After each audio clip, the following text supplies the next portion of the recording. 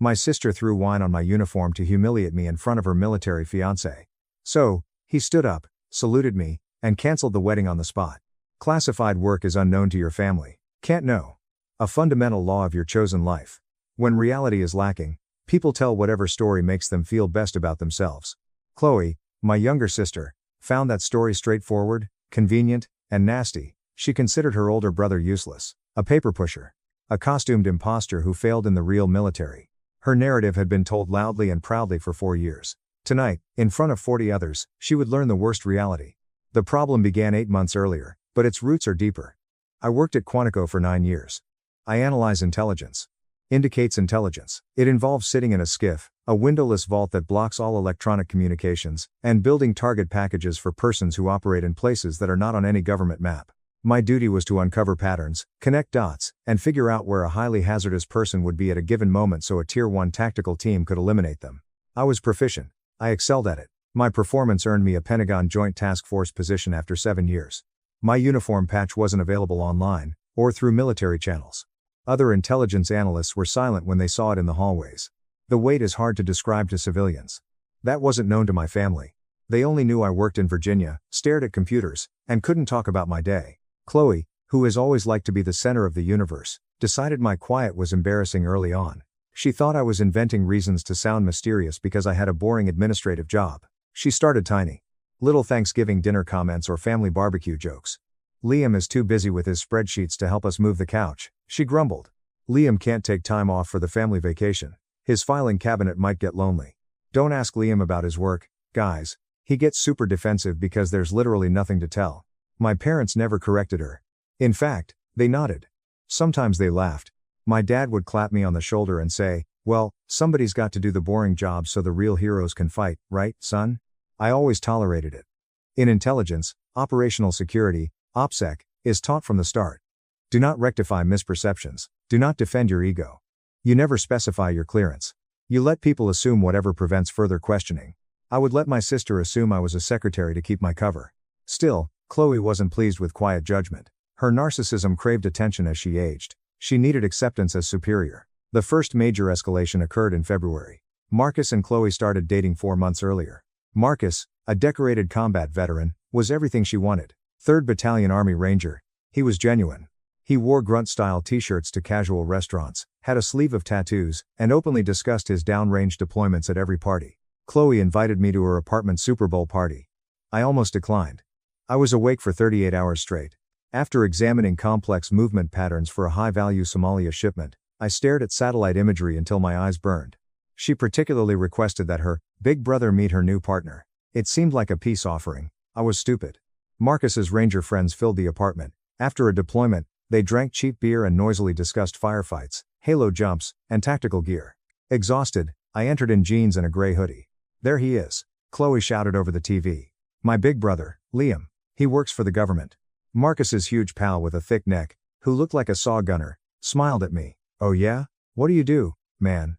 "Intelligence analysis," I answered quietly without emotion. "Like Jason Bourne. But, more like Microsoft Excel shit," Chloe interrupted. Although she smiled, her eyes were frigid. She craved laughter. "Liam stares at computers all day filing things. Very important filing, right Liam?" The room laughed. Ranger's laugh was dismissive, not harsh. It was how people laughed when someone exaggerated their importance to fit in. Marcus entered and laid a hefty, patronizing hand on my shoulder. "Hey, man, no shame in support roles. We need people to process our paperwork and approve our leave requests, right?" "Right," I said quietly. No explanation. I remained just 1 hour. I ate stale buffalo wings, watched the first quarter, and kept to myself. Nobody asked me about my job again. They officially ignored me. Chloe made drive-by remarks for an hour. "Liam's too tired from typing all day to play beer pong. Alternatively, don't bore the guys with your office politics, Liam, they've actually seen combat." Marcus followed me to the exit. "Hey, man," he whispered conspiratorially. "Don't take Chloe's jokes personally. You know how sisters are. She's actually really proud of you. She talks about you all the time." I responded, "Sure, too exhausted to care." "You really do intelligence analysis?" he inquired, narrowing his gaze. "Yeah. Where at?" "I can't say."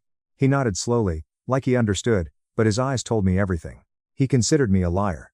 He thought I was a sham trying to impress the operators. I drove my 10-year-old Honda Accord back to my empty apartment, experiencing a profound, hollow fatigue unrelated to my lack of sleep. March saw the second escalation, which went beyond emotional mocking to financial abuse. Dad panicked and called me on Tuesday afternoon.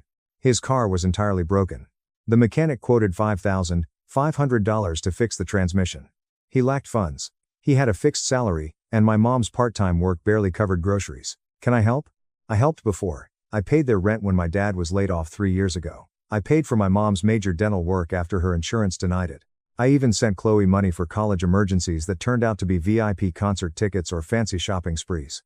My job paid well, and I didn't have a wife or kids, so I was the family ATM. I transferred $5,500 to his account that afternoon without thinking.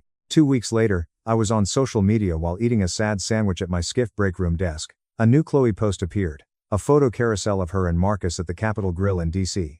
She was wearing a new designer outfit and eating oysters with costly champagne. The text said, "When your man treats you like absolute royalty for his birthday. Blessed number Ranger wife." I watched the screen. I knew Marcus couldn't afford a lavish Tuesday dinner. I instantly texted her. "I thought Dad needed automobile help."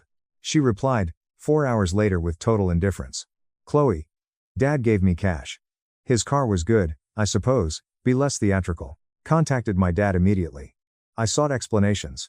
After 10 minutes of stuttering and justifications, he confessed. He gave Chloe $2,500 of my money. She needed it for Marcus's birthday. "Liam," my whining dad begged. "You know how important this relationship is to her. She needs to impress him. He's a real catch. A war hero.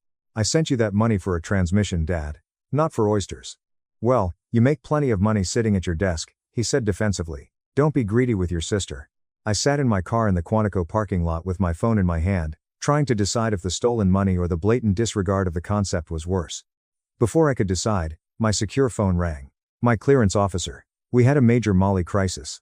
Our high-value target changed his behavior after months of tracking. The operations center needed me now. Hanging up with Dad. Return to the vault. I worked tracking terrorists instead of fighting with my family about stolen money. I sealed my rage in a small box inside my chest. In April, Chloe confirmed her engagement. She called me Tuesday at 11:30 p.m. Deep in the skiff, I was midway through a difficult movement analysis for a target that had eluded detection for almost a year. Of course, my phone was in a locker outside the vault. I couldn't reply. She left 19 voicemails. I listened to them when I woke up at 3 a.m., bloodshot and adrenaline pumped. They started excited, then annoyed, then nasty. She returned my call back in fury on the first ring. She yelled, "You couldn't even pick up your damn phone? I am engaged, Liam, this is the most important moment of my entire life. I was working, Chloe, I don't have my phone on me at work." "You are always working," she mocked, using air quotes. "Or you claim you are." You know what Marcus said? He said, "Real military people make time for their families." He said if I was actually important to you, you would have picked up your phone. My jaw clenched, hurting my teeth.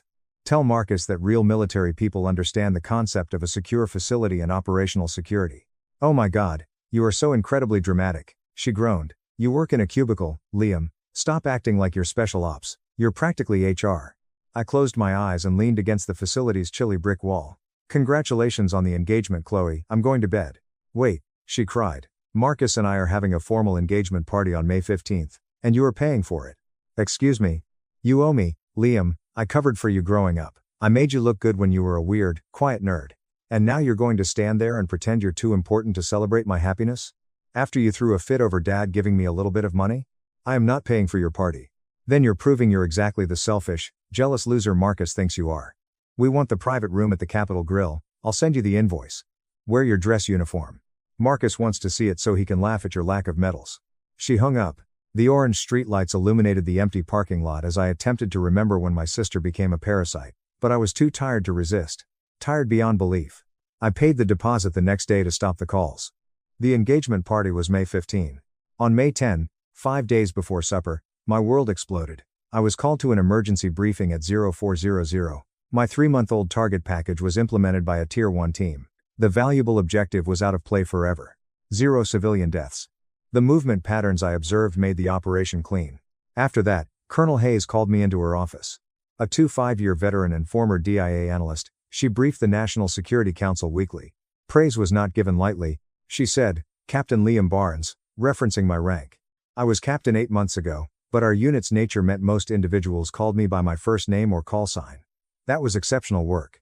The team lead on the ground specifically requested to commend the analyst who built the package. You saved American lives today with that analysis. Thank you, ma'am, I said during parade rest. She leaned back in her hefty leather chair, checking my face. You look like absolute hell, Barnes. You just pulled a 7-2-hour shift. I'm fine, ma'am. When is the last time you took actual leave? It took some thought. 20 months ago, ma'am. 4 days. That is unacceptable, she remarked, displaying my personnel file on her monitor. You have 96 days of unused leave. You are going to use some of it before you burn out and make a mistake. I have a family event this weekend, an engagement party. I'll rest after that. Her expression relaxed slightly. Does your family have any idea what you actually do here? No, ma'am. That must be incredibly difficult. It's fine, ma'am. It's the job. She walked around her desk standing. You are one of the best targeters I have ever worked with, Liam. But this job eats people alive if they don't maintain a tether to reality. Make sure you have something outside of this building that is actually worth protecting. Dismissed. After saluting, I left. It's May 15. I arrived at the Capitol Grill promptly at 6 p.m. The enormous private area had garish white and gold flowers. The space held 40 individuals. Chloe's sorority friends, Marcus's ranger buddies, our parents, and some long-lost cousins. My credit card bill was $4,000 before anyone bought an entree. They were drinking premium liquor on my dime. Chloe explicitly desired my dress uniform. Marcus wants to see you in it, she texted. He thinks it's funny. So I wore it. Dress blue, polished metals, ribbons aligned well, shoes shone like mirrors. As always, my Joint Task Force patch, which indicated my highly classified unit and clearance level, was neatly pinned flat and covered under my lapel. We were told to hide it in public to prevent civilian and military questions. I was exhausted when I arrived. I worked another 3-6-hour shift that week. Perhaps 4 hours have passed in the preceding 3 days. An excessive amount of black coffee and a lack of calories made my hands tremble. Me and Chloe met at the door. In a white silk outfit, her enormous diamond ring flashed.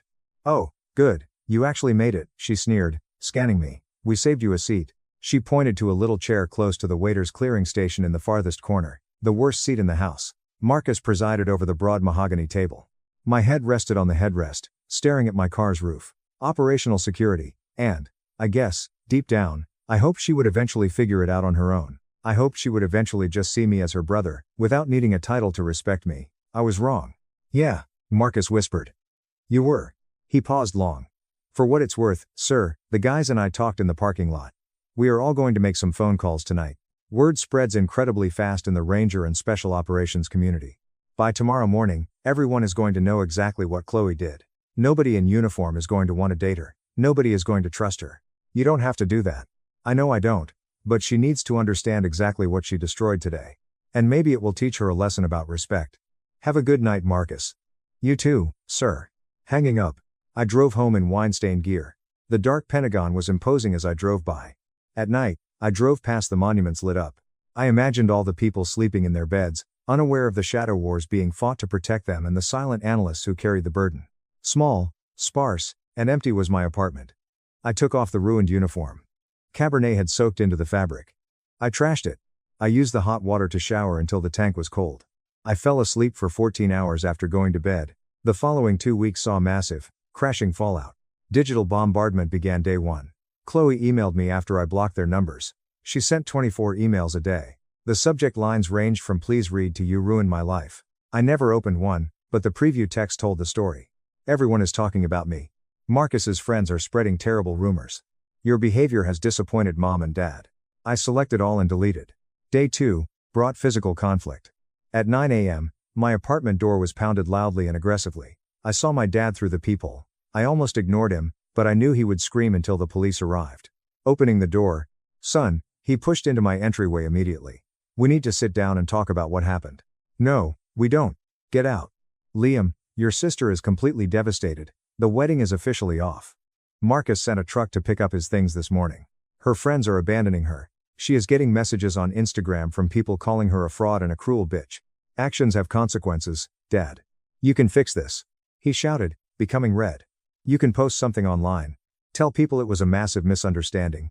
Tell them you exaggerated your job to Marcus and that Chloe was right all along." I was astonished by his audacity. "You want me to publicly lie about my military service, commit a security violation, and humiliate myself, just so Chloe looks better to a guy who already dumped her?" I want you to help your sister. That's what family does. I have been helping my sister for 10 years. I yelled, furious. I sent you $5,500 for a broken car, and you gave half of it to her for a birthday dinner. I have paid her rent. I have paid off her credit cards. I paid $4,000 for that dinner where she threw wine in my face. My dad was briefly uneasy, shifting weight. She was drunk, Liam. She didn't mean the things she said. She meant every single word. And you let her. Mom let her. You both sat there, drank my wine, and laughed while she publicly humiliated me. You have never defended me. You haven't me. He begged, we didn't know your job was important. You didn't ask. You never cared to ask. You just assumed I was a loser because it made Chloe look like the star. He didn't reply. He stood there panting. You need to leave, I said, expanding the door. Your mother wants to talk to you.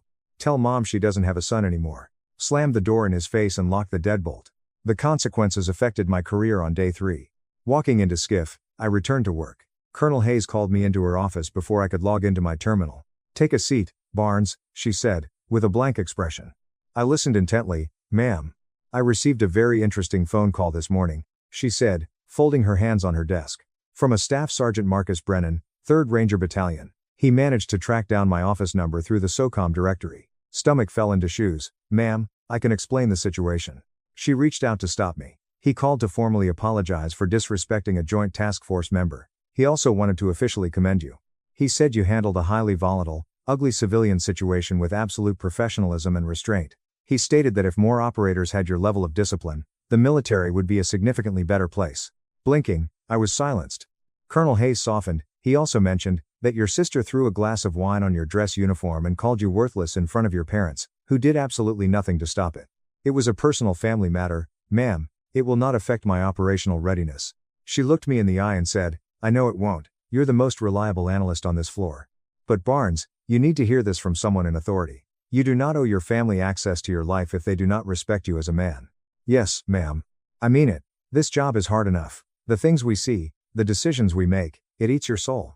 You cannot survive this career if the people who claim to love you are actively tearing you down in your off hours. I understand, ma'am.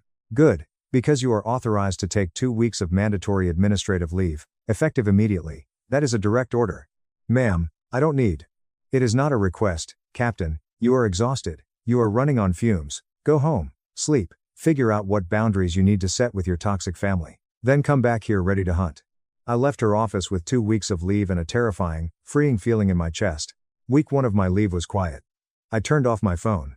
I slept for 10 hours a night. I went to the gym. I read books I had been meaning to read for years. I cooked actual, healthy meals, instead of eating out of vending machines. On day 5, I turned my phone on to check my emails. There was a message from Marcus. Subject: Aftermath. Liam.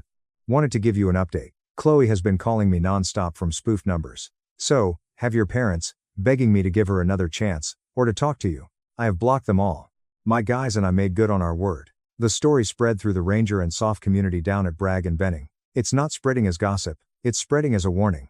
Don't date someone who disrespects service members, especially quiet ones. Chloe's social media got absolutely hammered.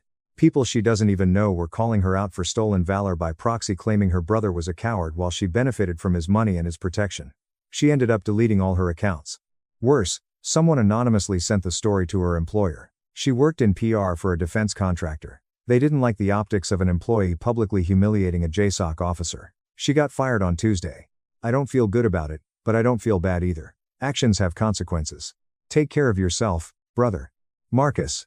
I read the email twice. I felt a brief flash of pity for Chloe, but it vanished instantly, replaced by the memory of the cold wine hitting my chest. I deleted the email and went for a run. Week 2, the final confrontation happened. My mom showed up at my apartment, and this time, she brought Chloe. I opened the door to find them both standing in the hallway. Chloe looked horrific. She had lost weight, her eyes were red and swollen, and she looked completely broken. Please, my mom pleaded, holding her hands up. Just 5 minutes, Liam, please. Against my better judgment, I stepped aside and let them in. Chloe sat on my cheap living room couch and burst into tears immediately. I am so sorry, she sobbed, hiding her face in her hands. I am so sorry, Liam. I didn't know, I didn't understand. You thought I was making up excuses for being a loser, I said flatly, standing across the room. I thought you were pretending, she cried. I thought you were just trying to sound mysterious. Why would I pretend to be boring, Chloe? I don't know, I was jealous. She screamed, looking up at me. Okay? I was jealous. You were always so smart, always so capable, and you never bragged about it. It made me feel so incredibly small. I thought if I could make you seem pathetic to other people, I would seem bigger by comparison. My mom put a comforting hand on Chloe's shoulder. She made a mistake, Liam. A terrible, drunken mistake. But she has lost everything. She lost her fiancé. She lost her job. She's your sister. Family forgives. Does family humiliate each other in public? I asked, my voice deadly calm. Does family throw wine on each other? They were both silent. Does family steal money and lie about it? I asked, looking directly at Chloe. Chloe's head snapped up. What? Dad gave you $2,500 of the money I sent him to fix his broken transmission. You spent it on oysters for Marcus. Chloe's face went completely pale. She looked at our mom, who looked away in shame. I have covered your rent, Chloe. I have paid for your emergencies. I have bailed you out financially a dozen times. And you thanked me by trying to destroy my dignity in front of the man you wanted to marry. I didn't mean it like that. You meant exactly that. You wanted Marcus and his friends to look at you and think you were superior to me. Well, congratulations. It worked. Marcus saw exactly who you are. My mom stood up, her face twisting into anger. This is what I am talking about, Liam. You are being cruel. You are being vindictive. This is not who you are. You don't know who I am, Mom. You never have. That is not fair. Isn't it? You laughed when she called me a secretary. You told me to clean up my own humiliation so I wouldn't embarrass her. You didn't defend me once in 20 years. I walked over to the front door and opened it. I am not going to hurt you, Chloe. I said quietly. I am not spreading stories. I am not trying to ruin your life, but I am not going to fix this either. This is your consequence. Yours, Mom's, and Dad's. Chloe stood up slowly. You're just done with us? I am done being your ATM, and I am done being your punching bag. I am cutting contact. Do not call me. Do not come to my apartment. If you try to contact my command again, I will file a harassment report. They walked out of my apartment in absolute silence. I closed the door, locked it, and finally exhaled. 3 months after the dinner, I was officially promoted to major. Colonel Hayes highly recommended me for a prestigious targeting position at SOCOM headquarters in Coronado, California. It meant more responsibility, much better pay, and a chance to work directly alongside the best special operations forces in the world. I accepted the transfer immediately. I packed up my apartment, sold my Honda, and moved across the country. The day I left Virginia, Marcus sent me one last text message. Heard about the promotion to major. Congratulations, sir. You earned every piece of it. For what it's worth, you were 100% right to walk away. Some people do not deserve access to you. Stay safe out there. I saved the message, not because I needed his validation, but because it reminded me that respect is earned by actions and integrity, not demanded by blood relation. Coronado was exactly what I needed. The work was incredibly hard, and the hours were still brutal, but the environment was entirely different. I was surrounded by people who understood exactly what I did and why it mattered. I made real friends, operators, analysts, and pilots who had been where I had been. People who measured you by your quiet competence, not by how loud you bragged at a party. I also started therapy. I found a great civilian therapist named Dr. Emily Chen, who specialized in treating military personnel and untangling toxic family dynamics. In our third session, she told me something that changed my life. Liam, you were never responsible for managing their feelings of inadequacy. You were responsible for doing your highly stressful job and living with integrity. You did that perfectly. They failed you. You did not fail them. On the exact 1-year anniversary of the engagement dinner, I was sitting on my balcony overlooking the Pacific Ocean when I got a notification on LinkedIn. It was a message from someone I didn't know. Hi Major Barnes. My name is Jessica Barnes. I am Marcus's older sister. I heard about what happened at your sister's engagement party last year through the grapevine. I just wanted you to know something. Marcus talks about you like you are a genuine hero. He tells the story of that night to every new ranger who joins his platoon. He uses it as a teaching moment about respect, humility, and the silent professionals who keep them alive. He tells them, the guy had more clearance than God, and he never bragged once. He let his work speak. A true warrior does that. Thanks for setting an example for my brother. I read the message 3 times. A lump formed in my throat. Closed my laptop and ran along the beach, watching the sunset turn the California sky orange and gold. I heard my phone buzz in my pocket. I wondered if Chloe was trying to reconcile one last time. It wasn't. Colonel Hayes. Barnes, a situation is arising. Please look for a package immediately. Ma'am, I'm going. I turned around and ran toward the base, past tourists and peaceful families. I was at peace for the first time in my adult life. Because I finally learned the hardest lesson. Some people will never see you for who you are. That's fine. Not everyone needs to see you. Just look at yourself. My parents secretly used my rent to pay their mortgage and fund my brother. When he broke my mechanic tools, I left and let foreclosure ruin them. Within a big industrial hub, I am employed as a heavy-duty diesel mechanic. I am 26 years old. Since I was 18 years old, I have been engaging in this activity. As an apprentice, I was responsible for sweeping shop floors and sorting bolt bins. I worked my way up via sheer, unadulterated grit, and I started at the very bottom. The fact that I am extraordinarily skilled at what I do is not something I am attempting to convey in any way. My position at one of the most prominent commercial shops in the state is that of the lead diagnostic technician. When the other mechanics are all scratching their heads over a gigantic Cummins ISX-15 engine that is throwing ghost codes, I am the one that they call in to help them diagnose the problem. If I were blindfolded, I would be able to disassemble a commercial transmission and then rebuild it. I am able to make a lot of money, and I put in a lot of effort to do it. Nevertheless, my mother Sarah, 51 years old, and my father Robert, 55 years old, consider me to be unemployed. The appearance of my parents is a major concern for them.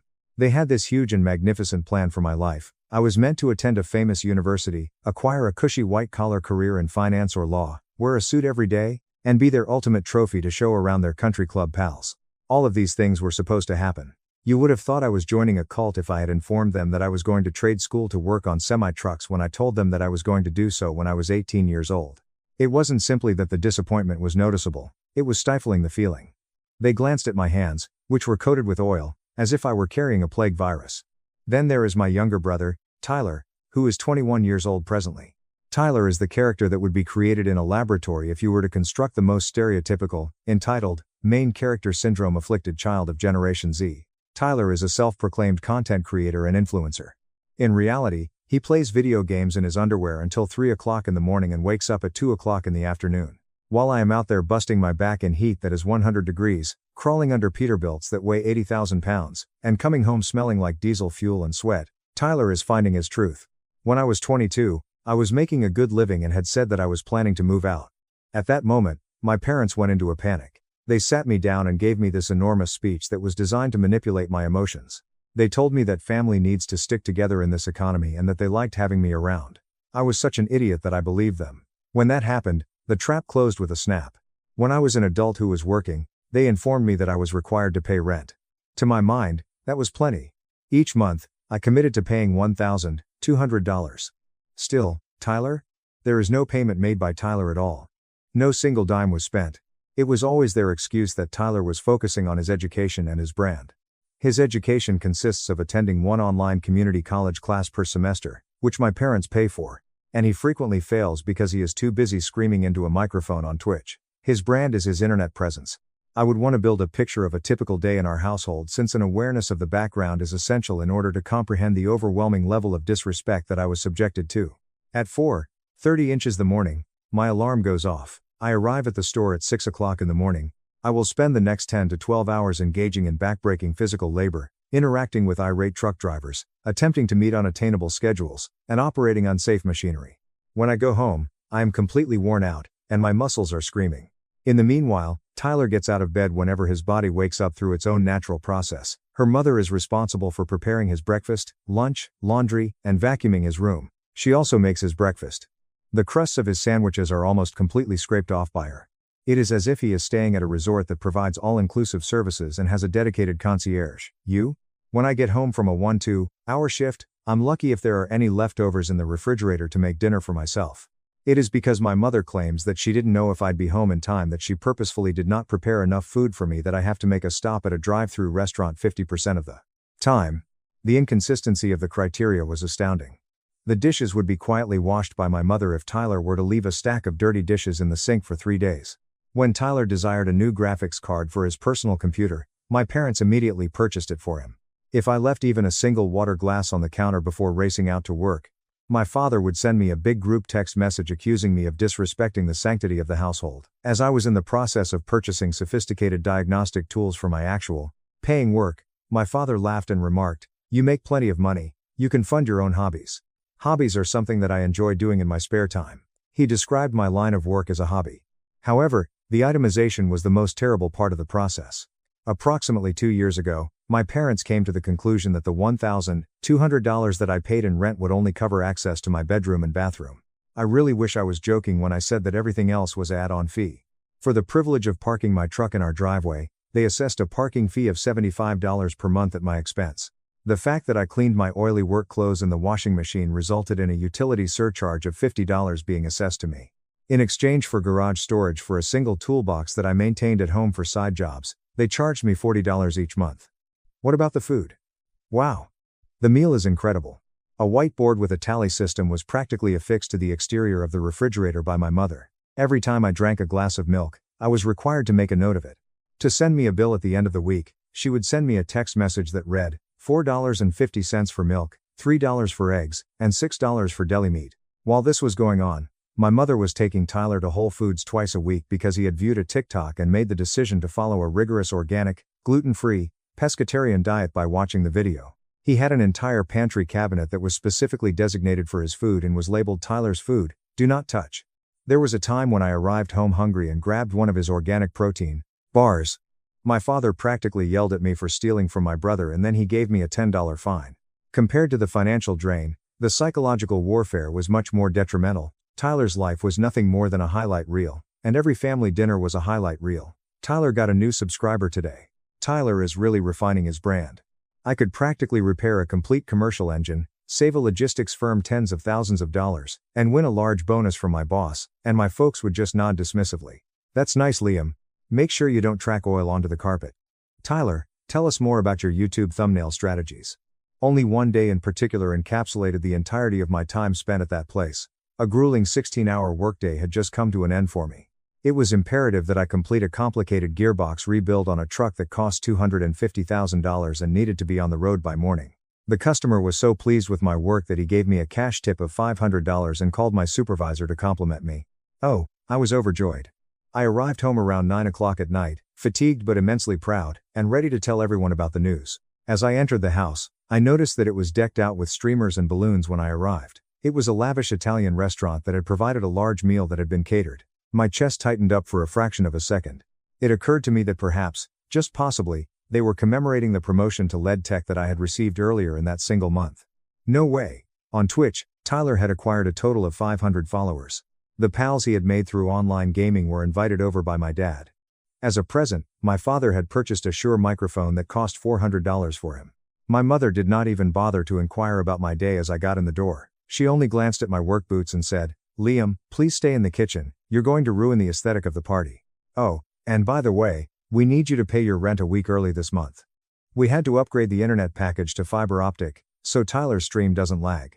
The realization that I was nothing more than an ATM to these individuals came to me as I stood there staring at them. My mouth, however, remained silent. I reassured myself that it was only a temporary situation. I was putting money aside in order to purchase my own home. All I needed to do was put up with it for a little bit longer. Next, the occurrence took place. On that fateful evening, our family was irreparably damaged. With a flushed face, my father hurriedly emerged from the bathroom wearing his bathrobe. Following closely after him was my mother, who appeared to be in a state of complete and utter terror. The authoritative father voice that my father used to employ when I was a child used to terrify me. "Liam, what is the meaning of this?" my father asked. There was no longer any success. My height was greater than his, and my width was greater than his. I was the sole provider for his life. After putting the mattress down in the hallway, I turned around to face all of them. "I'm moving out, today. You can't just leave," my mother yelled, her voice breaking as she stressed the point. "We are a family. You have responsibilities to this household. You can't just abandon us without notice." Laughing, I asked, "Notice?" The sound was icy and acrid in nature. In order to get a piece of folded paper, I reached into my back pocket and pulled it out. I was using my own spreadsheet. Let's talk about responsibilities. Following the unfolding of the paper, I began reading it out loud, and my voice reverberated across the corridor. $57,600 in rent, $3,600 to park my own vehicle in the driveway, $2,400 to wash the clothes I wear to the job that pays for this house, $16,000 in itemized grocery bills. A grand total of over $81,000. My father's face turned from being a horrible shade of milky white to a reddish of anger. It was a forceful swallow. "And the best part," I said, locking eyes with my dad, "is that I know exactly what your mortgage payment is. $1,198.50. You haven't paid a dime for this house in 4 years." "I have." While covering her mouth, my mother let out a gasp. In a state of pure disorientation, Tyler did nothing except stand there, staring back and forth between us. "You hacked my bank account?" my father stutteringly exclaimed, attempting to get the upper hand in the situation. I used the iPad you begged me to set up for you. I responded. But that's irrelevant. What is relevant is that I am no longer your ATM. I am no longer funding Tyler's pathetic, useless existence. I am out. The legal envelope was extracted from the pocket I was using to reach into my other pocket. After that, I rammed it firmly into Tyler's chest. He stumbled backwards and grabbed it without thinking about it. That is a formal demand letter for the $4,500 worth of tools you and your drunken frat boy friends destroyed. You have exactly 30 days to pay me in full, or I am taking you to small claims court. I have photos, I have receipts, and I have text messages from your friends admitting to it. In fact, Tyler began to shake as soon as he opened the envelope and saw the legal letterhead. He whimpered to his mother, "Mom, he's suing me," while looking at her as if he were a young child who had dropped his ice cream. A flood of sobs erupted from my mother. "Liam, please, you can't do this. The mortgage is due tomorrow. We don't have the funds. We need your transfer." Then I guess Tyler better get a job, I said to myself. Maybe he can stream himself flipping burgers. Following the removal of my mattress, I exited the house through the front door, loaded it into the U-Haul, and then drove away. There was complete and utter silence for the first few hours. Probably, they were in a state of shock. On the other hand, the SMS messages started at 2 p.m. My experience was that it was the most spectacular meltdown I had ever seen. In my brand new, peaceful apartment, I was sitting on the couch with a beer in my hand and watching the screen of my phone light up. 2:15 p.m. Father, you need to turn that truck around right now. This is unacceptable. Dad, we can negotiate the rent, come home. It is 2:30 inches the afternoon. 3 p.m. Mother, Liam, please answer. I am having a panic attack. We checked the account, the mortgage is going to bounce. 3:45 p.m. Tyler says, bro, please don't sue me, I don't have $4,500. Dad said he won't pay for it. Dad, you ungrateful brat, after everything we did for you. The conversation took place at 4:30 p.m. 5:15 p.m. Mother, please, Liam, just pay this month, just this 1 month so we can figure things out. You are a psycho who is ruining our family over some stupid wrenches, Tyler said at 6 o'clock in the evening. I did not return even a single one of them. I just took screenshots of everything, saved them to a cloud drive, and then placed an order for a big pizza that I did not have to detail on a whiteboard. It has been 3 months since I moved out, and the complete and utter destruction that has taken place in my family is almost impossible to come to terms with. The event would have appeared to me as a movie if I hadn't witnessed it firsthand. The fact that they failed to make their initial payment on their mortgage was the impetus that caused their entire set of financial plans to collapse. In order to pay for the house, my parents had been living solely off of my income. As a result, they had been using their own earnings to pay off their credit cards to the maximum limit, purchase expensive automobiles, and fund their lifestyle. It didn't take long for the dominoes to fall once my $1,200 stopped pouring in. When it first started, the auto drafts began to bounce. They were so busy trying to pay off the mortgage that their accounts became overdrawn as a result of their hurry. During the middle of a Twitch stream that was taking place on a Friday night, Tyler's premium fiber optic internet connection was disconnected. My cousin, who continues to communicate with me, claims that Tyler practically had a meltdown on video, as seen by his screaming and wailing, just before the feed went blank. His influencer career came to an end at that very moment.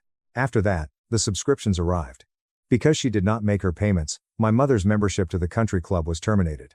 As a result of my father becoming 3 months behind on his payments, the luxury SUV that he owned was taken away from him in the middle of the night.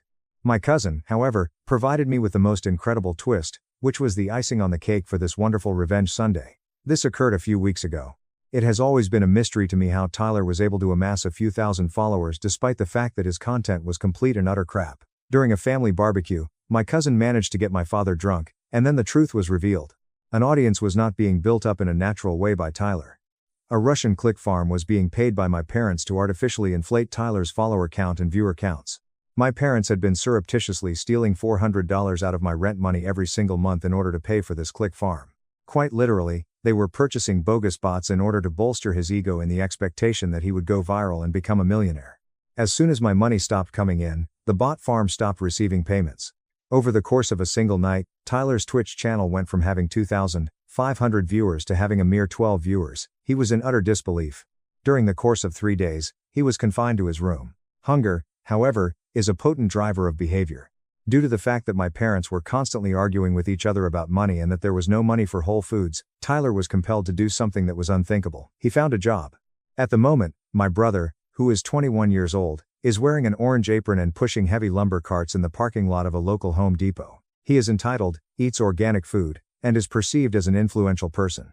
His salary is the minimum wage. If my cousin is to be believed, Tyler was given a written warning during his first week of work for crying in the break room after a contractor shouted at him for loading drywall at an excessively sluggish rate. My friend, you have arrived in the real world. Regarding the tools, I made sure to follow through. A case was submitted to the Court of Small Claims by me. It is said that the day when Tyler was served with the official court summons by a county sheriff at the lumber desk of Home Depot became famous. When he called me, he was crying and pleading with me to stop. I informed him that I would do it as soon as the sum of $4,500 was deposited into my bank account. It turned out that my parents had to sell my mother's jewelry and Tyler's gaming computer, which was worth $3,000, in order to pay me off. This was done so that Tyler would not have a judgment on his record.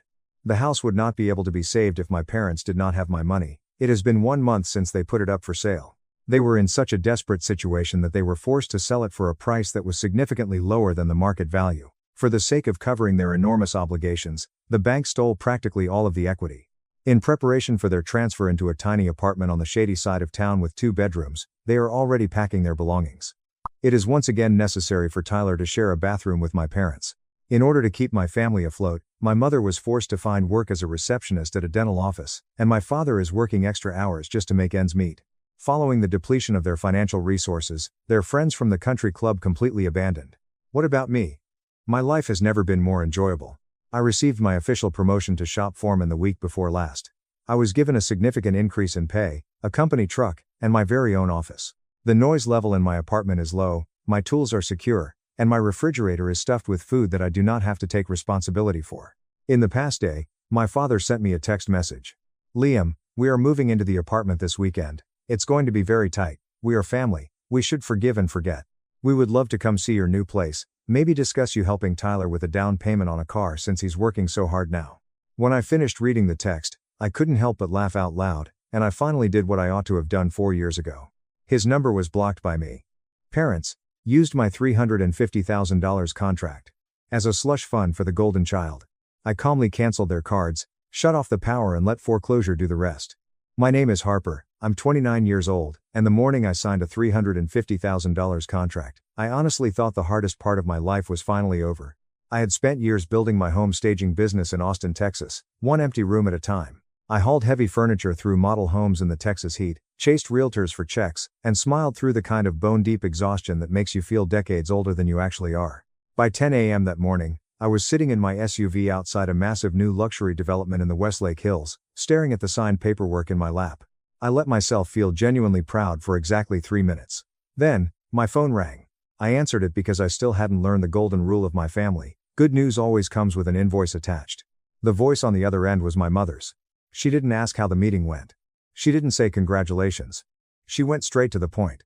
Since I had just landed a contract that big, she said, it was only fair that I use a small fraction of it to clean up my brother Mason's latest financial disaster. His maxed out credit cards, his overdue sports car payment, his latest failed startup idea. Just like that, the biggest career win of my life was being spoken about like a family rescue fund with my name stamped on it. I remember going completely quiet. Not because I was shocked, but because something inside my chest finally just stopped fighting. They thought they were catching me in a generous, celebratory mood. What they didn't know was that I had already been making exit plans for months. So that afternoon, instead of popping champagne, I drove to the house I used to help hold together, packed up everything that was still mine, and started removing my name from every single account I had been quietly paying for people who only noticed me when a bill was due. To understand how we got to the point where the lights literally went out on them, you have to understand the unspoken rules of our house. By the time I was 17, the dynamic was set in stone. If Mason had a new idea, the whole family had to stop, applaud, and fund it. If I had a job, it was just something practical I was doing, because I lacked imagination. My mother loved telling people that Mason was a creative genius. She said it with a hushed reverence, like creativity was a rare terminal illness the rest of us needed to treat with delicate care. When he tried selling custom luxury shoelaces online, she posted about it on Facebook like he was the next Steve Jobs launching Apple from our kitchen island. When he decided he was going to become a lifestyle influencer, she bought him a $2,000 camera and told him he just needed time to cultivate his audience. Around the same time, I was spending my weekends helping a local realtor stage vacant homes for open houses, just to afford community college. I learned how to pivot a sofa without scratching hardwood floors, how to make a sterile, cold room feel incredibly expensive with the right lighting and throw blankets, and how to look at an empty, echoing house and imagine the exact lifestyle people wanted to buy. I loved it immediately. I loved that the work was physical. I loved that the details actually mattered. But when I came home smelling like lemon polish and warehouse dust, my mother would wrinkle her nose and tell me not to sit on the good furniture. She said I was always dragging manual labor into the house. Meanwhile, Mason once filmed himself talking about passive crypto income for 15 minutes in our backyard, and she literally cast it to the living room TV and made us all watch it in silence after dinner. She kept saying Mason had vision. Apparently, I just had a good work ethic, which in my family was a backhanded compliment people used when they wanted to benefit from your paycheck later. I paid for my own gas by the time I was 17. I bought my own textbooks. I picked up grueling side jobs helping clean and reset foreclosed properties after closings. While Mason was allowed to drift gracefully from one expensive dream to another, I learned how to invoice clients, negotiate delivery windows, and stretch a single paycheck until it screamed. At 20, I rented a tiny, miserable apartment on the outskirts of Austin, and officially started my own small staging business. Business sounded glamorous. It absolutely was not. It was me answering frantic realtor emails at 1 a.m., driving a used, dented cargo van that shrieked every time I hit the brakes, and storing lamps, rugs, and accent chairs in my own bedroom until I was sleeping on a mattress surrounded by fake fiddle leaf figs, but it was mine. Every year, my business got a little better. I staged starter homes, then townhouses, then model units for small suburban developments. And every year, Mason found a fresh, innovative way to fail upward. There was the drop shipping phase, the podcast phase, the artisanal coffee bean phase, the men's wellness brand phase, and the short-lived plan to become a motivational speaker, which was intensely ironic, given that nothing demotivates people quite like a 30-year-old man who sleeps until 1 p.m. and owes 3 different people gas money. Through all of this, my mother had the exact same line, "He's still figuring things out, Harper. You know how sensitive his spirit is." And because I was the one who always figured things out, my financial help slowly stopped being treated like a favor and started being treated like an expectation. First, it was the internet bill. My mother claimed she had forgotten to pay it and Mason desperately needed high-speed Wi-Fi for his content creation, which was generous, considering he was technically unemployed. Then it was the electric bill during a brutal Texas summer because money was just a little tight. Then groceries. Then a car insurance payment. Then, eventually, a massive chunk of the mortgage. Every request came wrapped in the same soft, manipulative voice, "Just until things stabilize, Harper. Just this once. You know, family helps family." I didn't realize how much of their lives I was subsidizing until one night I sat down with a spreadsheet and saw my own future leaking out in neat, devastating little monthly columns. I was bleeding thousands of dollars a year to keep them afloat. That was the night I opened a separate, secret bank account. That was the night I started saving differently. Not for revenge, not yet. Just for the possibility that one day I might need to run and never look back. 6 months before the big contract came in, I had already started touring small commercial office spaces. I found a clean little storefront with enough room for sample boards, a desk, and a few styled corners where high-end clients could see my vision. I put down a quiet deposit and told absolutely nobody. Everything still looked normal on the outside. I was still answering my mother's calls. I was still sending money when she said things were urgent. I was still biting my tongue when Mason talked about his big break that was always somehow just one more handout away. Then, the biggest opportunity of my life landed in my inbox.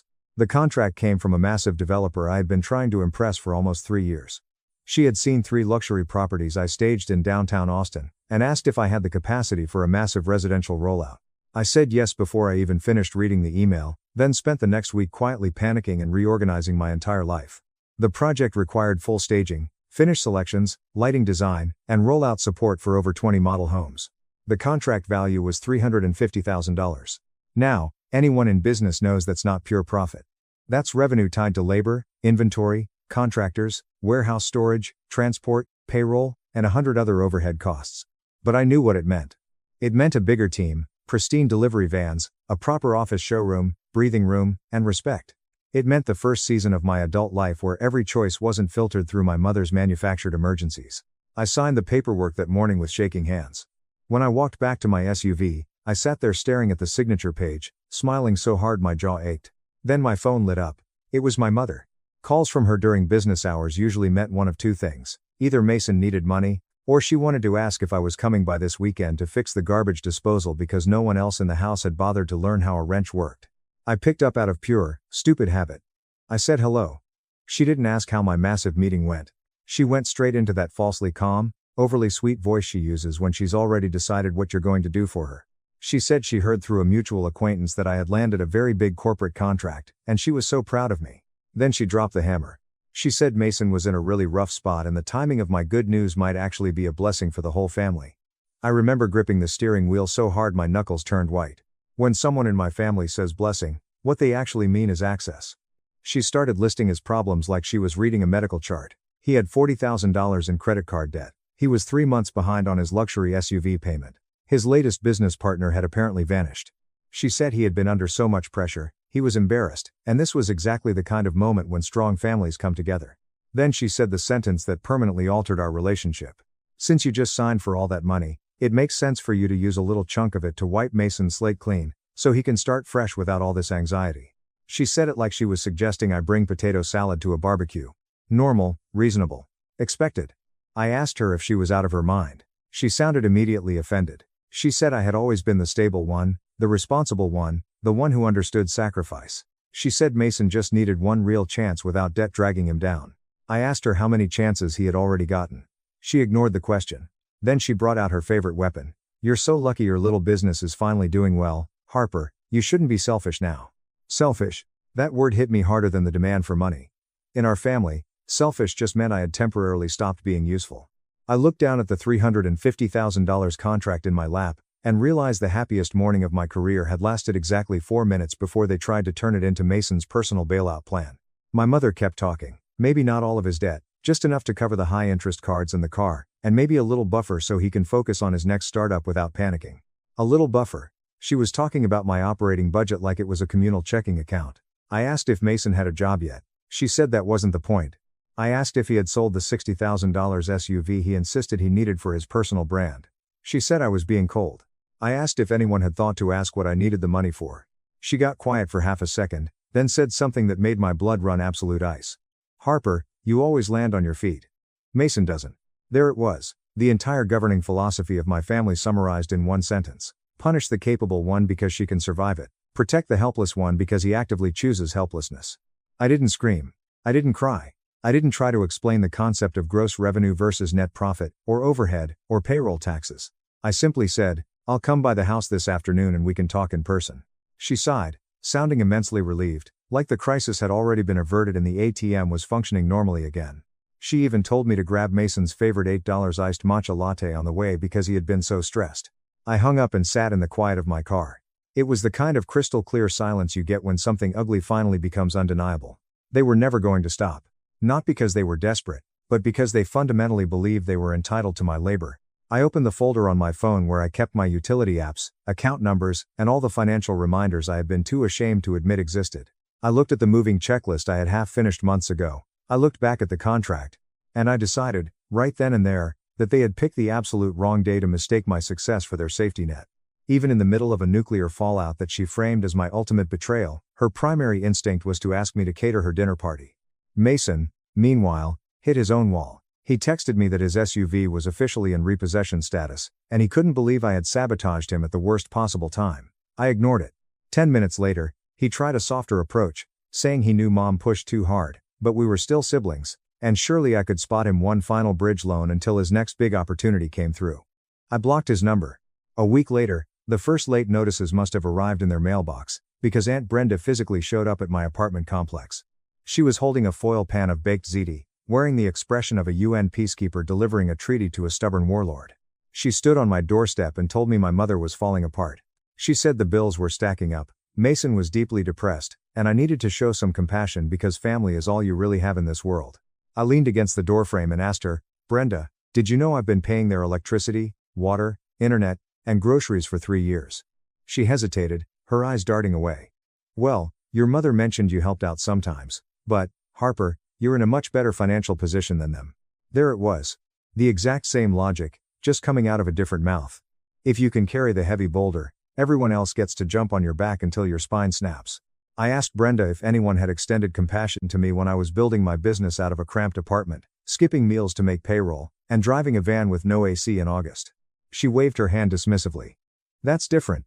You're strong, Harper. Strong. Another family buzzword, that translates directly to convenient. I love them enough to stop enabling them, I told her. She didn't like that answer because it didn't leave any room for negotiation. She shoved the baked ziti into my hands like a weaponized guilt trip and muttered, pride comes before a fall, Harper. After she left, I threw the ziti in the trash, opened my laptop, and pulled up my financial spreadsheet. I highlighted every single tab that had my family's names on it: mortgage help, Internet, groceries, emergency transfers, and I deleted them. I started a new sheet titled Expansion. Under it, I listed the commercial office rent, a second warehouse racking system, payroll projections for 2 new assistants, and branding updates. For the first time in my life, my financial planning wasn't about absorbing their damage. It was about building my empire. The silence that followed was productive, but families like mine don't just surrender because the guilt trips stop working. They regroup. They rewrite the narrative. They wait until they think your guard is down, and then they try to find a backdoor into whatever you're building next. The $350,000 contract changed the trajectory of my life almost instantly. I signed the lease on the commercial office showroom I had been eyeing. It was a stunning, narrow space with floor-to-ceiling front windows, polished concrete floors, and enough square footage for styled vignettes so clients could physically walk through my designs. I painted the accent walls a warm matte taupe, installed custom shelving for material samples, and set up a massive marble design table. I hired 2 part-time assistants. I upgraded my delivery van. I paid my warehouse invoices months in advance. It felt incredibly emotional to do normal, adult business tasks without hearing my mother's voice in the back of my head asking if that money shouldn't go to Mason's ventures first.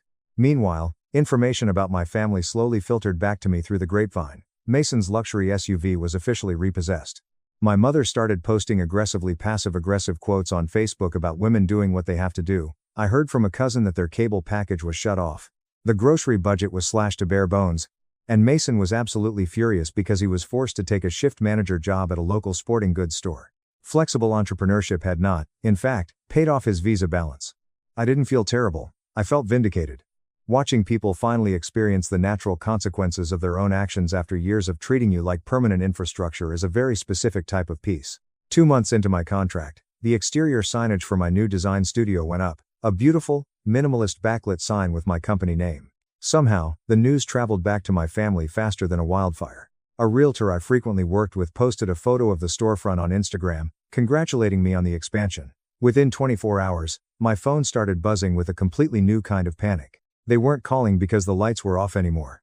They were calling because they realized I was building massive wealth, and they were entirely locked out of the castle. My mother left a voicemail sounding deeply wounded, asking why I hadn't told her about the grand opening. Mason emailed me since he was blocked everywhere else, asking if the new studio had space for a content creation corner, because he had some synergistic ideas for cross-promotion. Cross-promotion. The man was selling tennis shoes at a mall and was trying to climb into my luxury staging business using corporate buzzwords. I deleted the email. Then, on a Tuesday morning, while I was reviewing fabric swatches with my new assistant, I saw a familiar, dented sedan pull up outside my storefront. My mother got out, dressed immaculately, followed by Mason, who was wearing a blazer that screamed I'm trying to look like an investor. Aunt Brenda trailed behind them, assuming her standard role as the neutral witness who always sided with the abusers. My stomach didn't drop. I didn't panic. That was the difference. They no longer possessed the power to ruin my day just by existing in my proximity. They walked in, and I watched the exact moment reality hit my mother. She looked at the polished floors, the expensive sample library, the pristine mood boards, and my assistants working quietly at their desks. This wasn't a hobby. This wasn't a phase. This was a highly lucrative business that did not require her permission to thrive. Mason tried to play it cool. He whistled and said, "Wow, okay, this is actually pretty legit, Harp."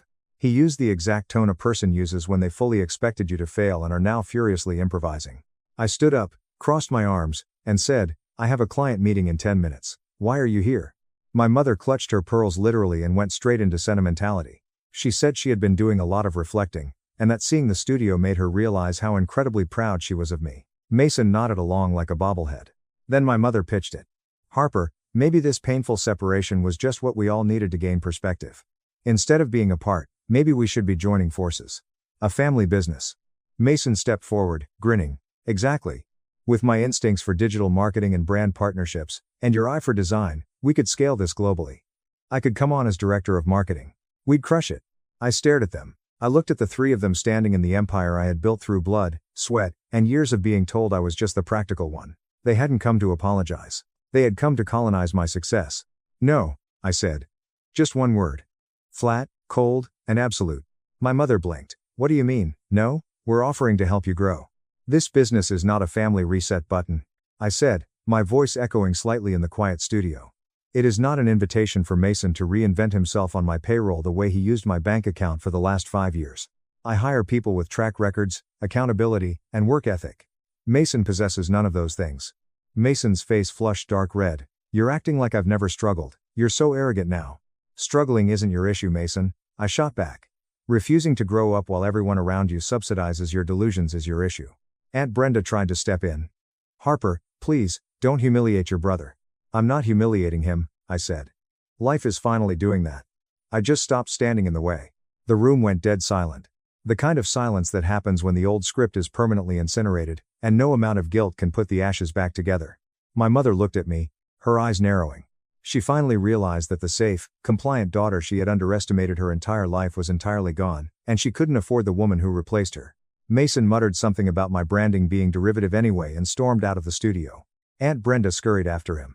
My mother lingered for 1 second, looking around the beautiful space she had zero claim to, before turning on her heel and leaving. I thought that was the ultimate climax of the story. I thought the confrontation in the studio was the grand finale. But the universe has a very funny, very dark sense of humor, and the real twist didn't arrive until 8 months later. My staging business exploded. The $350,000 contract led to 2 more massive development deals. I was making more money than I ever thought possible. Meanwhile, my family had gone completely radio silent. One afternoon, my biggest client, a high-end real estate flipper who specialized in buying distressed properties, called me. He said he had just bought a property at a bank foreclosure auction. The previous owners had defaulted on a massive home equity line of credit, HELOC, and the bank had seized it. He wanted me to do a rush staging job because he was listing it the following week. He texted me the address. I stared at my phone screen until my vision blurred. It was my mother's address. It was my childhood home. I drove over there the next morning. The flipper's contracting crew had already gutted the carpets and repainted the walls, erasing every trace of my family. I walked through the empty rooms, my footsteps echoing on the bare floors. I called Aunt Brenda. I didn't even say hello. I just asked, what happened to the house? Brenda broke down sobbing on the phone. The truth finally spilled out. Years ago, my mother hadn't just been asking me for utility money because things were tight. She had secretly taken out a massive second mortgage on the house to fund Mason's disastrous luxury sneaker business and his crypto investments.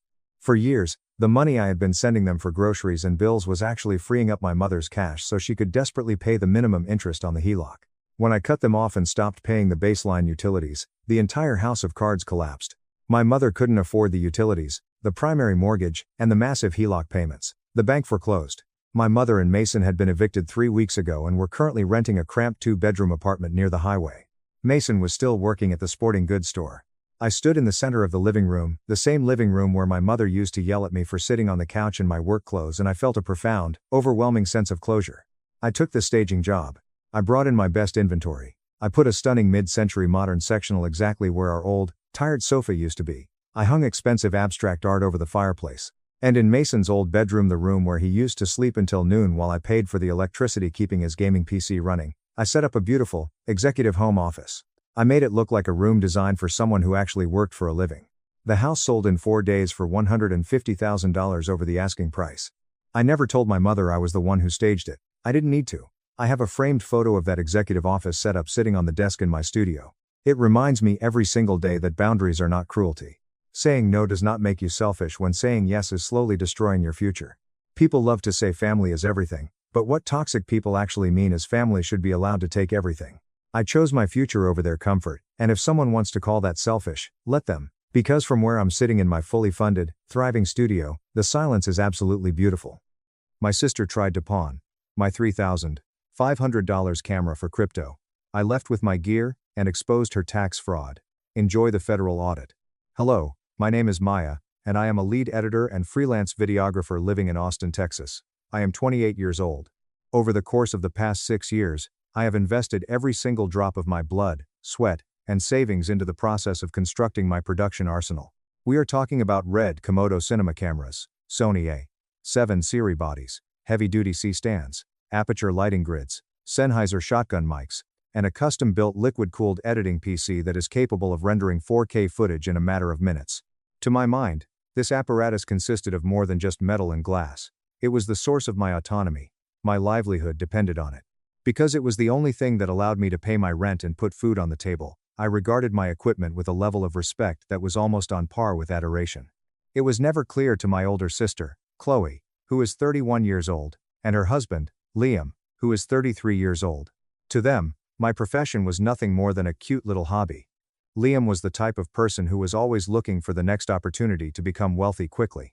He experimented with day trading, drop shipping, and flipping footwear, among other business ventures. Each and every endeavor was a resounding failure due to the fact that Liam possessed what he referred to as vision but possessed absolutely no work ethic. Chloe, who was completely dedicated to him, continued to offer explanations for his shortcomings. About 2 years ago, Liam made the decision that he wanted to become a YouTube star and a podcaster who focuses on technology lifestyle. The charisma he possessed was comparable to that of a damp paper towel, yet Chloe asked me to assist them in getting started. One afternoon, while she was drinking coffee, she pleaded with Maya, "It's family. Liam just needs a push. You have all those cameras sitting around. Just help us film a few intros. It'll be fun." In spite of my better judgment, I gave in and agreed. I did not merely lend them a camera, rather, I became their complete production company without charging them a dime. It took me 3 exhausting weeks to change their 2-car garage, which was covered in oil and dust, into a studio that was on the cutting edge of technology. Every wall was covered with acoustic dampening foam that I hung. In order to prevent the studio lights from causing the breaker to trip, I devised a plan for the electrical load. I constructed a one-of-a-kind workstation for Liam to sit at, made adjustments to the color profiles, and set up a switching station that could accommodate 3 cameras. It had the appearance of a broadcast set that cost $1 million when it was finished.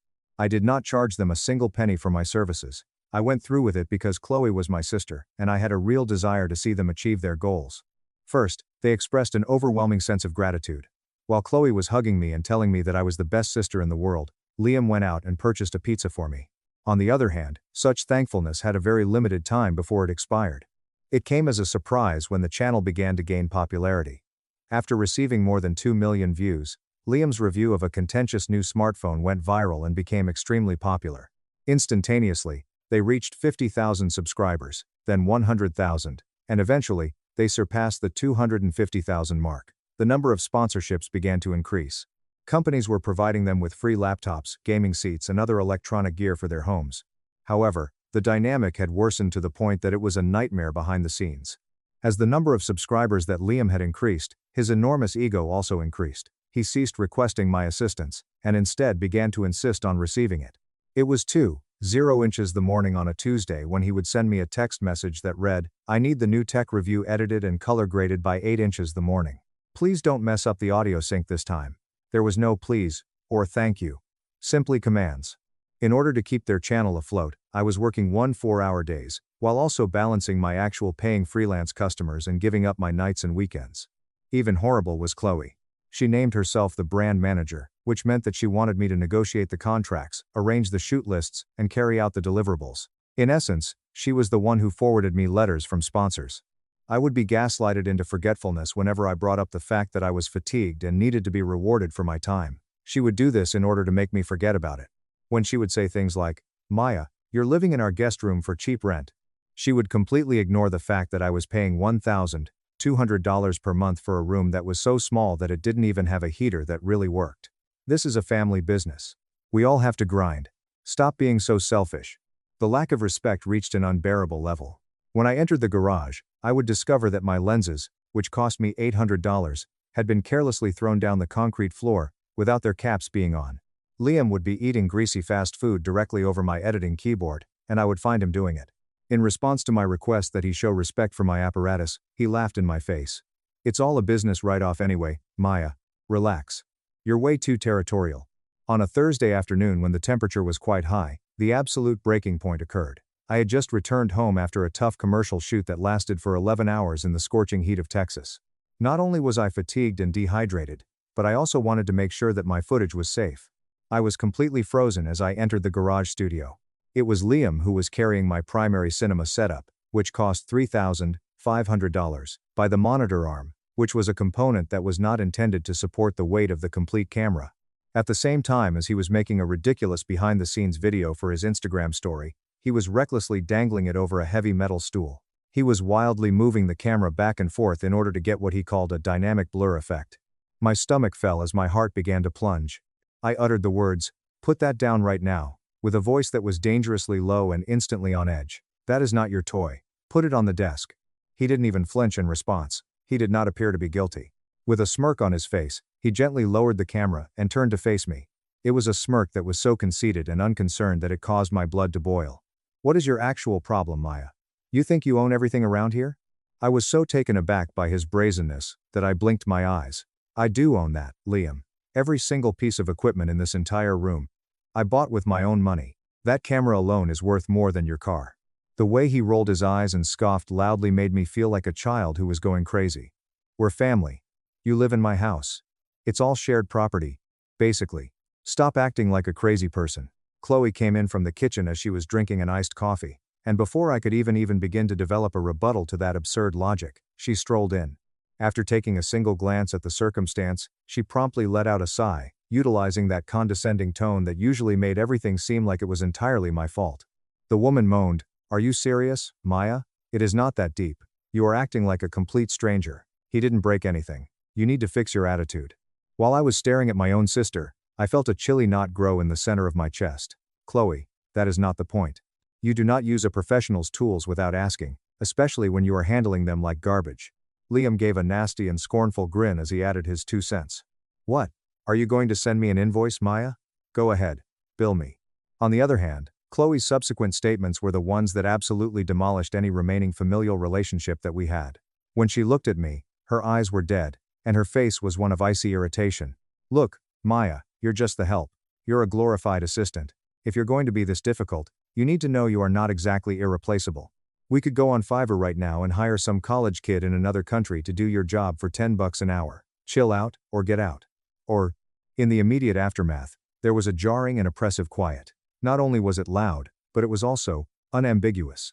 All of the things that I had been attempting to suppress for the past year and a half were validated by this. They showed no respect for me. They did not like me at all.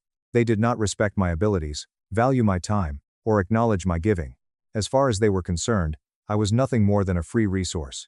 It is an asset in the background, a component of the infrastructure that they were free to violate and get rid of any time they felt like it. Moreover, the moment I attempted to establish a fundamental barrier, I became the antagonist. Neither did I yell. My voice was not heard. There was nothing that I broke, and I did not seek an apology for my actions. I did nothing more than stare at them, give them a slow nod, and then emerge from the garage. Without any delay, I made my way to my bedroom and secured the door. As I sat on my bed, I experienced a physical feeling of nausea. My hands were trembling as a result of a combination of anger and significant betrayal. I needed to take a deep breath. When I opened my personal laptop, I began the process of backing up the client film that I had taken earlier that day. I opened my browser, however, and discovered that Liam had left his Gmail account locked in on my computer from the previous night, when he insisted that I download a particular sound effect pack. I was surprised to find that he had done this. An unread email that was at the top of his inbox caught my attention just as I was going to log him out of his account. Sony A7SIRI and lenses, cash offer, was the subject line written in the email. For some reason, my blood became ice cold. The email was clicked by me. There was a conversation going on between Liam and a shady pawn shop in the neighborhood, as well as a buyer on Facebook Marketplace. Liam was diligently negotiating the sale of my backup camera bodies, 3 of my most costly G-Master lenses, and my DJI drone. He was also interested in selling my DJI drone. It was him who had provided them photographs of my equipment, photographs that he had taken when I was away from home. On the other hand, things grew even worse. My investigation into his email inbox led me to discover the reason why. Over the course of 3 months, Liam had covertly put $15,000 into a cryptocurrency scheme that was utterly fake. Each and every dime had been lost by him. He was currently in a state of financial devastation, and his creditors were threatening to take legal action against him. Following that, I discovered a shared email thread between Chloe and Liam. Chloe was aware of it. In addition to being aware of the debt, she was also aware of his intention to sell my equipment. In an email dated just 2 days prior, Chloe wrote, "Just sell the backup cameras while Maya is at her commercial shoot on Friday. We can leave the side door of the garage open and tell her somebody broke in and stole them. She has insurance anyway, she can just buy new ones. We need this money, Liam." Reading such lines was like taking a gunshot to the chest in the form of a bodily manifestation, my very own sister. The woman for whom I had worked till 4 o'clock in the morning to edit, the woman for whom I had developed a business, was actively conspiring to rob me blind and gaslight me about it, all in order to cover up her husband's foolish financial mistakes. They considered me to be interchangeable. They just believed I was there to assist them. They believed that they could take from me, make use of me, and then throw me away without facing any consequences. I put the laptop away firmly. Suddenly, the melancholy vanished, and it was immediately succeeded by a clarity that was icy, calculating, and terrifying. I wasn't just looking to get out. My goal was to impart upon them a lesson that they would carry with them for the rest of their unhappy lives without fail. It was my intention to demonstrate to them what the term, replaceable, literally meant. After enduring a period of time during which you have been disregarded, mistreated, and taken for granted, you eventually learn how to prepare for war in complete and utter silence. Despite the emails, I did not challenge them about them. At no point did I utter a single word. I stepped into the kitchen that evening, apologized to both of them for overreacting earlier, and informed them that I was going to spend the weekend at a friend's house in order to calm down and get some fresh air. They appeared to be extremely arrogant. My shoulder was massaged by Chloe, and she said, "It takes a big person to admit when they're wrong, Maya. We forgive you." I had to bite the inside of my cheek until it bled in order to prevent myself from laughing in her face.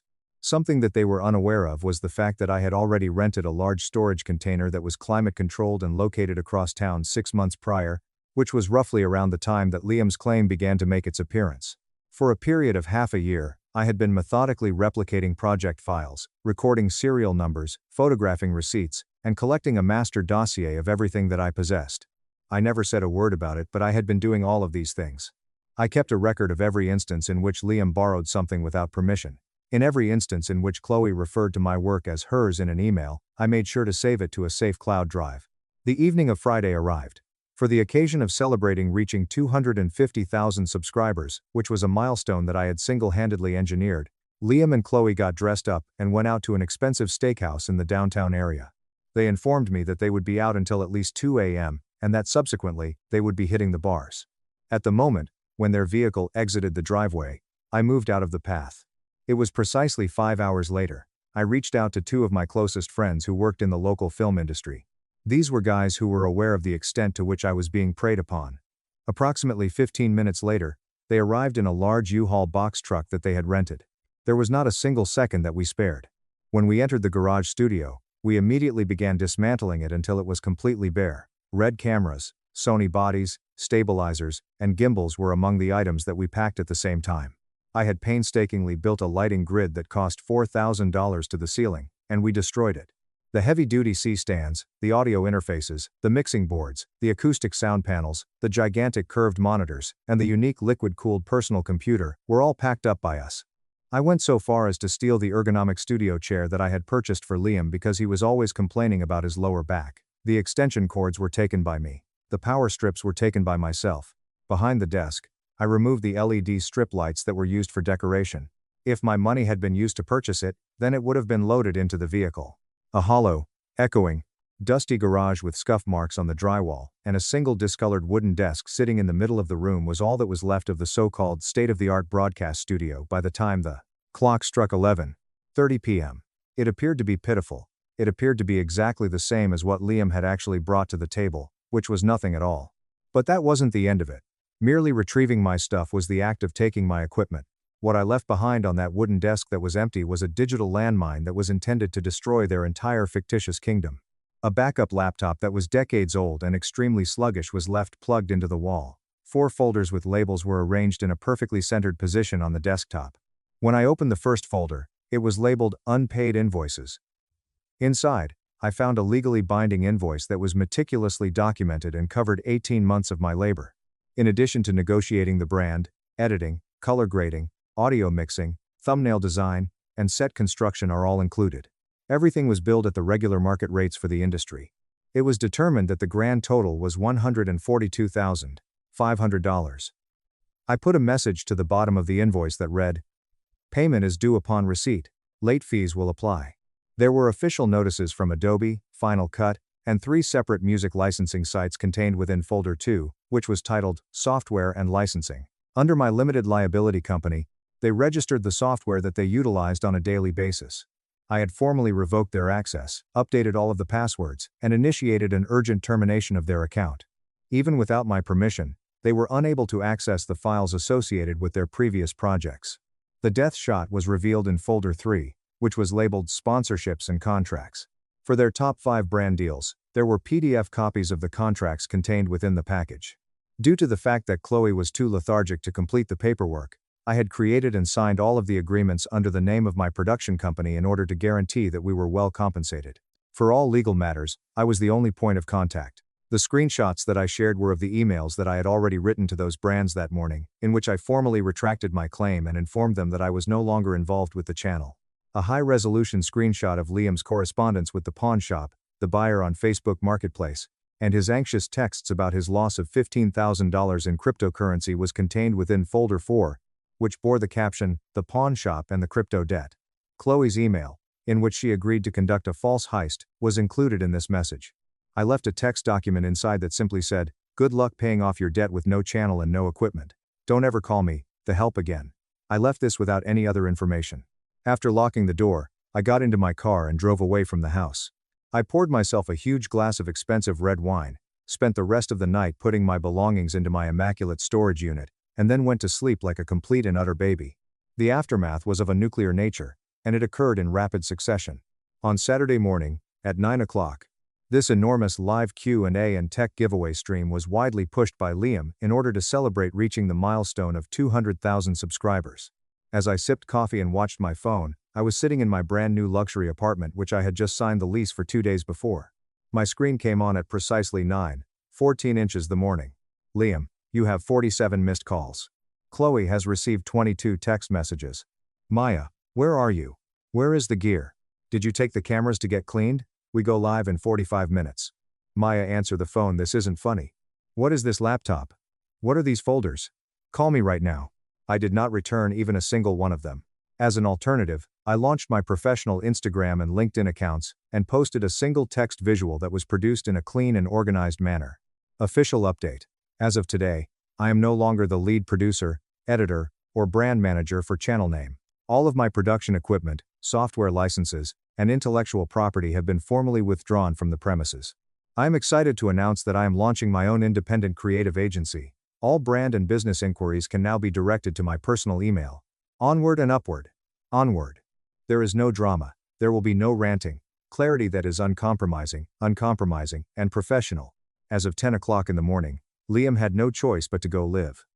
From my iPad, I was able to watch it. I have never seen anything more pitiful than what I saw at that moment. Liam was compelled to broadcast his show from his iPhone 11, which he propped up on a coffee mug in his kitchen because he did not have access to a studio, lighting, or professional audio equipment.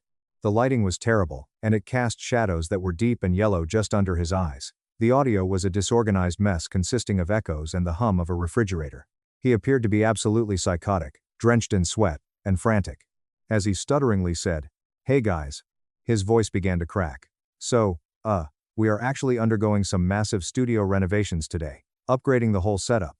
So we're just chilling in the kitchen for this milestone stream." The instantaneous live chat completely ripped him to tears. "Bro, why does it look like you're broadcasting from a hostage bunker? Where is the crisp audio? My ears are bleeding. Did your editor quit? Did you lose your gear? Wait, I just saw Maya's Instagram post. She took all her stuff. LMAO, Liam is broke." After only 12 minutes of streaming, Liam suddenly came to a state of panic, attempted to block the individuals who had mentioned my name, accidentally knocked his phone over, and abruptly ended the entire stream. The explosion of my mail occurred at the same time as Liam was losing his cool on the internet. An email was given to me personally from a representative of Technova, which is their most significant sponsor. "Hi Maya, we saw your LinkedIn post. We were incredibly confused about the sudden change. To be transparent, we only signed with Liam's channel because of the high-tier production quality and your professional communication. Since you hold the contract, can we void the agreement with Liam and discuss retaining your new agency for our upcoming corporate campaigns?" I had secured over $40,000 in upcoming contracts for my new solo agency by the time lunchtime rolled around, and I had successfully grabbed 3 of their most prominent sponsors. I was the sound that was flawless, the audio that was seamless, the emails that were professional, and the silent brilliance that no one acknowledged. Everyone in the industry was aware of the person who was responsible for making that content successful. While all was going on, Chloe arrived at my new apartment complex at last. There is a possibility that she discovered my whereabouts by using an outdated family sharing software. Her mascara was flowing down her cheeks as she screamed my name while she was standing outside the security gate, crying uncontrollably at the same time. Her entry was denied to her. 3 stories up, I stood on my balcony and stared down at her. I was looking down at her. She texted me furiously, "You ruined us. We owe $15K to those crypto guys, and now the brands are pulling out. Liam is having a panic attack. You need to bring the gear back right now, or I am calling the police for theft." I simply responded by sending a screenshot of the receipts that demonstrated that I had purchased each and every piece of equipment, followed by a single text message that read, "You said I was replaceable. Go find the Fiverr kid. Have a great life, Chloe." After that, I blocked her number, blocked Liam's number, and blocked their accounts on each and every social media platform. I was not even close to being finished. It wasn't even close to the beginning of the actual destruction. However, for Chloe and Liam, it was a gradual and excruciating decline into complete destruction that was aired live for the entire world to see. They say that rock bottom hits all at once, but not for them. Desperate to keep the channel alive and appease the sponsors who hadn't jumped ship yet, Liam tried to re-upload 3 of our older, highly produced tutorial videos, claiming they were throwback classics. He tried to slap a new watermark over them, and monetize them to generate some quick ad revenue. One essential fact was overlooked by him. The back-end license rights for all of the footage that was shot using my equipment and edited with my software were held in their entirety by me. When it came to the graphics, the B-roll, and the audio mixes, I was the owner of the copyright. As soon as the recordings were made available to the public, I immediately submitted a formal DMCA copyright strike through the legal site on YouTube. Due to the fact that I possessed the original raw data that contained timestamps, my claim was unshakable. Within the span of 1 hour, the initial video was removed. In a state of panic, Liam attempted to contest it by claiming that it was fair use. Actually, this is perjury. In the following video, I am shown striking him with a second blow, and then a third. YouTube has stringent standards that stipulate that a channel would be permanently terminated if it receives 3 copyright strikes. It was exactly 1 week after I had packed up my gear that Liam's channel, which had 250,000 subscribers, millions of views, and years of hustle, was completely removed from the internet. This occurred on a Tuesday afternoon. It's gone, it is vaporized. The only thing that up on the screen when you searched for his name was a gray screen that read, "This account has been terminated due to multiple third-party claims of copyright infringement." Within a matter of hours, Liam's attempt to launch a new channel was unsuccessful because YouTube's algorithm identified his IP address as a potential means of circumventing the restriction. This was the end of his digital empire. But what is the most incredible twist of all? Which one was the one that utterly and completely ruined their lives? That was a result of the digital landmine that I failed to remove from the laptop. There was more to it than just leaving those folders for them to look at. I was quite thorough. Prior to my departure that evening, I had gathered a substantial dossier of their questionable accounting practices. I had documented the manner in which Liam claimed his own business deductions for the equipment that I had provided for him. There were thousands of dollars worth of gifted technology devices that they never recorded as income, and I documented them. The most important thing is that I documented the loss of $15,000 in cryptocurrency that Liam had attempted to fraudulently write off as a business theft expense. I took the complete dossier, added the emails, the bills, and the screenshots, and then I sent it to the Internal Revenue Service, IRS, using Form 3949A, which is an information referral for suspected tax fraud. It was 2 months later when the hammer finally fell. Chloe and Liam became the subjects of an official audit conducted by the federal government. But the Internal Revenue Service discovered something that I had not even been aware of during the audit. In an effort to circumvent paying high tax brackets on their initial brand deals, Liam had unlawfully used my social security number on 2 W-9 forms, claiming the income under my name without my knowledge. This was done in an attempt to avoid paying the high tax brackets. That was more than just evading taxes. Theft of identity was a criminal offense. As soon as the Internal Revenue Service informed me of the discrepancy, I immediately recruited a business litigation attorney who was as merciless as a shark. Not only did we write a cease and desist letter, but we also dropped a nuclear bomb on their doorstep in a peaceful manner. In the formal demand letter that we sent, we stated that we would take the evidence directly to the police and press criminal charges for identity theft and wire fraud. If Liam did not immediately sign a confession regarding the fraudulent W-9s, assume 100% of the tax liabilities, and publicly retract any negative statements that he had made about me. In the face of the horrific reality of being incarcerated in federal prison, Liam utterly collapsed. It is the confession that he signed. They were subjected to devastating penalties, enormous back taxes, and fraud fines from the Internal Revenue Service. Liam had no choice but to liquidate everything in order to avoid being locked up in a jail cell and to satisfy the cryptocurrency debt that was still pursuing him from behind. He was forced to part with his cherished sports automobile. Sadly, he was forced to sell his enormous gaming equipment. They were forced to completely deplete their modest savings accounts to the point of zero. Chloe, the lady who told me that I was just the help, was compelled to obtain a job at a local bakery that paid the minimum wage, and worked the closing shift in order to ensure that their home would continue to have access to energy. It was necessary for Liam to accept a position as a basic customer service representative in a contact center, where he would spend 10 hours a day being screamed at by irate clients. Due to the fact that they were unable to afford the mortgage without the money from YouTube, their home finally went into pre-foreclosure. During this time, my life took a turn for the better, and is now in an altogether other region. The explosion of my single creative agency occurred when I was no longer burdened by the dead weight of my family, which was weighing me down, draining my energy, and taking my hours. What about the initial brand contract with Technova that I stole? Because they were so impressed with my solo work, they extended to me an exclusive contract worth $85,000 to serve as their chief in-house commercial director for the entire current year. I took that money, leased a gorgeous commercial studio space in downtown Austin that was flooded with sunlight, and officially launched my company, which I called Apex Frame Media. Within a span of 6 months, I had so many high-paying corporate clients that I needed to hire 2 assistant editors who worked full-time and a lighting technician in order to keep up with the workload. I was making 3 times as much as I had ever taken in previously. A brand new Tesla was purchased by me. During my holiday, I went to Japan for a total of 2 weeks. I was able to get 8 hours of sleep every night without receiving a single desperate text message seeking free work at 3 o'clock in the morning. Since the night I left, it had been 8 months since I had finally left. I had reached a state of full and utter tranquility, and I was thriving. Nevertheless, there was one more matter that I needed to attend to before I could leave.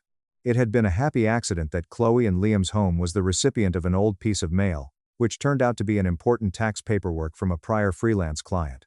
It was necessary for the filing of my LLC. My phone was not on. I did not send a text. It was a Tuesday afternoon, and I just happened to drive over there. The appearance of the house was extremely disheartening. In addition to being utterly brown and dead, the lawn was overgrown. It was clear that the porch light had been broken, and had not been replaced. An aggressively taped notice that read "Pre-foreclosure" was displayed in a bright neon light on the front window. Upon my ascent of the driveway, the entrance door of the house opened. The exit was made by Liam, who was carrying a little garbage bag. He gave off the impression of having aged 10 years. The bags under his eyes were large and heavy, his posture was slouched, and he was wearing a t-shirt that was too faded and damaged to be worn. When he spotted me, he became completely still. My fancy sunglasses, my tailored coat, and the shining new Tesla that was parked at the curb were all something that he took notice of. Everything around him appeared to be hollowed out. He mumbled, "Maya," with a voice that was hardly audible above a whisper. Although he appeared to be in a state of wanting to shout, cry, or beg, he did not have the energy to do any of those things. What are you doing here?"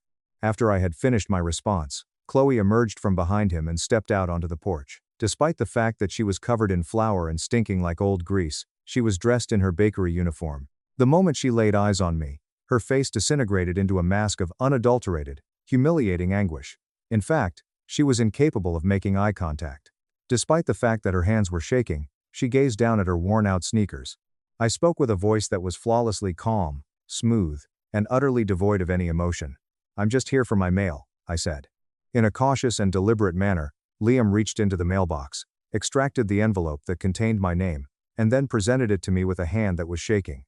"Maya, please," he pleaded, his eyes welling up with tears as he tried to speak. "We lost everything. We have nothing left. The IRS. The house. Please. Can we just talk? Can you help us? You're doing so well now." After taking the envelope, I turned my attention to him, and allowed a sliver of a smile to just barely brush the corner of my lips. My voice was gentle as I spoke. "I would love to help, Liam, but unfortunately, I'm just a glorified assistant. I'm completely replaceable. Have you tried looking on Fiverr?" His response was not something I waited for. I walked down the driveway, got into my car, and proceeded to drive away from them while turning my back on them. When I looked in the rearview mirror, I did not look back. It was unnecessary for me to do so. When I left, I was aware of exactly what I was leaving behind. The ashes of an empire that had been created on my back and had been destroyed by my absence. I was under the impression that I left without anything. On the other hand, I took everything that was significant, and I left them with the one thing that they never offered me, the harsh reality that cannot be avoided. My parents stole my identity to pay my brother's gambling debt. "It's just family help," they said. I froze their house, and took everything back. The pen was hovering over the closing documents, my hand trembling with excitement, when the notary stopped me and said the words that would destroy my family forever. "You still have an unpaid loan. We can't proceed." That's the exact moment I discovered my parents had secretly taken out a massive loan in my name to pay off my golden child brother's debts to a loan shark, completely sabotaging my life. So, I didn't just walk away. I hired a bulldog lawyer, froze their assets, dragged them into court, and watched their entire world collapse. I am 29 years old, and yesterday was supposed to be the proudest moment of my entire existence. I had even dressed up for it. I was wearing thrifted slacks, still stiff and smelling faintly of the cheap dry cleaner down the street, and a crisp white button-up shirt that I only ever wore when I wanted to feel like someone who had finally arrived. Someone who mattered. I was about to buy my very first home. It was absolutely nothing fancy. Just a small, 2-bedroom, 1.5-bath bungalow, with cheap laminate floors that squeaked near the kitchen, and a backyard with a cracked concrete birdbath, and a chain-link fence leaning sideways like it was keeping a dark secret.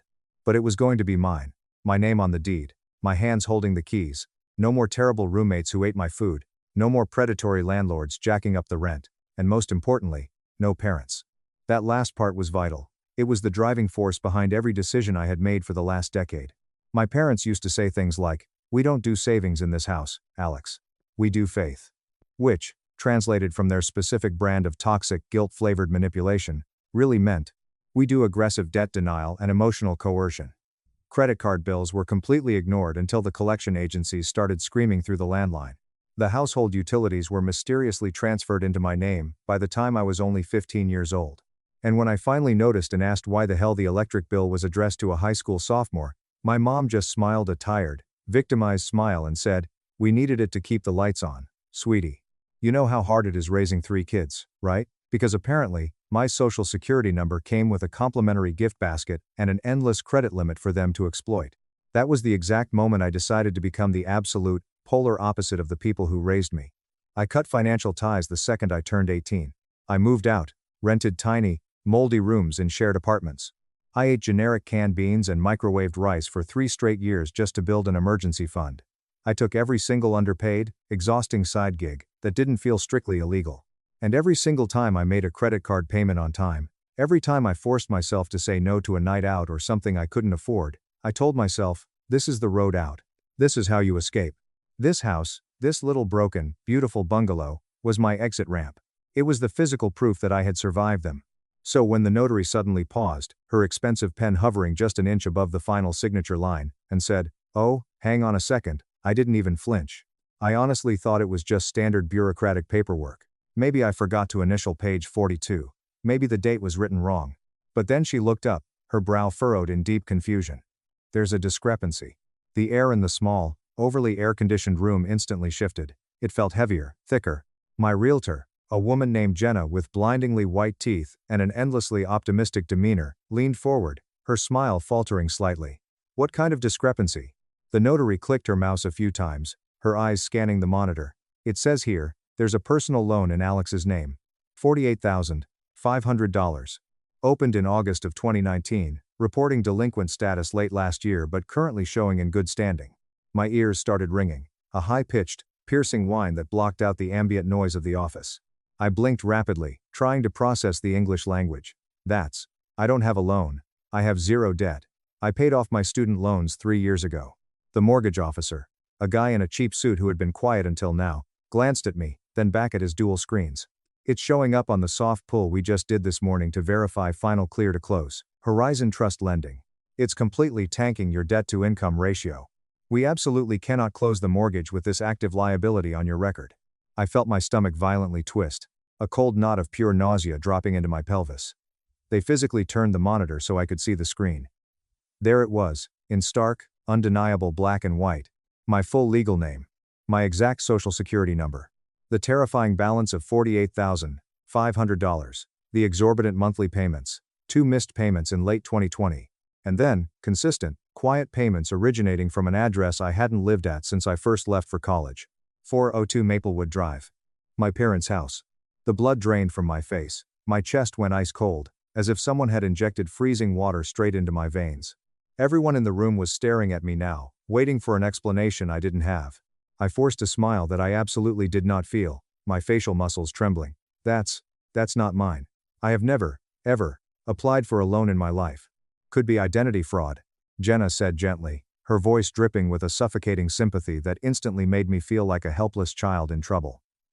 You should definitely freeze your credit immediately, Alex. I just nodded, completely mute. My throat had closed up entirely. We can offer to reschedule the closing, the mortgage guy said, trying to salvage the situation. Sort this mess out, get a letter of deletion from the creditor, and we will resubmit the application. But I barely heard a word he was saying. I was already halfway out the glass door, my hands shaking so badly I could barely unlock my phone. I was sweating straight through my crisp white shirt, my heart hammering against my ribs like a trapped bird, desperately trying not to have a full-blown panic attack in the lobby. But deep down, in the darkest, quietest part of my mind, I already knew. I knew exactly what kind of people my parents were. I knew how they smiled through their teeth while lying to your face. I knew the exact tone of voice my mom always used when she said, "It's just paperwork, Alex, don't be so dramatic."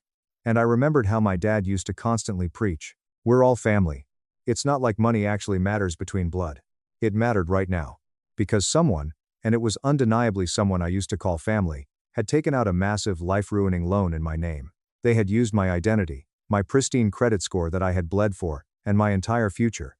And I didn't even know this financial time bomb existed until the exact moment it completely destroyed the one single thing I had worked my entire adult life to build. I spent the next 3 excruciating hours sitting in the sweltering parking lot of the local public library, aggressively on the phone with every single credit bureau I could possibly think of. My laptop was practically overheating on the passenger seat next to me, tethered to my phone's spotty hotspot. I hadn't been able to drive back to my tiny rented apartment. I couldn't bear to face those 4 cramped walls. Not yet. Not while my dream home was slipping through my fingers. The woman from Experience Fraud Department was polite, incredibly calm, and completely detached. She asked the usual, mind-numbing verification questions. Full legal name, date of birth, current address, last 4 digits of my social. And then she asked the question that sealed my fate. Did you authorize or take out a personal loan through Horizon Trust Lending in August of 2019? No, I said flatly, my voice hoarse from stress. That's exactly what I've been trying to tell you for the last 40 minutes. A long, agonizing pause on the other end of the line. The sound of aggressive keyboard clicking. Then, well, sir, it was fully approved using your complete personal information. The application was submitted online. The IP address and physical address match 402 Maplewood Drive. My throat clenched so hard it physically ached. That was my parents' house. I hadn't lived or even stayed a night under that roof since 2015. Can you tell me who actually signed for it? Is there a digital signature? I pleaded, gripping the steering wheel until my knuckles turned white. There is an e-signature, yes.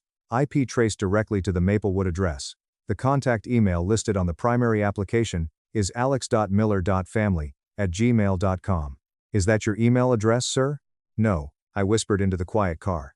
There it was, the absolute smoking gun, wrapped up neatly in a nostalgic Gmail handle.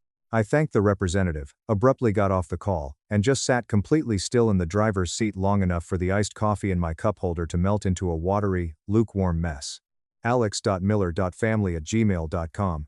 I vividly remembered my mom saying to me over a decade ago, right before I left for college, "I made that email account for you, sweetie, just in case you needed a backup for your dorm applications or if you ever get locked out of your main one."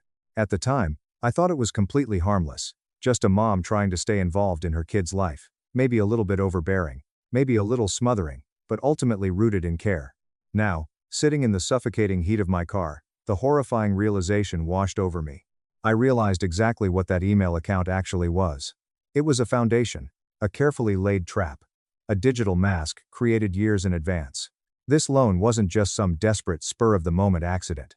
It was a highly orchestrated, premeditated con. And whoever did it had been quietly paying the minimums just consistently enough to stay completely under the radar, ensuring I would never get a collection call until the exact moment they slipped up in 2020. It wasn't blinding rage that hit me first. It was a profound, suffocating grief. This wasn't some faceless hacker in a foreign country who stole my identity. This wasn't a stranger who skimmed my card at a gas station. This was the woman who used to pack me peanut butter and jelly sandwiches with little heart-shaped post-it notes. This was the man who taught me how to ride a bike, who patched up my scraped knees and said, "You'll thank me later for making you tough." Now here I was, 29 years old, sitting in my parked car with a massive, jagged mountain of broken trust resting heavily in my hands. I stared blankly at my phone screen for a long time. Then, my thumb moved on its own. I dialed her number. It rang 5 agonizing times before she finally picked up. "Hey, sweetheart." My mom's voice chirped through the speaker, incredibly warm and completely oblivious. "Honey, I was literally just thinking about you. How did the big house closing go?" Just thinking about me. Of course she was. I swallowed the massive, painful lump in my throat. I forced my voice to remain entirely steady. Hey, Mom. Closing got delayed. Can I ask you something kind of weird? Sure, sweetie, she said lightly, the sound of a television playing softly in her background. What's up? There's a massive loan in my name, opened back in 2019 through a company called Horizon Trust Lending. Do you happen to know anything about that? There was a pause. A very sharp, very sudden pause. It was the distinct sound of all the air being violently sucked out of her end of the phone call. Oh, that, she said, her voice dropping an octave, the words rushing out entirely too quickly. No. No, of course not, Alex. We wouldn't. I mean, that's just ridiculous. Are you absolutely sure it's not some kind of bank mistake? My jaw tightened until my teeth ground together. I kept my voice terrifyingly casual. Well, the bank said the application was submitted directly from your IP address. And the email used to secure the funds was that old times Alex Miller. My family ×1. Remember that one you made for me years ago? Another pause. Much, much longer this time. I could practically hear the gears grinding in her head, as she desperately searched for a lie. I mean, she let out a high-pitched, incredibly nervous laugh. I did create that email years ago, yes, but I didn't use it for anything like that. Maybe you signed up for some college thing and totally forgot? No, I said quietly. Direct. Unwavering. I did not. She exhaled heavily into the phone, a long, trembling sigh. The facade was cracking. Alex, honey, is this really that big of a deal right now? You're doing so incredibly well for yourself. You've got that great job. You always said you wanted to help the family if you ever could, right? And it's not like we've been missing the payments. That was it. The absolute, undeniable slip. She had just fully admitted it. I hadn't told her a single thing about the payment history. I hadn't mentioned whether it was delinquent or current. I didn't even speak. I just sat there in the sweltering heat of my car and listened to the dead silence as she slowly realized exactly what she had just said. I heard the sheer, unadulterated panic start to fill the void. Alex, wait. Sweetheart, please. I didn't mean it like that. I ended the call. The phone slipped from my sweaty hand and landed face down on the passenger seat. I just stared straight ahead at my cracked windshield, looking out at the endless rows of parked cars, like the answer to my destroyed life was somehow hidden out there. Like maybe, if I just squinted hard enough, I could see a parallel version of myself that hadn't just been completely gutted by the very people who claimed to love me unconditionally. The grief was fading now, and the rage was finally starting to set in. But it wasn't a loud, screaming, throwing things kind of rage. It was quiet. It was strategic. It was hyper-focused. They honestly thought I would do exactly what I had always done my entire life. They expected me to sigh, absorb the financial blow, forgive them because family is family, and just move on. They thought I was still their little safety net. But they had taken something that absolutely did not belong to them. They had taken my home. And this time, I was not going to let it go. Edit. A lot of people in the comments are asking how I didn't catch this on my credit report before closing. When I initially got pre-approved for the mortgage months ago, the lender did a hard pull, but my credit was completely locked at the time except for the specific bureau they requested, which somehow didn't have this specific loan reported yet. Horizon Trust is a shady subprime lender, and they apparently only report to one specific bureau sporadically. When the final clear-to-close soft pull happened yesterday morning across all three bureaus, it finally flagged the discrepancy. I was an idiot for not obsessively checking all three reports myself every week, but when you've spent 10 years building perfect credit, you blindly trust that no one is secretly ruining it in the background. Lesson learned. Update 1. You would think a massive betrayal comes like a sudden crack of thunder, loud, violent, and entirely unpredictable. But this wasn't thunder. This was a slow, methodical poison. It was a deliberate pattern of behavior. And now, sitting in the wreckage of my life, I could finally see it for what it truly was. I drove back to my miserable, cramped apartment and didn't even bother turning the lights on. The sun was setting, casting long, depressing shadows across the cheap carpet. I dropped my keys on the counter, immediately opened my laptop, and started digging into the digital trail like a man possessed by a demon. My very first stop was Gmail. That old, supposedly innocent backup email my mom once claimed she made, just in case college stuff bounced. I hadn't attempted to log into that account in over 8 years, but I knew my mother's security habits perfectly.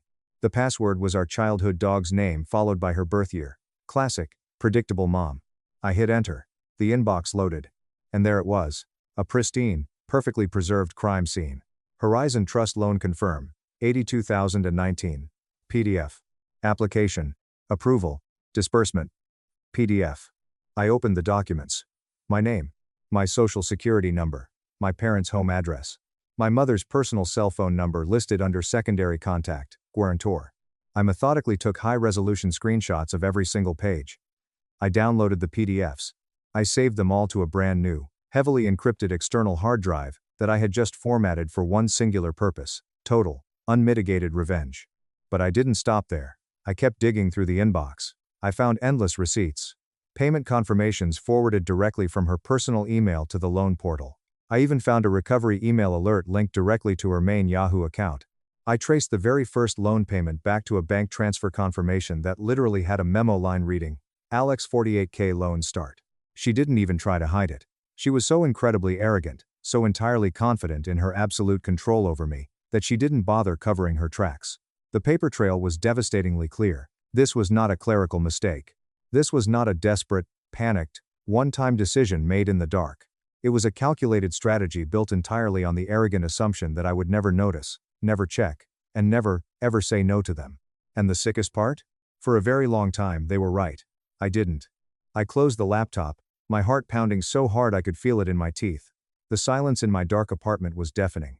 Then, acting almost entirely on autopilot, I walked into my bedroom, dropped to my knees, and dragged out the heavy plastic file box from under my bed. It was labeled Times tax stuff, but in reality, it was a graveyard of old bills, faded receipts, and the few miserable documents I had kept from my past.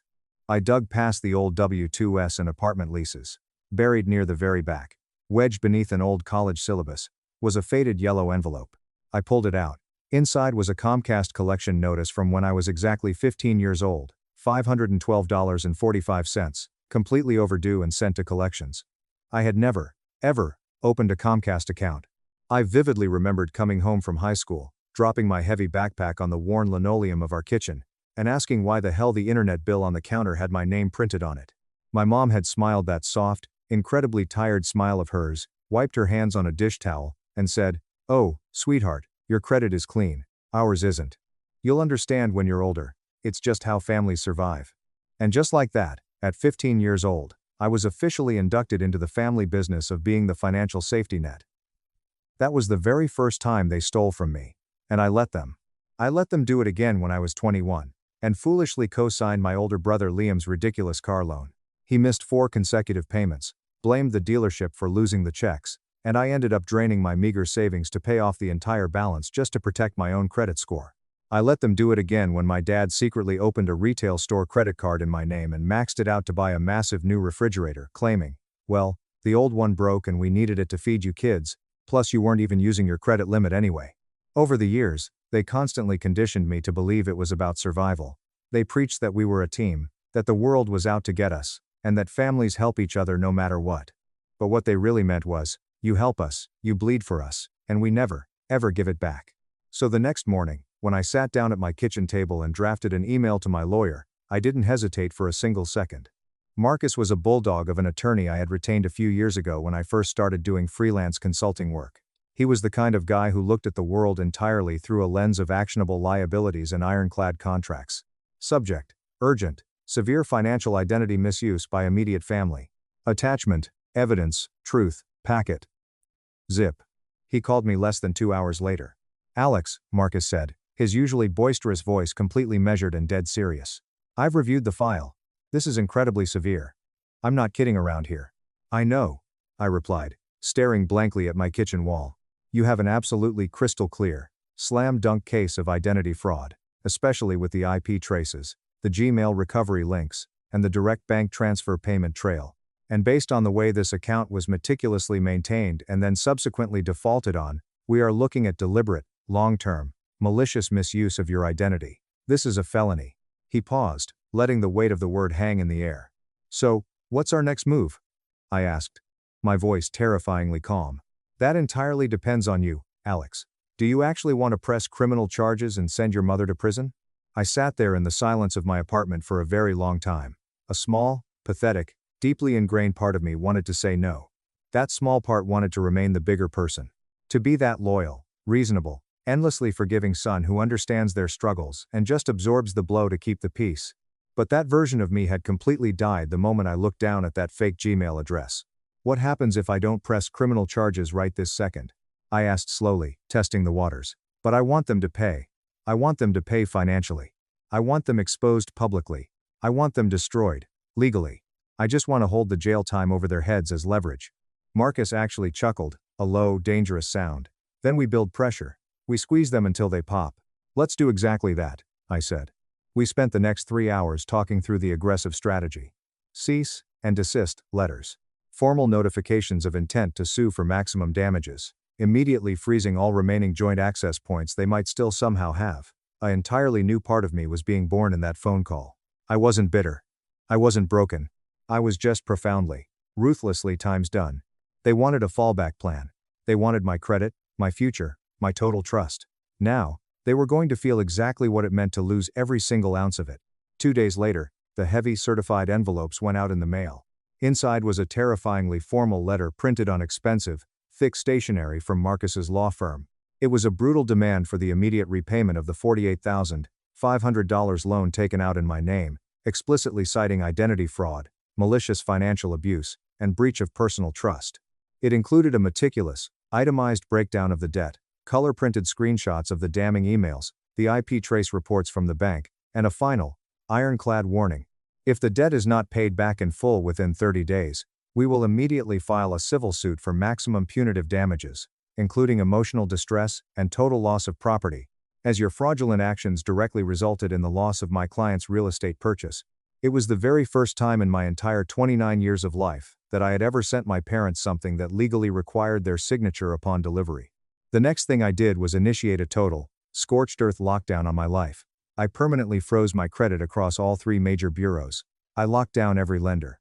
I changed every single banking password I had, generating random 30-character strings, and rerouted absolutely everything through a new, hardware-based 2-factor authentication key. I even went to the carrier store and got a brand new phone number. Not to hide from them, but to have absolute control over what garbage was allowed to come through. It felt incredibly bizarre taking these extreme steps. It felt like I was slowly walking out of a burning house that I no longer lived in, but still felt the obsessive need to deadbolt the front door behind me. Then, I went even further. I ruthlessly combed through every possible, microscopic joint tie that still existed between us. The family Netflix account, my mother was still logging into daily, password changed, all devices logged out. The old dormant savings account from high school that I had never bothered to officially close, emptied of its remaining $12 and permanently shut down. Even a random car insurance policy I had apparently still been listed on as a household driver from a decade ago. Gone, erased, canceled, burned to the ground. I wasn't just cutting them off financially. I was building an impenetrable fortress to ensure they could never, ever reach their parasitic hands into my life again. But even as I was laying these bricks and building these massive walls, I couldn't help the old, familiar ache rising in my chest again. The deep, exhausting ache of always being the responsible one. The fixer. The safe bet. Growing up, my relatives used to constantly say, "Alex is the dependable one. Alex is solid as a rock." But I knew exactly what they really meant. They meant, Alex will quietly clean up the family's messes. Alex will never have the spine to say no. Alex will eat the massive financial cost and obediently call it love. I vividly remembered Christmas of 2018, when my older brother Liam got slapped with a massive DUI charge and desperately needed a defense attorney to avoid actual jail time. My dad had, accidentally, let it slip at the dinner table that I had some extra cash saved up from a massive freelance project I had just completed. "You don't even have a real family to take care of yet, Alex," my dad had said, waving his fork dismissively. "You're single, no kids, you rent a cheap place, your brother really needs help right now. Family steps up." So, like a thoroughly brainwashed idiot, I paid the $6,000 legal retainer. I didn't even get a single, "thank you," text from Liam. Now they were all about to pay. I didn't just want revenge. Not exactly. Revenge felt too chaotic. I wanted them to feel the agonizing, suffocating inconvenience of having to actually fix something they completely broke. I wanted them to have to sit in a sterile bank office and desperately explain to a loan officer why they needed to take out a massive personal loan just to cover the fraud they committed in someone else's name. I wanted them to sit at their worn kitchen table, staring at a massive legal bill they couldn't ignore, and know with absolute certainty that the reason their lives were falling apart was times me. That I was the one who sent it. Then, exactly 3 days after the certified letter was delivered, the voicemail arrived. It was late. Almost midnight. I was lying completely awake in my dark bedroom, listening to the heavy rain violently click against the thin glass of my apartment windows, when the notification suddenly popped up on my screen. Block number. Voicemail from Mom. I didn't want to listen to it. Every instinct screamed at me to delete it. But my thumb pressed play anyway. Her voice came through the tiny speaker. It was small. It wasn't afraid. It wasn't remotely apologetic. It was just tired, incredibly performative, and dripping with venomous disappointment. Alex. I got your ridiculous letter from that lawyer. She sighed heavily into the receiver. I don't even know what to say to you anymore. I mean, yes. Okay. We made a small mistake. Fine. But we are your parents, Alex. We raised you. We fed you. We put a roof over your head and gave you absolutely everything we had. And now you're seriously threatening to sue us? Over, what? Some stupid loan you weren't even actively using? My jaw tightened, until a sharp pain shot up into my temples. I just don't understand who you have become. She continued, her voice taking on that familiar, sickeningly sweet tone of a martyr. This is not you, sweetheart. You used to actually care about this family. What happened to that sweet boy who loved his mother? I really hope you come to your senses soon and drop this nonsense. We are not the bad guys here, Alex. We just needed a little help. You knew that. You always did. Click. That was it. That was the grand apology. No ownership of the felony. No remorse for destroying my chance at a home. Just aggressive manipulation dressed up in a cheap costume of maternal disappointment. I sat there staring into the absolute pitch black of my room and realized something profound. They had never actually seen times me. They only ever saw what I could provide for them. I was a resource, not a son. And that pathetic voicemail wasn't a cry for understanding. It was a dare. I didn't share the voicemail right away. I sat on it for 2 full days, unsure if it was actually worth dragging anyone else in the extended family into this toxic mess. Then, my cousin Sarah texted me out of nowhere. Sarah, hey, got a really weird crying phone call from Aunt Lisa today. She said you completely lost your mind and are actively trying to destroy the family and send your mom to jail. Are you okay? What the hell is going on? I just stared at the glowing message. I hadn't spoken to Sarah in almost 6 months, but she was always the one person in the extended family who actually saw things clearly. When we were teenagers, she once casually told me at a Thanksgiving dinner, "Your mom guilt trips people like it's a competitive Olympic sport." She wasn't wrong then. And she wasn't wrong now. I called her. She picked up on the second ring. Hey, I said, my voice exhausted. Do you mind if I send you something? A short pause. Should I go grab some popcorn? Probably. I sent her the audio file of the voicemail. No edits. No long-winded commentary or defense, just the raw file. She listened to it in complete silence. When it finally ended, she didn't say a single word for almost 30 seconds. Then, she exhaled sharply. She really just said all of that, like, in one single breath? She committed massive identity fraud and she is mad that your time's being cold? Yep. Jesus Christ, Alex. She texted me again later that exact same night. Sarah. She's already calling literally everyone. My mom said she posted a massive paragraph in the extended family group chat, claiming you maliciously hacked into her private email and are threatening fake legal action just to humiliate them because you're mad they couldn't give you a down payment for your house. There it was. The inevitable spin. The exact moment she felt her absolute power slipping away. My mother did what she always did best. She completely rewrote the narrative to make herself the bleeding, tragic martyr. I could easily picture it. The massive block of text in the Miller family thread, completely full of tearful, broken heart emojis and aggressive half-truths. I didn't even have to read it to know exactly how it sounded. But this time, I had something infinitely better than defensive arguments. I had undeniable, irrefutable evidence. I pulled up the massive digital file on my computer. Marcus and I had compiled a devastating, chronological breakdown of every single known instance of identity, misuse, financial manipulation, and verbal coercion going back an entire decade. We called it the truth packet. It wasn't designed to be petty. It wasn't designed to just humiliate anyone. It was designed as a nuclear deterrent to protect my sanity. I uploaded the entire PDF to a private, view-only Google Drive link.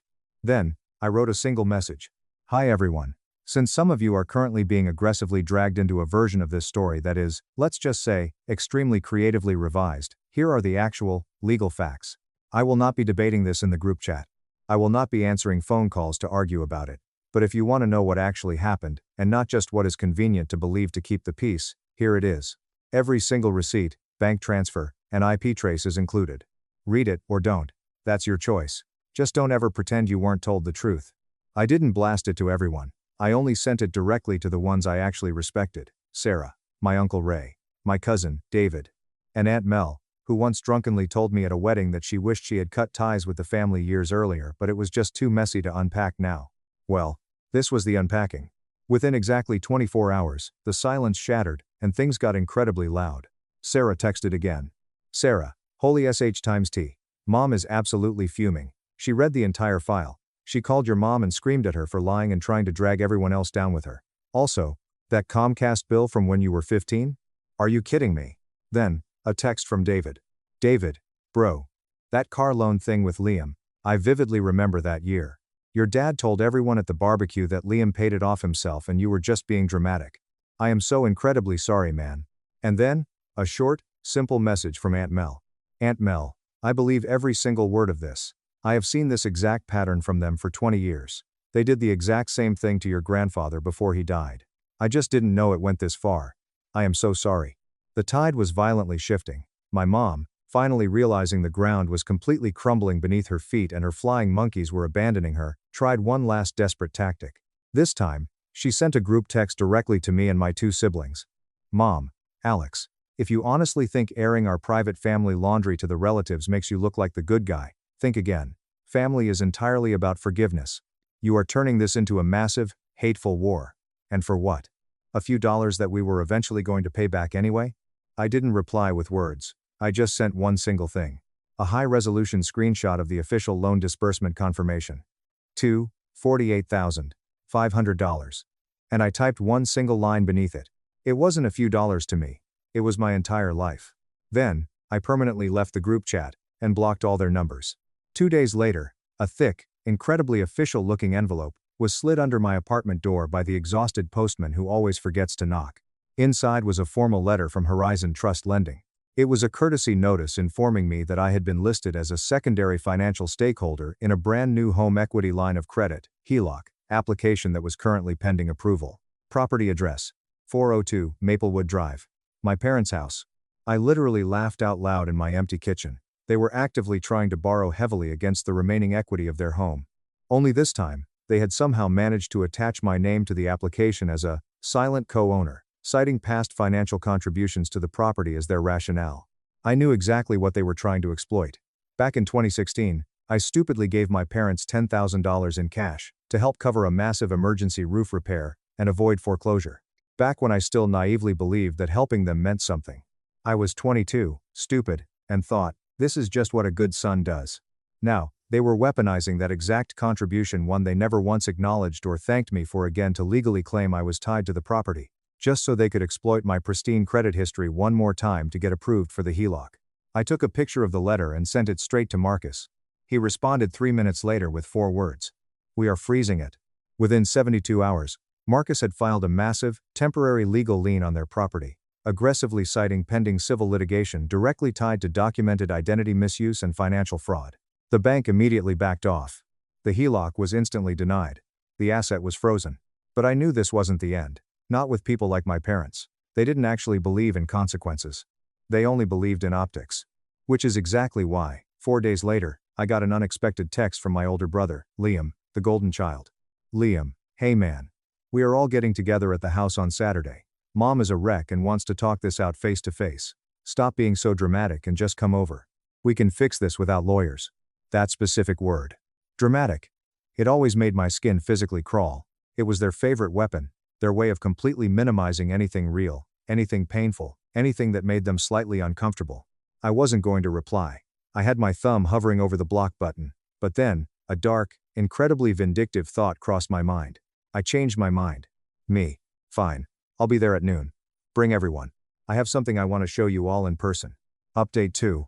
Saturday came looking like a literal storm. The sky was bruised purple and heavy with impending rain. I pulled up to 402 Maplewood Drive, the house that had birthed all my nightmares, and parked exactly in the center of the driveway, blocking my dad's truck in. They were already seated in the living room when I walked through the unlocked front door, arranged like it was some kind of terrible daytime television intervention episode. My dad stood near the fireplace with his arms tightly crossed over his chest, trying to look intimidating. My mother sat heavily on the floral sofa with a massive wad of tissues in her lap, already loudly sniffling before I even said a word. Liam leaned casually against the wall, trying to look completely neutral and bored. Even Aunt Lisa was there, sitting in the corner armchair, sipping her iced tea like she didn't have 10 different group chats open on her phone ready to broadcast the gossip. Alex, my mom started, her voice trembling with practiced theatricality. We are just so incredibly worried about you. This anger, this cruelty. It's just not who you are. No, I said calmly, dropping my heavy leather bag onto the coffee table with a loud thud. This is exactly who I am now. I unzipped the bag and handed each of them a thick, manila folder. Inside was the truth packet. But this was the fully unabridged, unredacted version, complete financial records, colored screenshots, identity verification reports from Experian, digital e-signatures, IP traces, exact dates, names, and loan statements, the Comcast bill, from 2010, the credit report notations, the brutal rejection letter for my mortgage, the fresh notice of the legal lien on their house, everything.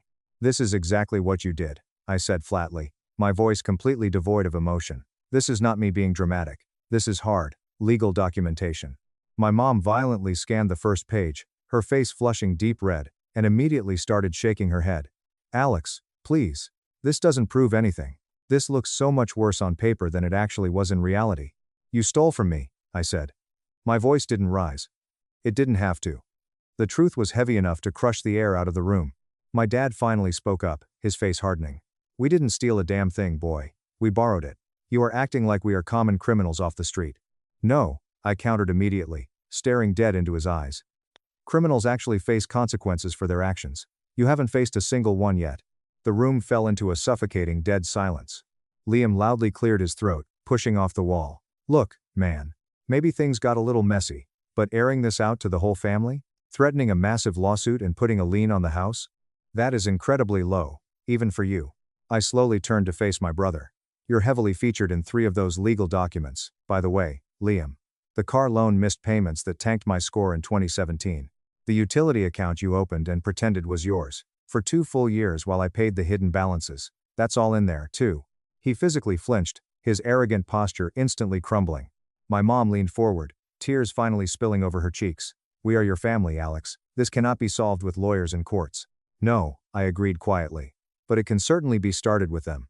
I stood up, grabbed the absolute last, thickest folder from my bag, and tossed it onto the coffee table. This is a formal summary of the civil and criminal charges I will be officially filing if the $48,500, plus all accrued interest, is not fully repaid to my accounts by next Friday at 5 p.m. That number also includes my legal fees and absolute identity remediation costs. If you would like to resolve this privately, I am willing to let Marcus negotiate a settlement. But if I do not hear from a mediator by Friday, the courts absolutely will. They all just stared at me. They looked at me like they didn't even recognize the person standing in front of them. And maybe they didn't, because for the absolute first time in my entire 29 years of existence, I wasn't flinching. I wasn't shrinking into myself to make them comfortable. I wasn't rushing to make it easier for them. I didn't come here today to fight with you, I said quietly, zipping up my empty bag. I came here to deliver a message directly to your faces. You do not ever get to steal my future, and still demand I call it love. I turned and walked out the front door before a single one of them could formulate a response. For the first time in my life, I didn't stay behind to clean up their emotional mess. But the story didn't end there. The final, horrifying twist was still waiting for me. Marcus called me on a Wednesday afternoon, his voice unusually tense. Alex, I just got a very strange phone call at the firm, from someone who says they know you. Your cousin Sarah gave them my direct office number. Who? I asked, confused. She said her name is Chloe. Your brother Liam's ex-girlfriend? I froze in my kitchen. Chloe. Liam's ex. They had dated for almost 4 years. She was the quiet, observant girl who used to just nod politely at our chaotic family dinners, and who once leaned over and whispered to me while my parents were screaming in the kitchen, "You know you don't belong in this insane asylum, right?" Like it was the highest compliment she could give. She wants to talk to you, Marcus said. And honestly, Alex, I highly suggest you hear what she has to say. I met her the very next morning at a rundown diner halfway between her new apartment complex and my side of town. It was pouring rain outside. She looked drastically different than I remembered. Sharper, much more exhausted, like someone who had finally seen entirely too much behind the curtain and completely stopped pretending it didn't matter. We completely skipped the pleasantries. She didn't even touch her coffee. I didn't reach out to stir up more drama for you, Alex, she said softly, wrapping her hands tightly around the chipped ceramic mug. But I saw the file. Sarah showed me the truth packet, and I thought you absolutely needed to know exactly where that $48,500 actually went. I didn't breathe. I just stared at her. She didn't wait. Liam didn't just take out stupid little car loans in your name. He used the Horizon Trust money. My jaw tightened until my teeth ached. You're saying, my parents didn't use the $48,500 for the house? Or bills? No. She shook her head, her eyes filled with pity. That massive loan wasn't for your parents' credit cards. It wasn't for a new roof repair. It wasn't for medical bills. I stared at her, my mind racing. She leaned in closer across the sticky table. That money paid off Liam's gambling debt. My stomach violently sank through the floor. What? She lowered her voice to a harsh whisper. There was this guy. His name was Silas. He was a private lender. Way off the books. Very dangerous. Liam got hooked on sports betting and owed Silas almost 50 grand by the summer of 2019. Silas told Liam he was going to seriously hurt him if he didn't pay up by August. Your mom found out and completely panicked. Your dad said they couldn't possibly put anything else in their own names because their credit was destroyed, so they intentionally used yours. They took out the massive personal loan, paid the loan shark off in cash, and then started making the monthly minimum payments to Horizon Trust just to cover their tracks so you'd never find out. I didn't know what to say. My mouth opened, but absolutely nothing came out. I begged Liam to tell you the truth back then, Chloe said, a tear finally slipping down her cheek. I told him he was destroying your life. He literally laughed at me and said, and I quote, he will never find out. Alex doesn't ask questions, he's a good little boy, he just fixes things for us. I couldn't breathe. The air in the diner felt incredibly thin, like I was suffocating. I stood up, threw a $20 bill onto the table, and walked out the door into the pouring rain without a single word. I stood in the flooded parking lot, completely soaked, staring up at the gray sky like maybe it would just fall down and crush me, ending this miserable story before I had to keep living in it. But it didn't. I got into my car, locked the doors, and called Marcus. We are adding Liam to the lawsuit, I said, my voice completely dead. Every single charge. Fraud. Theft by deception. Everything. And I already started drafting the amendment, he replied smoothly. You want to move forward with the nuclear option? I thought about it. I thought about the expensive Christmas gifts I bought my brother every single year, even after he wrecked my credit the first time. I thought about the countless times I vehemently defended him to our relatives when he failed his college classes, missed work, and constantly lied to his girlfriends. I thought about all the late-night times my parents called him complicated but reliable, while treating me like a walking ATM. They knew exactly what he did. They knew he was in bed with a violent loan shark. They actively chose to protect him, and they actively chose to sacrifice my entire future to do it. Move forward, I said. Burn it down.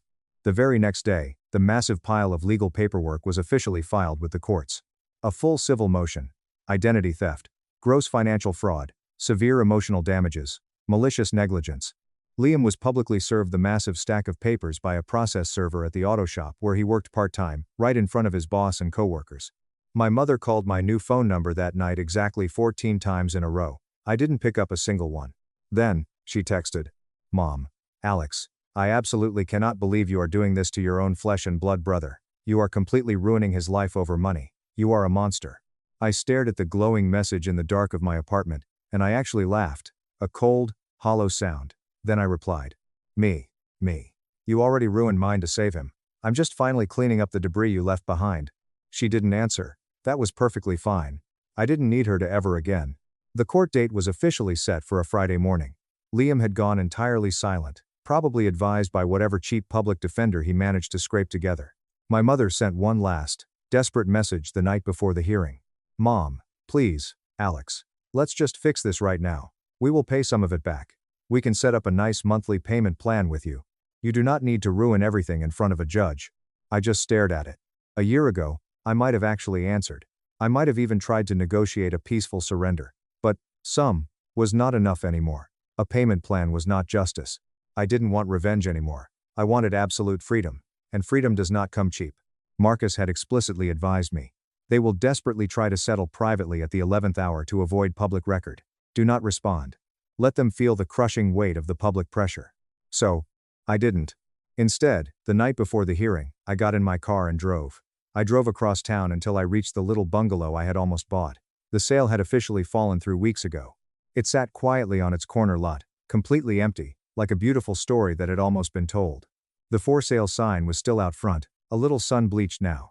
The lemon tree in the backyard was still drooping, but the porch light was on. I parked across the street and just looked at it. The last time I was here, I honestly thought I had lost everything. But sitting there in the quiet dark, I finally knew better. What I lost wasn't the house. It was the pathetic illusion that I was ever truly safe inside that toxic family. That illusion was entirely gone now. And good riddance. The next morning, I wore a perfectly tailored black suit to court. Not for theatrics, but for closure. It felt like attending a funeral. I didn't look at my parents when we passed each other in the sterile, brightly lit hallway. I didn't acknowledge Liam when he glared at me from across the aisle, like a petulant child caught stealing from the cookie jar. The hearing was incredibly procedural, cold, and devastatingly efficient. The judge, an older woman with zero patience for nonsense, meticulously reviewed the mountain of evidence Marcus presented. The truth packet, the timeline, the IP verifications, the sworn affidavit from Chloe detailing the loan shark debt. Marcus did almost all of the talking. I just sat quietly at the plaintiff's table, my hands neatly folded, while my entire traumatic history played out in cold, bureaucratic, legal language for the public record. When it was finally over, the judge didn't even hesitate. She completely approved the motion.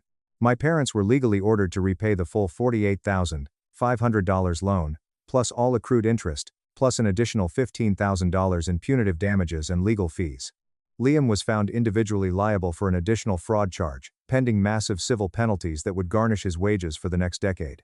Most importantly, the judge issued a court order demanding my credit record be completely expunged of all related fraudulent incidents. A formal, permanent legal record of their fraud would be kept on file for my future protection. It was finally done. The nightmare was over. I didn't stay in the courtroom to watch them leave. I walked straight out to my car, breathed in the crisp air, and drove away. Later that same week, after the credit bureaus finally wiped the loan from my history and my score skyrocketed back to normal, I got a letter in the mail. It was handwritten from my father. The envelope was thick, and the messy penmanship was painfully familiar.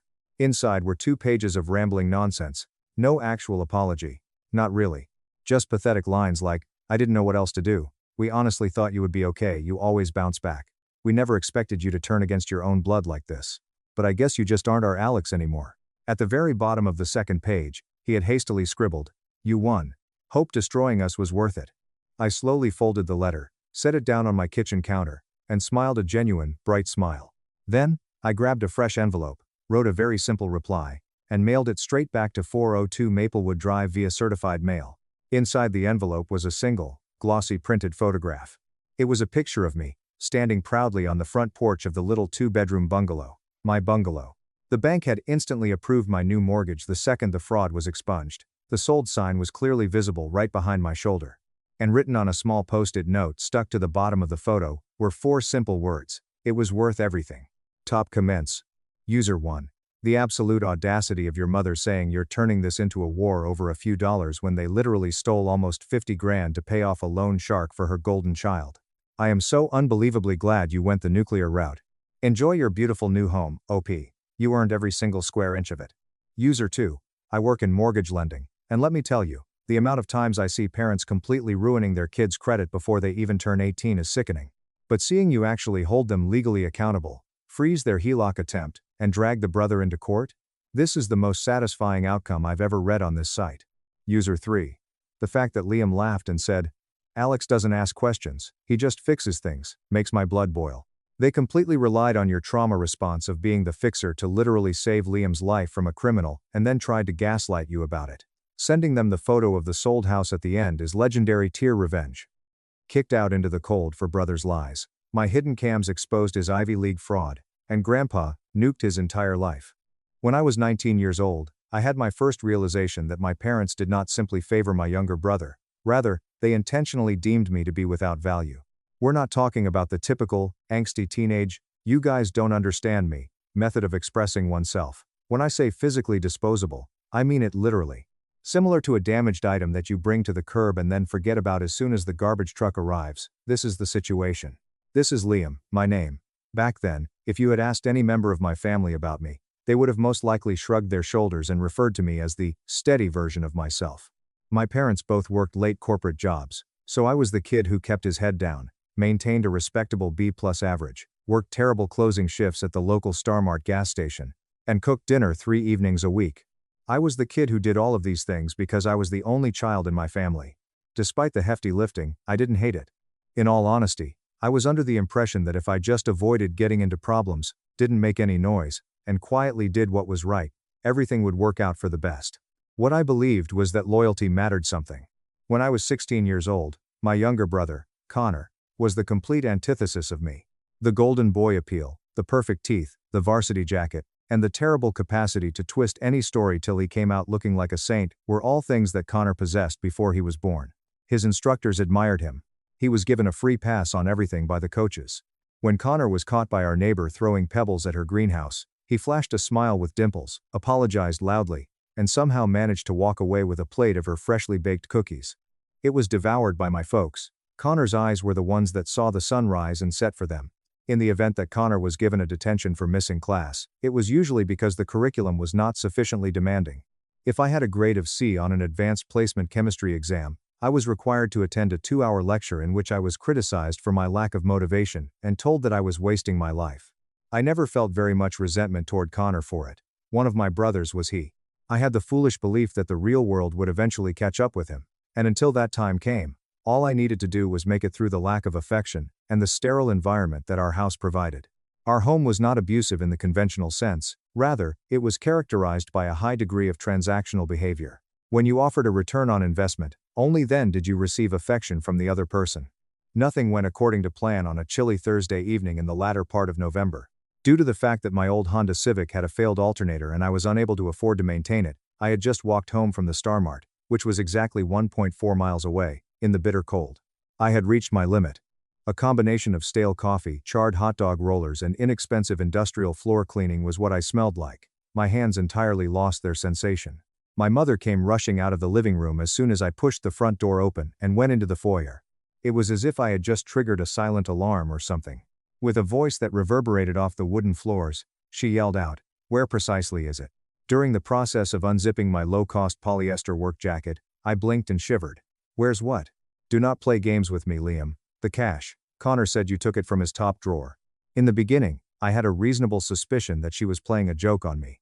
I was under the impression that Connor was having a temper tantrum because he had misplaced his allowance. On the other hand, my mother's face was hard as a rock. The knuckles on her hands were white because she had her arms crossed over her chest in such a tight manner. "Mom, I literally just walked in the door. I've been at the gas station since 3 o'clock. I haven't been home all day." Suddenly she yelled out, "Stop lying to my face." Her voice did not crack with uncertainty, rather, it cracked with venom that was raw and genuine. She appeared to be really insulted by the fact that I was even making an effort to explain myself. "He had $400 saved up from his summer landscaping job. It's gone. And he found your black work backpack sitting inside his closet this afternoon."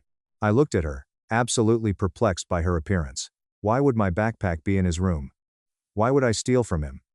"Mom? You know I get paid tomorrow."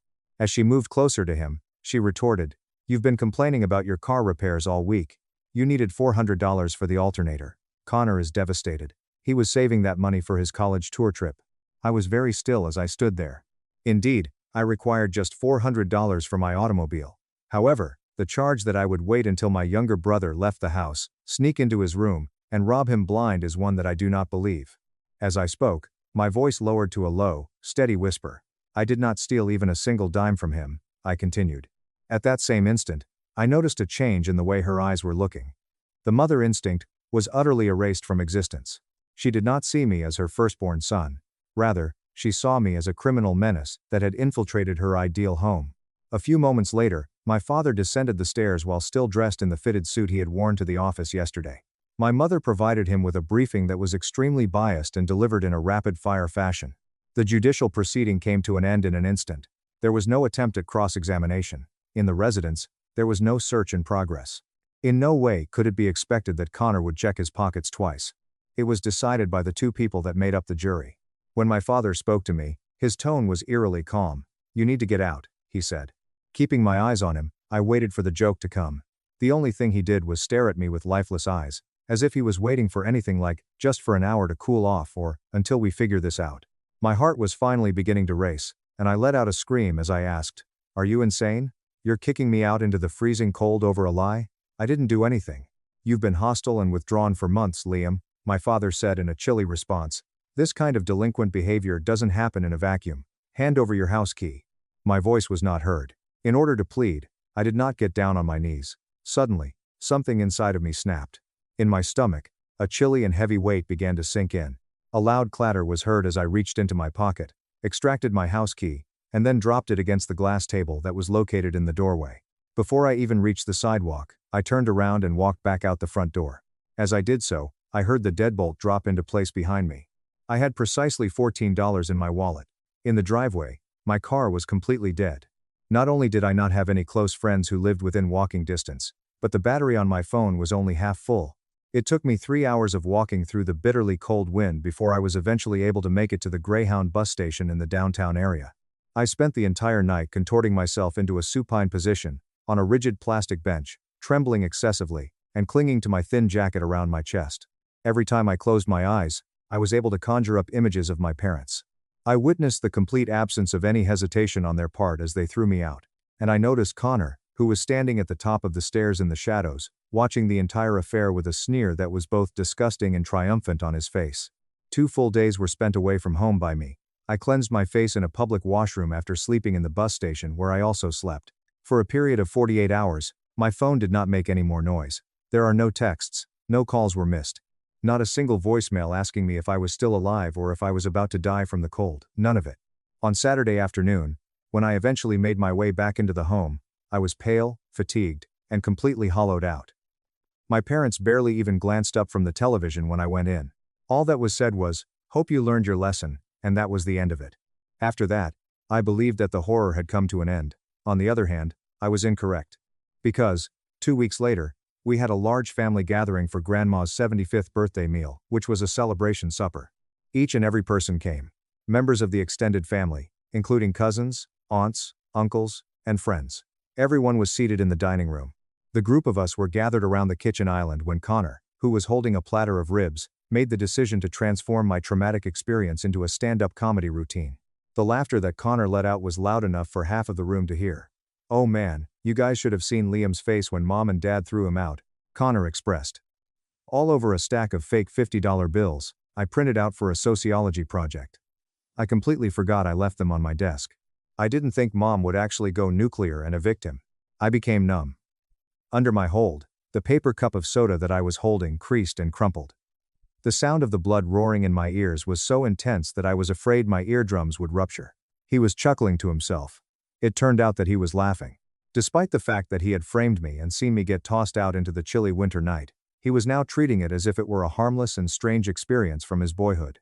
That was the moment when I lay eyes on Grandpa Arthur. He was a stoic and frightening man who rarely spoke unless he had something significant to say. Grandpa Arthur was a man who rarely spoke. Connor was standing straight behind him at the time. In addition, he was clutching a little rectangular box that was black in color in his hands that were aged and calloused, a DVR for security purposes. Connor was unaware that Grandpa Arthur had erected a high-end surveillance system around the perimeter of the property 2 months previously, in response to a series of automobile break-ins that occurred in the neighborhood. Additionally, he was unaware of the fact that one of the cameras, which was intended to cover the patio in the backyard, had a great and unimpeded view through the big glass French doors that led right into the hallway on the upper floor. Taking a step forward, Grandpa slammed the digital video recorder, DVR, onto the kitchen island. As soon as the big thud struck, the chatter in the room was immediately silenced. This is what Grandpa had to say. "I believe it is time that we watch a short movie." He spoke in a low voice, yet his authority was so intimidating that it was unsettling. The laugh that my mother delivered was hesitant yet courteous. "Dad, what are you doing? We're eating." She was disregarded by Grandpa. After removing an HDMI cable from his pocket, he proceeded to the television in the living room and inserted it firmly into the device. It was completely silence in the room. Connor's smug smile disappeared entirely off his face. To the point that he appeared to be a ghost, the color vanished from his face so quickly. As Connor stutteringly uttered, "Come on, Grandpa," his voice abruptly became more elevated. "Don't tell me you're still playing with those stupid cameras. It was just a prank. We're over it, right, Liam?" When Connor looked at me, his eyes were big and frantic, and he was pleading with me in silence to save him. He begged me to laugh it off and safeguard his image as a golden boy in front of the extended family during the conversation. My eyes were lifeless and empty as I just stared at him. When I thought about it, I was sitting on that chilly bench at the bus station. Grandpa pressed the play button. There was no discernible blur in the video. It shows the hallway from the upper floor. My black backpack was positioned exactly where I had left it near the stairs, as it was displayed on the screen. The camera then managed to capture Connor. As he anxiously looked in both directions, he cautiously made his way out of his chamber. He made his way over to my bag, unzipped it, and then retrieved a stack of counterfeit printed money from his pocket. He then stuffed the money into the rear of my backpack. On the other hand, he turned his head in the direction of the window, smiled in a way that was sickeningly diabolical, and then danced his way back into his bedroom. The living room was completely devoid of any sound or noise. The fragments of Connor's flawless reputation that had been shattered were so loud that you could almost hear them hitting the ground. That's taken out of context," Connor said when he was in a faint voice. Grandpa yelled down to the youngster, "Shut your mouth, boy," with a voice that was as sharp as a whip. Upon seeing my parents, he smiled. Her complexion was pale, and she was shaking. As he looked at the ground, my father's jaw was clenched tightly. "You threw your eldest son out into the street like a stray dog without a shred of proof. You disgust me." Grandpa turned around, unplugged the digital video recorder, DVR, and went out the front door without uttering a single word. Instantaneously, the party was overblown. Family members, including aunts and uncles, awkwardly gathered their belongings and made a mad dash to their vehicles. In the meantime, I waited in the kitchen for the apologies to come, keeping my fingers crossed that my parents will eventually get down on their knees, cry, and beg for my forgiveness. However, it never appears. There are a lot of people who are wondering why my parents did not instantly apologize after they saw the television clip. It is necessary for you to comprehend their mental state. They had to accept that they were extremely poor parents in order to admit that they were wrong. Protecting their misconception was a more convenient option for them than confronting the truth itself. Things did not improve in any way. Everything went from bad to worse. Because they wanted to protect Connor's fragile ego, my parents decided against punishing him and instead went into full damage control mode. Although Connor was grounded for a week, which meant that he was not allowed to use the PlayStation, he continued to visit his pals at their homes after the week was up. Despite the severity of the situation, my parents chose to ignore it. My mother had the nerve to corner me in the kitchen and say, "Liam, we need to move forward as a family. Holding on to this anger is toxic." We didn't have all the facts. He was shocked by her words.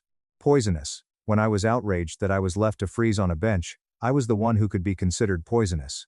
Connor, on the other hand, was not only despondent, he was also vengeful. The fact that his reputation had suffered a minor blow within the extended family prompted him to make the decision to fully destroy my reputation at school as a means of making amends. It was then that I became aware of the teachers looking at me with pity. While I was eating lunch, I was no longer seated with former pals. The fact that Connor had been telling everyone that I was suffering from a terrible mental condition that was not being treated was eventually brought to my attention by a compassionate student in my advanced placement English class. People were told that I was paranoid, that I had a history of violent outbursts, and that I had hallucinated the whole getting kicked out tale for attention. He also said that I had a history of being aggressive. In addition to that, he presented them with a 3-second snippet of the security tape that had been substantially altered, alleging that it was a psychology experiment that I had severely overreacted to. I was raging with rage. In spite of everything, the moment that irrevocably snuffed out any remaining love I had for my family occurred 3 weeks later. It was the moment that was the final straw. At 2 a.m, I was making my way downstairs to grab some water when I heard voices coming from the den in a low voice. During my time in the shadows, I paused and listened. The words, "We can't let Arthur's stunt ruin Connor's chances," were being whispered by my father in a confident manner. "Connor has a legitimate shot at the Junior Excellence Scholarship. Ivy League Scouts, look at that. We cannot let one stupid misunderstanding derail his entire life." "I know," my mother groaned. "I agree. But Liam is so cold lately. He walks around like a ghost. He wants us to feel guilty." According to my father, Liam has always been dramatic. He mocked cruelly. "Everything is black and white with him. He plays the victim perfectly. We just need to keep him quiet until Connor's applications are submitted." As I stood there in the dark, I clenched my knuckles tightly around the wooden railing till they hurt. They cared not about it. When it came to my brother's sociopath status, they did not care in the slightest. My presence was nothing more than an annoyance that they were attempting to remove from their picture of the ideal family composition. There was no sleep for me that night. After lying in bed and staring at the ceiling for a while, I came to the conclusion that it was a waste of time to expect them to provide justice. I was required to take it. However, vengeance demands forbearance. I received a text message from Grandpa Arthur the following day. "Please make your way to the lake cabin this coming weekend. Please lend me a hand in repairing the roof." A property that was off the grid and located an hour outside of town, Grandpa's cabin was in a state of disrepair. Upon my arrival, he did not show any sign of pitying me. In addition to pointing at the heavens, he presented me with a hammer and a package of roofing nails. For 2 days, we worked without making any noise at all. He was sweating, bleeding, and ripping out shingles that had rotted. I hadn't felt this well in months, and it was great. An envelope was given to me by Grandpa on Sunday evening as we were sitting by the fireplace. Inside was a spare brass key to the cabin as well as $600 in cash. "Your parents are fools," Grandpa murmured in a low voice as he gazed into the flames. "They're blinded by pride. Don't let them drag you down into their rot. You use this cabin whenever you want. You build your own life. And, when the time comes, you make sure you swing the hammer hard." That $600 completely altered the course of my life. I resigned from my position at Starmart. I went to a nearby lumber yard and hardware business that was privately owned and operated, and I approached the owner, a woman named Brenda, who was a stern and no-nonsense individual, and asked her for a job. As soon as she saw me, she hired me. I began working 40 hours per week, moving logs, cutting pipe, and learning the trade. I was also learning the trade. I went to the community college and registered in the night sessions that were offered for construction technology and electrical technology. As I steadily rebuilt the property with my own two hands, I spent every weekend at the cabin, fully isolating myself from my family. I did this by spending time there. However, when I got back to the house, I did an excellent job of portraying the older brother who was broken and defeated. I did not raise my head. My demeanor was sluggish. I overlooked locking the door to my bedroom. The phone was left on my desk by me. I made it appear as though I would be an easy target. Because I was aware that Connor was unable to control himself. He was obsessed with achieving victory. Because I was ignoring him, he felt the need to exacerbate the situation. Even though I was studying in the kitchen one evening, my suspicions were verified by the evidence. When Connor was chatting to his best friend, he was on the phone in the living room that was adjacent to his room. Because I had turned off my noise-canceling headphones, he was under the impression that I was wearing them. Connor muttered in a spiteful manner, "Dude, I'm telling you, I just need to get him out of the house permanently," and he meant it, quite literally. If I can fake a text thread showing him threatening me, or plant something in his room and call the cops, my parents will legally have to force him out. I need my own space, and his room is bigger. I'm just gonna set it up before the banquet next month. My blood became quite icy. It wasn't just that he was attempting to irritate me. In order to acquire a more spacious bedroom, he was actively trying to ruin my life, and even get me arrested. His motivation was to gain a larger bedroom. In the evening, I made my way to a technological store located in a different town. My hard-earned money at the lumber yard was used to purchase 3 high-definition, motion-activated, night vision spy cameras, which cost me a total of $300. None of these cameras were inexpensive. It turned out that these were microscopic lenses concealed within everyday things. Setting up my monitoring network was a laborious process that took me 3 days to complete. Inside of a hollowed-out alarm clock that I placed on my nightstand, I positioned one camera so that it pointed straight at both my bed and my desk. The second camera was concealed inside a phony air freshener that was plugged into the wall socket in the hallway. This allowed me to record anyone who entered or exited my room throughout the hallway. Above the couch in the living area, there was a vent that concealed the third one. All 3 cameras were linked to a secret, encrypted hard drive that was taped to the underside of my floorboards. At the same time, they were simultaneously uploading to a secure cloud server that only I had the password for. No words were spoken by me. All I did was wait. I became into a ghost. Connor was given the impression that he was the most intelligent person in the room. While I watched him dig his own grave, I handed him the shovel and watched him dig. The exact amount of time that Connor needed to move was exactly 3 weeks. While I was about to take a lengthy shower, I had purposefully left my phone on my bed without locking it with a password. After I had returned, I discovered that my phone had been moved to the left by precisely 2 inches. The average person would not be aware of it. But I was no longer the typical person. Without delay, I accessed the cloud server on my laptop and started it up. The footage was just stunning. The image depicted Connor sneaking into my room and gazing around in a panicked manner. Through the use of my phone, he immediately wrote out a series of irrational and violent threats that were addressed at his own phone number. He then grabbed up my phone and opened my messaging app. Things like, "I'm going to make you pay for what you did," and "You better sleep with one eye open." He sent the texts, immediately deleted the evidence from my outbox, and then, as an added bonus, he pulled a small Ziploc bag of crushed prescription pills from his pocket and stuffed them deep inside my pillowcase. He did this several times.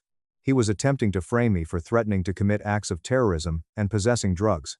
I viewed the video clip a total of 4 times. My heart was not beating very quickly. I did not feel angry. I was overcome with a palpable sense of peace. I proceeded to download the video. On actual thumb drives, I created 5 copies of the backup copies. I got in my car and drove straight to the house of my Aunt Rachel, who was my mother's sister and had always been upset with the way my parents treated me. I gave her one of the drives. I told her to keep this safe, and she did. Her response was, "Do not look at it until I tell you to." She accepted it without posing even a single inquiry. The banquet for the Junior Excellence Award was held the following Friday night, in the enormous auditorium of the high school. This moment was the pinnacle of Connor's career.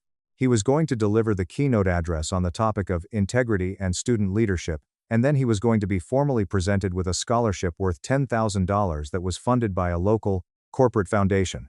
My mother and father were overjoyed. A new suit was purchased by Dad. It took Mom 3 hours to complete her hairstyle. They entered the theater, in a manner that was almost afloat. By inviting me, they were obviously anticipating that I would be able to sit in the crowd and admire my more accomplished brother. In a courteous manner, I smiled and stated that I would not miss it for the world. The auditorium was completely full, at least 500 individuals. Half of the student body, the principal, the school board, the scholarship committee, and the teachers, all participated in the discussion.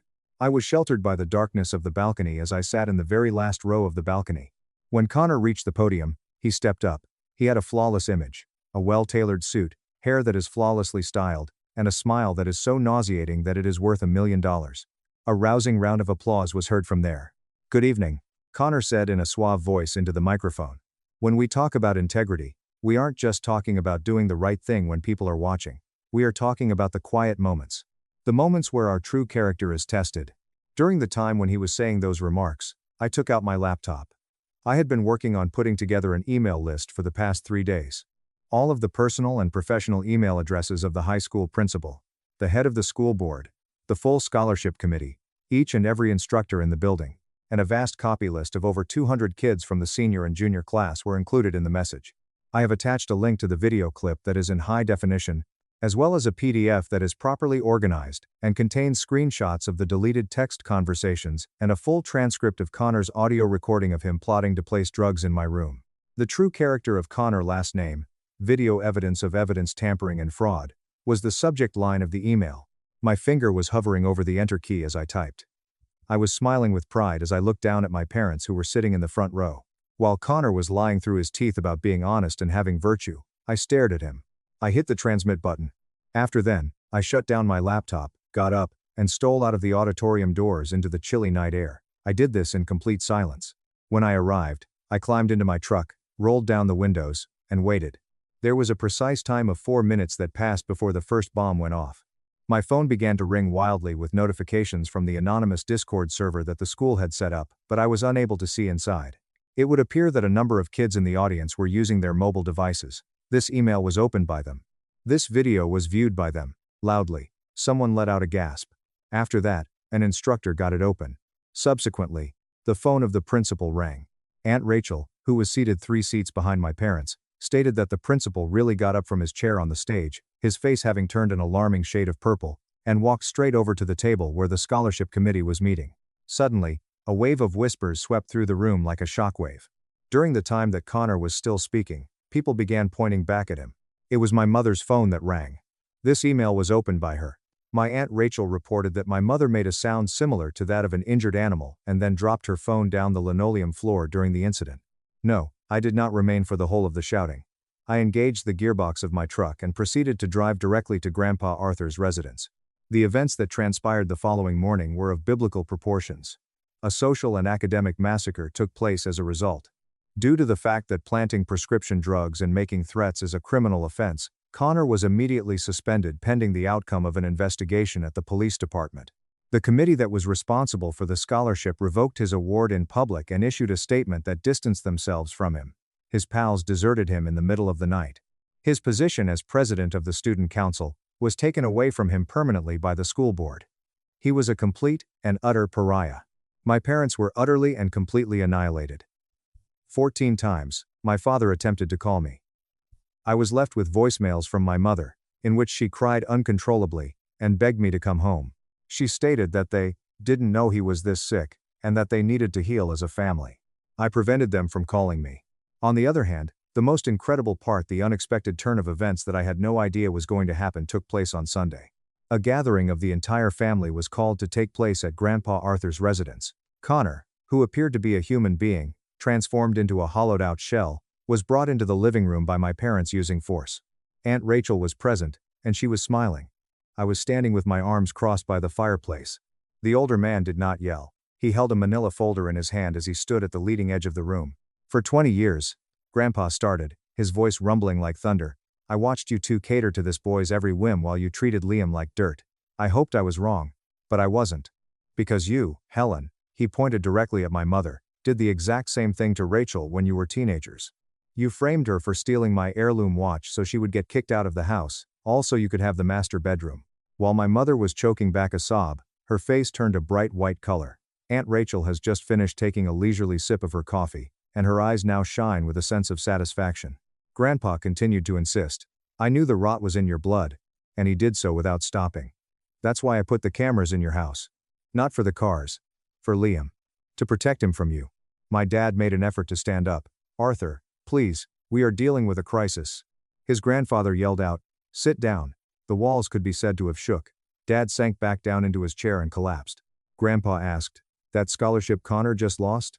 While his voice dropped to a terrifyingly calm register. Connor just lost the scholarship. The foundation that sponsors it? I sit on the board of directors.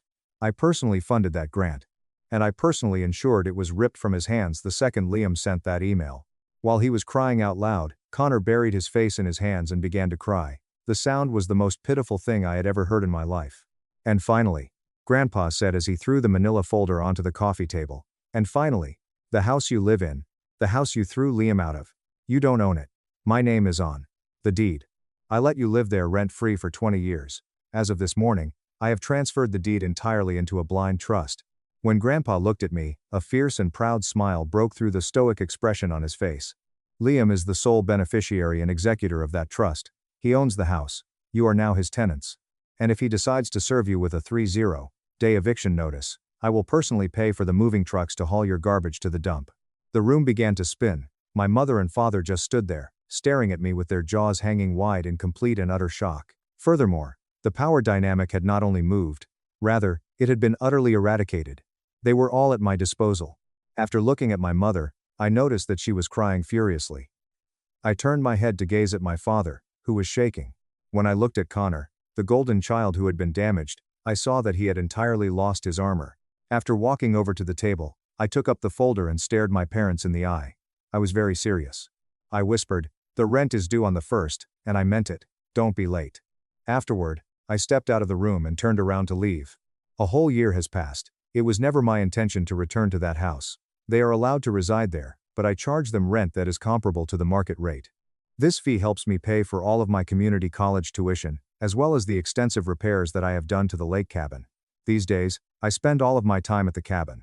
Currently, I am living a life that is completely free of their toxic shadow. I have my own construction company, and I have a truck that operates perfectly. With no other option, Connor was compelled to enroll in a continuation school. As a busboy at a low-cost diner, he is employed there.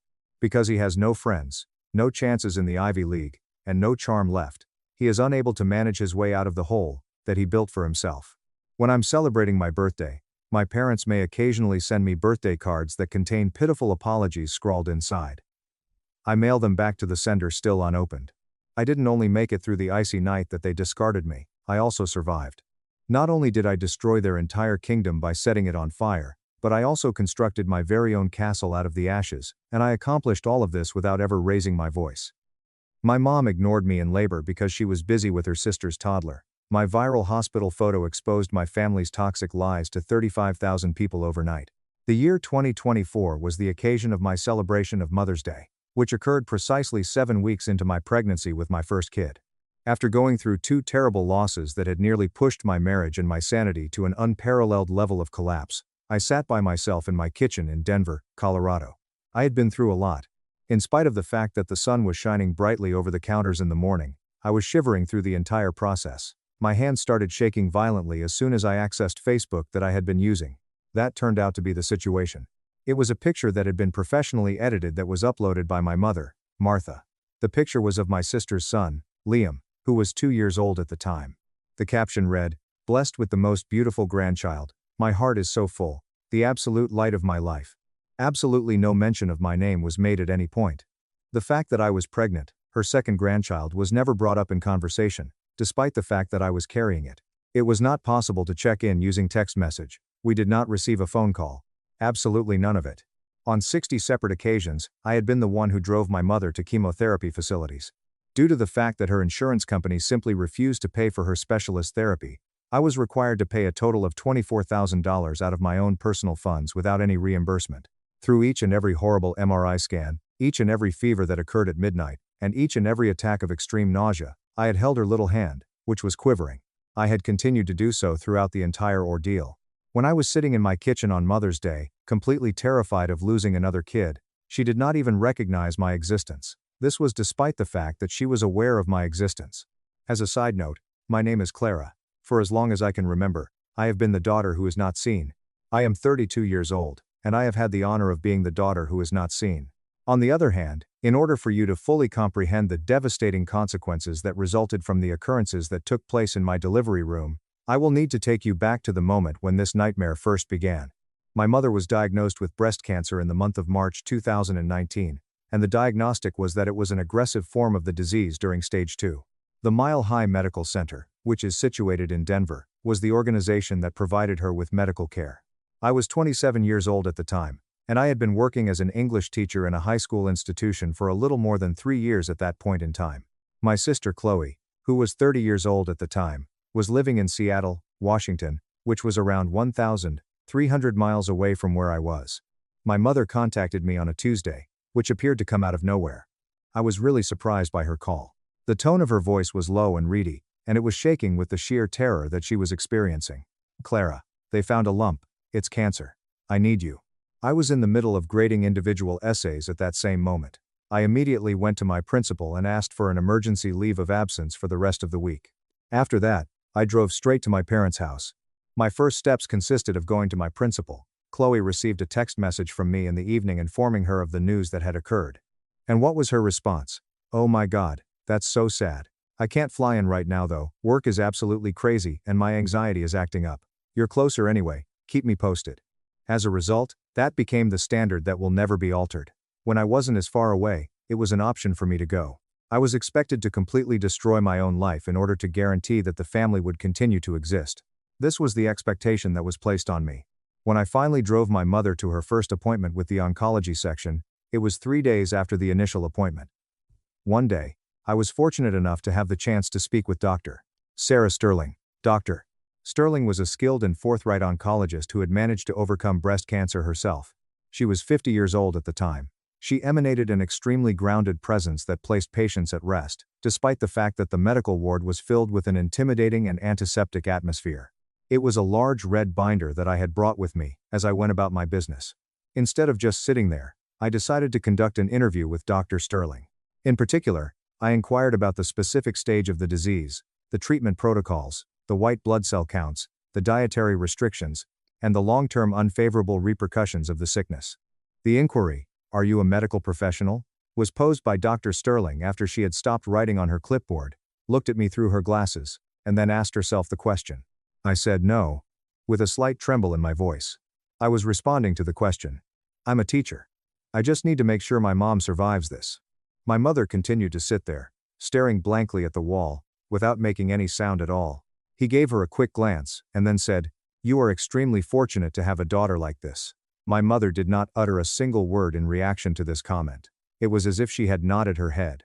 My notes were taken with great care over the course of the subsequent 2.5 years, and I filled the red binder with hundreds of pages of notes that I had taken. My mother had 60 chemotherapy appointments, and I was the one who drove her to each procedure. I used a shoebox to store the receipts for parking charges that I had incurred. It was a horrible struggle that lasted anywhere from 5 to 7 hours for each and every time.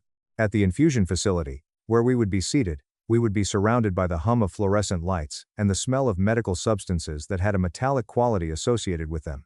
During the time when she was frantically spitting up, I would hold a plastic bowl that was placed under her chin, when Basin would be there. While I was reassuring her in a low voice that everything was going to be okay, I rubbed her back and offered her some ice chips. During this challenging period in my life, Julian, who is now my spouse, and I first became acquainted with one another. By profession, he is a paramedic. You and I had a conversation in the hospital cafeteria, when I was crying over a billing statement. I was crying because of the statement. If they had been met with a young lady whose entire existence was centered around the death of her mother, the vast majority of men would have fled from her. No, Julian was not the one who fled. After I had taken a seat, He went out and bought me a cup of coffee, and then helped me organize my paperwork. My mother was in need of a substantial medical treatment toward the end of the year 2020. At some point, Chloe came to the conclusion that she would be a blessing to us by being here with us.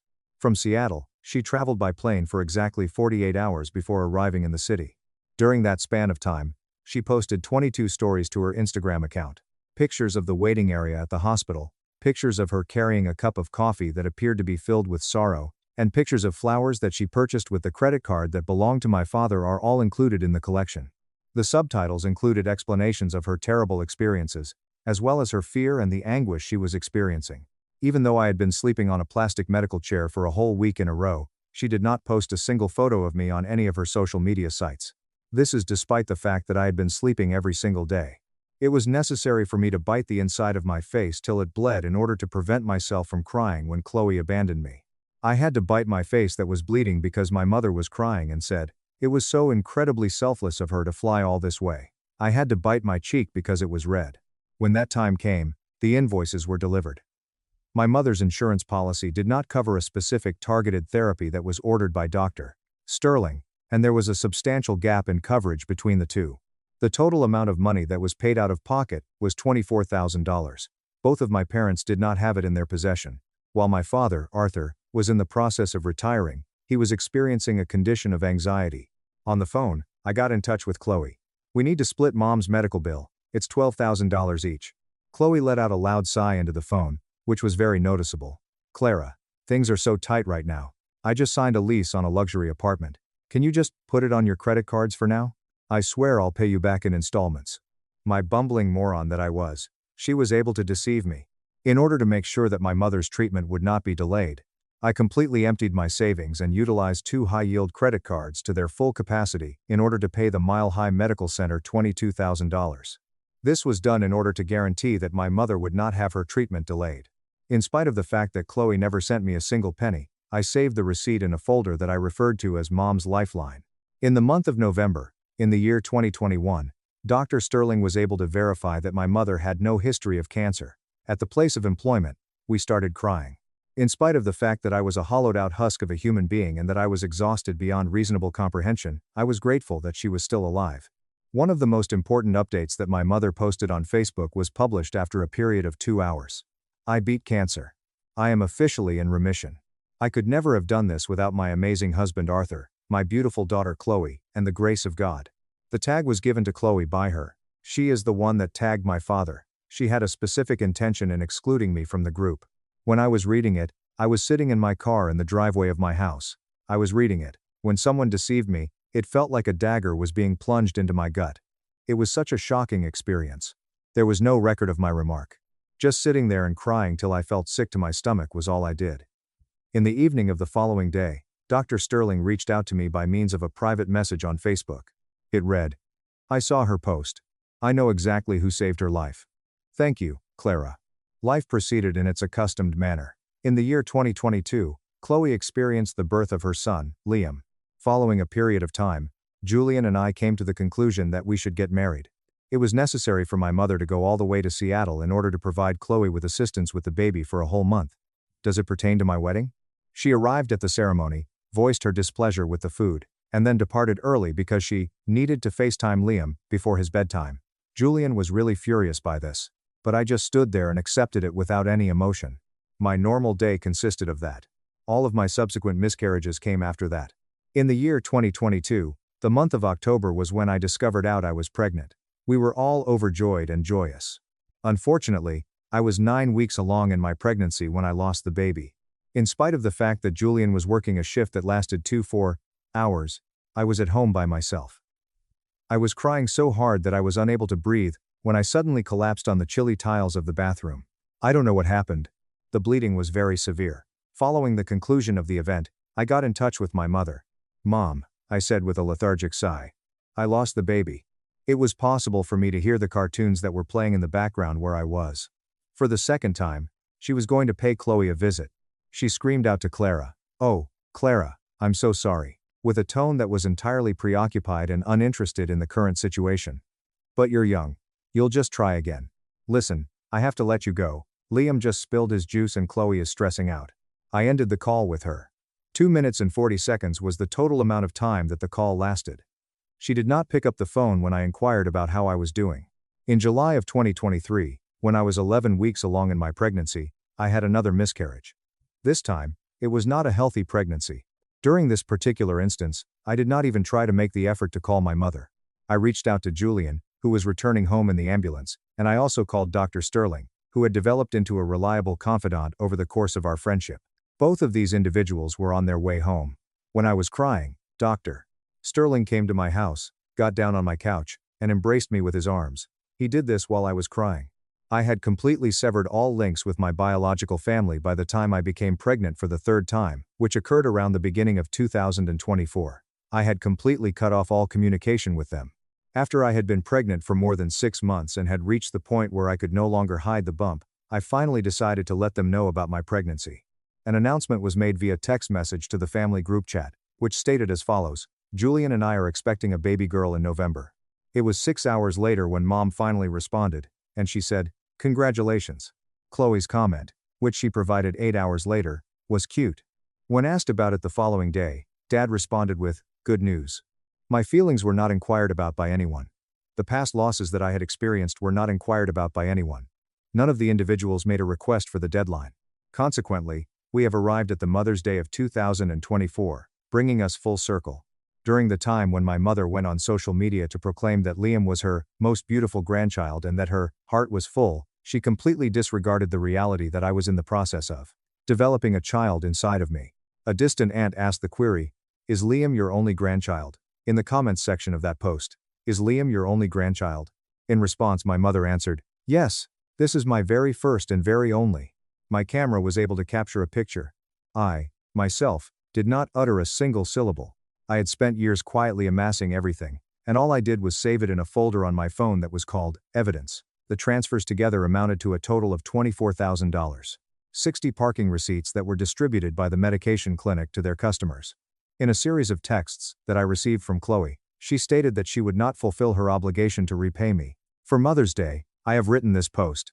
My time as a doormat had come to an end, and although I had no idea what I was going to do with it, I was convinced that I had reached the end of my time in that role. In the year 2024, on November 12th, everything went completely off the tracks. It was exactly 39 weeks into my pregnancy when my water broke, and it happened at 2 o'clock in the morning. The contractions hit me like a freight train, and it was a really uncomfortable experience. While we were driving through the frigid night in Denver to the hospital, Julian was able to keep me calm thanks to his talents as a paramedic, which kicked in when he loaded me into the car. My labor had already begun by the time the clock struck 6 o'clock in the morning. It caused unbearable agony to the patient. I was scared of the potential of losing this kid after everything that we had been through up until that point. At the time that I made the decision to pick up my phone and make a FaceTime call to my mother, I was in a position of complete and absolute vulnerability. There was a total of 3 rings before she finally made the decision to decline. Soon after, a text message flashed on the screen, which said, "I am currently busy with Liam. He is having a temper tantrum about his pancakes. I will call you later." The message was sent to the recipient. Julian had the ability to see the writing that was written over my shoulder. I thought his teeth were going to break because the jaw he was clenching was so hard that it was going to shatter. It came as a surprise to me when he took the phone from my hand in a kind manner, kissed my forehead, and then declared, "I'm going to make a call." In the morning, at 7:45, the door to my delivery room opened, which came as a complete surprise to me. In no way was I going to be my mother. To be more specific, it was Dr. Sarah Sterling. At the same time that she was wearing casual apparel, which consisted of a thick beige sweater and jeans, she was carrying a large arrangement of pink flowers. Immediately after I lay eyes on her, I fell into tears. I was overcome with emotion. "You came?" After greeting me with a warm smile, she approached me and took hold of my hand immediately. She said, "Try to stop me," and I complied. The labor nurses gave off the impression that they were confused. An individual among them raised the inquiry, "Are you the grandmother?" to the other. During the time that she was looking at me, Dr. Sterling's eyes were shining brightly. It was a vicious noggin that I gave. "She's a member of the family," I said. Over the course of the subsequent 3 hours, Dr. Sterling and Julian helped me navigate the most challenging physical obstacle I have ever faced in my entire life. In response to my cries that I was unable to finish the assignment, Dr. Sterling stepped closer to me and said, "You carried the weight of your mother's life on your shoulders for 2 years, Clara. You are the strongest woman I know. You can do this." This was in response to the fact that I was unable to complete the task. At 10:42 inches the morning, I gave birth to my daughter, who is now known as Maya. Her weight was 7 pounds, she was screeching, she was in fantastic health, and she was just lovely. During the time that Julian was not hiding his tears, he disconnected the cable. When I was crying, Dr. Sterling used a cloth that had been cooled to wipe away my tears. Immediately after we had done washing up and settling in, Dr. Sterling asked if she may hold Maya. She was unsure whether or not she could do so. When our daughter was in her arms, Julian took her in a loving and compassionate manner. At the time when Dr. Sterling was observing my child, she was seated in the rocking chair that was located near the window. During this time, the tears that were falling down her cheeks were caught by the sunlight that had come in from the morning. The two of them were captured in a snapshot that Julian took. It was a perfect example of love that had not been tampered with in any way. Clara, would it be possible for me to post this picture on my Facebook page? I would like to share it with my network. Dr. Sterling then turned his head to gaze at me and asked me this question. Even though I was totally exhausted, I was overjoyed at the prospect. I reassured her, of course, and she agreed. I was totally oblivious to the fact that she was going to write something. More than just a cute image of a baby, Dr. Sterling's message contained a number of crucial details. My family was the target of a nuclear strike that she planned and executed strategically. After accessing her phone, she went to the Facebook page of my mother and took a screenshot of the post that was published on Mother's Day. She downloaded the screenshot and saved it to her phone. My mother has referred to Liam as her only grandchild in the message that she has written. Immediately after that, she began working on her own post. This is what the text said. 5 years ago, Clara Vance sat in my oncology office with a red binder, determined to save her mother's life. She drove her mother to 60 chemotherapy appointments. She used her own savings to pay $24,000 out of pocket to ensure that her mother received treatment that could save her life when her insurance company failed to pay for it. She sat through every hour of her mother's vomiting, tears, and terror. She was determined to save her mother's life. When Clara's mother went into remission, she was publicly excluded from the thankfulness. When Clara suffered 2 terrible miscarriages, her family disregarded her. 2 weeks ago, her mother publicly declared that she only had 1 grandson, disregarding Clara's pregnancy. Clara's mother neglected her pregnancy. Clara went into labor this morning, and she called her mother to let her know that she was going to be busy baking pancakes for her sister's child. However, her mother did not answer the call. Clara's labor began this morning. So today, I had the honor of holding Clara's beautiful newborn daughter, Maya. Blood does not make you family. Sacrifice, loyalty, and unconditional love make you family. Clara, you are the mother I hope Maya grows up to be. You gave your mother life, and today, you gave life to a beautiful baby girl. I am so proud to be your chosen family. Not only did she tag my mother, but she also tagged the National Breast Cancer Survivor Network and the Mile High Medical Center, both of which Dr. Sterling had previously marked. Additionally, Dr. Sterling had achieved the maximum number of friends that she could have on her personal Facebook profile, which was 5,000. This was in addition to the fact that she had over 40,000 followers on her public medical advocacy website. It was the algorithm, in concert with the sheer emotional weight of the message, that was responsible for the viral phenomena that occurred almost instantly. The post received 2,000 likes in under 2 hours, which is a small amount of time. I had just woken up from my nap at 4 o'clock in the afternoon, and it had already crossed 15,000 likes by the time I emerged from my sleep. Within a short period of time, it was immediately circulated among a wide range of nursing groups, caregiver support networks, and community pages in the Denver area. A whole and utter blunder was made by each and every one of the remarks. I am a chemo nurse and I see toxic families use the good child all the time. Good for you, Dr. Sterling, for exposing this. Wait, I know Martha Vance. She goes to my church. She is always bragging about her daughter Chloe and her grandson Liam. She literally never mentions Clara. This is absolutely sickening. And, $24,000? And the mom ignored her while she was in labor? Absolute trash. At the moment that the clock struck 7 o'clock, Internet detectives had already identified the page that belonged to my mother. They came upon the remission message in which she lauded Chloe but disregarded me as a participant in the debate. The comments section of her public photographs was flooded with a large number of submissions. They were successful in locating Chloe's Instagram account, where she was aggressively advertising her perfect mommy image, and they started criticizing her in the comments area as soon as they saw it. Did you pay your sister back the $12,000 you owe her for saving your mom's life while you took selfies? It was approximately 8:15 o'clock in the evening when I noticed that my phone was vibrating off the bedside table. Mom made 14 calls, but none of them were answered. It was not possible to reach Chloe on 22 of her calls. There were 7 calls from Dad that didn't get answered. The phone that Julian was holding was given to him by me. He gave the screen a sneer, looked at it, and then turned it to the Do Not Disturb setting. He then turned himself off. We were able to enjoy a night of full and absolute peace and quiet during the first night that we spent together as a family. After a period of 2 days, we brought Maya back to our residence. A total of 35,000 people have shown their approval of the message that went viral. There was even a local digital news agency in Denver that had picked up the story and published it with the following headline: Denver oncologist's viral post exposes the heartbreak of invisible caregivers. In spite of the fact that my mother had taken precautions to protect her Facebook profile, the damage had already been finished and could not be undone. Prior to that, the entire congregation of her church, her friends from the country club, and our extended family had all been present to witness it. It was necessary for Chloe to shut the comments option on her Instagram account as a consequence of the criticism that she received. She was losing sponsors as a direct consequence of this. A vicious assault on our front door took place on the 3rd day, after we had been back at home after being away for a while. A closer look was taken by Julian at the camera. The act was carried out by my father. In spite of the fact that Julian opened the door, he was firmly positioned within the frame, which stopped him from entering. When my father stated, "I need to see Clara," his face was red with the intensity of his feelings. "She is working on her recovery, and she does not want to see you," Julian said in a frigid tone. "She is not interested in seeing you. This is a family matter. Clara needs to take that post down right now. Do you have any idea how embarrassed your mother is? She can't even go to the grocery store without people staring at her." There was never a moment when Julian chose to raise his voice. A displeased expression appeared on his face as he only cast a glance in the direction of my father. "Your daughter almost bled to death on a bathroom floor during a miscarriage, and your wife hung up on her to watch cartoons. You sat back and let Clara bankrupt herself to save your wife's life. You don't have a family matter, Arthur. You have a PR crisis. Get off my porch."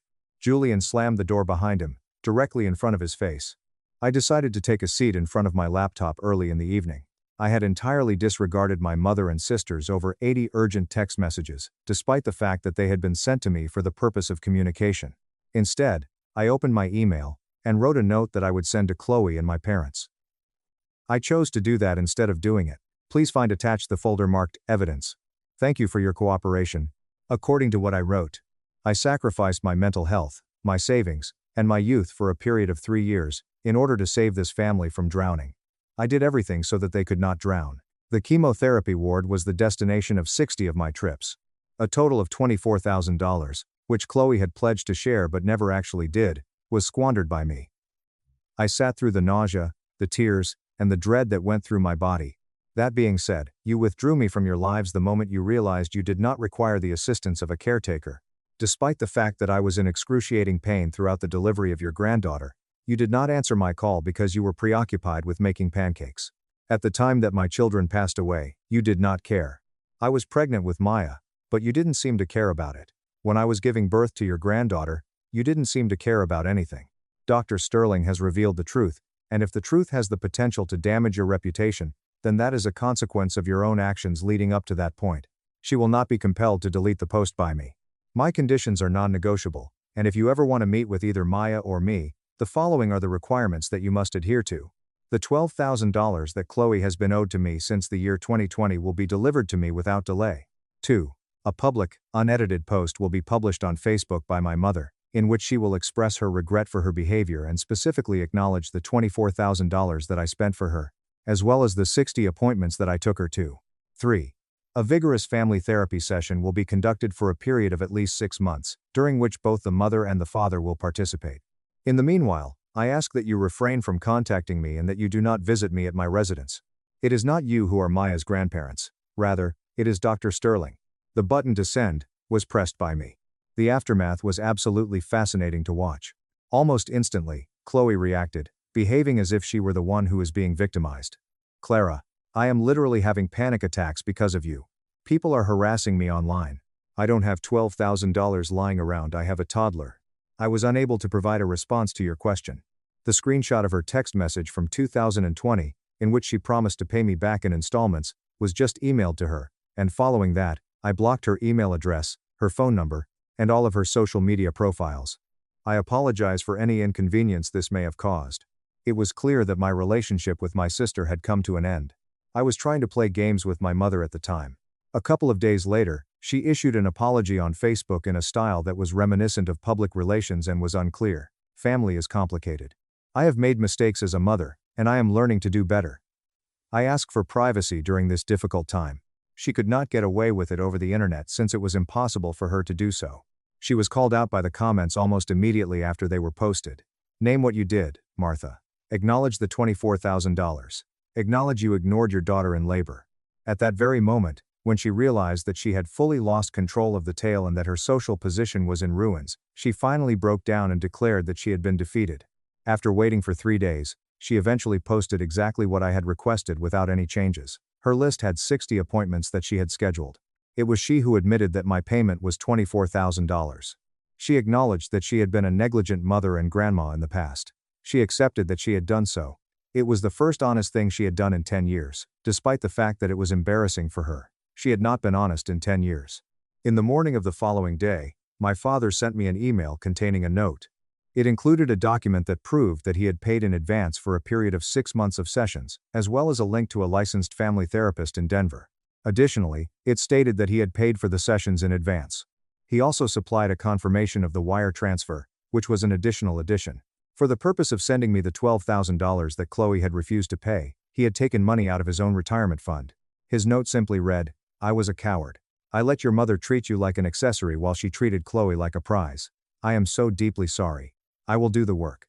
Please let me earn my way back into your life." After then, a few months had elapsed since that time. Currently, Maya is doing quite well. She is so adorable and content that it is difficult to conceive of a more adorable and contented infant. Julian exemplifies what it is to be a loving father. The sessions of family therapy are currently being attended by both my mother and my father for the time being. The work is extremely taxing and difficult to perform. In spite of the fact that my mother spends the most of the sessions crying and attempting to conceal her emotions, the therapist continues to hold her feet to the fire. At this point in time, I have not given them permission to meet Maya. I informed them that in order for me to allow them to show my child their conditional love, they needed to first demonstrate that they are capable of being consistent. Chloe is not even a factor in this decision. To put it more succinctly, her unwavering refusal to interact with me is the most lovely gift she could have ever given me. She has never shown any sign of wanting to communicate with me. In order to commemorate Maya's 100th day of life, we held a somewhat intimate celebration in our residence over the course of the last weekend. The house was filled with loud laughter, baby toys, and a sense of warmth when the paramedic crew that Julian had recruited arrived. Julian had hired to provide emergency medical services. To add insult to injury, Dr. Sterling was present, sitting smack dab in the middle of the living room, holding Maya while simultaneously providing her with a bottle of water concurrently. Maya leaned in close to her and gently cooed as she wrapped her small hand around Dr. Sterling's finger. She then looked up at her. Her gaze was directed toward her. Upon more consideration, I came to the conclusion that the ancient aphorism is completely and utterly false. Nevertheless, blood does not have a higher viscosity than water. Blood's existence is nothing more than a result of a biological accident. When you are in a condition of being broken, when you are bleeding, and when you have nothing left to give, the people who are actually your family are the ones who are there for you. As I glanced about my living room and saw the people who loved me, I was able to realize that I had finally found my genuine family, despite the fact that I had lost my biological family. This realization came about as a result of the fact that I had finally found my true family. Father-in-law gave my VP role to his niece who can't use Excel. I silently quit and watched her collapse. The entire company. I walked into the massive glass-walled boardroom with my hands slightly shaking. It wasn't from nerves, but from the quiet, electric anticipation of what was supposed to be a career-defining moment. 4 years. That is exactly how long I had poured every ounce of my soul into this company. My husband's family's company. I had given it absolutely everything I had. I worked brutal extra hours, skipped major family holidays, missed 2 of my own wedding anniversaries, and even worked from my laptop while battling the flu. All for this specific company. All for today. As I stepped into the room, it was already packed. My husband, Mark, sat near the far end of the long mahogany table. He caught my eye and gave me a soft, tight-lipped smile. It was encouraging but distinctly unsure. That was Mark in a nutshell. Sweet, endlessly supportive in private, but entirely passive, and never the one to speak up when it truly mattered.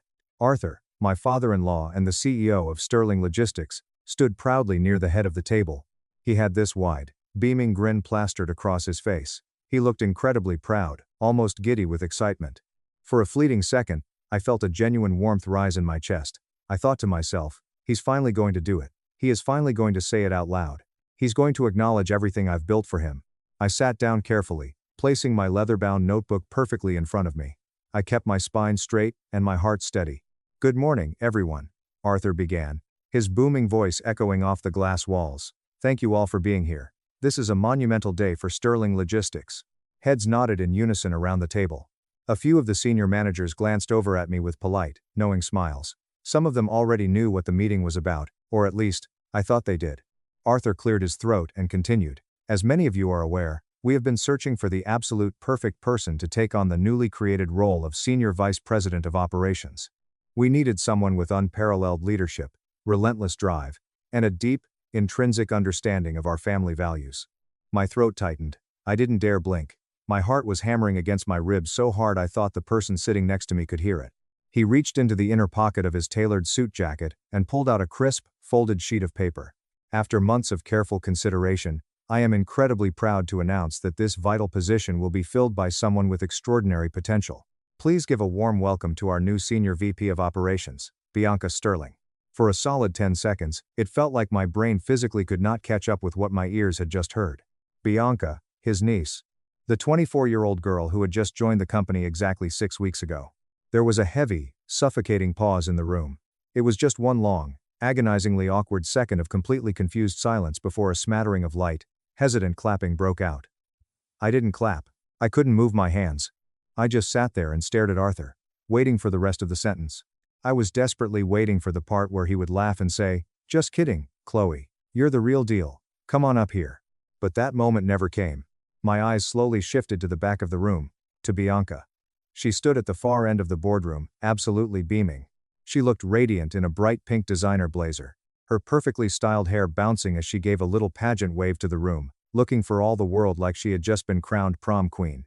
My stomach violently flipped. A wave of pure nausea washed over me. I slowly turned my head to look at Mark. He wasn't clapping either. His lips were parted in shock, his brows furrowed deeply. He looked just as entirely blindsided as I was, but true to form, he didn't say a single word. He just stared down at his hands. Arthur's loud voice filled the silent void once again. "Now, I know some of you may be a bit surprised, but Bianca represents the fresh, dynamic leadership this company desperately needs to step into the next decade. She is young, she is innovative, and most importantly, she is deeply connected to this family's proud legacy." My hands were clenched so tightly in my lap under the table that my fingernails were pressing deep, painful half-moons into my skin. I forced myself to smile. To this day, I honestly do not know how I managed it. It felt entirely mechanical, like my physical body was performing a rehearsed role while my actual soul quietly packed its bags and stepped out of the room. I stood up. The sudden movement instantly caught everyone's attention. All conversation and clapping abruptly stopped. Every eye in the room darted to me. Arthur looked up at me from his notes, his expression a mix of half confused and half annoyed. I didn't look at him. I looked directly at Bianca, keeping that mechanical smile glued to my face. "Congratulations to Bianca," I said. My voice was eerily calm, completely devoid of any emotion. Truly. And with that single sentence, I calmly picked up my leather notebook, turned on my heel, and walked straight out of the boardroom. My heels clicked and echoed sharply on the marble floor as I passed the reception desk. The main hallway suddenly seemed much colder than usual, or maybe it was just my blood turning to ice. As I stepped into the empty elevator and the doors slid shut, I caught my own reflection in the polished metal. I didn't look broken, but I absolutely was. I was shattered. Not just because I didn't get the fancy promotion or the pay bump, but because after absolutely everything I had done, every single late night, every massive sacrifice, every time I put their family's needs infinitely above my own, they didn't even see me. And worse than that, they didn't even care. This whole nightmare started exactly 4 years ago. Arthur had just returned from a disastrous logistics conference in Chicago, and Sterling Logistics was bleeding out. The company was barely staying afloat. Monthly sales had dipped by a terrifying 30%. Warehouse operations were a chaotic mess. Longtime legacy clients were quietly jumping ship to our competitors, and absolutely no one in the building knew how to stop the bleeding. That is when Arthur called me. I still remember the desperation in his voice.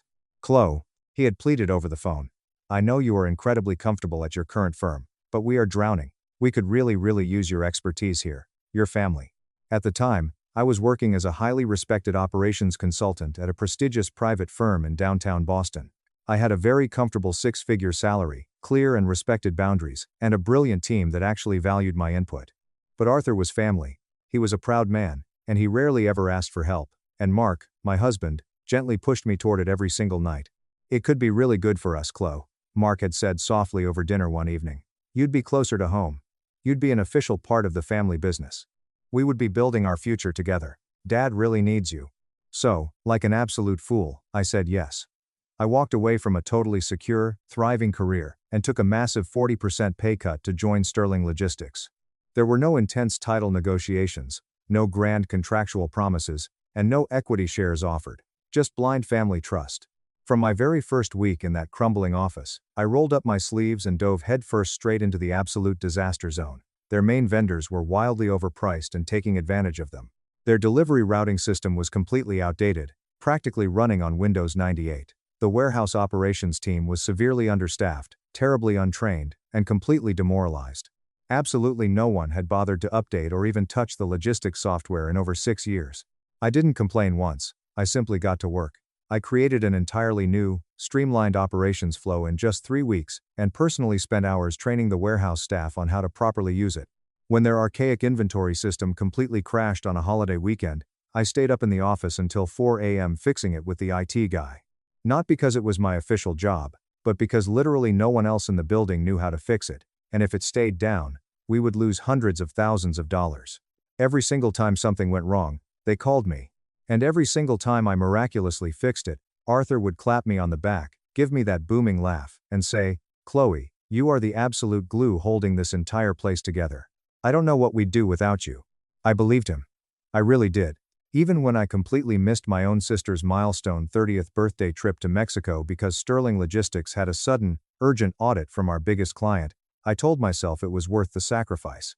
I kept whispering to myself in the mirror, "One day, all of this is going to pay off. They will reward this loyalty." There were absolutely no boundaries between my work and my personal life. I took furious client calls during romantic anniversary dinners. I checked urgent supply chain emails in the middle of movie nights. I happily showed up to the office every single Saturday morning when Arthur asked for just a few quick hours of help that always turned into 9-hour shifts. Mark noticed the toll it was taking. He would occasionally watch me rub my temples and say, "You know, you're really burning the candle at both ends, babe." But he never actually pushed back against his father. He never told Arthur to back off. After all, we were both part of the family business. Endless sacrifice was just expected. But I didn't mind it at first. I genuinely thought I was building an empire. I thought I was earning undeniable trust, fierce loyalty, and ultimate respect. After my first year, I completely turned the company's operations around. I dragged them out of the red. Legacy clients who had quietly left the year prior actually began to return after I personally flew out to apologize and renegotiate their contracts. Profit margins rose by 22%. At the end of the year, Arthur gave me a modest $2,000 Christmas bonus and said, "You have saved this company more times than I can possibly count." But there was still no promotion. No formal title change. Just an ever-growing mountain of responsibility. During my second year, I finally asked Arthur directly if there was any serious talk about moving me into a formal leadership role. I had essentially been acting as the chief operating officer for 24 months. Arthur just smiled his charming politician smile and said, "You are doing incredibly great things here, Chloe. Let's not rush the process. Timing is absolutely everything in business." I believed him again. I believed him because I desperately wanted to. I wanted to believe that back-breaking, hard work, and quiet patience still actually meant something in this world. By the time my third year rolled around, I was single-handedly leading all the executive strategy meetings. I was handling the brutal vendor negotiations. I was exclusively managing our new international shipping partnerships. I was even the one onboarding every single new corporate hire. Some of the newer employees genuinely thought I was already a vice president.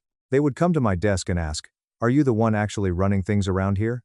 I would just smile politely and say, "I'm just doing my part for the team." But deep down, in the quiet moments, I kept waiting for Arthur to officially recognize me. I didn't need a massive parade or a shiny glass plaque. I just desperately wanted the official title and the salary that I had bled to earn. Every single time annual performance reviews came around, I meticulously prepared a portfolio of my achievements. I practiced my pitch in the car. I hoped against hope that this would be the exact moment he would finally see me as a true executive, and not just a convenient helping hand. Instead, he would just nod, skim my portfolio, and say, "Keep doing exactly what you're doing, kiddo. You're doing it very well." That became the toxic pattern. Endless, exhausting giving, endless, foolish hoping, and absolutely no real acknowledgement. I honestly thought the announcement for the new Senior VP of Operations role would finally close that painful chapter. I thought that all the years of missed vacations and sleepless nights would finally be seen and rewarded. But now, sitting alone in my freezing car in the office parking lot, staring completely blankly at the leather steering wheel, I realized a sickening truth. They never, ever planned to promote me, not once. They were always perfectly happy for me to do all the grueling executive work, but they never respected me enough to actually give me the title or the power. I still vividly remember the day Bianca Sterling first walked into our office 6 weeks ago. It was a gloomy Monday morning. Arthur had sent out a very brief, incredibly vague internal memo late Sunday night stating that we would be welcoming a new face in the operations department. There was no attached resume. There was no formal email introduction. Just a single vague sentence about bringing a fresh, youthful perspective to the corporate team. Bianca casually strolled in 45 minutes late on her first day. She breezed through the front doors like she already owned the entire building. Her designer high heels clicked aggressively against the floor. She had oversized, expensive sunglasses still resting on her head, her phone glued to one hand, and a massive iced matcha latte in the other. She didn't apologize to the receptionist for being late. She didn't even look slightly flustered. "Hi, I'm Bianca," she announced to the open floor with a wide, entitled smile. "I think I'm supposed to be sitting somewhere important?" I stood up from my desk to greet her properly. "You're in the right place. I'm Chloe. I currently run the operations department here."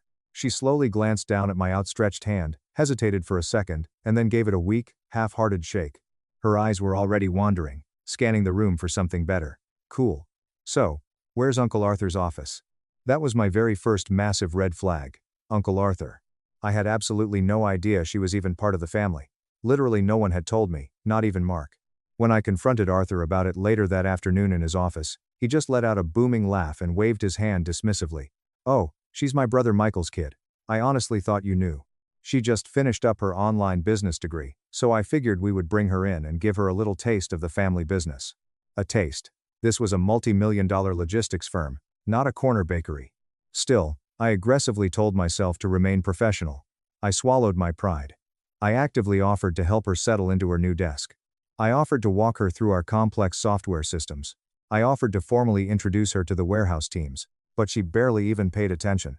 When I spent 2 hours carefully explaining how we handle delicate international logistics, she openly yawned and checked her Instagram. When I mentioned the names of our 3 biggest most vital clients, she just popped her gum and said, "Oh, yeah, I think I heard of one of them, or maybe not." She couldn't even bother to pronounce a few of our major client names correctly. One completely horrifying time, right in front of a massive supplier, she casually referred to a multi-million-dollar partnership that I had spent 7 months securing as some boring shipping thing. I nearly choked on my coffee, but Arthur just chuckled from across the table. "She's still learning the ropes," he said warmly to the supplier. Then he looked directly at me and added, "Chloe, why don't you take her under your wing a bit more?" So, like an idiot, I did. For 5 agonizing weeks, I practically held her hand through absolutely everything, even when she didn't ask for it. I completely managed her calendar because she kept double booking herself. I quietly corrected her catastrophic math mistakes in executive meetings so she wouldn't look stupid. I constantly resent critical emails that she completely forgot to follow up on. She never thanked me. Not a single time. And still, things progressively got stranger and more insulting. By the end of her second week, she was suddenly being invited to high-level senior financial meetings that I wasn't even copied on. One morning, I casually looked over her shoulder and found out she had been added to the Executive Strategy Group chat, a private chat I had literally never been invited to in my entire 4 years at the company. I walked into Arthur's office, closed the door, and gently asked, "Arthur, I noticed Bianca is sitting in on the high-level financial meetings now. Should I be concerned about my role?" He didn't even look up from his paperwork. He just shrugged his shoulders. "She's blood, Chloe. She needs to understand the bigger picture of the family legacy." I nodded slowly, trying to keep my voice steady. "So? She is being groomed for leadership?"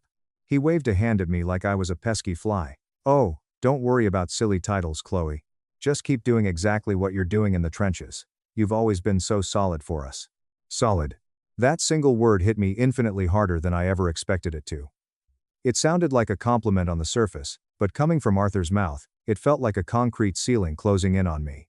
I was just the reliable workhorse. I was the mule pulling the cart, never the one holding the reins. Still, I stayed quiet.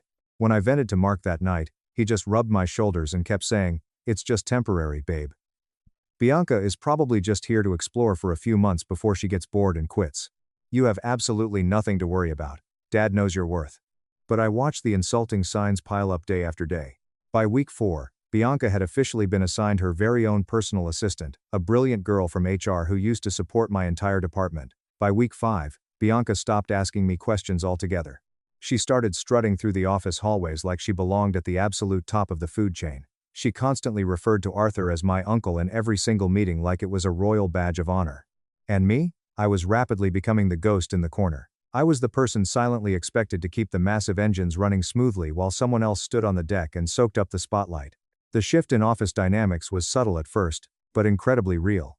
Junior staff started going directly to Bianca with questions instead of me, just because they saw her walking out of Arthur's office. Even the summer interns noticed the weird power shift. I wasn't just being unfairly overlooked anymore. I was being actively erased. Then came the Thursday morning before the boardroom announcement. I walked into the office building just like any other normal day, balancing my hot coffee in one hand and my heavy laptop bag in the other. The main lobby was quiet. Almost too quiet. There were no cheerful greetings from the front desk receptionist. There were no casual nods from the junior staff grabbing coffee. It was just a strange, heavy silence that wrapped around me like a thick fog. As I approached the operations wing, something felt deeply wrong. I looked at my office door. My nameplate, the brushed silver one that read, Chloe Evans, operations director, that had sat proudly beside my door for nearly 4 years, was completely gone. In its place, freshly drilled into the wall, was a shiny new gold one, Bianca Sterling, Senior VP, Operations. I stood there and stared at it for a full 30 seconds, completely unable to move my legs. My heart didn't race, my stomach didn't flip. There was no massive explosion of dramatic emotion. There was just a chilling, absolute stillness. Then, I slowly looked down at the floor. A medium-sized cardboard box sat sadly beside the office door. It was closed, but very poorly taped shut with cheap packing tape. I knelt down slowly, my knees popping, and pulled the tape back. Inside the box were all of my personal things. My framed wedding photos of Mark and me. My favorite ceramic coffee mug. A small potted succulent I had been diligently keeping alive for almost 3 years. A stack of my personal notebooks. Everything was carefully placed inside, as if someone desperately wanted to avoid a messy confrontation by making the eviction look as polite as possible. I slowly turned my head and peeked through the glass window into the office. Bianca was sitting in my ergonomic chair. Her designer shoes were casually propped up on the corner of my desk. She had her phone in one hand, scrolling through TikTok, and was twirling a fancy pen between her fingers like she had owned the room for decades. She finally looked up and saw me standing there. She didn't look guilty. She didn't even look surprised to see me. "Oh, hey, Chloe," she said casually, not even taking her feet off the desk. "Didn't they tell you?" I didn't answer her. I just looked around the room. The walls were exactly the same. My old whiteboard calendar still hung directly behind the desk, covered in my handwriting. My favorite motivational quote was still pinned to the corkboard. "Leadership is earned, not given." She hadn't even bothered to take it down yet.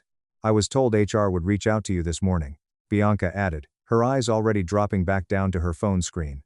"Uncle Arthur said they were restructuring the whole floor. You're probably just getting reassigned to a cubicle or something. Anyway, thanks for everything you showed me, seriously." It took absolutely every single ounce of willpower in my body not to burst into hysterical laughter. "Thanks for everything I showed you." This girl literally did not know how to process a single basic vendor invoice when she walked through the doors. She didn't even know the fundamental difference between logistics and fulfillment 2 weeks ago. I looked at her completely blank face one more time, picked up my cardboard box, and quietly turned away. The long hallway stretched out in front of me, like an endless tunnel. Every single step I took echoed louder than the last. Coworkers peeked out of their cubicles and watched me walk by. No one said a single word. I passed Arthur's massive corner office. His heavy oak door was firmly closed, the blinds drawn tight. He hadn't even bothered to speak to me directly. He was a coward. When I reached the elevator, I set the heavy box down on the floor and pressed the down button with perfectly calm hands. I didn't cry a single tear. I didn't tremble. I just waited. As the metal doors opened, I caught my reflection again. There was absolutely no anger on my face. Just total, crystal clear clarity. I had given this company everything. My brilliant ideas, my precious time, my fierce loyalty, my weekends, the quiet moments of my marriage. I had made this failing place better, more efficient, more profitable, and more human. And now, I was being unceremoniously pushed aside into the hallway like I was just another annoying intern who had overstayed her welcome. There was no private meeting, no respectful conversation, no severance warning, just a replaced nameplate and a cheap cardboard box by the door. I carried my things out to my car and gently placed the box in the passenger seat. I sat behind the wheel for a long time, not starting the engine, just breathing in the total silence of the parking lot. At home that evening, I mechanically made Mark his favorite dinner: roast chicken and vegetables. When he walked through the door, he immediately noticed my intense quietness, but true to form, he didn't push it. That was always his passive way, gentle concern but absolutely never any confrontation. We ate in silence. After dinner, I kissed him softly on the cheek, told him I had some work to finish, and walked into our home study. I locked the door behind me. I opened my personal laptop. I opened a completely blank Word document. And I wrote, line by line, word by word, I poured the entire last 4 years into a single resignation letter. There was absolutely no petty bitterness. There were no emotional theatrics, just the cold, hard truth. I documented exactly what I had built, exactly what they did, what they failed to do, and most importantly, what I was absolutely no longer willing to accept from them. I finished the letter, checked it twice, saved it as a crisp PDF, and emailed a copy to my personal inbox. Then I leaned back in my desk chair, looked up at the ceiling, and genuinely smiled for the first time in 6 weeks. They had cowardly pushed me out without a word, but they were about to hear me loud and clear. The next morning was the boardroom meeting. After the announcement, after I walked out, I went straight back to my car. I didn't drive home. I drove to a nearby coffee shop, ordered a latte, and just sat there, waiting. I knew exactly what was about to happen. I didn't even have to wait long. I didn't expect the catastrophic fallout to happen quite so fast, but it was spectacular. By the end of that exact same week, furious whispers were already swirling like a tornado through the halls of Sterling Logistics. I hadn't even spoken publicly about my resignation to anyone. I didn't post on LinkedIn. I didn't text my coworkers. I didn't have to explain a single thing. My sudden, absolute absence explained everything. 3 of our most senior warehouse managers resigned within 5 days of my departure. These were incredibly loyal, hardworking people I had personally mentored, supported through family crises, and gone the extra mile for. When they realized I was gone, and Bianca was suddenly their new boss, they didn't even hesitate. One by one, they walked out with their own boxes in hand, and offered no goodbyes to Arthur. And it wasn't just the staff, the clients started calling. Some of the massive, long-standing corporate partners I had personally brought in and nurtured, began immediately pulling out of their contracts. They cited sudden instability in management. One of our biggest vendors, Harrison Supply, emailed Arthur directly, and CC'd the entire executive team. The email simply read, "We are completely uncomfortable continuing our supply chain relationship without Chloe Evans overseeing operations. We will be seeking fulfillment elsewhere at the end of the quarter." Mark told me about that specific email quietly late at night while we lay in bed. He didn't say much else. He had been walking on eggshells around our house, ever since I dropped the bomb and left. I think a small, hidden part of him was actually incredibly proud of me for standing up for myself, even if he was too scared of his father to admit it out loud. But Arthur was absolutely livid. According to Mark, Arthur stormed around the executive office for hours after the vendor emails started rolling in. He was shouting at the HR director, aggressively grilling the remaining team leads, and demanding explanations for why everything was suddenly falling apart. But none of them had any answers that satisfied him. Because the cold, hard truth was incredibly simple. I had become the entire foundation of that company. They just didn't realize it, until I quietly walked away, and let the house collapse. The people who stayed late weren't loyal to Arthur. The clients didn't trust Arthur. They had stayed and paid because of the healthy environment I helped build, the flawless systems I designed, and the deep trust I earned. And Bianca? She was completely, hopelessly out of her depth. By her second week fully in charge of operations, 3 massive international shipments were severely delayed because she forgot to approve the customs paperwork. A secondary vendor pulled out entirely due to her aggressive miscommunication over a simple invoice. And Vanguard Tech, our biggest tech client, had to urgently resend their quarterly compliance documents 4 different times because Bianca's new team literally didn't know which secure folder to file them in. In a moment of pure, unadulterated desperation, Bianca actually had the audacity to send Mark a text message. She asked him if he could, "Pretty please ask me for my master operational templates," the incredibly complex Excel spreadsheets and workflow charts I had built entirely from scratch over 4 years. I saw the text on his phone. I looked at Mark. He looked at me, looking completely ashamed, and immediately deleted the message without replying. Instead of dwelling on the chaos I left behind, I immediately started replying to job offers. I had dozens of them sitting in my LinkedIn inbox. Some were from direct competitors, some were from massive businesses I had once ruthlessly negotiated against on behalf of Sterling. Word spreads incredibly fast in the logistics industry, and people were absolutely eager to bring me on board. I took my time. I wasn't desperate for a paycheck. I was deliberate. I interviewed them just as hard as they interviewed me. Then came the golden offer I didn't expect. It was from Apex Global, a massive, highly respected international firm that I had always admired. It was a company that Arthur had once mockingly dismissed as being too modern and soft for his old-school tastes. They didn't play games. They offered me a formal senior executive role with complete operational autonomy, a massive signing bonus, full equity options, and a dedicated team of my own choosing. My salary jumped from the pitiful $85,000 Arthur was paying me to a staggering $210,000 base. But infinitely more than the money, they gave me immediate respect. During the final interview, the CEO looked at my portfolio and said, "We know exactly what you did for Sterling. We want you to do it for us, but this time, you'll have your name on the door." They didn't ask me to prove my worth through years of unpaid suffering. They already knew my value. I accepted the offer without a single moment of hesitation. In my very first week at Apex Global, I walked into a bright, modern workspace where people warmly greeted me by my first name. The CEO personally met me at the front door to shake my hand. I wasn't introduced as Mark's wife, or Arthur's daughter-in-law. I wasn't the family help. I was just Chloe Evans, senior executive. And for the first time in 4 years, that was more than enough. One rainy Tuesday afternoon, as I was comfortably sitting in my new corner office, reviewing a massive contract proposal, my phone buzzed. It was a text from Mark. "Dad really wants to talk to you. He says it's urgent." I stared at the glowing message on my screen for a long time. I watched the little typing bubble appear and disappear, as Mark hesitated. Then, I calmly turned off my phone, placed it face down on my desk, and went back to my contract. I had already said absolutely everything I needed to say in my resignation letter. They stubbornly refused to listen when I was inside the building, screaming to be heard. And now? It was far too late for them to shout at me from the outside. Sterling Logistics was rapidly unraveling, and I didn't even have to lift a single finger to make it happen. They thought I left quietly, but my total silence was infinitely louder than they could handle. I never expected absolute peace, to feel this incredibly sweet. My mornings were no longer rushed and filled with dread. There were no more angry 6 a.m. phone calls from Arthur demanding to know where a truck was. There were no more passive-aggressive sighs from Bianca in the break room. There were no more late-night policy rewrites done for free. I drank my morning coffee slowly now, actually savoring the taste of it, not desperately gulping it down between chaotic warehouse meetings.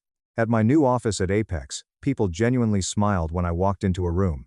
They actively asked for my strategic input, and more importantly, they actually listened to my answers and implemented them. My calendar was full, yes, but it was never chaotic. I was working hard, but this time, I was working for myself, building my own legacy. But then, about 3 months into my new job, something completely unexpected and wild happened. It was a Thursday afternoon.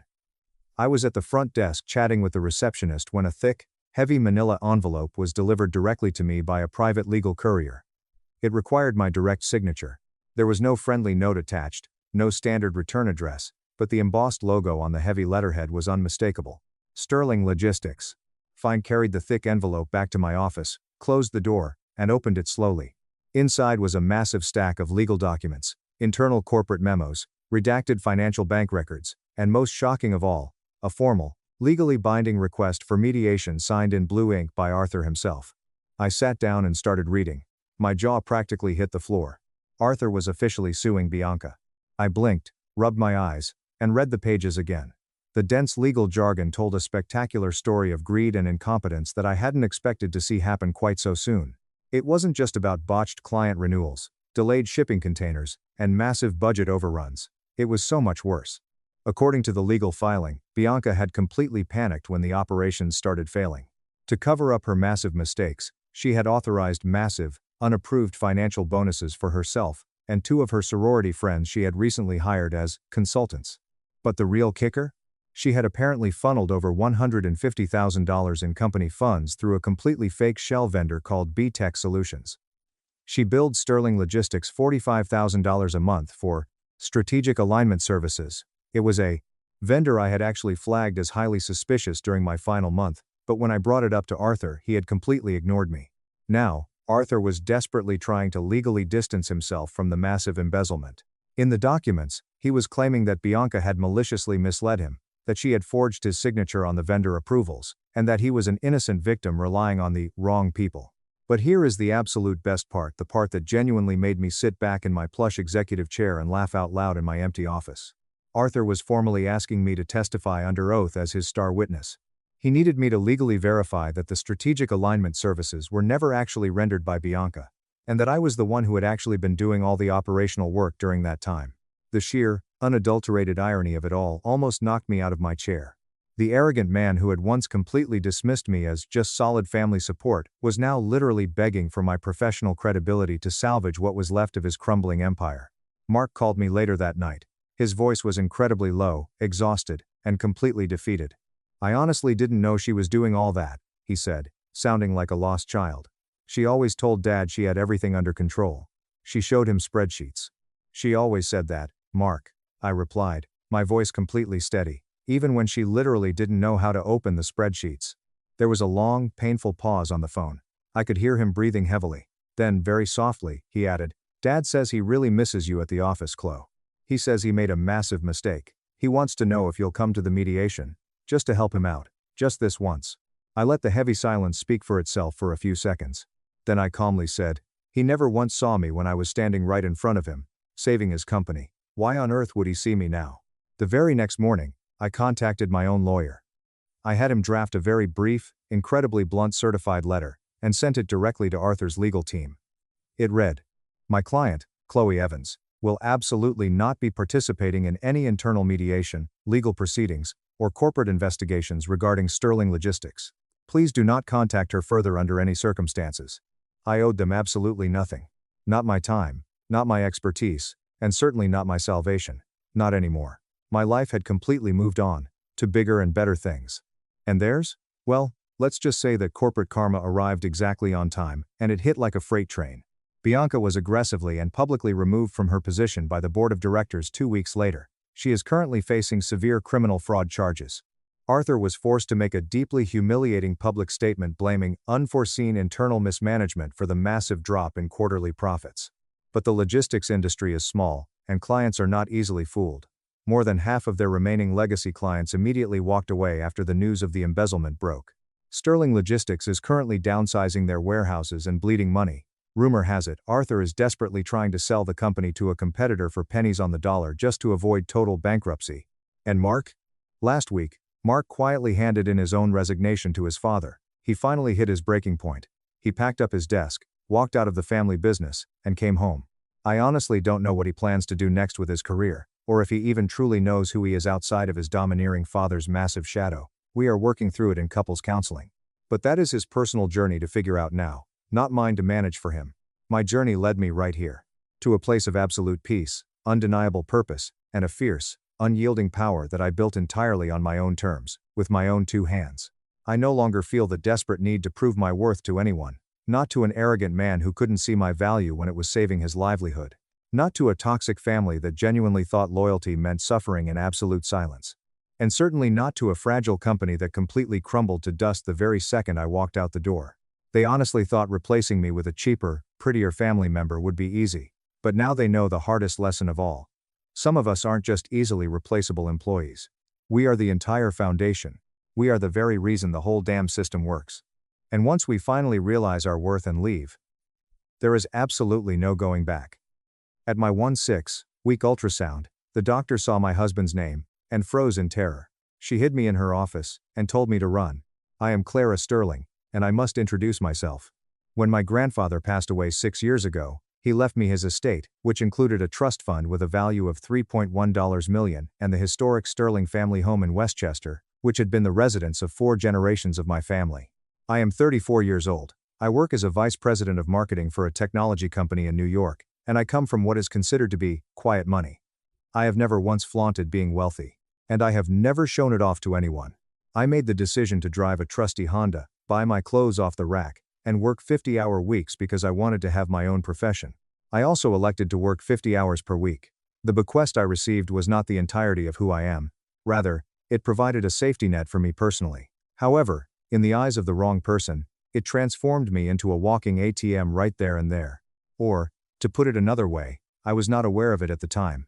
When I was attending the annual summer charity event that my family organizes every year, that is when I first became acquainted with Julian Vance.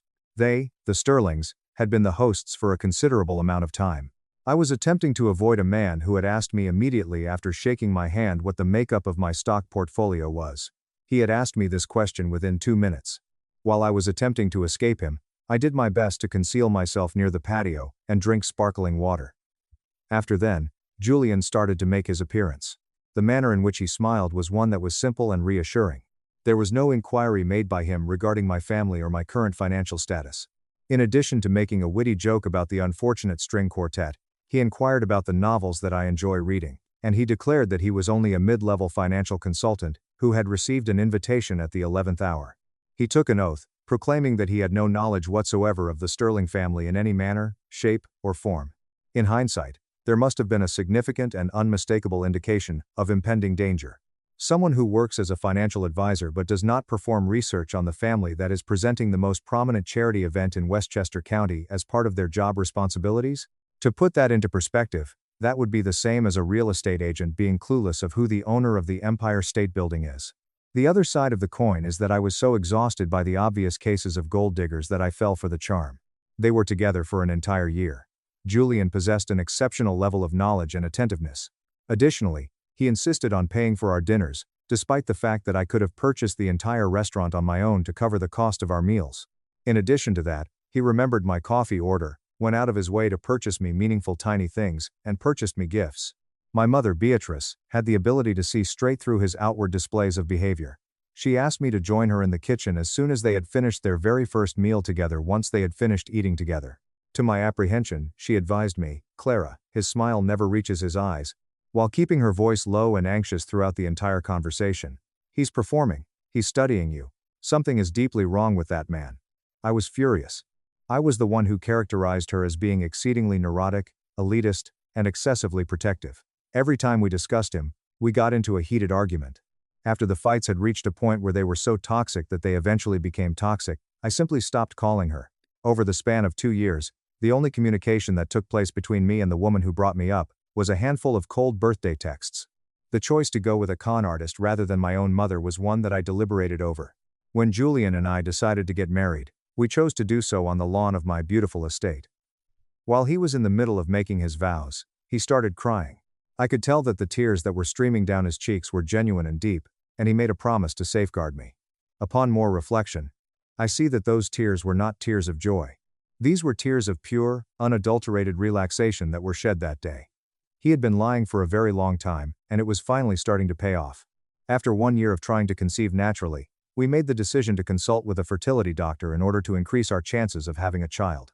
In a disappointing turn of events, Julian was diagnosed with a severe case of infertility that was brought on by male factors. It was getting close to zero when he reached that point. It was impossible to have a natural conception because of the limits imposed by biology. Julian sobbed quietly in the car for an entire hour while he was there. It appeared as though his manhood had been taken away from him as he communicated his apologies in a manner that was abundant. During the time that I was hugging him, I gave him the assurance that we would get through this together. Due to my lack of knowledge, I was under the impression that he was not crying out of sorrow. His magnificent plan to seize my fortune had just been confronted with a significant roadblock, and he was mentally recalculating his next step right at that time. He was in a state of panic because of this because he had just encountered a significant obstacle. We made the decision to go with the in vitro fertilization, ICSI method, which is a procedure in which a single sperm is injected directly into the egg. A sudden and significant increase in Julian's involvement occurred. He was responsible for all of the paperwork, as well as conducting research on the clinics, selecting a facility that was extremely exclusive, and selecting a facility. I was under the notion that he was merely being a supportive husband in order to allow me to deal with the uncomfortable hormone injections. This was the first effort, and it was unsuccessful. My heart burst into pieces. An overwhelming majority of people participated in the second round, which took place about 5 months ago. No more than 2 pink lines. I sobbed tears of joy and contentment. When Julian was talking about preschools and the colors that are used in nurseries, he held me and whirled me around while he engaged in conversation. Then, 2 days later, he casually added, "Now that we're a real family, we should really update your trust and the estate deeds. You know, just in case something happens during childbirth." Personally, I thought it was a bit dismal, but it was also reasonable. The fact that he was already measuring the draperies in my home while I was waiting for me to leave the photo was something that never occurred to me. That was something I was totally oblivious to. It wasn't until I was 4 months pregnant that I started to take off the mask that I had been wearing. His phone was always securely linked to his hand, and it was always looking down. Julian's phone was always looking down. An alteration was made to one of his passcodes. This started happening on a Saturday evening at 11:30 p.m. when he started receiving urgent client calls from consumers. Due to the fact that the financial markets were still closed, it was difficult for him to engage in Bitcoin trading with ghosts. Following that, there were the long hours that were spent working at the office. He would frequently show up at his house at 1 in the morning, 3, or even 4 times a week. This was not an unusual occurrence. Both a receipt for a dinner at a fine French cafe downtown that cost $350 and another receipt for a boutique hotel that was just 30 miles away from our home were found in his jacket. Both of these receipts were located in his jacket on the same day. He not only denied it when I challenged him, but he also weaponized my pregnancy for his own benefit. He did this in order to gain an advantage. A sigh came out of his mouth, and he glanced at me with a sad expression on his face. What he said to her was, "Clara, listen to yourself." As a result of his great use of gaslighting on me, I literally broke down in tears and apologized to him for coming into his personal space. "You are being completely paranoid. It's the pregnancy hormones. My mother warned me that you might get irrational and emotional. Please don't turn into one of those crazy, suffocating wives in the future." On the other hand, his demands for my money became more antagonistic as time went on. When I was in that situation, he started putting pressure on me to sell the estate in Westchester. "It's too big, Clara. We should sell it, and let me invest the $3 million. I can double it in 5 years. You need to give me power of attorney so that I can manage our family's assets properly." When I firmly told him no, making it clear that the property would remain in my trust for our child, he became quite chilly. The disappearance of the devoted husband was completely unexplained. When he first started sleeping, he would sleep on the very edge of the bed every night. It was a type of severe, punitive rejection that was intended to undermine my boundaries, and the fact that he stopped touching me was a manifestation of that rejection. An assertion that he made was that he didn't want to hurt the baby. To begin, there was the scheduled appointment for the ultrasound session. Although my main care physician was attending a medical conference, I was scheduled to see her partner, Dr. Emily Thorne. This was due to the fact that my primary care physician was absent. Due to the fact that Julian had a meeting that was unmissable, I traveled there on my own. At the time when Dr. Thorne opened my physical chart, it appeared that everything was proceeding in accordance with the plan. I was able to observe her eyes as they traveled around the page until they finally arrived at Julian's name, at which point they widened in surprise. She saw that her hands were shaking violently. When she left the room, she switched off the monitor, locked the door to her office, and then exited the room. That was the moment that my life started to fall apart. Dr. Thorne spoke in a tone that was barely heard above a whisper, and she said, "I am aware of what your husband did." It was her desk drawer that was locked, and she took a thick manila folder from the drawer. "My younger sister, Sarah, is a nurse at your fertility clinic. A month ago, she came to my apartment having a total mental breakdown. She confessed everything to me. When I saw your husband's name on your file today, Clara, I am so sorry." As she opened the folder, I took a quick look at the documents that provided evidence that my marriage had been a neatly staged crime scene. For a period of 2 hours, I sat in Dr. Thorne's office and reviewed the evidence that I had committed my own murder. My life, my reputation, and my sanity were all taken away from me in a manner that was not a physical murder but rather an assassination. In accordance with the information provided by Dr. Thorne, who detailed the circumstances, my spouse had spoken to her sister, Sarah, in the clinic around 7 months previously. As the loving and hopeless spouse, he performed the role of the character.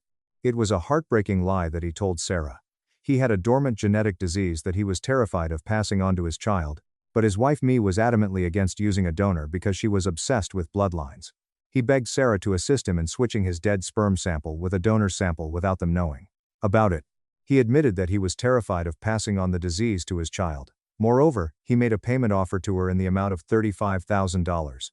Sarah gave her agreement, despite the fact that she was in a precarious condition due to the $80,000 in nursing school debt that she was drowning in.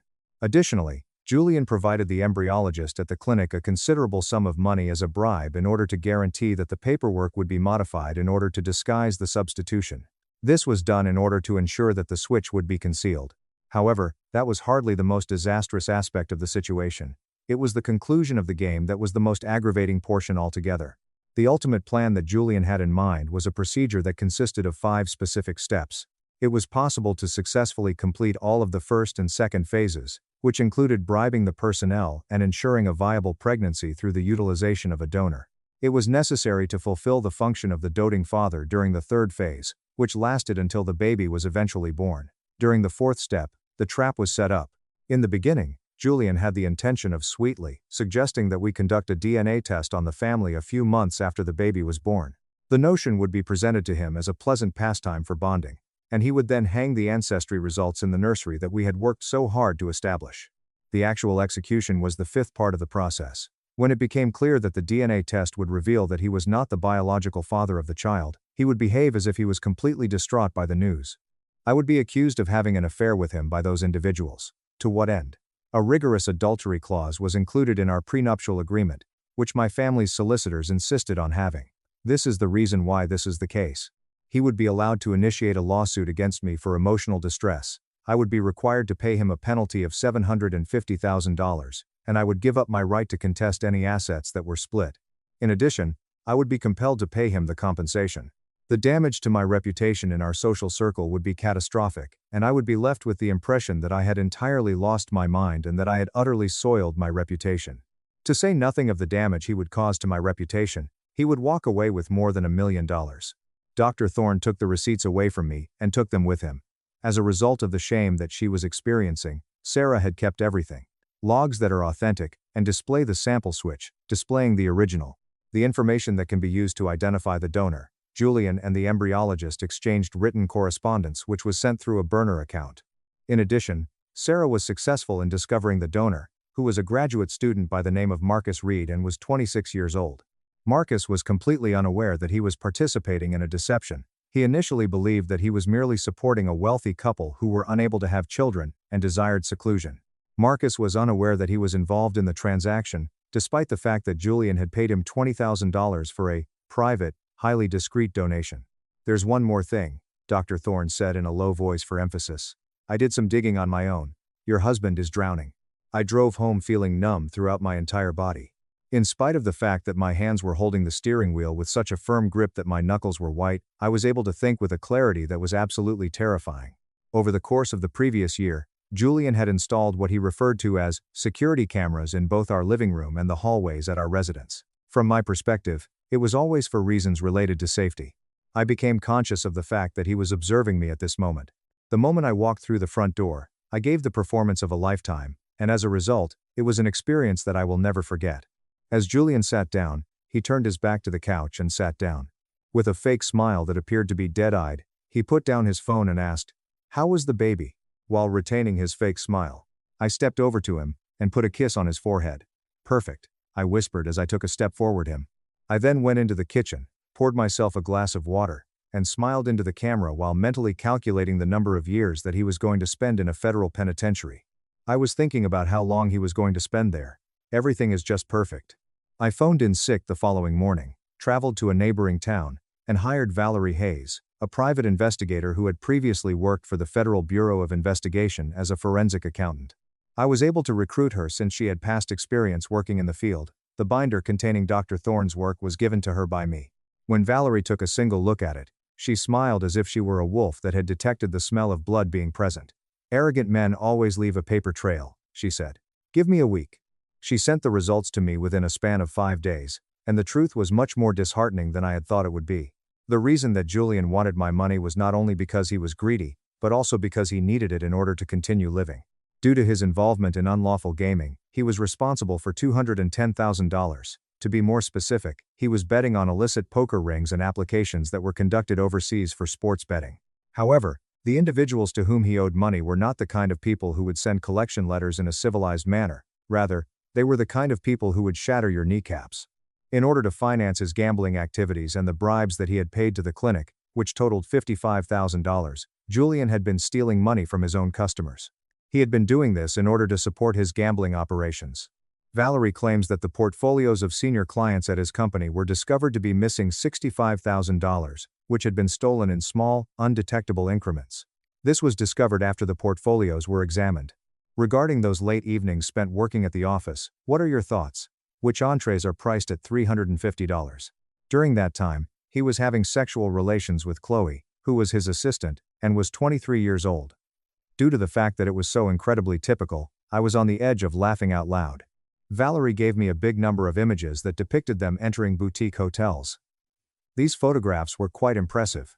Julian, who was in the process of drowning, seized onto my trust fund, which was worth $3.1 million, as his life raft, and he was willing to drown me in order to protect himself. My trust fund was worth $3.1 million. Eleanor was yet another woman that Valerie found out about on her own when she was in Chicago. 5 years ago, Julian was involved in a romantic relationship with her. She was born into a family that owned a vast enterprise before to her birth. They came to the conclusion that they should stop their relationship after she found out that he was attempting to forge her signature on a joint investment account. Her humiliation prevented her from submitting a formal complaint about the situation. Following that, she no longer experienced feelings of humiliation. Because of Valerie's efforts, she was able to come out and testify. I found that the most challenging thing I had to do was to make a phone call to my mother. At last, I dialed her number as I was sitting in my car in the parking lot of a Target store. I had been staring at her contact name for 20 minutes before I finally made the decision to call her. It was on the very first ring that she gave her response. The question, "Clara?" was asked by her with a tone of caution in her voice. I held back a sigh of relief and said, "Mom," as the tears finally started to make their way through my eyes. "You were right. You were right about everything. I am so sorry." My mind was prepared for the lecture that I was going to give. I was expecting the "I told you so," but instead, there was a little pause, and then the voice of the woman who had brought me up came through the speaker. I was prepared for the truth. Her tone was ferocious and unyielding in its opposition. "Where are you, sweetheart, and what do we need to do to destroy him?" There was a time when my mother worked as a corporate litigator, but she is now retired. Margaret, a cutthroat divorce attorney, and a criminal prosecutor who owed my family a favor were all members of her war council. Her war council also included herself, Valerie, a private investigator, and Margaret. Within 48 hours, she had put together this gathering of war council members. When it came to designing the trap, we took a lot of care. Sarah, the nurse, was required to furnish the authorities with a confession that was made under oath, in order to be eligible for amnesty. The embryologist, who was terrified of being shipped off to a federal prison, promptly turned around and handed over all of Julian's financial transfers. It was a covert operation that brought the embezzlement to the attention of Julian's firm. They made the choice to freeze his accounts and begin an internal audit without alerting him of their decision. In order to ensure that the perpetrators of the crimes of felony fraud, embezzlement, and conspiracy are brought to justice, the police have secretly obtained an arrest warrant. The only thing that was required of me was to bring him to visit them. I found myself sitting on the couch with Julian after a period of 3 weeks, with my palm resting on my expanding abdomen. I was aware that my belly was increasing. "Honey," I said sweetly, "I was thinking, we should throw a huge baby moon party here at the estate, invite both our families, all your coworkers, our friends. A massive celebration for the baby." The eyes of Julian lit up with a predatory hunger, and they were ablaze with excitement. Some further witnesses are present. A great number of additional individuals will have the opportunity to observe him presenting the perfect, loving husband. On the off chance that he discovered my bogus adultery at some point in the future, then he would have more people to feel sorry for him. He kissed my cheek and said, "That is a brilliant idea, Clara," while he was doing so. "Let's do it." There was not a single thing that went wrong with the baby moon party in any way. Temperatures in the 70s, with clear sky. The Westchester estate gave the impression of being something that had been plucked from a magazine. Not only did we have a champagne tower and catered food, but we also had 60 visitors engaging in conversation in the backyard. They were present, so proud of their kid that they were practically beaming with pride, and they were telling everybody who would listen about how successful their son was. It was there that Julian's parents were. During the time that she was there, my mother was sipping a mimosa and watching Julian with the cold and patient eyes of someone who is ready to be put to death. When it came to Julian, the circumstances were ideal. During the time that he was smiling, holding my hand, and placing his palm on my stomach, the photographer was taking shots of him. He was also manipulating the audience. This was the role that he was playing, and it was the role of another century. He was totally oblivious to the idea that the 2 bartenders were off-duty police officers, that my attorney was standing behind the rose bushes, and that Marcus Reed, the sperm donor, was waiting in the guest house that belonged to my grandmother. He was absolutely uninformed of all of these things. At 3 o'clock in the afternoon, Julian tapped a spoon against his champagne glass. He was listening to the music. The gathering became increasingly subdued as time went on. During the time that he was leading me to the middle of the patio, He put his arm around my waist in a position that was both close and secure. Julian was the one who made the news, and he made sure that his voice was loud enough for everyone to clearly hear it. He expressed his gratitude to everyone who had come. This baby is the greatest blessing of my life, and Clara, I love you so much. In fact, I wanted to do something special today. I was thinking, we should order one of those family DNA kits. We can frame the ancestry results in the nursery. Proof of our bond. What do you say, honey? We could even order it right now, in front of everyone. An awestruck audience is present. His mother blotted her eyes with a tissue as she wiped her eyes before speaking.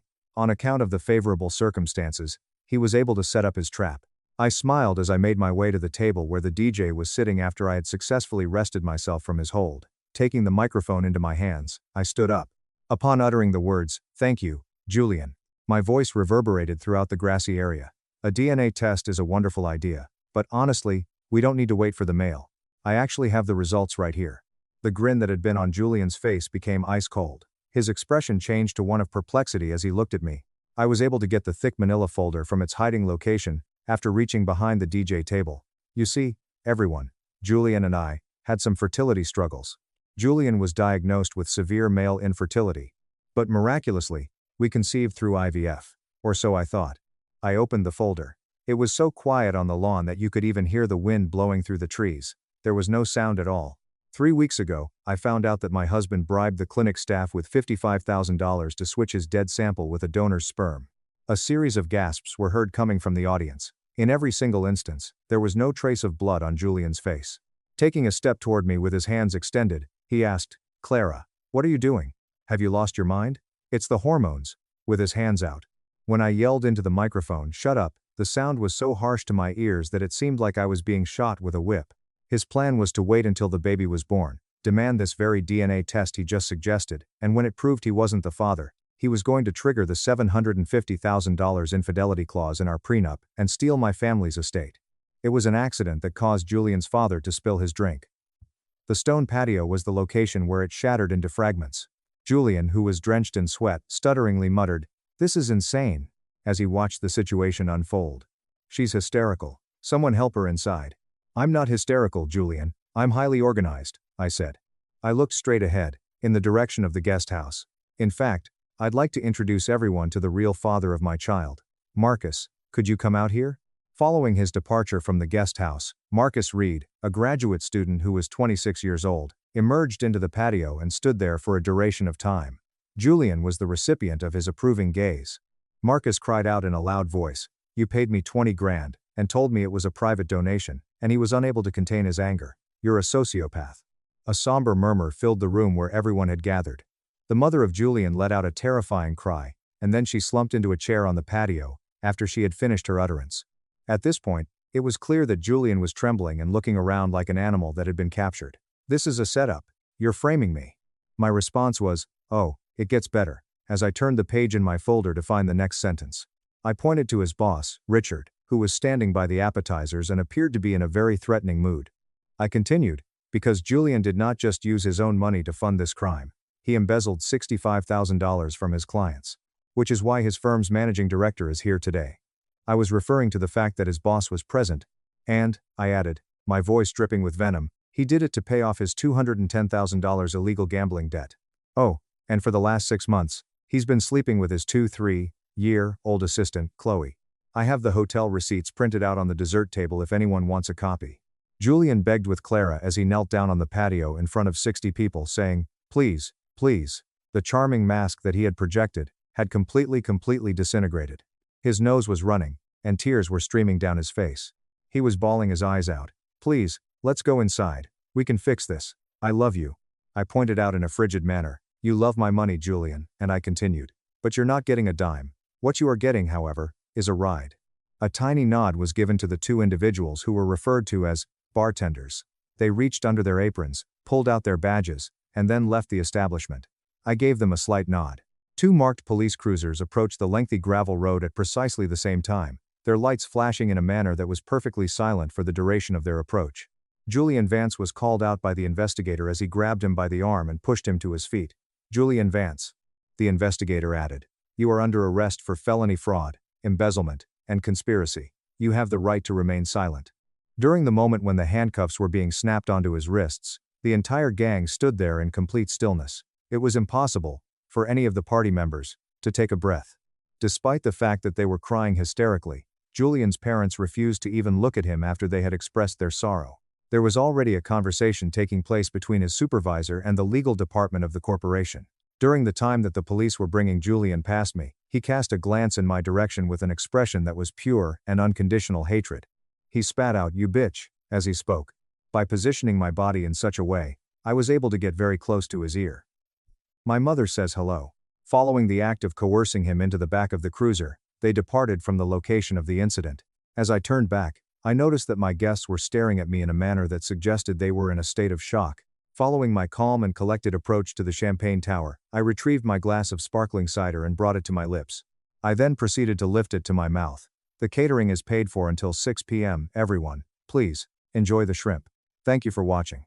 After a period of 6 months had passed since the celebration had taken place, in terms of its intensity, the aftermath was comprehensive and comprehensive. Julian was not granted bail because his underground bookies were actively searching for him, which posed a major risk of him escaping the country. As a result, the court decided not to release him on bail. Following that, he has been held in a cell within a county jail for the duration of his incarceration.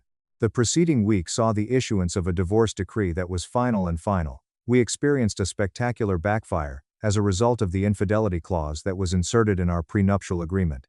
This clause was triggered by the fact that Julian had a recorded affair with his secretary. As a result of the fact that he was the one who cheated, he was fully barred from making any claim any of the assets that were acquired throughout the marriage. He is currently in debt to the tune of hundreds of thousands of dollars, meaning that he did not have any money to begin with. There will be a hearing for his criminal case the following month before the court. When Marcus, the nurse, the embryologist, and his former employer testified, the prosecution made an offer to him to engage into a plea deal that would result in him serving 8 years in federal prison. This offer was made after the testimony of Marcus, the nurse, and the embryologist. He was the one who took it. He is a convicted felon who has nothing to his name, and he will be very close to 45 years old when he gets freed from prison. He has no accomplishments to his name. Bringing his parents back to Ohio was a really embarrassing experience for him. Chloe, who was working as his assistant, was fired from her position at the company and ghosted him as soon as he was hauled into custody. What about me then? After giving birth to a beautiful and healthy baby girl whom I named, it has been 3 weeks since I last gave birth to her. She is the very best there is. In accordance with what we had previously decided, Marcus formally signed away all of his parental rights. Despite this, I decided to set up a modest education fund for him as a means of expressing my gratitude for his honesty. In order for my mother to be able to assist me in the process of raising my child, I relocated her into the estate with me. Our relationship is stronger than it has ever been before, and this is the case more than ever before. We spend each morning sitting on the terrace, enjoying a cup of coffee and watching the sun rise over the gardens. This is something that we do again and over again. I was taught a difficult lesson about trust, but I also learned that the women in my family are resilient and do not give up lightly. This was a lesson that I learned. In the event that someone makes an attempt to set fire to our house, we do not experience any feelings of fear. Using the matches, we just conceal them within the confines of the flat. Obsessive bestie ruined my proposal by yanking my hair. I let security drag her out in front of everyone. The war just began. It was 4 years ago when my husband, Marcus, who is now 31 years old, and I both started working at the same corporate accounting firm that we eventually became married. He was the reserved individual who sat 2 cubicles down from the boss and kept to himself, yet he was always attentive to the smallest details. Whenever the workplace printer became jammed, he would quietly step in to fix it for me, and he would always share his good gel pens with me when mine invariably ran out of ink. As soon as we started eating lunch together at the deli that was located across the street, everything began to fall into place. We had characteristics such as a dry sense of humor, a peculiar preoccupation with obscure films, and a natural comfort that made falling in love feel like it was something that happened without effort. Chloe, who is 31 years old and has been his best friend since high school, was the only potential issue, and it was a significant one. They had been inseparable for 16 years, and from the very first moment I met her, she made it abundantly plain that she considered Marcus to be her own personal property. Marcus introduced us to each other for the first time over drinks, but she didn't even bother to say hello. She just looked me up and down, took a slow sip of her cocktail, and told Marcus right in front of me that I wasn't his usual type. When I politely asked what she meant by that, she spent the next 20 minutes listing every single one of his ex-girlfriends, explaining in excruciating detail why each relationship had imploded, and making sure to emphasize that she was the one holding him while he cried every single time. We were unable to breathe because of her presence in our relationship. Whenever we were together, she would send him a continual stream of texts. On the other hand, his phone would vibrate off the table every 3 minutes, while mine would remain silently tucked away in my purse. There was never anything significant about it. It was weird thoughts that came to mind when I was showering, inside jokes from 10 years ago, or links to memes. In the event that he did not react within the allotted time frame of 5 minutes, she would contact him multiple times, claiming that it was an urgent matter. On a consistent basis, the emergencies were demeaning. Because she was going to a party, she required his rapid and urgent opinion on whether she should purchase the green or blue dress. In order to get rid of a spider that was in her bathroom, she needed his assistance. Despite the fact that she lived approximately 30 minutes away, she treated my boyfriend as if he were her emotional support animal and on-call handyman. She would somehow show up on each and every one of the dates that we went on together. She would suddenly come striding through the doors of a lovely Italian restaurant that was darkly lit, and she would loudly say that the person she was meant to meet had just canceled on her. We would be seated there at the time.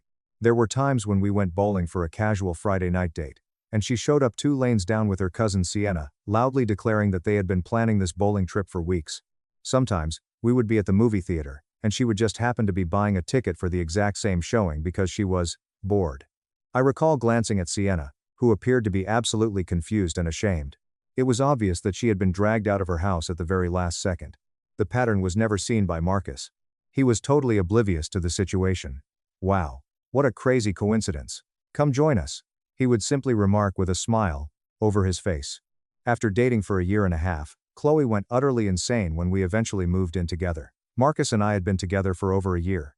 Marcus was the only recipient of the opulent and expensive housewarming gift that she brought over to our home on the very first day that we were unpacking. She didn't even attempt to acknowledge that I was there. Instead, she went through his boxes and reorganized his part of the wardrobe for 3 torturous hours, because she knew exactly how he liked his shirts, color-coded.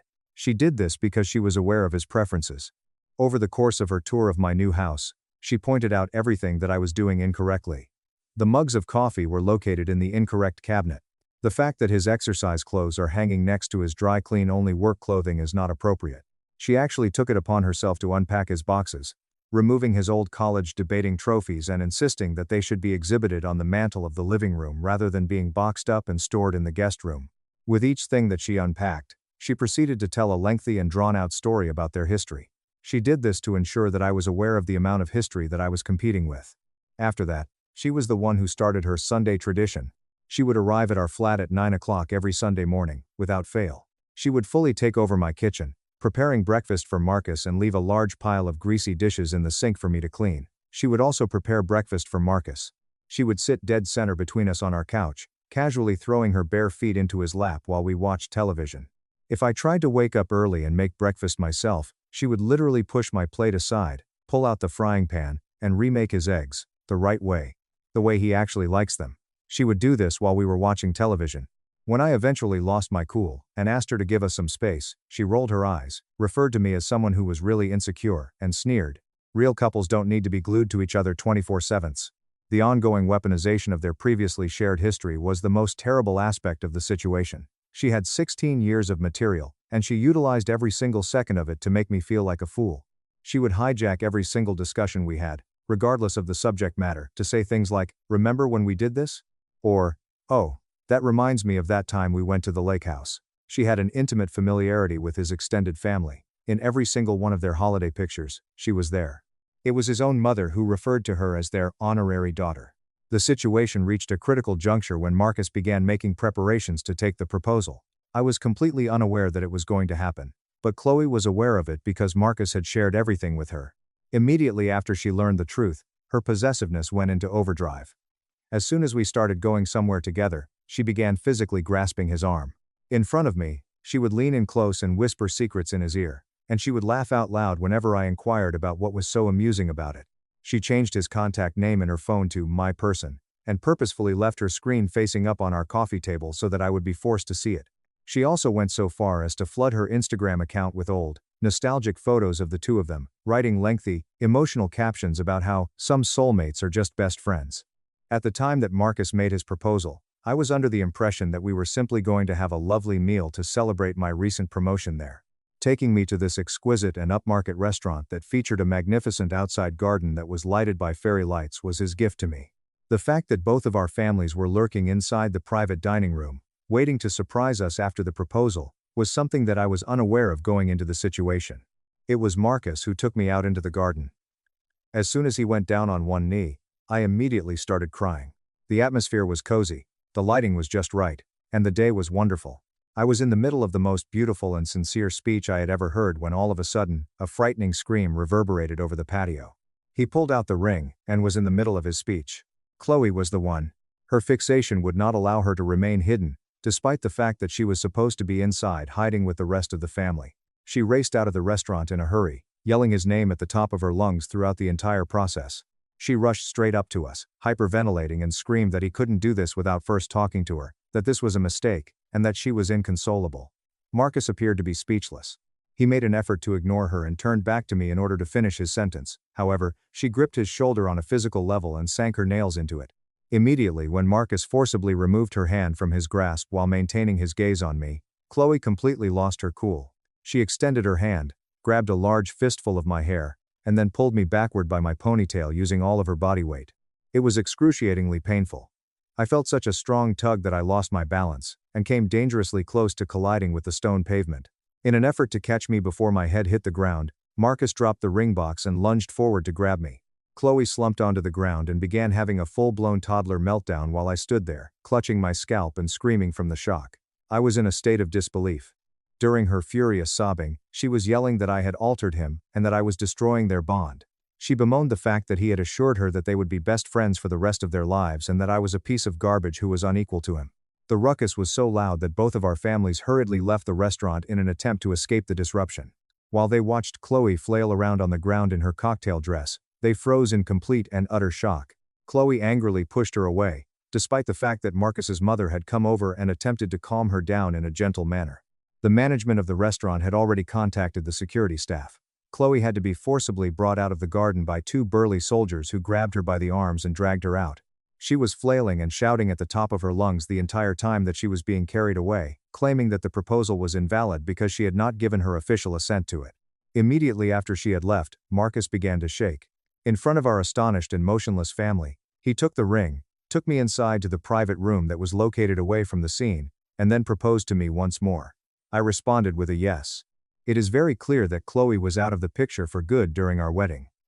Nevertheless, her response to being left out was a terrifyingly unbalanced performance. At precisely 2 months after we had announced our engagement, she began a relationship with a man named Derek. After a period of 4 months, she became engaged to him. Furthermore, in an act of utter and premeditated resentment, she planned her wedding for the week that was immediately preceding ours. She sent Marcus a beautiful invitation, requesting that he come as her man of honor, because he was her soulmate. She also demanded that he attend the event. Marcus took a peek at the invitation, then returned his gaze to me before hurling it into the garbage can located in the kitchen. She went ahead and performed her wedding ceremony at the country club in the area. Sienna, my cousin, worked in the catering department there, and she recounted everything to me.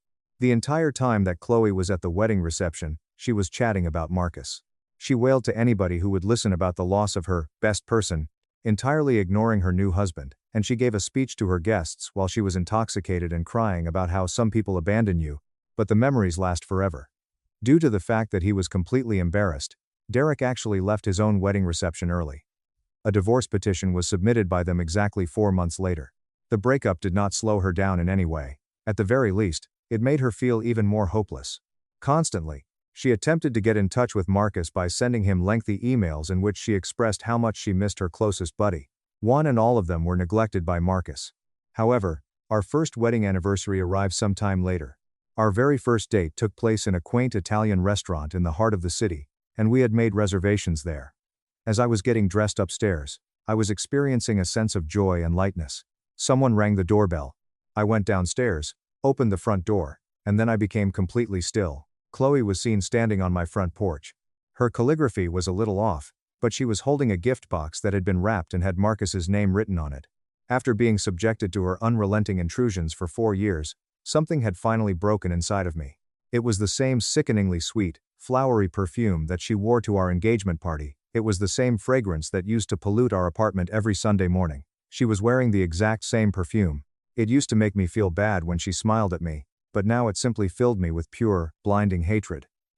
She had this desperate, sad look on her face. In spite of the fact that my hands were shaking, I kept them firmly at my sides. I immediately altered my body to totally block her path as she moved closer to the door. She took a step closer to the entrance. I told her, in a voice that was so steady that it astonished even me, that she needed to go immediately and that she was forever unwelcome on our land. I peered into her eyes and told her that she was not welcome on our property.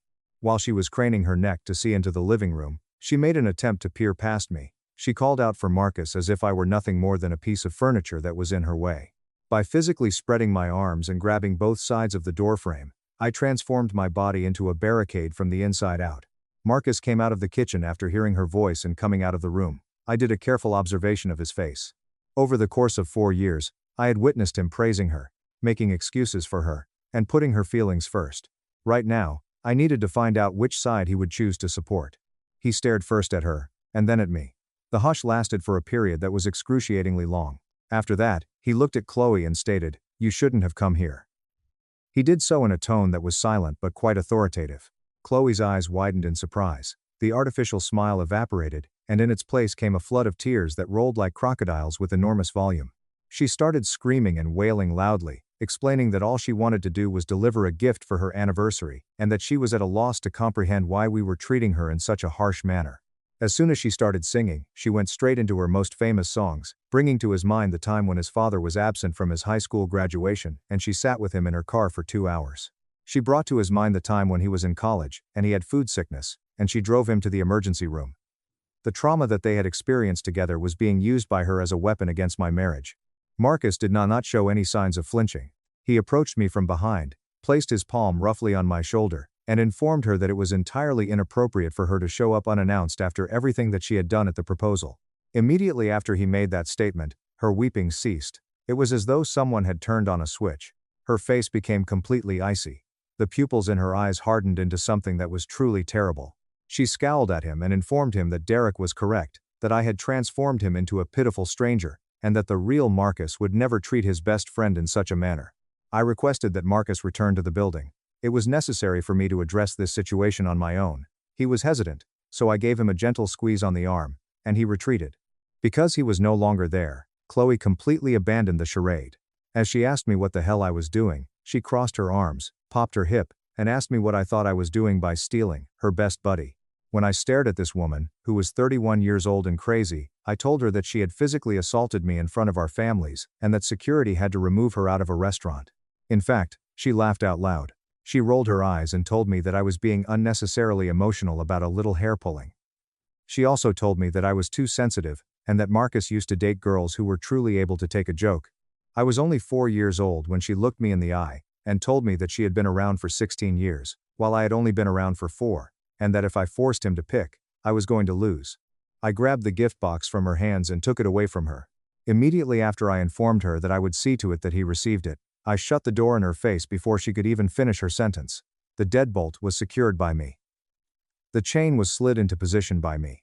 I was able to observe her via the peephole as she remained on our porch for a good 2 minutes, merely staring at the wood, while she waited for Marcus to come rushing out to save her.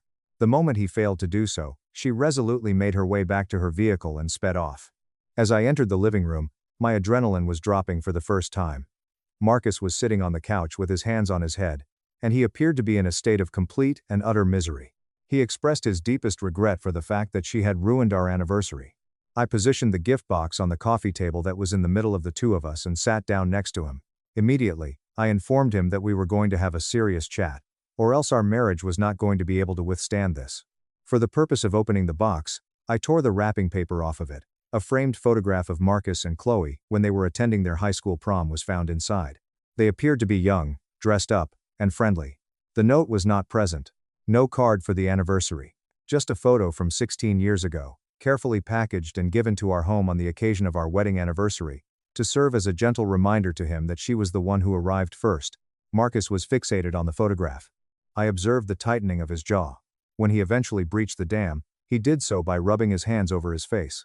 During the course of 4 hours, he sat there and divulged everything.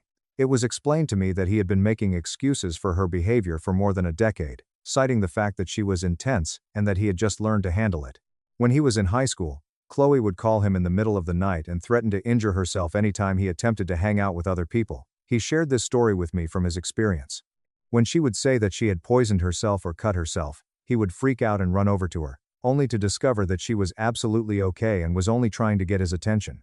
She had literally trained him to drop everything the moment she requested it by using emotional terrorism as a training method. I had a terrible feeling. I questioned him about whether or not he was aware that he was a textbook example of psychological abuse. After that, he immediately became defensive, bringing up her difficult past, her parents' divorce, and the fact that he was the only stable person in her life. It was me that interrupted him. I reminded him that having a traumatic experience does not give you permission to traumatize everyone around you, and that it most certainly did not give her the right to assault me with her physical force. Every single thing was examined by us. The never-ending emergencies that did not occur at any other time than when we were out on dates. The fact that she was crying about her mother at our first dating anniversary was something that I brought to her attention. That evening, when we were looking at our first apartment, she had a sink that needed to be fixed. I brought up the fact that she was always turning up to our dates, and I inquired about the manner in which she was always aware of our precise location. When Marcus became pale, the shaking in his palms continued as he pulled out his phone. He acknowledged that when he was in college, he had given her his permanent GPS location so that she could locate him at fraternity gatherings. He did not turn it off one time. His settings were accessed by him. Yes, she was there. Throughout the entirety of our relationship, she had been monitoring his live whereabouts around the clock. Whenever she, coincidentally, showed up at a restaurant, it was because she was following his GPS. This was the case consistently. When he was sitting on the couch, he immediately deleted her access. The fact that she was monitoring him was the final straw that broke through his denial. He appeared to be in utter disbelief. He acknowledged that he required the assistance of a trained expert, that he was unable to unravel this training on his own, and he guaranteed that he would locate a trained therapist. The following morning, Marcus got up early and promptly scheduled an appointment for an initial consultation with a therapist who specializes in codependency. It was a victory of enormous proportions. Chloe, on the other hand, was not going to give up so simply. In the morning that followed the booking of the therapist, Marcus awoke to find 30 text messages from Chloe that he had not yet read. They began by expressing sentimentality, asking, "Do you remember when we sneaked onto the football field?" After that, they became enraged and said, "Why are you ignoring me?" Finally, they became frantic. We sat together on the side of the bed. I was with him. We were in agreement that he needed to clearly communicate one last limit. He said that he needed some time to himself in order to concentrate on his marriage, that it was entirely inappropriate for her to show up at our house, and that he would not be getting in touch with her. He messaged her over the phone. He pressed the transmit button. Soon after, his phone began to ring. This occurred less than 2 minutes later. He did not accept it. Once more, it rang. He did not accept it. Following that, the texts began to pour in like a flood from a machine cannon. Is this even possible? Is she your choice after 16 years of age? I am experiencing a panic attack. I am unable to breathe. You, Marcus. Please. It pains in my chest. It feels like I'm about to have a heart attack. It is imperative that you come over right now. Observing Marcus's face, I saw the color entirely disappear from his face. He began to shed some perspiration. During the time that he was hovering his thumb over the call button, his hands were rapidly shaking uncontrollably. He told me, "I know she's manipulating me, but my body feels like she's dying. I have to go." He stared at me with eyes that were filled with sheer dread. Taking hold of his hand, If she is having a real medical emergency, she needs paramedics, not an accountant. We are calling the police for a wellness check." I remarked to him while looking him in the eye. "We are calling the police for a wellness check." Marcus looked at me in a shocked manner. He inquired as to whether or not we were indeed capable of doing that. I explained to him that this was the only way to guarantee her safety without giving in to her capacity for manipulation. Despite his trembling, he called the non-emergency police line and asked for a wellness check to be performed at her residence. He stated that she had been texting about experienced chest pains. Marcus received a call from the police officer 20 minutes after the initial call. The cop gave off an extremely irritated tone. Marcus was informed by him that Chloe was doing well and was currently lounging on her couch watching Netflix movies. She was irate that the police had arrived, alleging that it was nothing more than a misunderstanding with a friend. Marcus ended the call by hanging up. Instantaneously, the expression of remorse that was on his face morphed into a fiery, raging wrath. Just a few seconds later, his phone rang once more. It was Chloe, who was completely taken aback.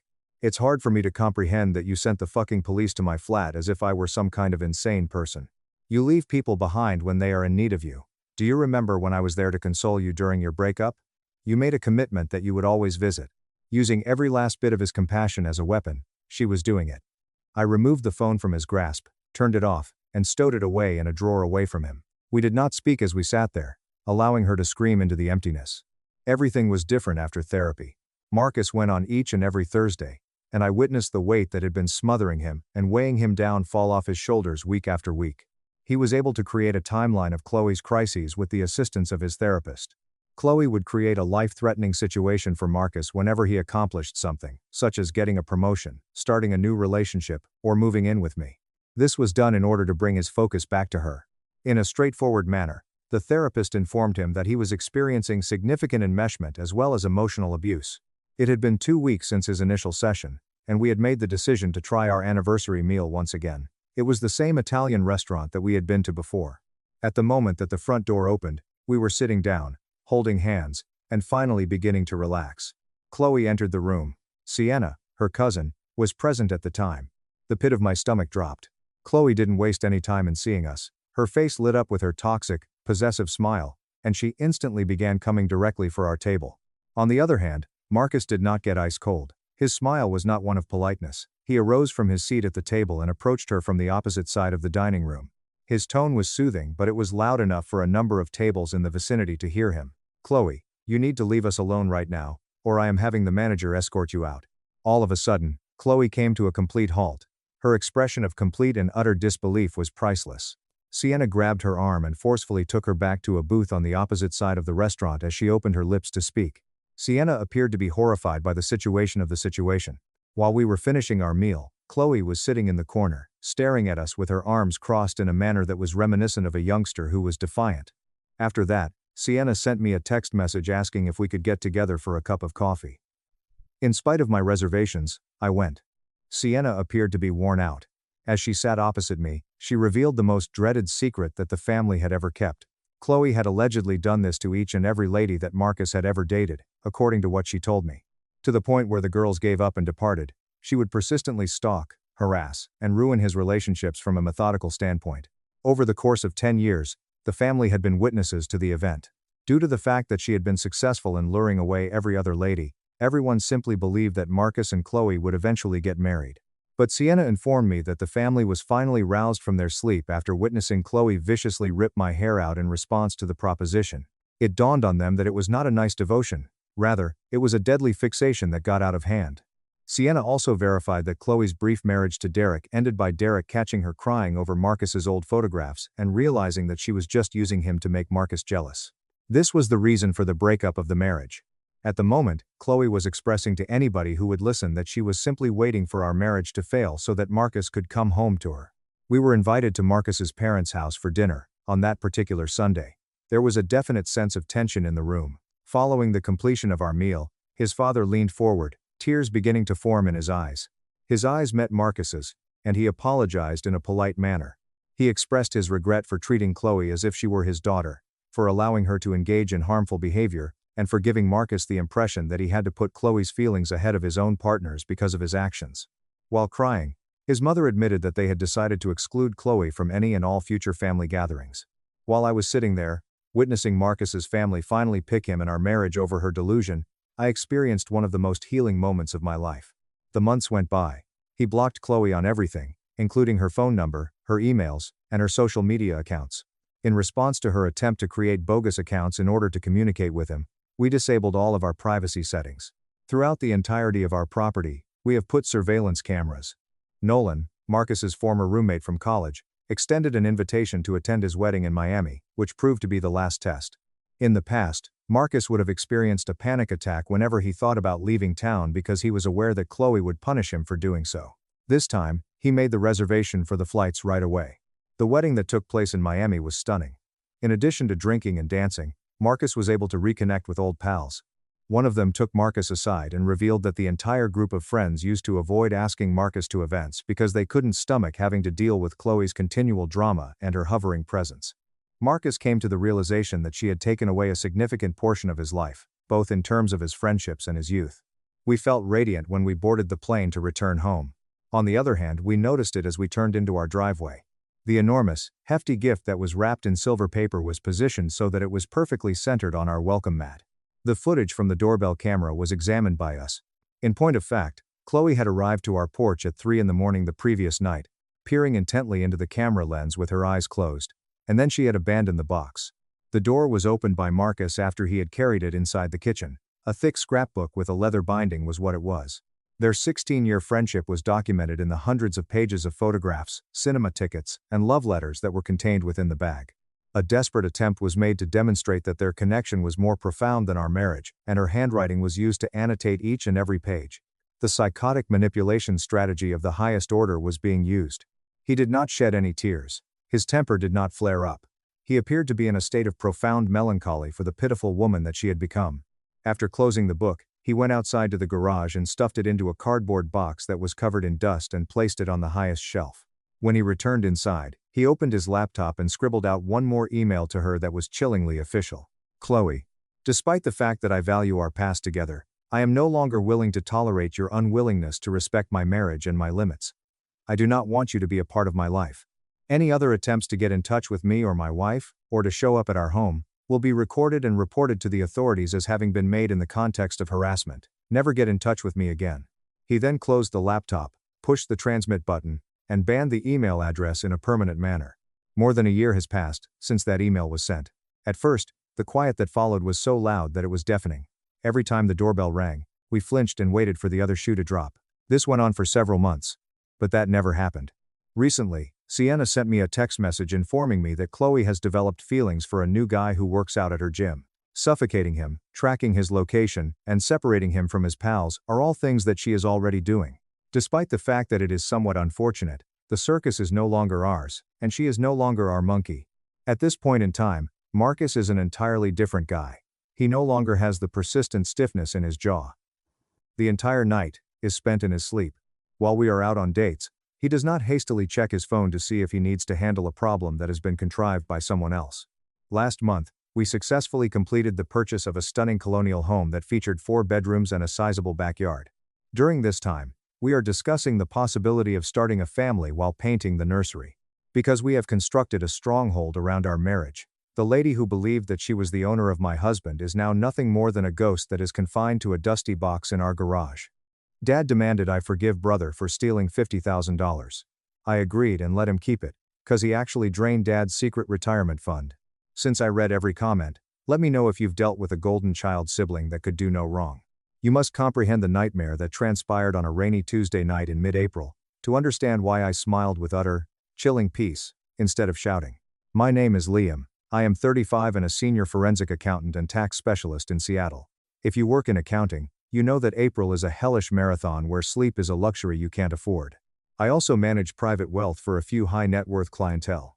This makes my home office look like a NASA control room with 3 gigantic monitors, stacks of encrypted hard drives, and a paper shredder that outises my microwave. It was 2:45 a.m. I was sitting at my desk with empty espresso cups, my eyes burning like someone had scraped sand beneath my lids. I was staring at a complicated depreciation schedule, about to save and go to bed when my cell phone suddenly vibrated against my desk glass, not a gentle buzz. That aggressive, rapid-fire sequence my bank utilizes for high-level security notifications. I blinked to clear my exhausted thoughts and picked up the phone. I received an automatic SMS from my primary bank. Alert. Wire transfer started. Negative $50,000. Kraken. Crypto. Exchange. Pending. Processing. I watched the shimmering screen. A 1-6-hour workday left my brain lethargic, so it took 15 seconds to process the data. 50 grand.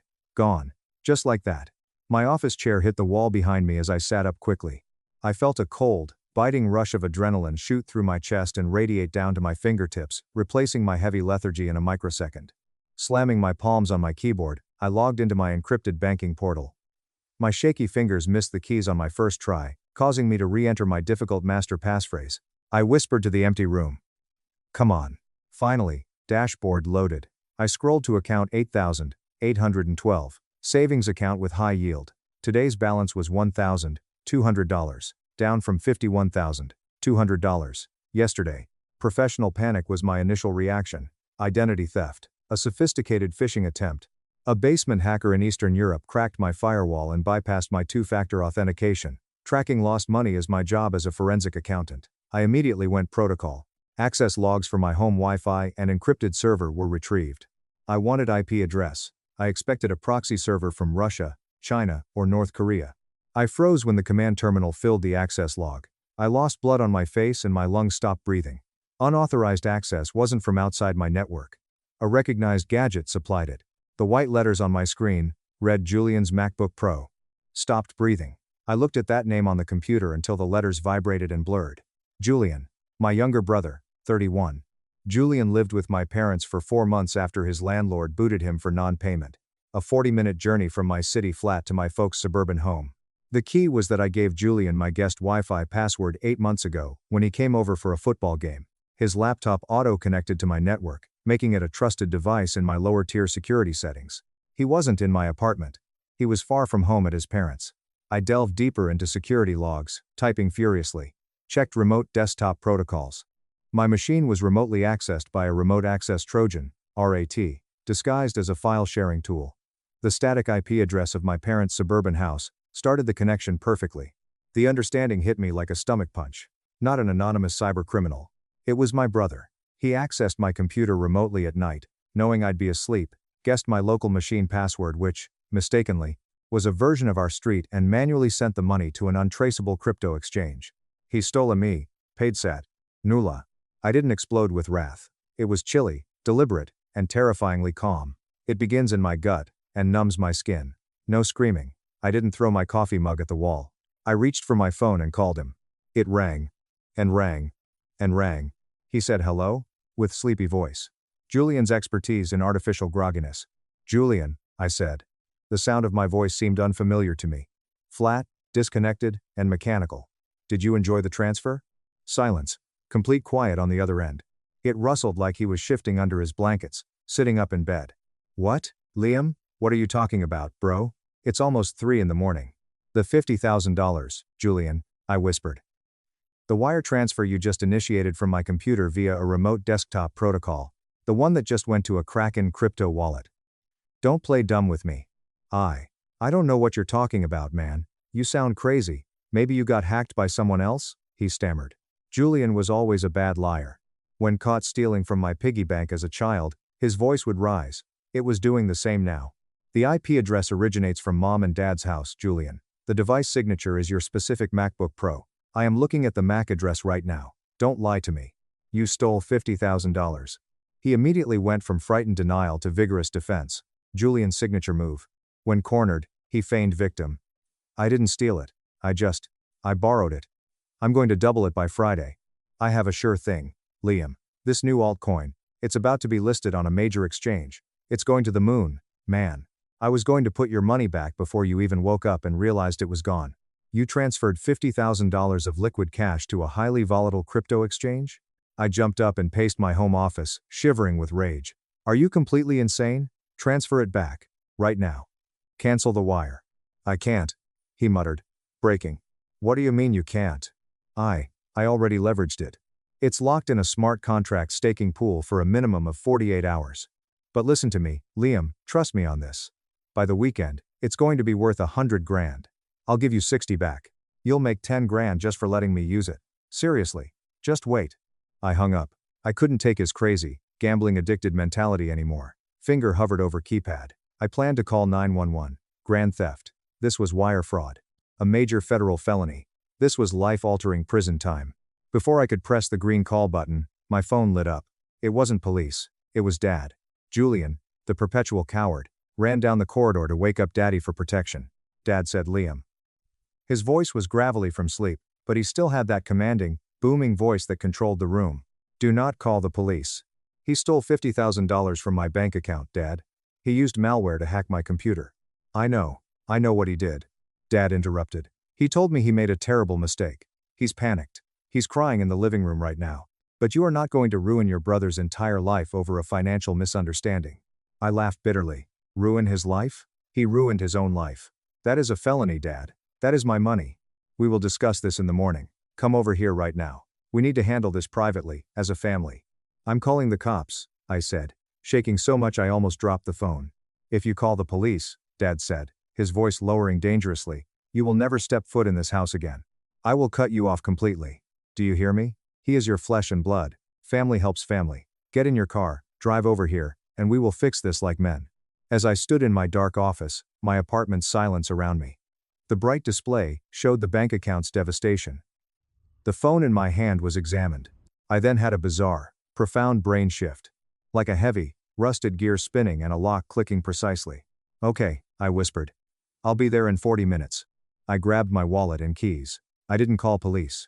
I stopped in my tracks as I walked down the corridor to the elevator, because a brilliant and heartbreaking insight hit me. I knew which account Julian depleted. Julian had forgotten to examine the account owner's internal ledger name in his sweaty haste and blind avarice. He observed a huge figure next to a high-yield savings account. He thought he stole my money. Dad thought he stole my cash. That gave me a brilliant, devastating idea. Dazed, I drove to my folks' house. Streetlights flickered past my windshield like nightclub strobe lights on Seattle's desolate streets. My knuckles were white from gripping the driving wheel so tightly, yet I wasn't angry, was calculating. To understand why I didn't turn around and go to the local police precinct, you must understand our terrible family dynamic. More crucially, you must grasp the bank account's highly confidential history ending at 8,812. My family always made me the responsible one. The boring one. The one who kept his head down, obtained a master's degree in finance, passed the CPA exam on the first try, and got a high-paying, steady position with a matching 401k and full benefits. My mother dubbed Julian the wild spirit. He dreamed. He left a top university in his sophomore year to start a dropshipping business selling cheap electronics. Within 6 months, it failed. He then tried day trading, depleting his education savings. Failed. He bought false TikTok followers and maxed out credit cards for luxury leased cars to become an influencer. Failed. Dad always stood in the wreckage with a fire extinguisher and an open pocketbook when Julian crashed and burned. 3 years ago, the situation changed drastically. My parents' marriage has failed for a decade. Though not divorced due to appearances, they live parallel, loveless lives together. Mom is constantly organizing events for her fancy garden club and upscale church. Dad drinks scotch at the country club and makes unsafe investments. Dad received a huge, worthless parcel of land in rural Montana from his estranged uncle 3 years ago. Mom didn't care, and Julian didn't know about it. Before a big agricultural conglomerate discovered it was on top of a valuable, untapped aquifer, it was merely forgotten rocky scrubland. They required water rights. Without anyone knowing, Dad sold the lease. He earned $250,000 after capital gains taxes. He kept Mom from knowing. He never informed Julian. He phoned me instead. I recall the day clearly. He rarely invited me to lunch at a pricey downtown eatery unless he needed something. He slid a cashier's check over the white tablecloth, ordered a double scotch, and stared me down over his ribeye. I need a massive favor, Liam, he added. I examined the check. $250,000. Dad? What is this? He whispered. That is my retirement, my real retirement. Not the absolute pittance your mother and I have left in our joint accounts.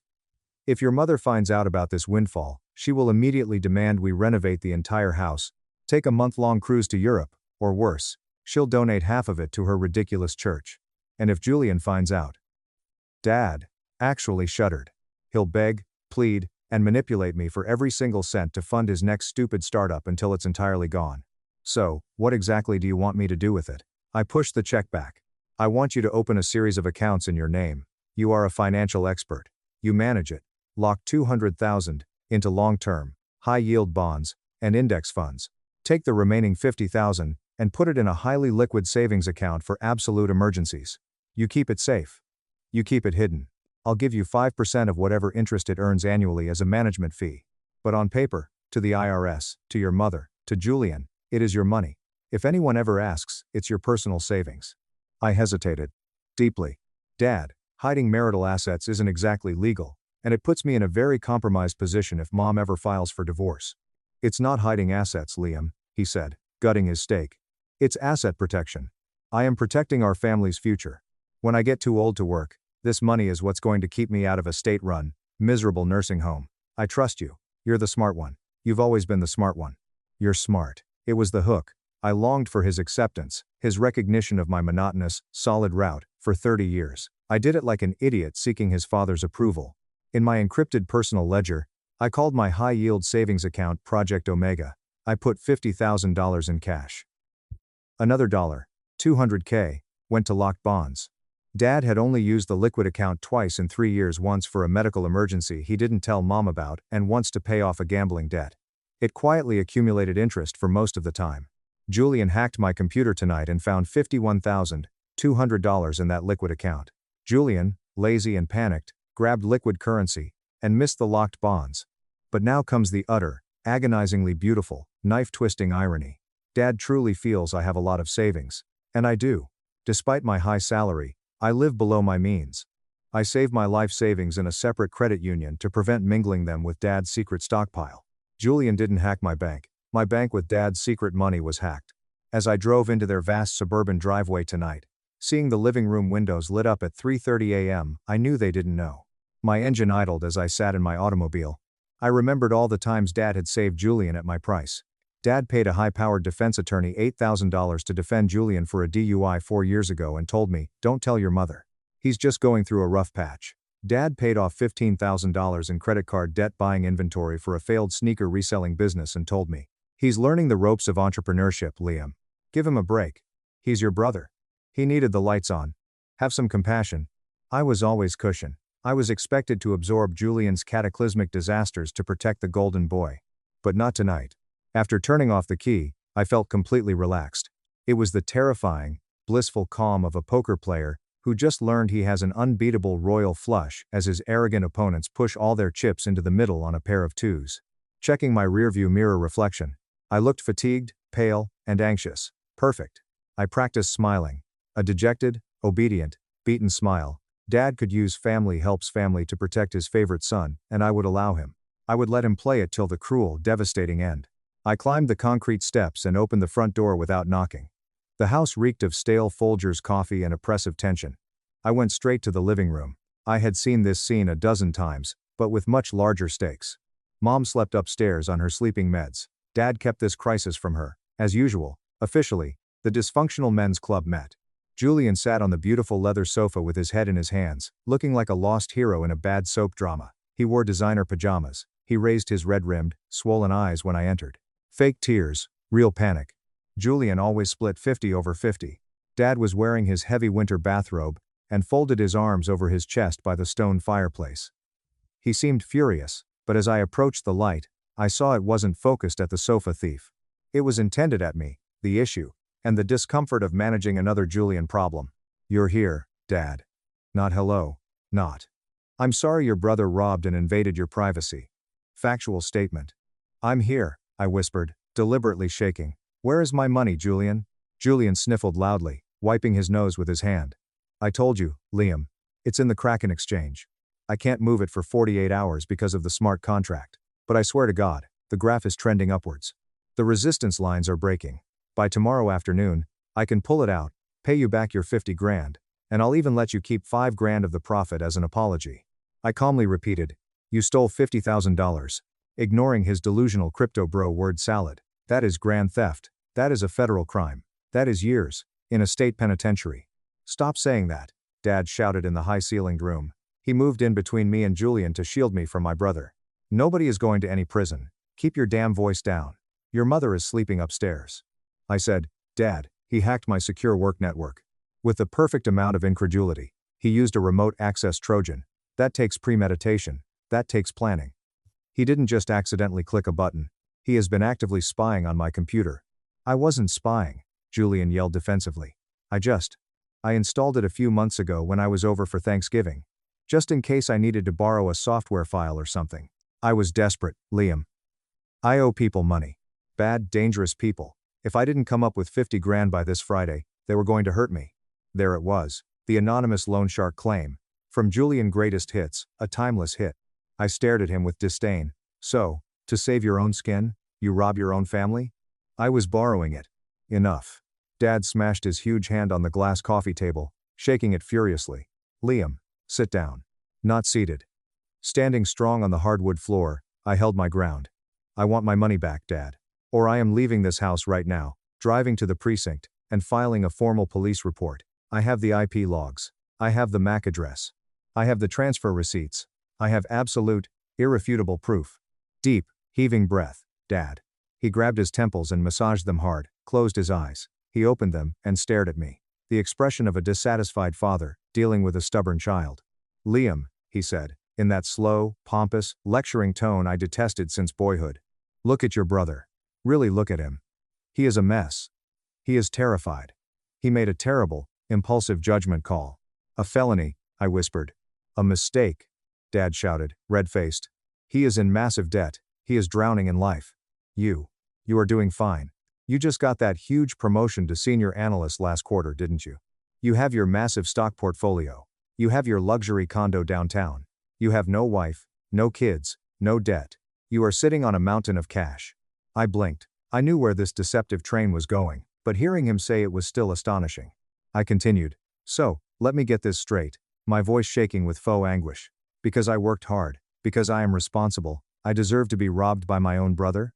It is not a robbery, Dad shouted, swinging his hand like a fly repellent. It's family. Family helps family. When you were little boys, if Julian fell off his bike and scraped his knee, you picked him up. That is your job. You are the older brother. You are supposed to protect him. I am not his personal ATM, Dad. Don't be greedy, Liam, Dad grumbled, approaching me. The word hung in the stagnant living room air. Greedy, was greedy. My harsh, humorless laugh scraped my throat. He took $50,000 from me, I murmured. And I'm the greedy one? You have plenty more where that came from. Dad raged. Listen to me very carefully. If you call the police, Julian goes to jail. His life is permanently over. He will be a convicted felon. He will never get a real job. Is that what you want? Do you want to be the sole reason your brother has his life destroyed? Do you want to be the one who breaks your mother's heart and puts her in an early grave? Psychological blackmail, weaponized guilt.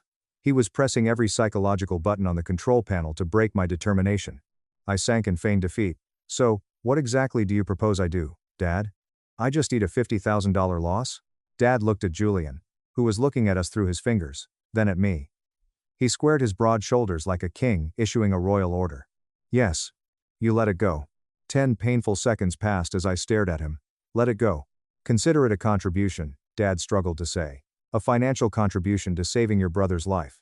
He will pay you back eventually, when he gets on his feet. The falsehood was huge and absurd, as we all knew. Julian never paid back a dime in his life. But for now, Dad said, softening, detecting my faux capitulation. You write it off. You do not report it to the bank as fraud. You do not call the police. You do not breathe a single word of this to your mother. You clear his debt to you. I regarded Julian. He watched me closely, holding his breath. He looked like a youngster waiting for a timeout or ice cream after smashing a vase. I regarded Dad. Defiance, arrogance, and certainty characterized him. He sincerely believed he had the moral right to redistribute my wealth as family patriarch. But he neglected one minor, critical nuclear detail. He forgot that Julian had depleted the high-yield savings account he persuaded me to open up 3 years earlier. Right then, I had a decision. I could have shouted, "That's your money, you arrogant old fool," and revealed the secret then. I could have watched him lose color and savored his fright. Dad would immediately change course if I did that. He would make Julian sell his automobile to repay it. Dad could liquidate some locked bonds to replace it. Considering Dad's twisted logic, he might blame me for letting it get stolen. The story would be twisted. He blamed me for weak security, saying I had failed as his financial manager. No. That wasn't punishing enough. I must secure this. I had to create a solid legal and emotional trap for them so that when the truth came out, they would be trapped. Okay, I said. My voice whispered. Dad squinted, surprised by my fast folding. He prepared for a lengthy war. Okay, I repeated, looking down at the floor like a broken man. You want me to let it go? You want me to treat this $50,000 as a gift to Julian, to get him out of trouble with his loan sharks? You are telling me, explicitly, as my father, that I should not expect this money back, and I should not involve the authorities. Yes, Dad exhaled hugely, shaking with relief. The strain left his posture. Exactly. That is the mature thing to do. That is the Christian thing to do. That is what a good, loving brother does. And you promise? I asked, staring Dad in the eye. You promise that we never, ever speak of this money again? That the debt is completely, permanently settled? Father answered, I promise, with a heavy hand over his heart. It's buried. Gone. We move forward. Thanks, Liam. Julian squeaked from the couch, cleaning his false tears. Seriously, bro, thank you so much. You won't regret this. I'm going to make it right, I swear. Cold, dead smile touched my lips as I stared at my brother. I know I won't. I nonchalantly took my phone from my pocket. Dad asked, What are you doing? His paranoia erupting. Just turning off the automated fraud alert on my banking app so they don't freeze the transfer, I lied smoothly.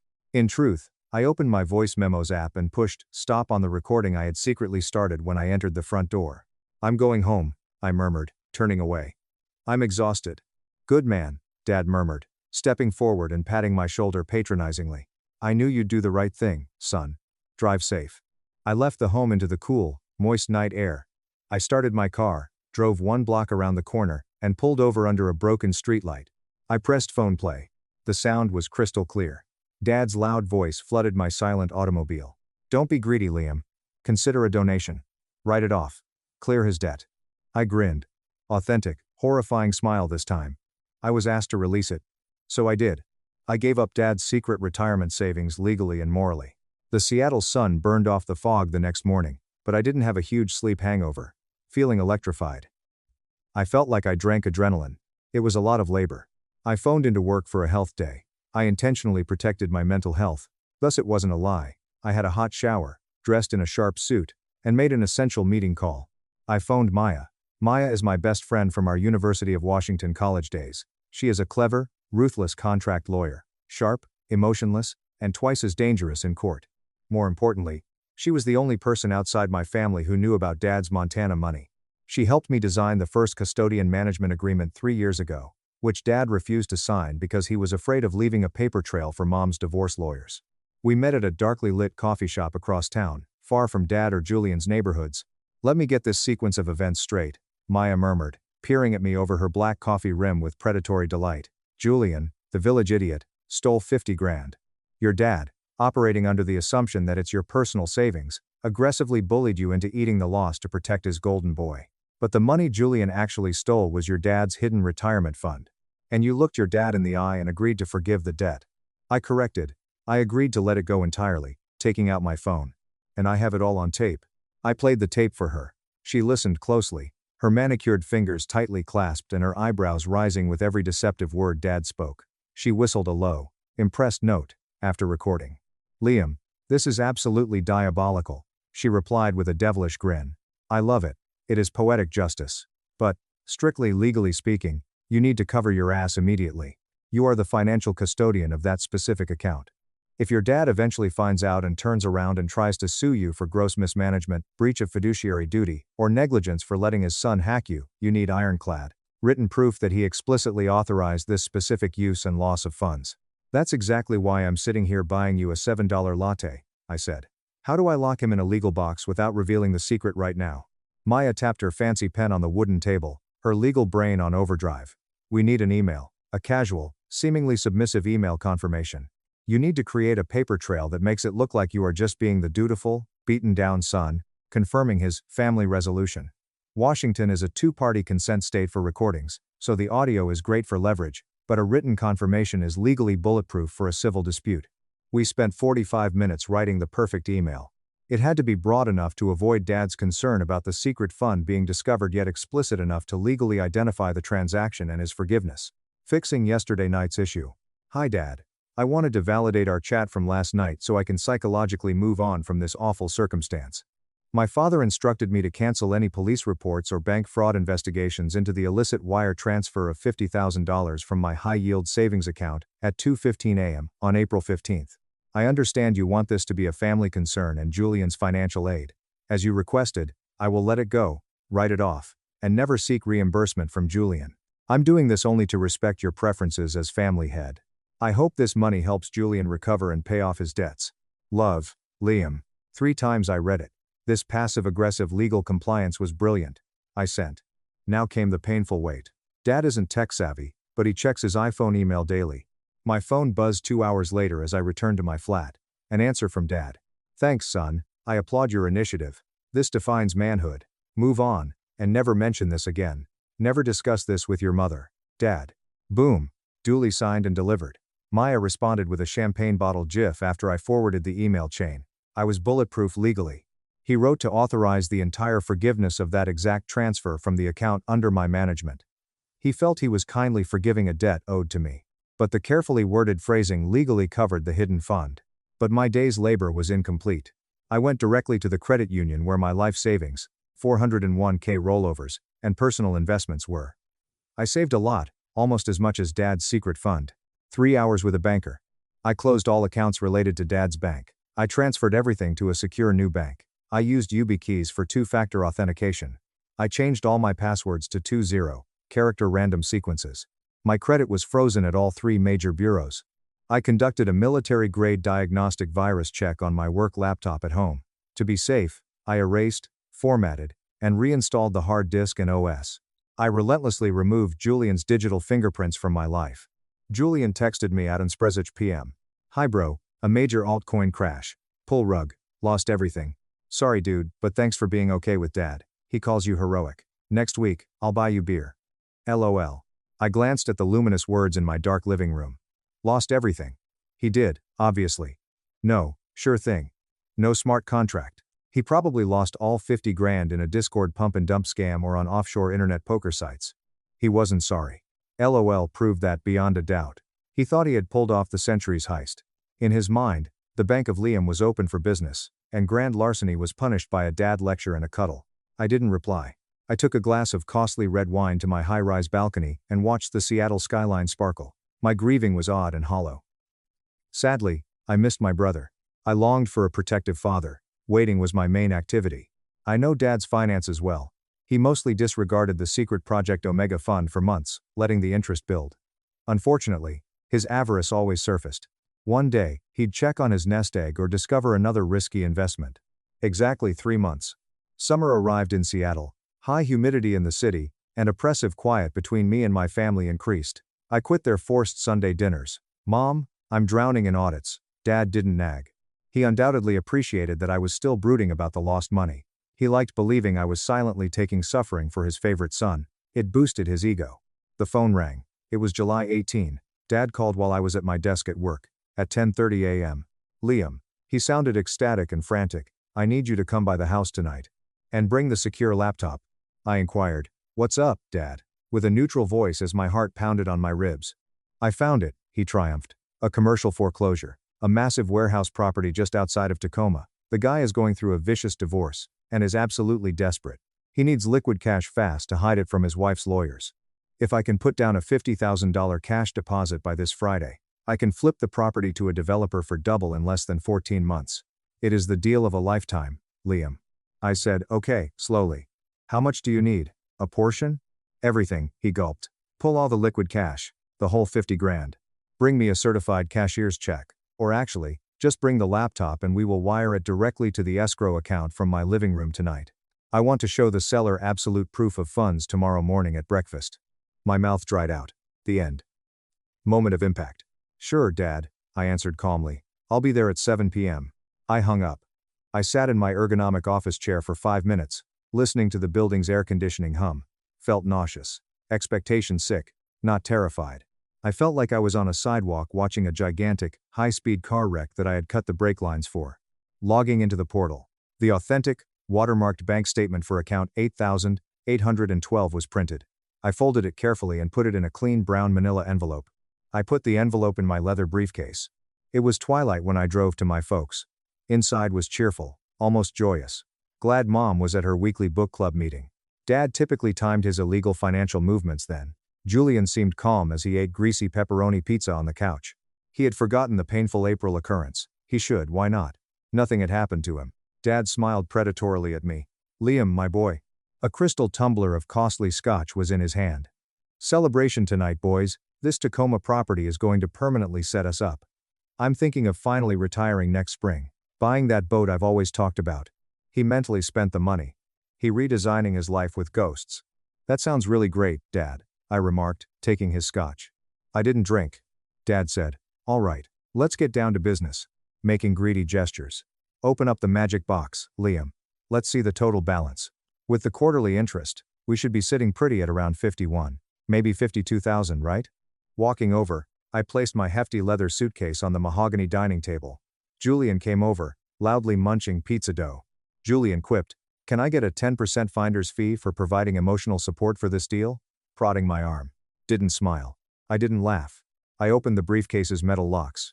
I kept my laptop. Instead, I took the thin manila packet. I didn't bring the computer, Dad, I said deadpan. But I brought the latest, certified statement for the account. Dad frowned, confusedly knitting his bushy eyebrows. Why didn't you bring the computer? We need to initiate the wire transfer tonight. Read the statement first, I replied, sliding the envelope across the table's fine wood. Father put his scotch glass down. He took the envelope. He ripped the flap. One clean sheet of paper was taken. He took his reading glasses from his shirt pocket and put them on his nose. He regarded the document. Heavy quiet filled that dining room, thick, smothering, total. You could have heard a carpet pin drop. You could have drowned in stillness. Liam, Dad murmured, shaking and losing his authoritative voice. Is this some kind of sick joke? No joke, Dad, I crossed my arms. It says the available balance is $1,200.18. Dad glanced up at me, worried and confused. Where is the money, Liam? There should be over $50,000 in liquid cash here. Where is the rest of it? Did you move it to one of the locked bonds? Julian stopped munching. His irritating grin vanished. He cautiously looked at me after looking at Dad's shaking paper. Dad yelled, "Where is my money, Liam? Answer me." I didn't move it, Dad, I answered gently, meeting his anxious eyes. It was withdrawn. In full. On April 15th at 2:15 a.m. No. Dad froze. As his old brain sought to connect the dots, his forehead furrowed severely. April 15th. That's. He stopped talking. He carefully, automatically adjusted his gaze to Julian. Julian's face turned curdled milk color. Half-eaten pizza crust fell from his fingers with a faint thud. Wait, Dad muttered, realizing the horror. Back to me, his chest heaved. April 15th. That was the night. That was the night Julian hacked your computer. I shouted yes, cutting the room. That was the night Julian transferred $50,000 to a Kraken crypto exchange. But.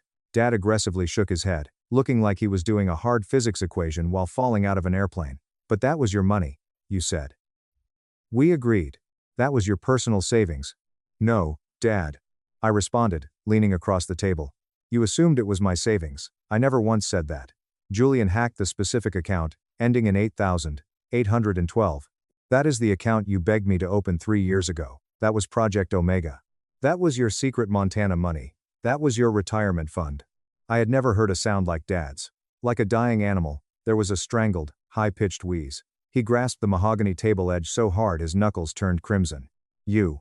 He shook his finger aggressively at my face. You let him. You told me. You told me to let it go, I said, finally expressing decades of buried anger. You told me. Don't be greedy, Liam. You told me. Family helps family. You explicitly ordered me to write it off as a financial contribution to saving my brother's life. I thought it was your money, Dad yelled in genuine misery. His hefty crystal Scotch glass hit the wall as he angrily flung his arm over the table.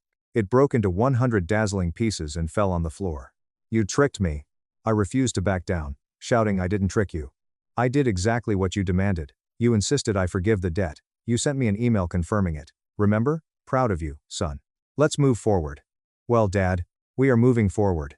Dad turned to face Julian. Julian was withdrawing into the living room, hands up defensively. Julian shouted, Dad, I didn't know, in hysteria. I swear to God, Dad. I thought it was Liam's account. I thought he was rich. I didn't know it was yours. Dad approached him, furious. You stole my retirement. Not anymore the protective, enabling patriarch. He was a predator who lost his life's job. You threw my pipeline money into a goddamn crypto scam. It was an accident. Julian cried, slipping on the living room rug. And you. Dad turned to me, spitting. You let this happen. You knew. You could have stopped it. You could have called the police right then. I tried. I shouted, booming off the walls. I tried to call the police. I had 911 dialed on my phone when you called me. You threatened to disown me. You threatened to cut me out of the family if I reported him. You aggressively protected the thief because you thought I was the only one bleeding. You only care now because it's your blood on the floor. Dad snarled, give it back. Reaching a shaky hand toward me with desperate eyes. Give me the money. I know you have money, Liam. You have your own savings. Fix this. Write me a check right now to cover his loss. I glanced at him, disgusted. What? No. Absolutely not. That money is gone. Dad. Julian lost it. And I am not your insurance policy. I am not your personal bank. You wanted to bail your golden boy out of trouble? Congratulations. You just did. With your own cash. I will sue you, Dad yelled, growing dangerously crimson. I will sue you for breach of fiduciary duty. I will take every penny you own. Go ahead, I murmured, my voice now cold and dead. I grabbed my phone, tapped the screen, and played the audio at full blast. Don't be greedy, Liam. Consider a donation. Write it off. Clear his debt. Dad's taunting words trapped him in the room. He regarded the phone. The broken glass on the floor caught his attention. Looking at Julian, cowering near the sofa, he discovered he was imprisoned in a concrete cage he made himself. Later, violence wasn't cinematic.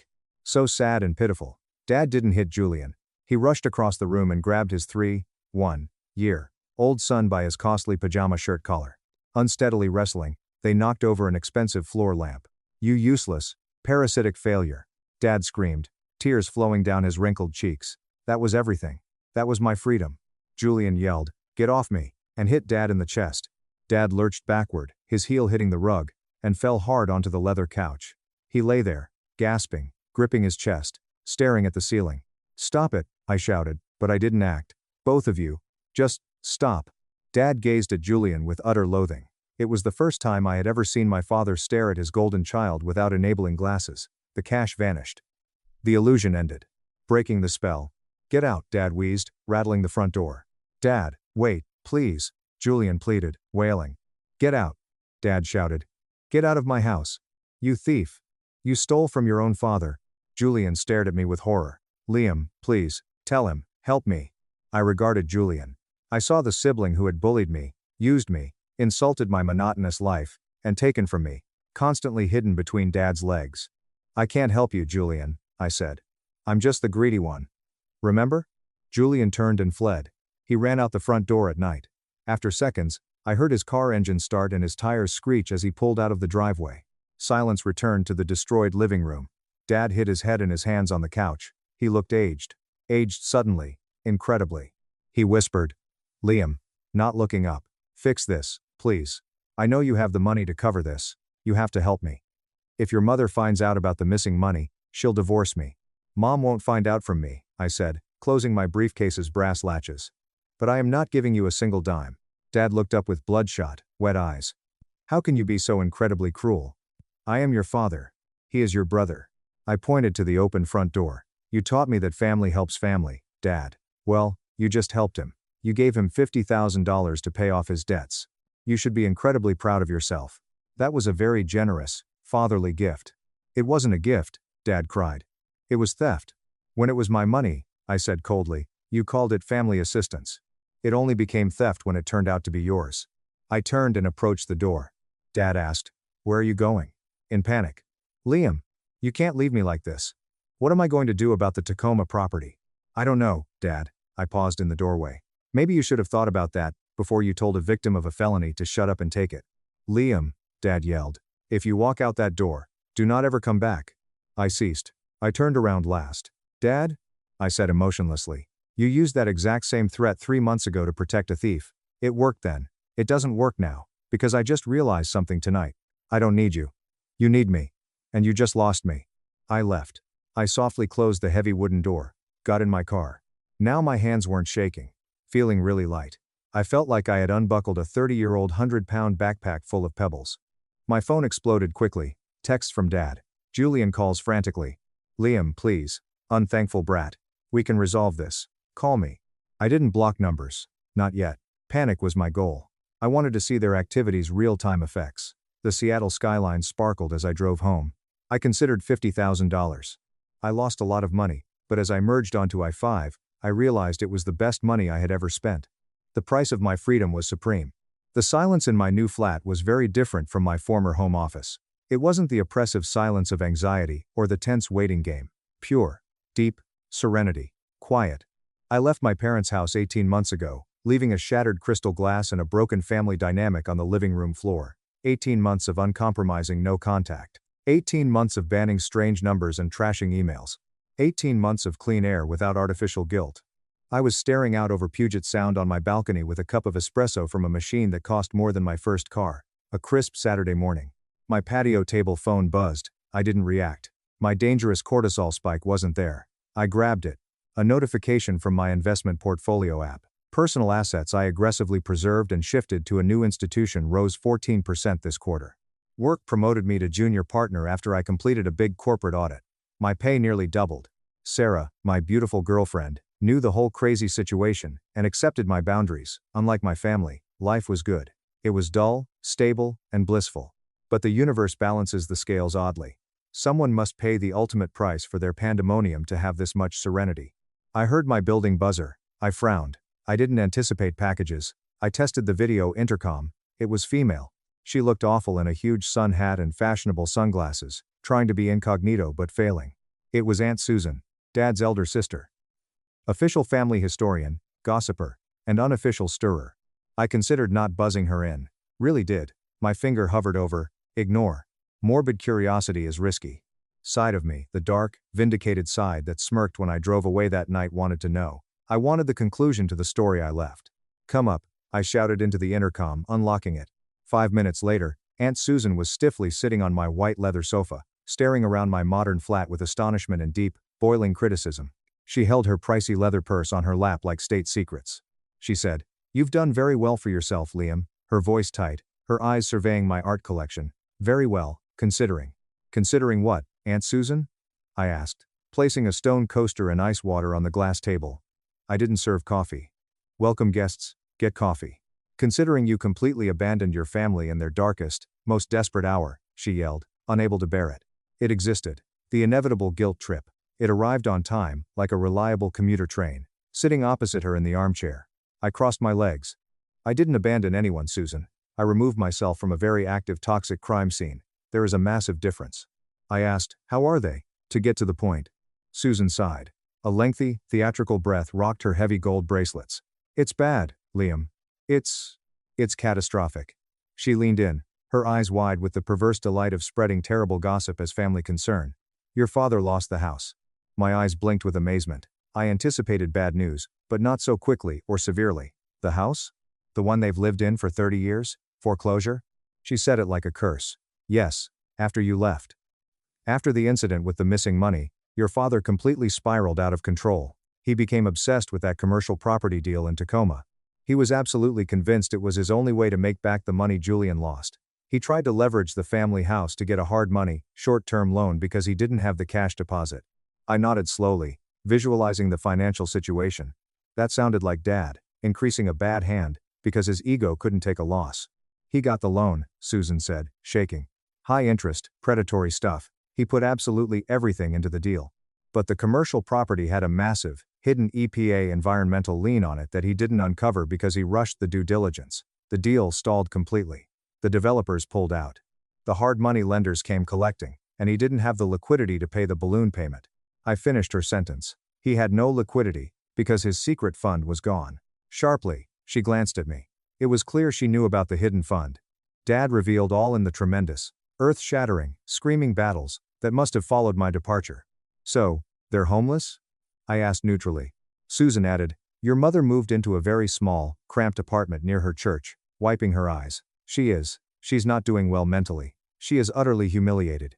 She had to formally resign from the garden club board because she couldn't afford the dues. You know how much that status meant to her. She filed for divorce 6 months ago. I felt a little sorry for Mom, but then I remembered that she enabled Dad's actions for decades. "And Dad? He's living in a cheap extended stay motel on Route 9. Susan murmured, clearly upset. "He is driving for an Uber to make ends meet. He tells everyone at the country club he's consulting, but we all know. He looks terrible, Liam. He aged 10 years in 18 months. I watched the city from the huge window. Dad boasted about retiring, getting a fancy boat, and lecturing me about manhood a year and a half ago. If he had been humble, his secret income could have supported him for a decade. Suppose he had received the money for safety, not gambling." My mouth tasted bitter ash as I heard, "And Julian?" Susan's face stiffened instantaneously. "Julian is unavailable. Jail. Not yet," she grumbled. "He left the state. There were some very bad people looking for him over those debts." "Not the bank." "Bad people. He took your father's car, the one the bank hadn't repossessed yet, and just drove south in the middle of the night. Last I heard through the grapevine, he was somewhere in Texas or Florida, waiting tables under the table and actively dodging federal subpoenas for wire fraud." She drank a long drink of ice water to calm down before the final assault. Then she judged me with her sharp eyes. "Liam, your father is almost 70 years old. He drives drunk college kids around at 2 a.m. to pay for a roach-infested motel room. Your mother lives off a meager social security check. And here you are." She motioned around my clean flat. "You have so much. You have entirely too much. You could fix this with a stroke of a pen. One check from you could get your mother into a nice, safe condo. It could get your father off the road and into a small retirement community." End quote. This was the moment, the ultimate test. Flying monkey delivered her emotional delivery. The glass table displayed raw, throbbing guilt. Family helps.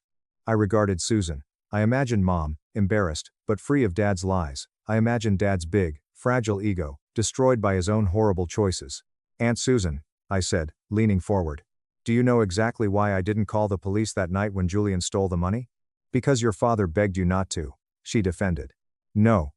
I didn't call the police, because I wanted them to learn, I responded sternly. Dad spent his entire adult life bailing Julian out of consequences. He used his own retirement money he actively hid from his wife to enable a thief. If I write a check right now, what happens? Does Dad learn humility? Does Julian learn responsibility? They have suffered enough, Susan sobbed. Where is your basic human compassion? My compassion was giving them exactly what they asked for, I said. Dad actively chose Julian over me. He chose to protect a felony over my dignity. He looked me in the eye and told me to let it go. So, I let it go. I let them go. I stood up to finish the meeting. I am not writing a check, Susan. Not today, not tomorrow, not ever. Because if I solve this massive problem for them, Dad will find another deal of a lifetime next week. And Julian will find another vulnerable account to hack. I am breaking the cycle. The Bank of Liam is permanently closed. Susan stood up, furious. You are cold, Liam. You are ice cold. Your father was right about you. You care more about your precious money than your own blood. No, I answered, leading her to the front door and opened it. I care about peace, and I paid exactly $50,000 for it. I think that is a very fair market price. Huffing, she adjusted her silly headgear and stormed out into the corridor. On her judgmental face, the elevator doors closed. I returned to the balcony. I should have felt guilty. Society makes us feel that, right? Even if our parents did wrong, we should bleed for them. I didn't feel bad. I was tremendously vindicated. However, one tiny loose end remained. One annoying mathematical detail only the accountant knew. I unlocked the bottom drawer of my filing cabinet in my home office and took out a manila folder. My 6-month-old certified cashier's check was inside. Dad promised me 5% of the total interest as a management fee. When he set up the secret fund 3 years ago, I managed the money properly and aggressively. Julian drained the liquid cash after I invested it in high-yield bonds and index funds. Julian stole and lost the Montana land money. The interest the profit I had deliberately produced over those 3 years before the theft was moved into a separate, thoroughly disguised sub-account every quarter as a matter of good accounting practice. Julian didn't touch that because he didn't know it existed. It was unknown to Dad. Not a huge fortune. Exactly $14,250. It was Dad's money or my management fee legally. A moral gray area. I never wanted gray areas in my life. No blasted cent of that toxic money should contribute to my new, serene life. I didn't want to bank on Dad's secrets, or Julian's larceny. I took the check, not addressed to Dad. It wasn't for Mom. I attended the National Council on Problem Gambling and Addiction Recovery. One last glance at the paper. The cord was cut forever. I sealed it in a stamped envelope, took it to the lobby mailroom, and placed it into the metal slot. Clack. Last sound. It ended. Returning upstairs, I made another espresso, and started working. My phone buzzed again. Text from Sarah. Dinner at 7? Making homemade lasagna. Typed, perfect. I'll bring decent wine. Dad planned his eventual retirement. It was Julian. That investment has vanished. I planned retirement. It was I. The business was growing. They think family is unchosen. That is the worst deception ever uttered to keep people in harmful cycles. Yes, you can't pick whose DNA spirals into yours. But family, the individuals you let into your inner circle, devote time and energy for, and trust with your peace you pick them. You may have to unchoose them, to save your life. I'd like to discuss greed with you. Dad called me greedy in the living room that night, weaponized that word. He tried to shame me for saving. He tried to make me a villain for wanting to keep everything I had worked hard for. But let's define greed. Not having a 401k is greed. After being robbed blind, greed isn't justice. Greed is Julian taking $50,000 that wasn't his because he was too indolent to work. Greed is Dad withholding $250,000 from his wife for years, and then asking my money to pay up his big blunders. Greed is requesting that someone burn themselves to keep you warm for another hour. I realize that family helps family is often a manipulation strategy by those who need the greatest aid and provide the least. A guilt-filled one-way street. When toxic people say family helps family, they mean you assist me. They never mean I'll respect your limits. This lesson cost a lot. Lost father. Lost my brother. My childhood home was no longer idyllic, but I gained something far more important. I got complete independence. I own my life. Every dollar in my bank account is mine because I earned and protected it. Every relationship in my life is healthy, reciprocal, and based on respect. No need to look back. I don't get late-night bail calls. People ask if I regret smiling that night. If I regret fooling Dad into formally forgiving the debt before he realized it was his money burning. Sometimes I ponder about it late at night. Was it trivial? Maybe. Was it lie? Sure. Was it essential to my survival? Yes. Dad would have gaslighted me if I had screamed and told the truth right then. He would have guilt-tripped me into covering the deficit. He would have drained me emotionally and financially to hide his lies. By pretending to spend my money, he would have sunk my ship. I just disclosed his actual nature. I let him show me who he was when he thought his acts were free. When the huge debt came due, he had only himself to blame. This concludes my advice. Be careful how people treat you when they think you have no influence. Watch how people treat your resources when they think they deserve them. If you're ever told to set your boundaries on fire to save someone else's fragile ego, stop screaming, don't fight. Smile, close the door, and let them face their biggest fear reality. My family ignored my promotion but demanded $3,200. For vacation, I sent one penny and forced the sale of their house. Enjoy the streets. Alright, Reddit. This story is absolutely insane, and even though I lived through every agonizing, infuriating second of it, I still can't quite believe it went down like this. It's going to be a massive, sprawling saga, because the sheer level of audacity and financial manipulation requires a lot of context. Grab your popcorn, get comfortable, and enjoy the show, because the nuclear revenge at the end is sweeter than anything I could have ever dreamed up. For context, I am a 5-year-old male named Julian. For my entire adult life, I have been the designated ATM, the safety net, and the crisis management center for my deeply financially irresponsible family. My father, Arthur, is a man who believes he is always one brilliant idea away from being a millionaire, despite never holding a steady job for more than 3 years. My mother, Elena, is a professional victim who uses tears like currency. My older sister, Clara, 38F, is the golden child who believes she is a temporarily embarrassed reality TV star, constantly living vastly beyond her means. And then there's my younger brother, Leo, 28 meters, who usually just kept his head down to avoid the crossfire. Late October, after 8 grueling years of 80-hour work weeks, skipping vacations, and practically living at the office, I finally got the promotion I'd been bleeding for. Vice President of National Logistics. It came with a massive pay bump, actual executive decision-making power, a corner office with an incredible view of the city skyline, and a stock options package that secured my future. I felt like I had finally made it. The announcement happened during an all-hands corporate retreat. The CEO literally called me up on stage, shook my hand in front of 300 employees, and handed me a crystal plaque. People I had only ever emailed were coming up to me, clapping me on the back, and buying me drinks. My face was on the front page of the company's internal portal. It was the proudest moment of my professional life. I immediately pulled out my phone and texted our family group chat. I sent a picture of the plaque and a message, "Just made VP. The grind finally paid off. I want to take you all out to celebrate." I waited. I watched the little read receipts pop up one by one. Clara read it. Mom read it. Leo read it. Dad read it. Nobody called. Nobody texted back. I brushed it off. I told myself they were probably just busy with their own lives. My mentor and former boss, David, pulled me aside later that evening. He looked me dead in the eye and said, "Julian, you earned every single bit of this. Do not let anyone downplay your success. Celebrate this properly." And I wanted to. I didn't want some sterile corporate happy hour where people I barely knew pretended to care while checking their emails. I wanted a real celebration with the people who shared my blood, the people I had supported for over a decade. I wanted them to be proud of me. So, I went all out. I booked the private dining room at the Brass Oak, the most exclusive, high-end steakhouse in the city. It was the kind of place where you usually need a reservation 3 months in advance, but I pulled a few strings with a vendor. The room was gorgeous, dark mahogany walls, leather seating, a private dedicated server, the works. I put down a $500 non-refundable deposit just to hold the room.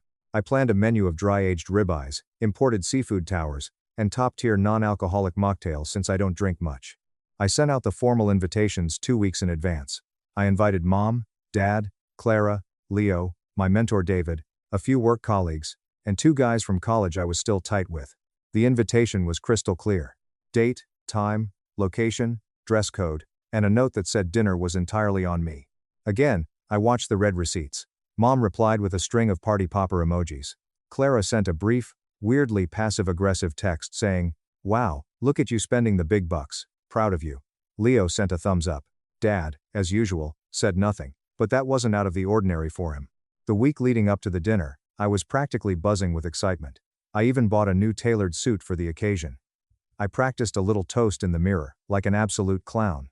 I was so ready to just sit back, look at my family, and share my success with them. The day of the dinner, a Saturday, I arrived at the Brass Oak at 6:30 p.m. to make sure the private room was flawless. The table looked incredible, the lighting was perfect. The sommelier had the sparkling cider chilling on ice. My dedicated waiter, a super professional guy named Matteo, kept congratulating me. He was so attentive and kind, completely unaware that he was about to witness one of the most pathetic nights of my life. 7 p.m. rolled around. The start time. The room was empty. I texted the group chat. "Hey everyone, I'm here. Private room in the back. Can't wait to see you guys. Read receipts." No replies. By 7:30 p.m., I was sitting alone at a massive table meant for 15 people, nursing a glass of sparkling water while Matteo quietly brought out the first round of artisanal bread. My phone buzzed. It was my work colleagues. They had a massive emergency at one of the distribution centers and had to bail. Totally understandable. 10 minutes later, my college friends texted. One had a flat tire on the highway, and the other was stuck with him. David called me directly. His daughter had spiked a fever of 103, and he was at the urgent care. All legitimate excuses. But my family? Absolute. Deafening. Silence. 8 p.m.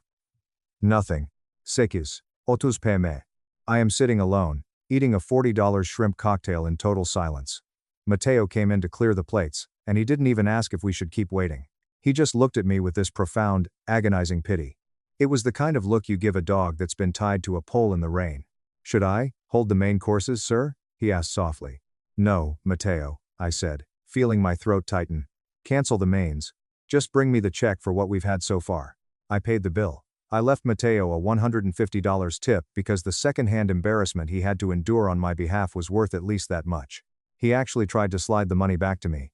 "Sir, please, you don't have to do this," he whispered. I insisted. I walked out of that gorgeous restaurant, got into my car, and drove home in complete and utter silence.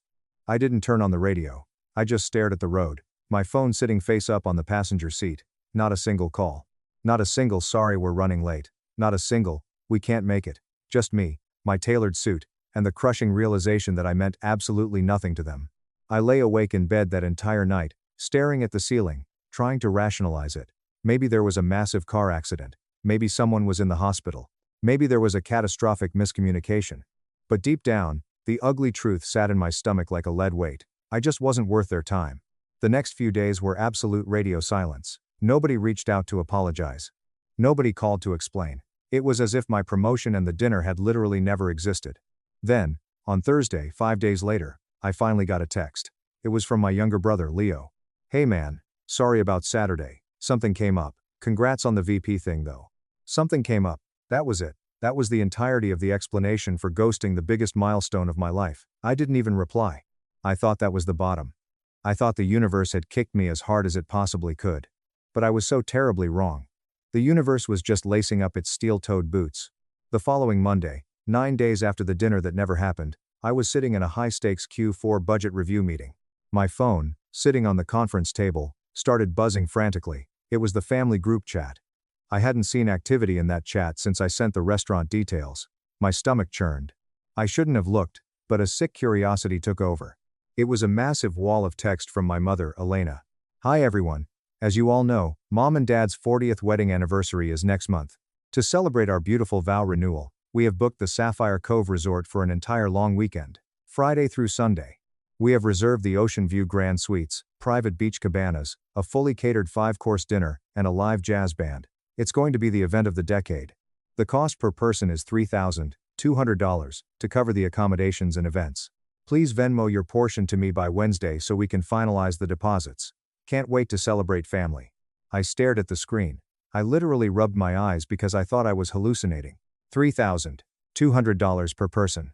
For a vow renewal party, less than 2 weeks after every single one of them had ghosted the free, fully paid for celebration of my life's biggest achievement without so much as a text message. The sheer, unadulterated audacity of it knocked the breath out of my lungs. My sister Clara replied immediately. Yes. I already sent my money. Mom and Dad deserve the absolute world. I'm going to book a spa day for us girls while we're there. Treating myself because I've been so stressed. This was coming from the same woman who claimed she couldn't afford to buy her own kids' school supplies 3 months ago, forcing me to drop $600 at Target for my niece and nephew. Then my dad, Arthur, chimed in with his trademark fake humble routine. Now Elena, you know you kids don't have to do all this for us. But it truly means the world to me. I've worked my fingers to the bone for this family, and there is nothing I want more than to be surrounded by the people I love. Can't wait. The people he loved, the family that apparently did not include my presence, but absolutely required my wallet. I had seen this play out 100 times before. The guilt trip, the manufactured extravagance, the expectation that Julian would just sigh, open his banking app, and fund their delusions of grandeur. It was a perfectly choreographed dance, and they expected me to hit my mark. I sat in that boardroom, the voices of my colleagues fading into a dull roar. The VP of Finance was talking about supply chain overhead, but I couldn't hear a word. The colleague next to me nudged my arm. Julian, you good, man? You look like you just saw a ghost. I need to step out, I whispered. I grabbed my phone, walked out of the boardroom, marched down the hall to my new corner office, and locked the door. I sat down at my massive mahogany desk, the city skyline stretching out behind me, and I just stared at that group chat. Aunts and uncles were chiming in now. Cousins I hadn't seen since high school were posting excitement emojis. But I noticed one glaring omission. My brother Leo hadn't said a word. Something inside my brain just clicked. It wasn't a sudden explosion of rage. It was a cold, terrifying, crystal clear wave of absolute detachment. It was the profound realization that I had been playing a rigged game with loaded dice for my entire adult life. I was never going to win their love. I was never going to earn their respect. I was nothing but a biological ATM machine. I opened my Venmo app. I typed in my mother's username. I went to the payment amount. I typed $0.01, one single penny. In the payment notes section, I wrote, "Here is my contribution. Enjoy the party. I will not be attending, now or ever." I hit send. If they wanted to play games, I was about to flip the entire board over, and trust me, I was playing for keeps. The moment that penny left my account, I began the systematic, ruthless dismantling of my entire financial relationship with my family. I had been thinking about doing this for years, but the guilt always stopped me. Not anymore. The guilt was dead, buried under the table at the Brass Oak. First, I opened my contacts. I blocked my mother. I blocked my father. I blocked Clara. I blocked every single aunt, uncle, and cousin who had ever participated in their endless grift. 15 numbers, wiped from my life in less than 3 minutes. The only person I did not block was Leo. Then, I picked up my desk phone and called my bank. Years ago, when I was 22 and just starting to make decent money, my parents had convinced me to open a joint checking account with them, for emergencies. Over the years, I had funneled tens of thousands of dollars into that account to cover their bounced checks and late utility bills. I need to completely remove myself from the joint account ending in 4,402, I told the bank representative. And I need to transfer the entire remaining balance, which are solely my deposited funds, into a new, private account. Then, freeze the joint account. "Sir, since you are the primary account holder, I can do that immediately," she said. It took 4 minutes. Next, I called the credit card companies. I was the primary account holder in 3 high-limit credit cards that my parents and Clara possessed as authorized users. I had been paying their ridiculous Amazon hauls and restaurant tabs for years under the guise of helping them get back on their feet. "Cancel all authorized user cards immediately. Flag any new charges as fraudulent," I ordered. But the crown jewel of my financial entanglement was the house. 10 years ago, when I was 25, my parents wanted to buy a 4-bedroom house in a nice suburb. Their credit was absolute garbage due to years of defaulted loans and unpaid taxes. I had flawless credit and a high-paying entry-level corporate job. My father had begged me, with actual tears in his eyes, to co-sign the mortgage and go on the title. "It's just for a year, Julian," he had promised. "Just until we stabilize. Then we will refinance and take your name right off." 10 years. 10 years and they had never refinanced. My name was still on the deed, which meant, legally, I was a co-owner of that property. I called the mortgage lender. I placed a hard freeze on the account, requiring my physical notarized signature in person for any changes, refinancing attempts, or lines of credit taken out against the equity. I locked down my social security number, with all 3 credit bureaus. I changed every single password to a randomly generated alphanumeric string. I changed my security questions from things they knew, mother's maiden name, childhood street, to absolute nonsense.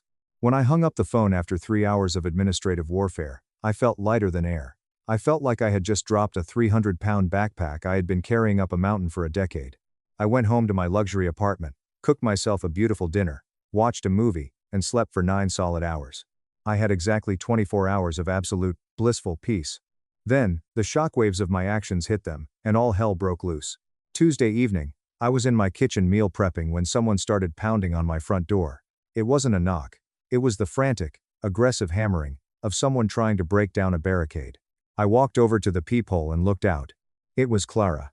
Her face was beet red, her hair was a mess, and she looked like she was vibrating with pure rage. I considered calling building security, but the pounding was getting louder. My neighbor across the hall, Tom, a massive, retired Marine, who took zero nonsense, opened his door and glared out. I gave Tom a subtle wave to let him know I was handling it, but he stayed in his doorway, watching like a hawk. I kept the heavy metal chain lock engaged and cracked the door open a few inches. "What do you want, Clara?" I asked, my voice terrifyingly calm. She practically spit at the gap in the door. "Are you out of your psychotic mind? You sent Mom 1 penny? 1 penny for their anniversary? And then you blocked everyone? What is your malfunction, Julian?" "I don't have a malfunction," I said smoothly. "I just stopped being your ATM." "You are throwing a temper tantrum like a literal child," she screamed, her voice echoing down the hallway. "This is Mom and Dad's 40th anniversary. They sacrificed their entire lives for us. They fed you, they clothed you, and you are trying to ruin their dream vacation over what? Because we missed some stupid dinner." I actually laughed. A cold, hard laugh that seemed to infuriate her even more. "Some stupid dinner? I invited my family to celebrate the biggest professional achievement of my life. I paid a $500 deposit. I sat in a private room for 2 hours by myself. None of you even had the basic human decency to send a text message saying you weren't coming. So yes, Clara. If my promotion dinner is just a stupid dinner, then Dad's vow renewal is just a stupid party, and he can fund it himself." She shoved her hand into the crack of the door, trying to pry it open. "It is completely different. They are our parents. You owe them. You make more money than all of us combined, and you're just hoarding it like a selfish, greedy pig. Mom went to the grocery store today, and her debit card declined. You cut off the accounts." "My accounts," I corrected her. "My money. That I earned, while you were getting your nails done and Dad was sitting in his recliner." "You arrogant little prick," she hissed, her eyes wild. "You think because you have some fancy corporate title you're better than us. You're still the same scrawny, pathetic loser who needed Dad to protect him in high school. You are nothing without this family." "Dad hasn't protected me from anything since I was 16, I fired back, the anger finally bleeding into my voice. "I have bailed this family out of evictions, repossessions, and bankruptcies 22 times in the last decade. I counted. I am done. Go home, Clara. Figure your own lives out." 3. I went to shut the door. She shoved her designer boot into the gap. "Move your foot, Clara, or I am closing this heavy oak door on it, and you can explain your broken toes to the paramedics," I warned. She stared at me, realizing I was absolutely dead serious. She yanked her foot back. I slammed the door, and locked the deadbolt. She stood out there screaming obscenities for another 3 minutes. Tom, my neighbor, finally boomed, "Hey, shut up and get out of here before I call the cops." I heard her shriek something at Tom, followed by the sound of her stomping down the hallway. 10 minutes later, Tom knocked lightly on my door. I opened it. "You good, Julian?" he asked, his arms crossed. "I'm fine, Tom. Family drama. I cut them off financially and the parasite is angry." Tom chuckled darkly. "I know the type. Let me know if she comes back. I've got a buddy at the precinct who can have a patrol car here in 2 minutes." "Thanks, Tom, and hey, sorry about the noise." "Don't sweat it. Oh, and hey, saw your picture in the building newsletter. Congrats on the VP gig." I smiled, a genuine, sad smile. A retired Marine I occasionally made small talk with in the elevator was more supportive of my success than my own flesh and blood. That night, my phone started exploding. They had realized they were blocked, so they started using burner apps, Google Voice numbers, and borrowing phones from friends to text me. "How could you do this to your mother? She hasn't stopped crying. You are tearing this family apart over pure greed. Dad's blood pressure is spiking. If he has a heart attack, it's on you." I didn't read most of them. I just played whack-a-mole, blocking every single unknown number that popped up. By midnight, I had blocked 38 different numbers. Then, my phone rang. It was Leo. I answered. "Hey," I said quietly. "Hey man," Leo replied, his voice exhausted. "Are you okay?" "I'm fine." "How's the war zone?" Leo let out a long, heavy sigh. "It's a nightmare. Mom is wailing in the living room like someone died. Dad is pacing holes into the carpet, screaming about how ungrateful you are. Clara came back from your place and threw a lamp at the wall. They are losing their absolute minds." "And you?" I asked. "I told them they were idiots," Leo said bluntly. I told them they've been treating you like a walking checkbook for 10 years, and that ghosting your VP dinner was the stupidest thing they could have possibly done. Dad told me if I was going to take your side, I could pack my bags and get out. So, I'm sitting at a 2-4-hour diner eating terrible hash browns. I'm sorry, Leo. You shouldn't be caught in the crossfire. Don't apologize to me, Leo said firmly. You did what you had to do. I've been telling you to cut them off for years. But, Julian, you need to be careful. They aren't just angry, they are panicked. Without your money, they can't pay the mortgage next month. They can't pay the car leases. Mom tried to log into the joint account, and when she saw it was empty, I thought she was going to have a stroke. They are desperate, and desperate people do insane things. Leo was right. I just didn't realize how fast the insanity would escalate. The next morning, at 6 a.m., I was woken up by a frantic pounding on my door. I dragged myself out of bed, exhausted, assuming Clara had returned for round 2.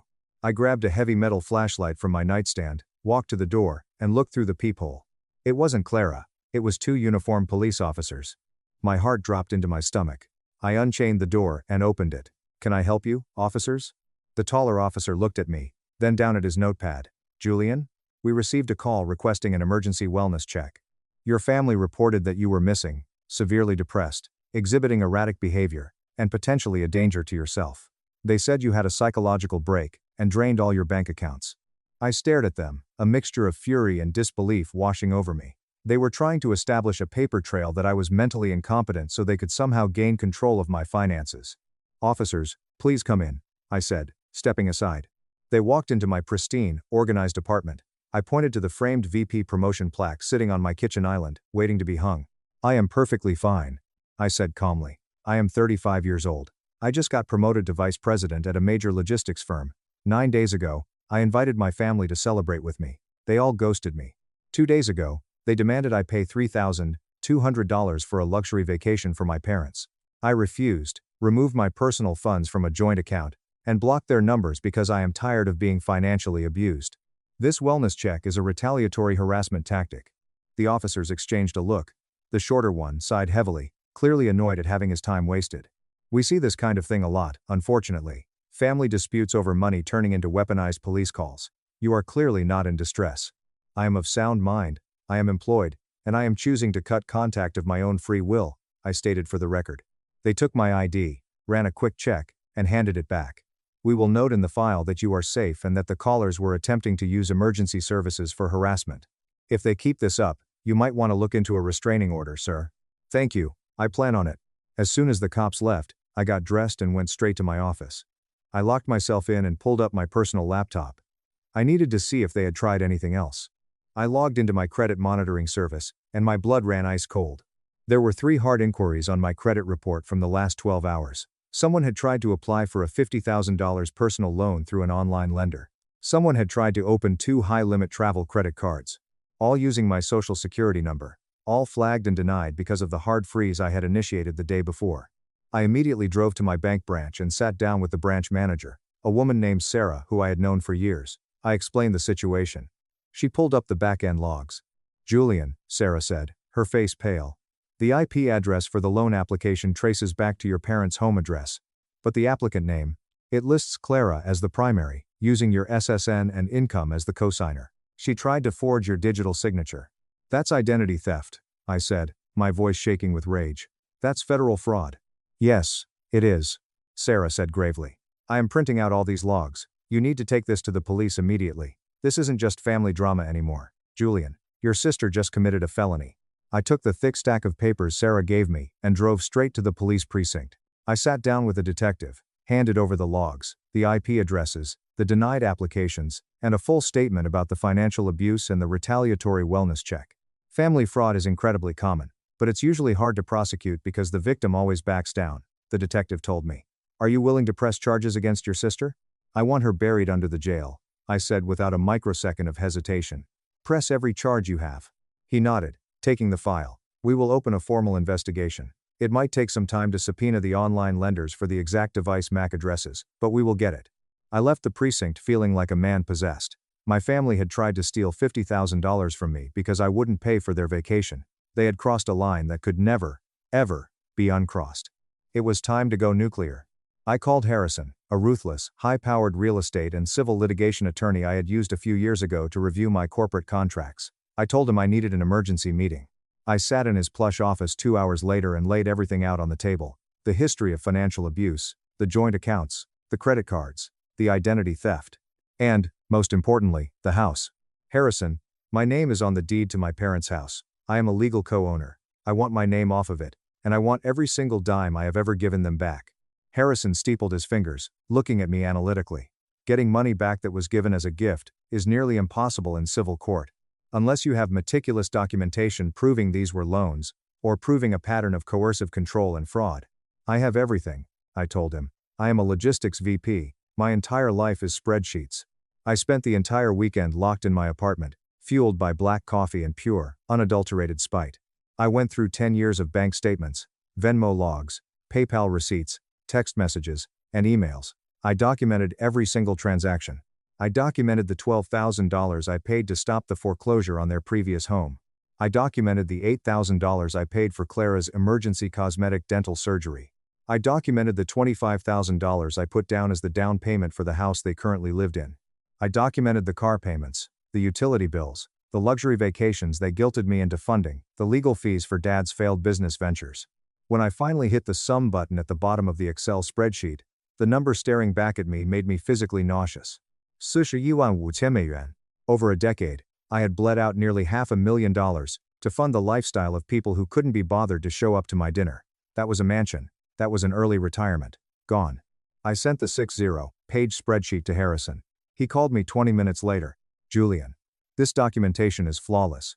It establishes a crystal-clear pattern of financial exploitation, culminating in the attempted identity theft by Clara. But the real leverage here is the house. Explain, I said. You are on the deed. That means you legally own a 50% stake in the equity of that property. Right now, the house is worth roughly $650,000. They owe $230,000 on the mortgage. That leaves $420,000 in equity. Your legal share is $210,000. They don't have $210,000 to buy me out, I said. They don't even have $200. Exactly, Harrison said, and I could hear the shark-like grin in his voice. Which means we file a partition action. It is a lawsuit that forces the sale of a jointly owned property, when the owners cannot agree. The court will mandate that the house be put on the market, sold, and the equity split according to ownership. We will force them to sell their home. Do it, I commanded. File it tomorrow morning. But I wasn't done. I wanted them to know exactly what was coming. I wanted them to feel the terror they had subjected me to for years. I created a new email address, julianlegalcontact@gmail.com. I drafted an email and sent it to Mom, Dad, Clara, and every single extended family member who had ever told me I needed to support my parents. Subject: Notice of forced sale and debt collection. Attached is a comprehensive, 60-page financial audit detailing the $415,000 I have provided to Arthur, Elena, and Clara over the last 10 years. Because of the recent attempt by Clara to fraudulently open a $50,000 loan in my name, police report #HIDE8492 attached. All financial support is permanently terminated. Furthermore, my attorney has filed a partition action with the county court to force the immediate sale of the property located at parents' address, of which I am a legal 50% owner. You will not be able to refinance, as my signature is required and will be denied. You have 60 days to vacate the premises before the court orders a public auction. Any further communication must go through my attorney, Harrison Vance. Do not contact me again. I hit send at 8 a.m. on a Tuesday. By 8:15 a.m., the explosion was catastrophic. Harrison's office received 14 frantic phone calls before noon. My parents tried to call him, screaming and crying. Clara called him, and threatened to sue him for harassment. Harrison, being the absolute professional monster that he is, calmly informed them that all calls were being recorded and added to the harassment file.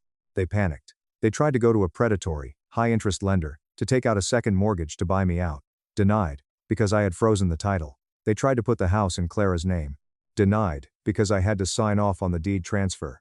They were trapped. The walls were closing in, and I had the only key. I got my updates through Leo, who we would meet for a beer every Friday night. Leo had officially moved out of the house and was crashing on a buddy's couch, completely severing himself from the toxicity.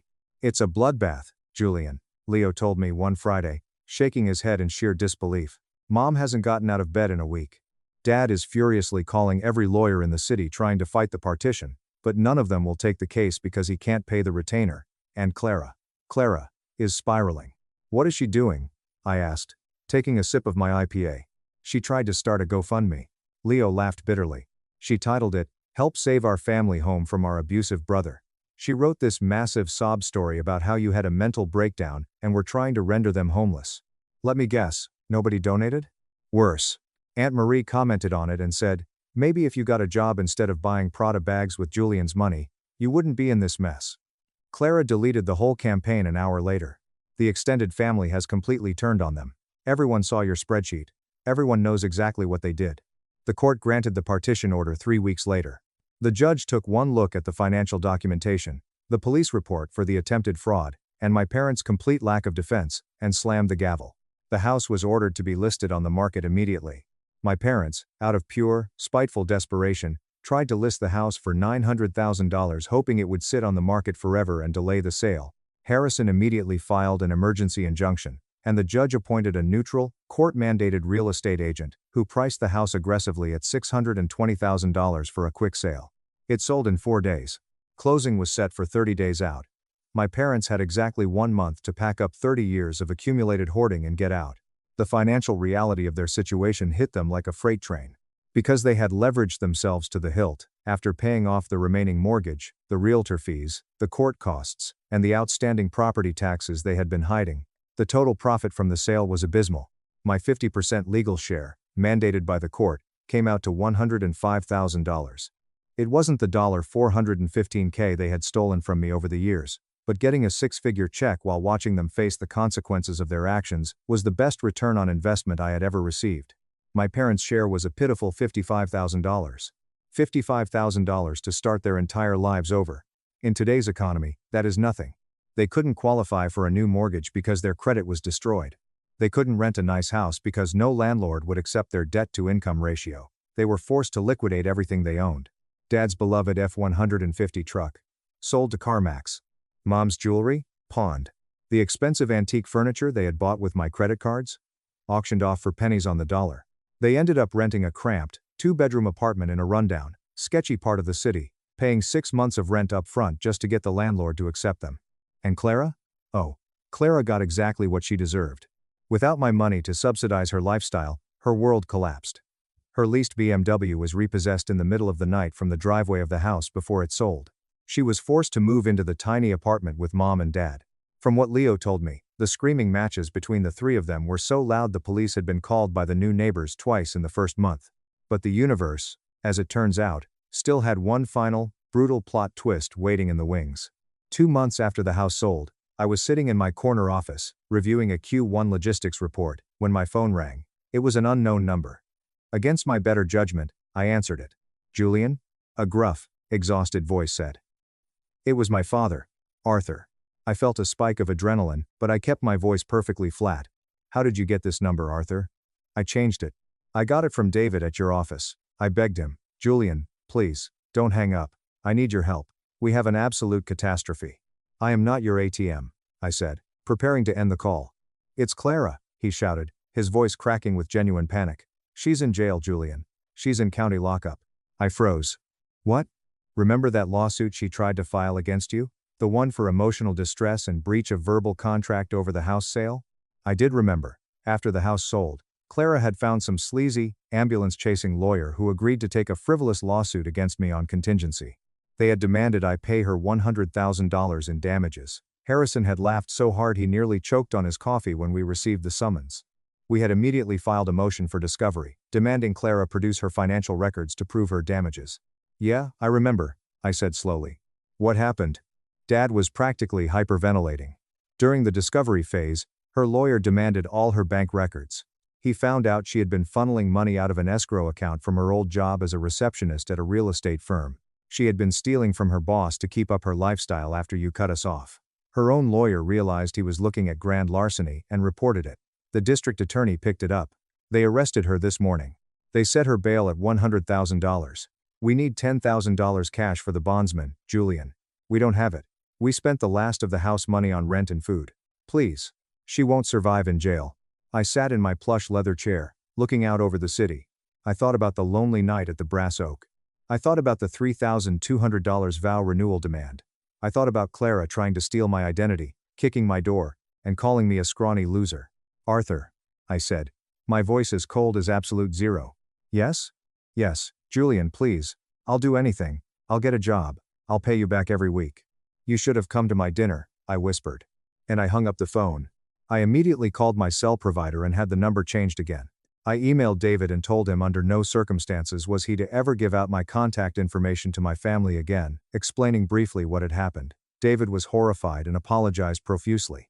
Clara sat in county jail for 3 weeks before she finally managed to get a public defender to negotiate her bail down. She eventually pled guilty to felony wire fraud and embezzlement. She received 3 years of probation, massive restitution fines, and a permanent felony record that guarantees she will never work in a corporate environment or handle money ever again. She currently works the night shift at a fast food drive-thru. My parents are still trapped in that tiny apartment, living off Social Security, and whatever Dad can make doing odd handyman jobs. The $3,200 vow renewal at the luxury resort never happened. Instead, they spent their 40th anniversary sitting in a cramped living room, completely alienated from their extended family, with a felon daughter sleeping on their couch. As for me, I am thriving. The $105,000 I recovered from the house sale went straight into a high-yield investment portfolio. I am excelling in my VP role, traveling the country, and building a life entirely for myself. I started dating a wonderful woman named Sarah, ironically, the same name as my bank manager, who comes from a normal, loving family that actually communicates and supports each other. And the best part? A few weeks ago, I met up with my brother Leo at a coffee shop near my office. Leo looked like a new man. He had lost the stress weight, he was standing taller, and he had a huge smile on his face. I got in, he told me, sliding an acceptance letter across the table. I looked at it. It was an acceptance letter to the master's program in engineering at MIT. Full scholarship. Leo, that is incredible. I beamed, pulling him into a hug. I am so proud of you. I'm moving to Boston next month, he said, his eyes shining. I'm finally getting out. I just wanted to say, thank you, Julian. Watching you stand up to them. Watching you take your life back. It gave me the courage to do the same. I haven't spoken to Mom, Dad, or Clara in 2 months. I feel like I can finally breathe. You earned this, Leo, all on your own. Hey, Leo said, pulling out his wallet. Coffee is on me today. I insist. I smiled, letting my little brother buy me a $5 latte. It was the best cup of coffee I have ever had in my entire life. So, Reddit, that is the saga. From a lonely dinner at a steakhouse to a $415,000 forensic audit, a forced home sale, and a felony conviction. I lost my parents and my sister, but I gained my freedom, my sanity, and a genuine relationship with my brother. Do I feel guilty? Sometimes, in the quiet moments of the night, a tiny voice wonders if I went too far. But then I remember the penny. I remember the absolute clarity of that moment.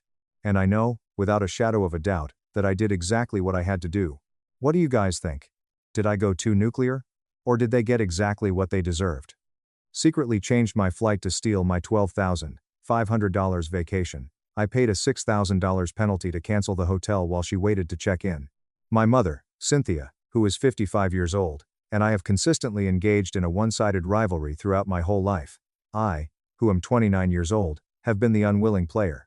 Since I can remember, each success I had was met with a backhanded compliment, and any milestone I reached was instantly overshadowed by a catastrophe that she would conveniently fabricate. This has been consistently the case for as long as I can remember. My family was forced to leave before I even came over the stage because she spent the entire ceremony whining about a phantom migraine. This occurred after I graduated from college with honors. She walked around the rooms of my first condo, pointing out structural faults that did not exist, and loudly wondering how I could finance it without compromising my morals. This occurred when I was purchasing my first investment property. I spent my 20s doing what a lot of daughters of narcissistic mothers do. I tried to buy her love. This is something that I did, despite all of this, as well. I was under the impression that if I were only enough generous, successful, and obliging, she would eventually look at me with pride rather than resentment. The logistics company where I work gave me a promotion to the position of Vice President of Operations 3 months ago. In addition to a big bonus and 3 more weeks of paid time off, it came with a significant pay increase. In a moment of complete and utter stupidity, I made the decision to celebrate by taking my family on a vacation of the highest possible caliber. My mother, my father Robert, who is 58 years old, and my younger brother Sam, who is 25 years old, were all invited to a resort in the Bahamas that offered all-inclusive packages. Everything was paid for by me. The flights, the premium suites with ocean views, the VIP excursion packages, and the luxurious airport shuttles are all included. Just a little bit more than $12,500 was the whole amount. Planning for this trip took several weeks. I emailed the travel schedules, the packing lists, and the itineraries regarding the trip. The international airport in our city was the departure point for our trip, which was scheduled to take off at 2 p.m. on June 12. At least half a dozen times, I checked with Cynthia to be sure that this was so. She made sure that everything was in order, as she was the one who was in charge of coordinating the packing of my father and my brother. When I awoke on the morning of the 12th, I encountered a true feeling of excitement. After spending the previous evening packing my luggage, methodically organizing my travel paperwork, and visualizing a week of sipping cocktails by the infinity pool, I was finally at peace with my family. I was looking forward to arriving at my destination. I got at the airport at 11:30 inches the morning, which allowed me plenty of time to get through security and get a cup of coffee before my flight. I brought my bags to the premium check-in counter and handed my passport to the gate agent, who was a pleasant-looking woman with a name tag that said Sarah. As Sarah scanned my passport, she grimaced, and then proceeded to write something into her keyboard. She went through it once more. I felt a pit of icy coldness rise in my stomach almost immediately, and the frown in her brow became even deeper. Sarah uttered the words, "I'm sorry, Miss Evans," while looking up at her with a thoughtful face of compassion. "Your flight left at 8 a.m. this morning. It's currently 11:45 a.m. You've missed your departure by nearly 4 hours." The words did not register in my mind as I glanced at her. I said with a voice that was slightly wavering, "That is not possible." Immediately, I retrieved my mobile device and opened my email application in a desperate attempt to locate the initial booking confirmation. Look, Flight 412 to Nassau. Departing at 2 p.m. I booked this myself. After briefly looking at my screen, Sarah returned her attention to the monitor she was using. "Your original booking was indeed for 2 p.m. But this itinerary was modified 21 days ago. The departure was moved to the 8 a.m. flight." When she finished speaking, I felt a vibration from my phone in my hand. It was a message sent by Cynthia via text message. "Who are you, exactly? We have arrived at the resort already. As I sit here at the lobby bar sipping margaritas, I can't believe how effortlessly the flight went. I hope you didn't sleep in too much." I felt a rush of nausea hit me all at once. At the moment that I pressed the call button on her contact, my hands were shaking physically. She answered the phone on the second ring, her voice dripping with synthesized sweetness that was reminiscent of sugar. "Emma, sweetheart, where have you been? We were so worried." I said to my mother, "Mom, I'm at the airport," with a voice that was dangerously low. "My flight was at 2 p.m. The agent is telling me the flight left at 8 a.m. Why are you in the Bahamas?" Her expression of amazement was so intense that it would have earned her an Academy Award. "What do you mean 2 p.m.? She exclaimed. "Honey, the flight was always at 8 a.m. I told you that at Sunday dinner 2 weeks ago. Don't you remember? You must have been so busy with your new little job that you got confused." "My ticket says 2 p.m., Mom. I have the original confirmation." "Oh, well, you know how these airlines are," she responded in a casual manner, completely unrepentant about the situation. "Everyone else's tickets said 8 a.m. We all checked in together at 5:30 this morning. When you weren't answering your phone, we just assumed you went through the TSA pre-check line and we'd see you at the gate. When you weren't at the gate, we figured you decided to take a later flight." I removed the phone from my ear and looked at my call record. "You didn't call me once," I muttered as I pulled the phone over my head. "Not a single missed call. Up until 5 minutes ago, there were no texts. My phone has been on since 6 a.m. Shortly after that, there was a pause on the line. This is the kind of pause that occurs when a liar recognizes they have been discovered, but instead of confessing, they change their story. "Well, let's not play the blame game, Emma. The important thing is you can just catch the next flight. There's an evening flight at 7 p.m., right? You'll only miss the first afternoon. We have the whole week ahead of us." I turned my head to look at the departures board. At 7 o'clock in the evening, there was a flight. Inquiring about the cost of a ticket for the same day, I questioned Sarah. She looked at the amount and mumbled, $1,200. With the truth of the situation beginning to take shape in my mind, I asked my mother, "Did you change my flight time on purpose?" Cynthia scoffed at Emma, her tone moving from pleasant to immediately defensive. "Emma, why on earth would I do that?" she asked. "You're being paranoid again. You always do this. You mess up, and then you blame me. Now, are you going to buy the ticket and come enjoy the vacation you promised us, or are you going to sit in the airport and pout like a child?" I ended the call with her. There was no farewell from me. The call has just been severed. I turned my attention to Sarah, the gate agent, who had obviously overheard enough to comprehend the relationships that were taking place within the family. I inquired in a low voice, "Are you able to explain to me how the flight was altered? I need to know exactly what happened." A nod was given by Sarah, and her fingers quickly moved across the keyboard. "Let me pull up the modification logs." "Okay, yes. The entire group booking was altered 21 days ago. The change was made online using your master confirmation code. A new itinerary was generated and sent to the email address on file. The question that I requested was, what email address? According to what Sarah read, it was sent to Cynthia, M88 at. Email sent by my mother. Sarah proceeded to read the notes that were being made on the account. The logs show that the person who logged in requested all 4 passengers be moved to the 8 a.m. flight.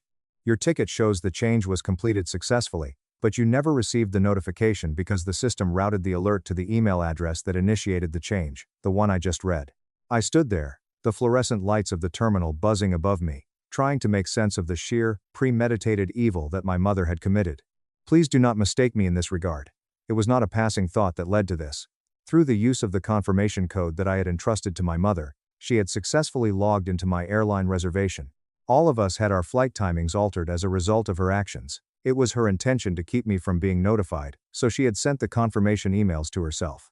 She had packed her luggage, driven to the airport with my father and brother at 5 o'clock in the morning, boarded an aircraft, and traveled to another country, all while knowing that I was sleeping in my bed, fully unconscious that I was missing the trip that I had paid for. It was the $12,500 vacation that she desired. I was simply not wanted to be a part of it. After removing myself from the counter, I went in search of a secluded area adjacent to a coffee shop that was closed. It was my brother Sam that I called. It was almost instantaneous that he picked up, his voice quiet and fretful. "Emma, what the hell is going on? Mom said you screwed up the times and missed the flight." When I asked Sam, did you know that the flight was changed to 8 a.m.? I was having a hard time keeping my voice steady. "No. Mom told Dad and me last week that you had moved the flight to the morning because you wanted to get to the beach earlier.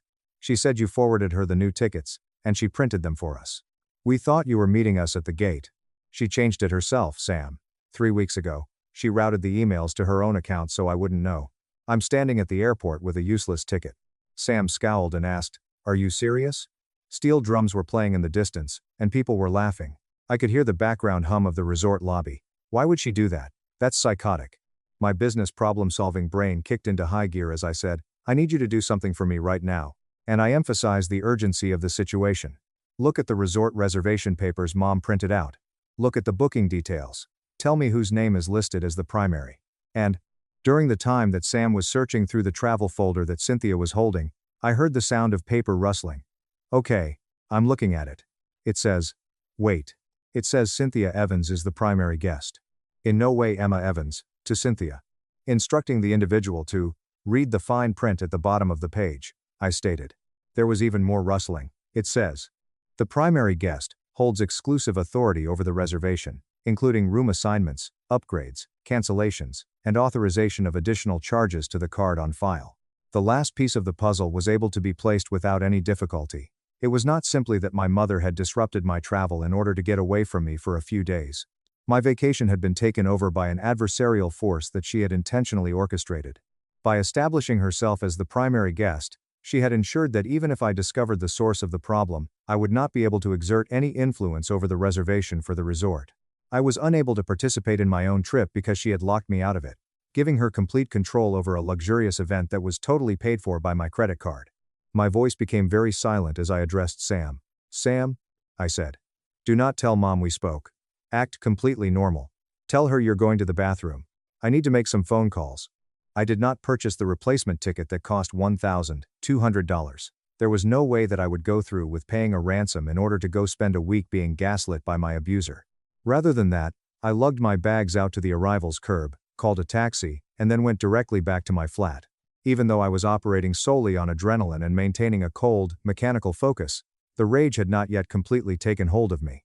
As I entered my apartment, I placed my bags in the hallway, opened my laptop on the kitchen island, and immediately began making phone calls as soon as I was inside. The first number to call is the Paradise Cove Resort. Finally, after navigating through the automated options, I was able to speak with a representative named Marcus. With composure, I described circumstance. Despite the fact that I had informed him that I was the one who had paid for the reservation, My mother had fraudulently classified herself as the primary guest without obtaining my permission. At the same time, Marcus was steadfast in his refusal to budge. Miss Evans, I completely understand your frustration, and I see that the credit card on file matches your name. However, resort policy dictates that once a primary guest is established on the booking, we cannot alter the reservation without their verbal or written consent. I cannot change the names, and I cannot modify the room assignments unless I speak to Cynthia Evans. I pressed the question, even though I paid for it? Even though I can prove she changed the flights to prevent me from arriving? I am so sorry, ma'am, it's a liability issue. Unless she authorizes it, my hands are tied. The American Express number is the second call. During my conversation with the fraud department, I was on the phone for 45 minutes. I went into detail about the entire timeline. While showing compassion, the representative was honest with me about the situation. Because you willingly provided your card details for the initial booking, we cannot classify the initial charge as unauthorized fraud. If the resort provides the services to the guests listed on the reservation, the charge is valid. However, if you cancel the reservation and the resort refuses to refund you according to their policy, you could potentially dispute the penalty fee, but it's a difficult battle. The third call is from my best friend, Maya, who also happens to be a corporate litigator. During the time that I was explaining everything to Maya, I continued to pace about my living room while drinking a glass of water. Until I finished, she remained silent and listened in startled stillness. This is textbook financial abuse, Maya stated to Emma, her legal persona taking over. It's a textbook example. She has essentially hijacked a $12,500 asset. She deliberately blocked you from accessing the service you paid for, and now she is preparing to consume it. In some jurisdictions, this borders on wire fraud because she used electronic systems to alter your travel documents to her benefit. I don't care about the legalities right now, Maya. I want to know how to stop her from sitting by that pool on my dime. Cancel it, Maya stated in a direct manner. You paid for it. The cancellation policy for that resort is probably brutal this close to check-in. But if you cancel it before they physically check in and take possession of the room, you terminate the contract. She can't be the primary guest of a reservation that doesn't exist. The resort's terms and conditions were brought up on my computer. Cancellations made within 48 hours of the scheduled check-in time resulted in a penalty fee equal to 50% of the entire cost of the reservation. A total of $8,500 was spent on the resort phase of the vacation. If I canceled my reservation, I would immediately lose $4,250, in addition to the $4,000 that I had already paid on the flights that were non-refundable. It was almost $8,000, and it vanished into thin air. However, as I sat there, imagining Cynthia placing an order for a piña colada on my bill for $25, and chuckling to myself at how naive I was, I came to the realization that I would cheerfully spend $8,000 to witness her world deteriorate. My call to the resort was returned. On this occasion, I insisted on having a conversation with the most senior management who was accessible. I was promoted to the position of Director of Guest Relations, which was held by a woman named Beatrice. Beatrice, I said, maintaining a calm and even tone in my voice. I am the cardholder for reservation number 884B. I understand your policy regarding primary guests. However, I am not calling to modify the reservation. I am calling to cancel it entirely, effective immediately. Beatrice was hesitant. Miss Evans, let me review the file, please hold. There were 3 painful minutes that I waited. My microwave had a clock that said 2:45 p.m. on it. There was a 3 o'clock check-in time at the resort. The caller, Beatrice, returned to the line. Miss Evans, because you are the verified payer, you do have the right to terminate the financial agreement before services are rendered. However, I must inform you that they have not checked in yet. They are scheduled to check in at 3 p.m. If I process this cancellation now, you will incur a 50% penalty fee, and the reservation will be wiped from our system. The guests will have no accommodations. I inquired, are they available in the lobby? Let me check with the front desk. Yes, it appears your party is currently sitting in the waiting area, waiting for the 3 p.m. check-in window to open. Cancel it, I replied, feeling a twisted smile come across my lips. I had no intention of doing that. Process the cancellation right now. I will eat the fee. I want that reservation dead. Are you absolutely certain, ma'am? I have never been more certain of anything in my life. And Beatrice, when they come up to the desk in 10 minutes, please tell Cynthia Evans that the person she stole the vacation from sends her regards. Cancellation processed, Miss Evans. An email confirmation has been sent to you. The phone was hung up by me.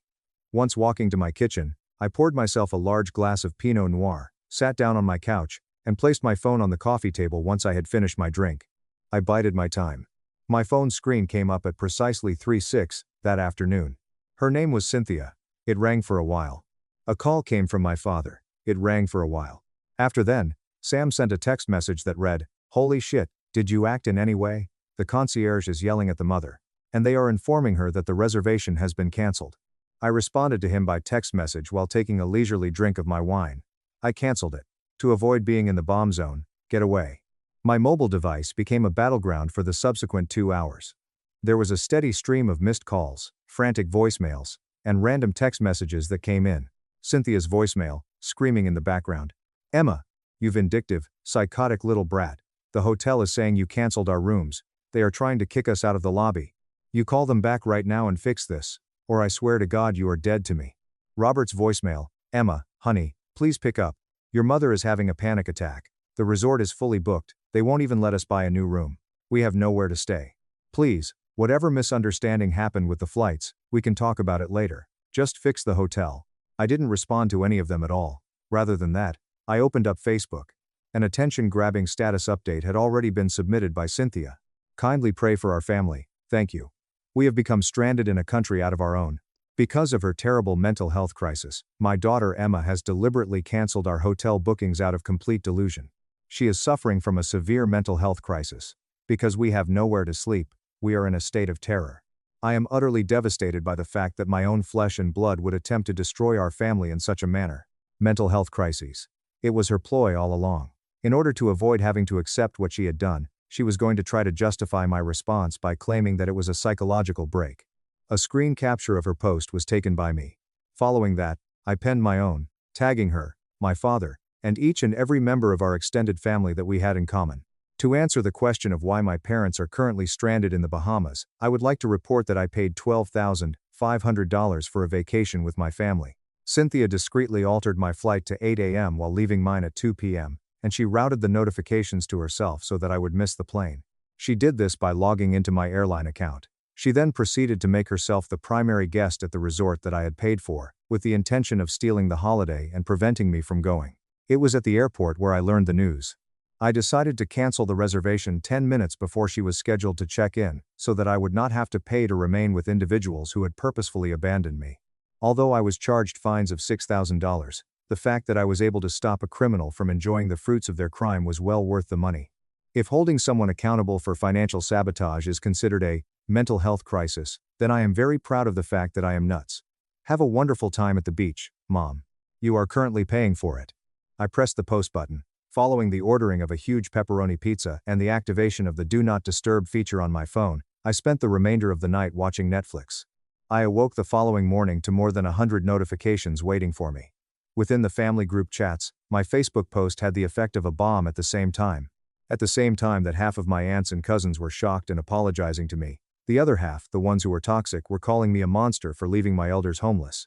My phone rang at 9 o'clock in the morning. It was my father, calling from a local Bahamian number that I was not familiar with. My decision was to respond. "Emma," Robert muttered, his voice drained and empty, as he spoke. "Please tell me you're calm now." "I'm perfectly calm, Dad. Where are you?" "We're at a Roach Motel 2 miles away from the resort." He sighed. "It cost me $400 for a single room with 2 double beds. Your mother cried all night. Sam is refusing to speak to either of us." "Emma, why would you do this? Your mother made a mistake with the flight times. You didn't have to go nuclear." When I snapped, "Stop," the ice that had been in my veins returned. "Stop protecting her, Dad. It wasn't a mistake. The airline logs prove she manually changed the flights 3 weeks ago. She put her own email address in to hide it. She knew exactly what she was doing. She wanted a free vacation without me." On the line, there was a prolonged period of stillness. "Emma, she said you asked her to manage the itinerary." "She lied to you, Dad. Just like she lies to you about everything. She abused my credit card and she abandoned me. Now you're facing the consequences of the woman you chose to enable for 30 years. His voice was broken as he said, "We can't afford to stay here, Emma." So he said. "The flights home aren't until next Sunday. We have to pay out of pocket for a motel for 6 days, and your mother is demanding I make you reimburse us." "I'm not reimbursing you a dime, but I will do one thing. Put Sam on the phone. He's outside." "Hold on." Sam's voice was heard via the receiver 1 minute after the initial call. "Hey. Sam, pack your bags. I just booked you a one-way ticket home for 2 p.m. today. I emailed you the boarding pass. Take a cab to the airport, and get out of there." Sam posed the question, what about mom and dad? They can figure it out. They're adults. Are you taking the flight or not? I'm taking it, thank you, Em. I'm so sorry about all of this. Sam made his way back home that afternoon. Due to the fact that the airline refused to modify their return flights without charging them enormous costs that they were unable to afford, my parents were left alone in a motel that was not only inexpensive but also infested with bugs. They were also forced to spend thousands of dollars on bad food and miserable lodgings for the remainder of the week. Following a period of 4 days, Sam visited me at my residence. Despite the fact that he appeared to be fatigued, there was a peculiar and uneasy energy about him. After taking a seat on my couch, he reached into his jacket pocket and brought out a piece of paper that was crumpled. "Em, you need to see this," he said, handing it to me. "I found this in Mom's tote bag when we were in the lobby waiting to check in, right before you nuked the reservation. I didn't understand what it was until I got home and thought about it." The paper was unfolded by me. It was an itinerary that had been printed out by a low-cost airline. Valerie Jenkins, Tyler Jenkins, and Chloe Jenkins were the 3 passengers who were supposed to receive it. Valerie, my older aunt, the sister of Cynthia who has become distant. The same Aunt Valerie who, 5 years before, had fraudulently opened credit cards in the names of my grandparents, taking their life savings in the process. The same Aunt Valerie, for whom I had personally paid a lawyer to file a lawsuit on behalf of my grandparents, which ultimately resulted in her life being effectively destroyed and her earnings being garnished. I held Valerie in contempt. I had made it clear to my entire family that I would leave immediately in the event that Valerie was ever invited to attend a gathering that was held for the family. I checked the arrival time that was listed on the itinerary. At 5 o'clock in the afternoon on the day that we were meant to check into the resort, they were expected to arrive in the Bahamas that day. While I was staring at Sam, I felt my blood turn entirely ice cold. "She invited Valerie?" Samantha gave a slow nod. "I think Mom was using your resort booking to host a family reunion. She knew you would never allow Valerie to step foot in a room you paid for. She knew if you were there, you would have called security and had them thrown out." The magnitude of the betrayal, which was both enormous and devilish, was finally made clear. This wasn't just about Cynthia wanting a vacation away from me. Cynthia's desire to play the role of a magnanimous and affluent savior to her sister who had abandoned her was the subject of this. My luxurious suite, which cost me $12,500, was going to be used by her to accommodate the individual who had robbed our grandparents. Because if I were at the resort, her entire plan would fall apart. She wanted me to miss the trip so that she could accomplish them.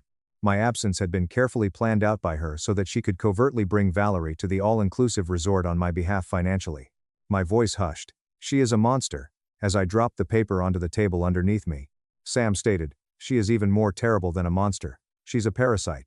My parents finally made it back to their home 2 days later. I was aware that their flight arrived at 4 o'clock in the afternoon. A ferocious beating on the door of my apartment occurred at 6 o'clock in the evening. Upon approaching the location, I checked the peephole and discovered that Cynthia and Robert were standing in the hallway. Cynthia was upset, with her face flushed and her hair in a messy state. Robert gave off the impression that he had aged 10 years. I opened the door by removing the bolts and left the chain attached to it. "What do you want?" "Open this door right now, Emma," Cynthia hissed, pointing a shaking finger at me. "You owe us $3,000 for the motel and food. You ruined our family vacation. You humiliated me on Facebook. You are going to write me a check right now, or I am taking you to small claims court." On my father's face, I looked. "Dad, are you really standing by her for this?" Robert was unable to look me in the eye. "Emma, please, we had a horrible time. Let's just talk." I unshackled the door and opened it up to a wide opening. Their entry was not invited by me. While I was standing in the doorway, I took the crumpled itinerary out of my pocket and put it up to Cynthia's face. My voice was quiet as I inquired, "How was Valerie's flight?" The expression on Cynthia's face faded away entirely. She was left looking horribly pale as the fierce red that had been flowing down her cheeks disappeared. When she opened her mouth, she did not produce any sound. "What?" Robert inquired, displaying a perplexed expression. "Valerie? What does Valerie have to do with this?" No, I did not look at my father. I had my gaze fixed on my mother the entire time. "You changed my flight so I would be stuck in the US. You made yourself primary guest, so I couldn't cancel the rooms. And you did it all so you could sneak Valerie and her 2 deadbeat kids into my $8,500 resort suite to play the rich, forgiving sister. You used my money to fund a vacation for the woman who robbed Grandma and Grandpa." The paper was taken away from me by Robert, who grabbed it. As he read the names and dates, he stared at it with intent concentration. The rest of his hands began to tremble. Robert's voice was shaking with a level of wrath that I had never heard from him before. "Cynthia," he said, "did you invite Valerie to the Bahamas?" Cynthia stutteringly retorted, It wasn't like that. As she took a step back. She's family, Robert. She's been having a hard time, and Emma had all this extra space, and Emma is so selfish with her money, I just thought. You stole from your daughter to fund your criminal sister, Robert roared. I had never heard him yell at a volume that was so loud before. In the corridor of the flat, it reverberated. You lied to me. You told me Emma messed up the flights. You let me yell at my own daughter on the phone while we were in that motel. Cynthia shouted out, Robert, please, as almost immediately, she reverted back to her victim role. Emma is just trying to turn you against me. She's mentally unstable. Robert said, I'm going to my brother's house. And his voice dropped to a terrifyingly small tone as he made his announcement. Do not go back to our house. I don't want to see you right now. Robert shifted his attention to me. It appeared as though tears were running down his face. Emma, I am so sorry. I am so sorry. He turned around and proceeded down the hallway, leaving Cynthia standing by herself in front of my door. I am so sorry. Cynthia switched her attention back to me, her eyes brimming with pure toxic substances. You have devastated my marriage, she snarled angrily. In response, I took a few steps back and grabbed the door handle. No, Mom, I said. You destroyed it. I just provided the documentation. After slamming the door in her face, I secured the deadbolt and locked the door. It has been 3 months since the catastrophe that occurred in the Bahamas. The fallout was nothing short of disastrous, yet in the end, it was precisely what was required. A month ago, my father submitted his petition for divorce. In a marriage that had been founded on Cynthia's manipulation and lies for 30 years, he stated that Cynthia's deceit over the vacation was the final straw before the marriage ended. At this time, he is participating in therapy, and we are gradually and cautiously re-establishing our relationship. Sam has entirely cut off all communication with Cynthia since he relocated to a different city in order to take a new career. If we are talking about my mother, she is currently residing in a confined apartment that only has 1 bedroom. It was in small claims court that she attempted to file a lawsuit against me for the motel expenses. However, the judge dismissed the case the moment I presented the airline logs that demonstrated that she had fraudulently altered my tickets. I was even given a warning by the judge that if I decided to file a countersuit for the $6,000 that I had lost as a result of her fraudulent actions, I would most likely prevail. Immediately after that, she completely abandoned the matter. Recently, I was able to take my vacation at long last. No, I did not travel to the Bahamas. Instead, I decided to go to the Swiss Alps on my own and book a first-class flight. I did not disclose my location to any member of my extended family until I returned home. I stayed at a luxurious ski resort, sipped hot chocolate on a balcony that overlooked the mountains, and stayed there until I got back. It set me back $10,000. In addition, it was the most wise investment I have ever made. My wife called me an ATM and stole $24,000 for her lover. She didn't know. Our 15-year-old daughter watched her and set a trap to ruin her forever. My accountant, Brenda, called me at 8:12 a.m. on a gray, rain-soaked Monday morning.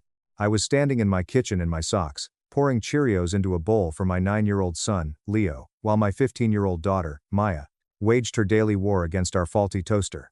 Arthur, Brenda said, her voice entirely devoid of its usual cheerful morning cadence. There's a wire transfer.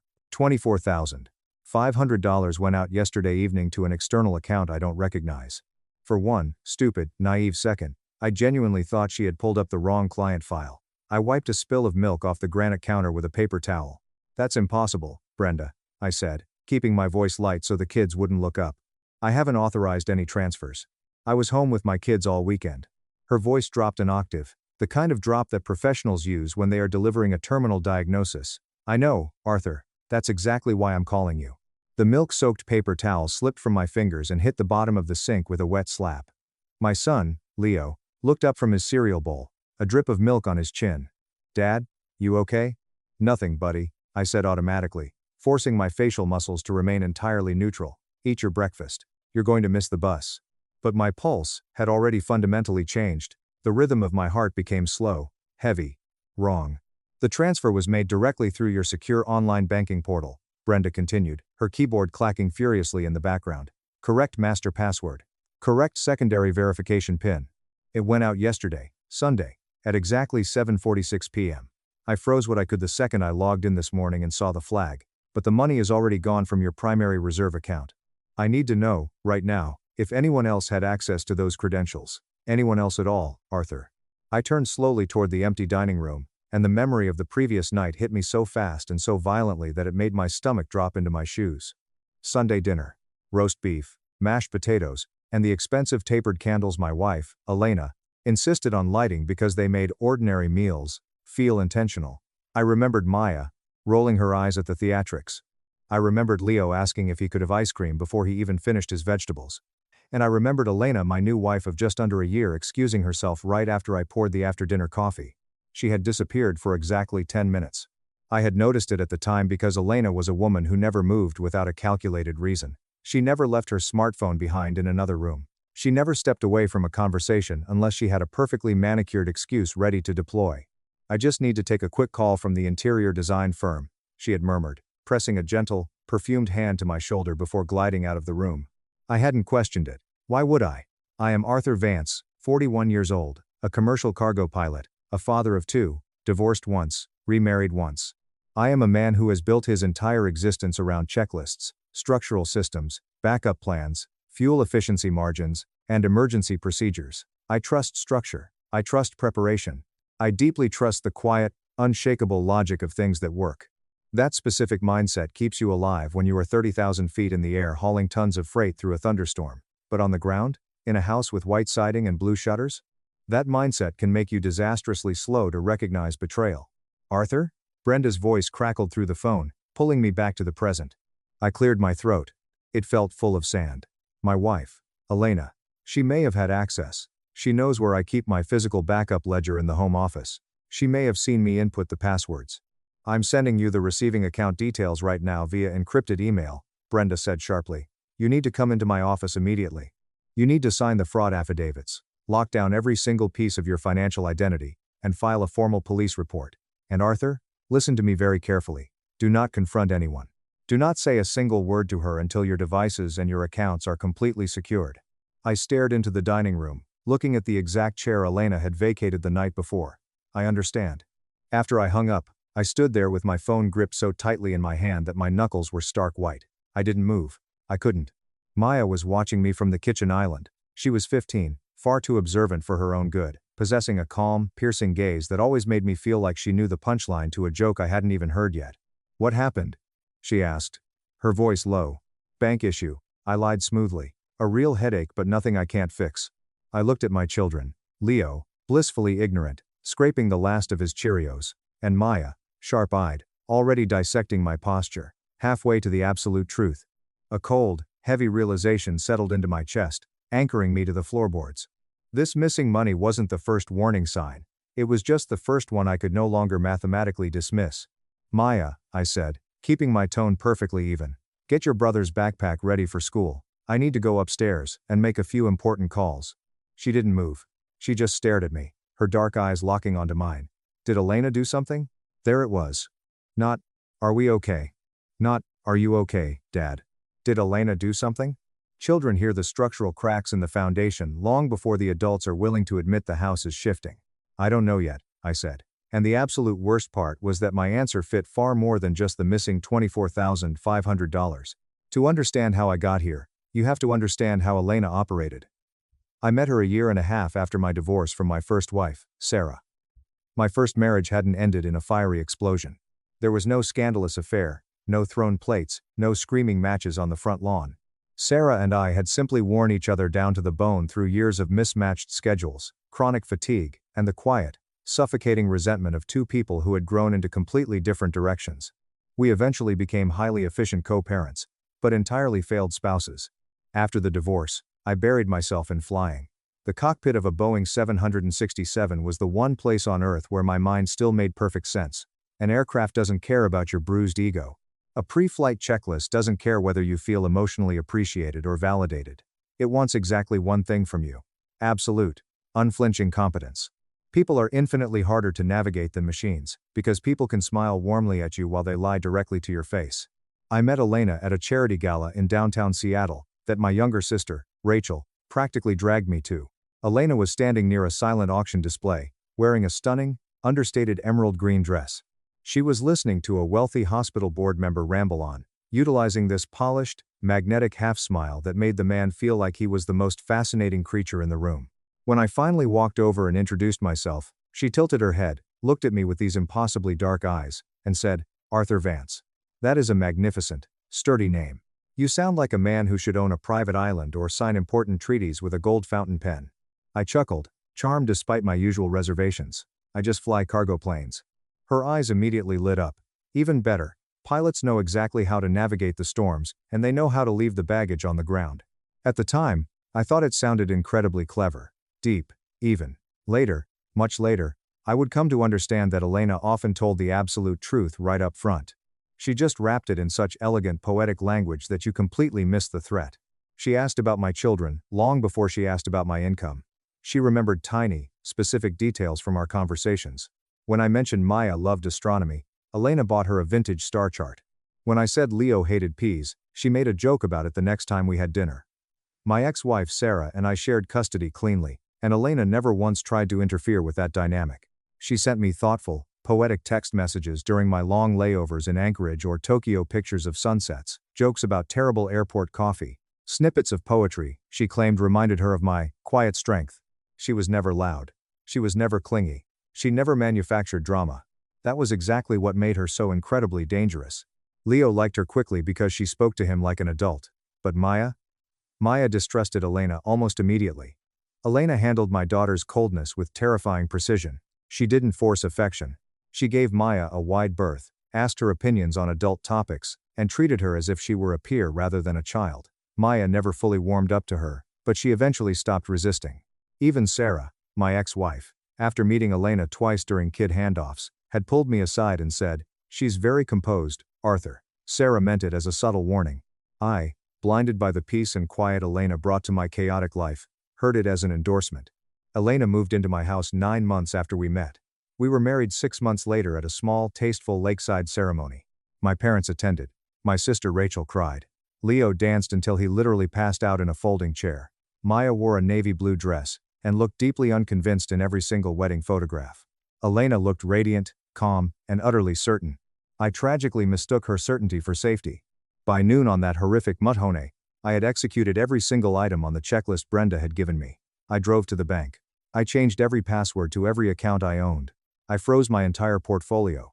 I reported the $24,500 wire transfer as fraudulent. I sat in a sterile, fluorescent-lit room at the local police precinct across from a deeply exhausted detective who asked me questions in the dull, flat tone of a man who had seen way too many cases of family theft to find mine remotely unique. "What exactly makes you think your wife might be involved in this, Mr. Vance?" the detective asked, clicking his pen. "Opportunity," I said, my voice hollow. "Access. She was the only one in the house during the exact time the transfer was initiated. Do you have any hard proof?" "Not yet."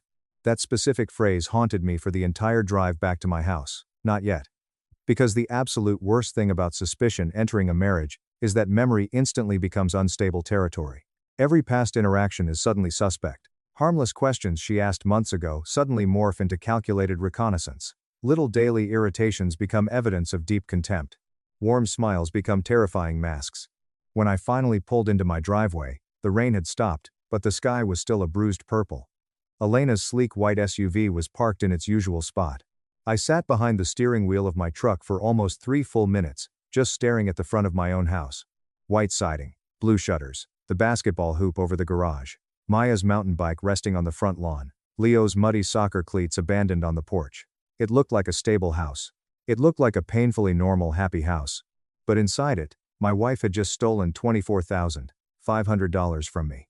I turned off the engine, grabbed my keys, and went in through the garage door. I walked into the kitchen. The house smelled faintly of vanilla and bleach. Elena was standing by the kitchen island, humming softly to herself as she arranged a fresh bouquet of white orchids in a tall crystal vase.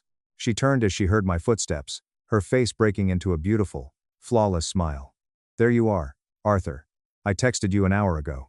I hadn't even looked at my phone, I just stared at her. Her face was open, lovely, and completely untroubled. She was wearing a cream silk blouse and tiny gold earrings, her dark hair pinned up in a messy bun that probably took 30 minutes to make look effortless. Looking at her, I suddenly remembered a hyper-specific conversation we had had exactly 3 weeks earlier.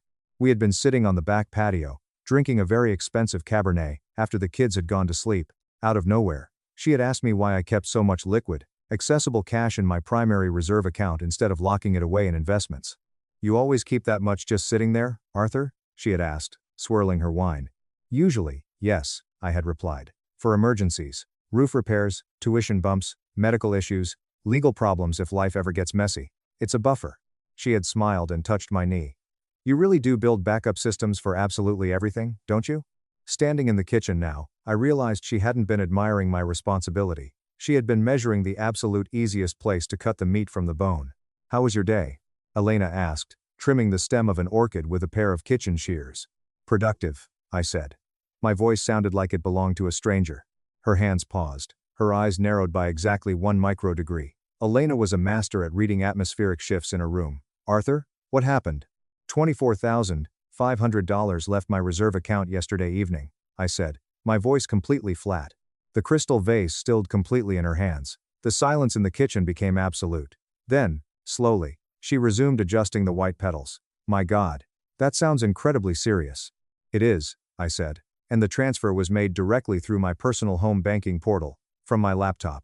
She stopped again, placing the shears down on the marble counter. She looked at me directly, her dark eyes unblinking. Are you asking me something, Arthur? Reality violently forked right in that exact moment. One version of my future continued if I accepted the calm, beautiful lie she was currently offering me. The other version began if I refused it. I refused it. I'm not asking anything, I said, stepping closer to the island. I am telling you to explain exactly where my money went.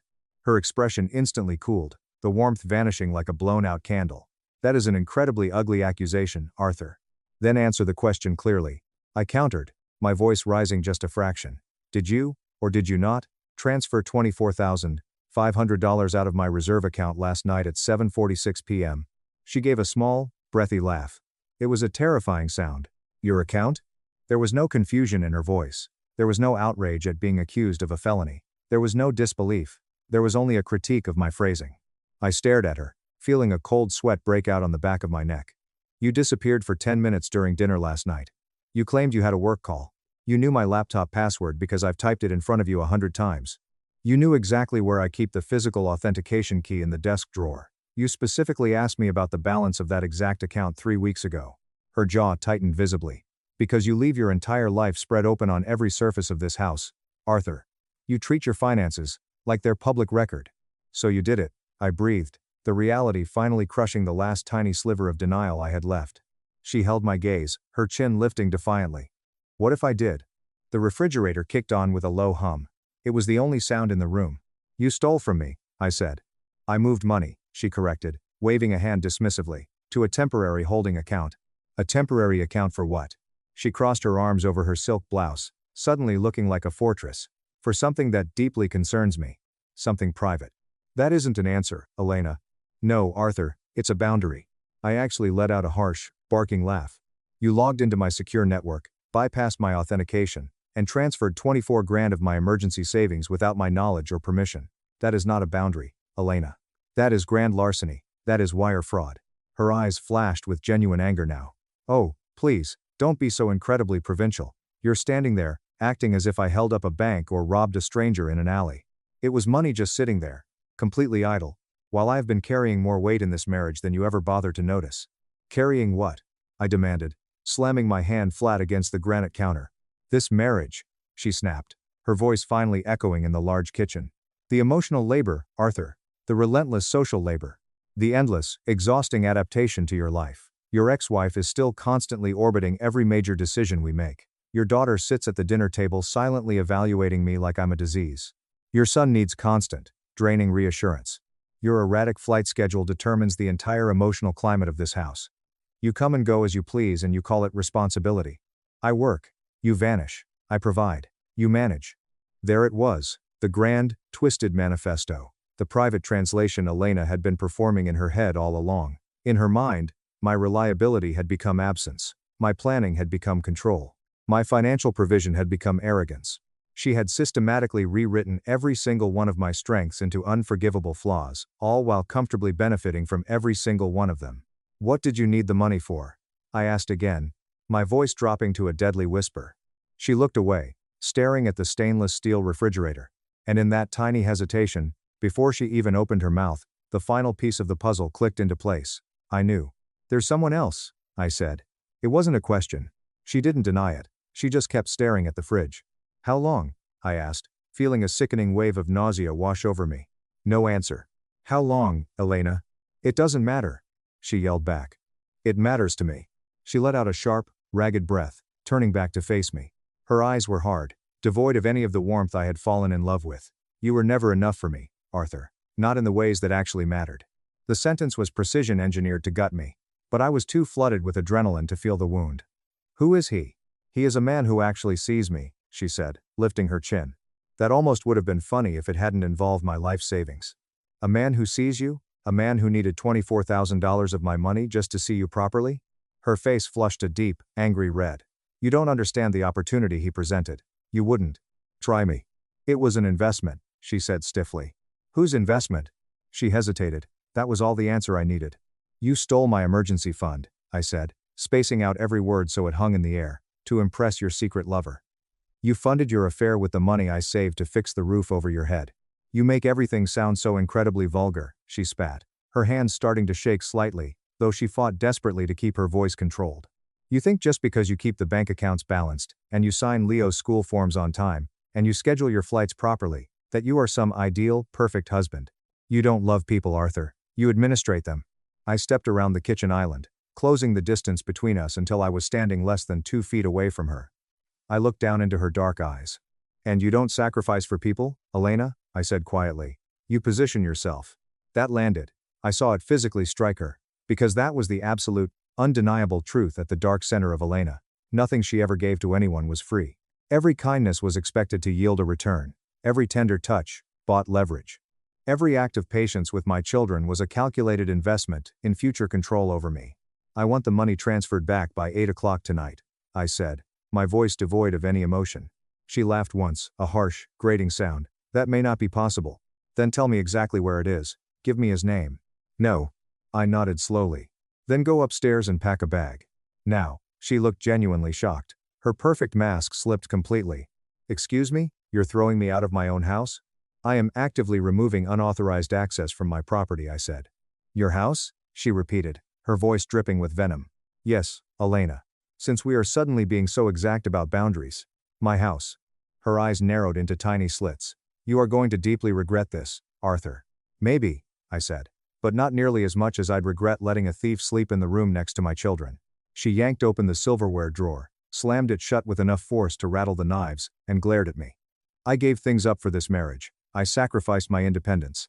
Name one thing you actually paid for, I challenged. Her mouth opened. Then it closed. Because there was no answer. She had lived entirely on my dime since the day she moved in. I took out my phone and dialed my sister, Rachel. She answered on the second ring. Rach, I said. I need you at the house right now. Something in the deadness of my tone told her everything she needed to know. I'm leaving the hospital now. Give me 20 minutes.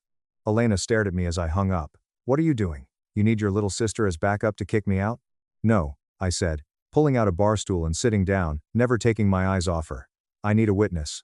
Because I know exactly how you spin reality, and I am not having a conversation with you alone ever again. Rachel arrived in exactly 18 minutes.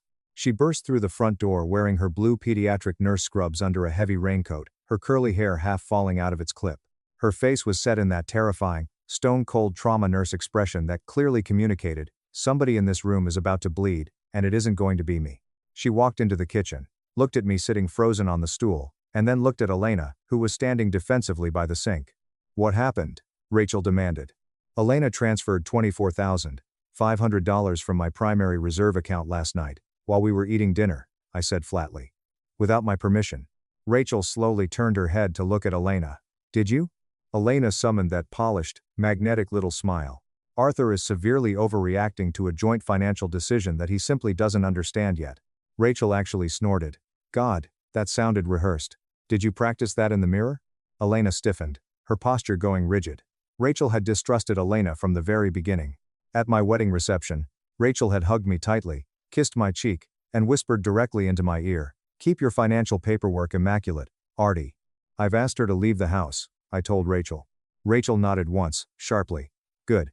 Elena looked back and forth between us, her hands balling into fists. You are humiliating me.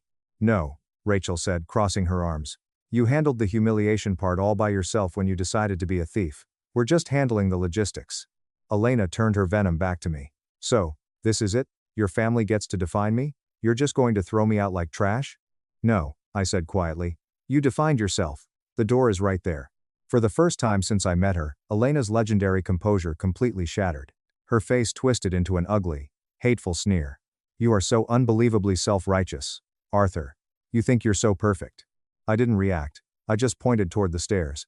She let out a scream of frustration, spun on her heel, and stomped up the stairs. Rachel waited until she heard the bedroom door slam shut above us. Then she walked over and leaned against the counter next to me. There's more, isn't there? There's a man, I said, rubbing my temples. A massive headache was building behind my eyes. Of course there is, Rachel sighed, sounding incredibly tired. Was it obvious to Maya? That question hit me harder than the theft. I slumped forward, resting my head in my hands. I don't know. Kids always know first, Artie, Rachel said softly, placing a hand on my shoulder. They just don't have the vocabulary or the authority to name what they're seeing. 20 minutes later, Elena came back down the stairs dragging two massive, incredibly expensive hardshell suitcases and a leather garment bag. She had actually taken the time to change her clothes before leaving. She was now wearing a sleek black trench coat and dark sunglasses, which felt perfectly, comically in character. Even in absolute disgrace, she preferred a costume. She set the luggage by the front door. You are making this so much uglier than it needs to be, Arthur. No, I said, standing up. I'm just making it visible. Rachel walked over and opened the heavy oak front door, letting the damp Seattle air rush into the foyer. Elena lifted one of the heavy bags, then paused on the threshold. She looked back at me, tilting her head. You'll hear stories from people, Arthur. People never like the simple versions of a breakup. They'll want texture, they'll want drama. Then I'll tell them the texture, I replied. I'll tell them about the 24 grand. She sneered. You were never enough for me. This time, I actually did smile. It wasn't a happy smile. Maybe not, Elena. But apparently, my money would have been. For the first time all day, her face lost absolutely every trace of its polished armor. She looked suddenly exposed, angry, and deeply foolish. She didn't have a comeback. She just gripped her suitcase handle, turned, and walked out the door. Rachel slammed the door shut behind her and aggressively threw the deadbolt. The silence that filled the house afterward wasn't peaceful, but it was finally breathable. An hour later, the children came home from school. I had spent the entire 60 minutes pacing the living room, rehearsing a very careful, psychologically sound explanation in my head. I wanted it to be measured, responsible, and non-destructive. Maya destroyed my entire script in 5 seconds.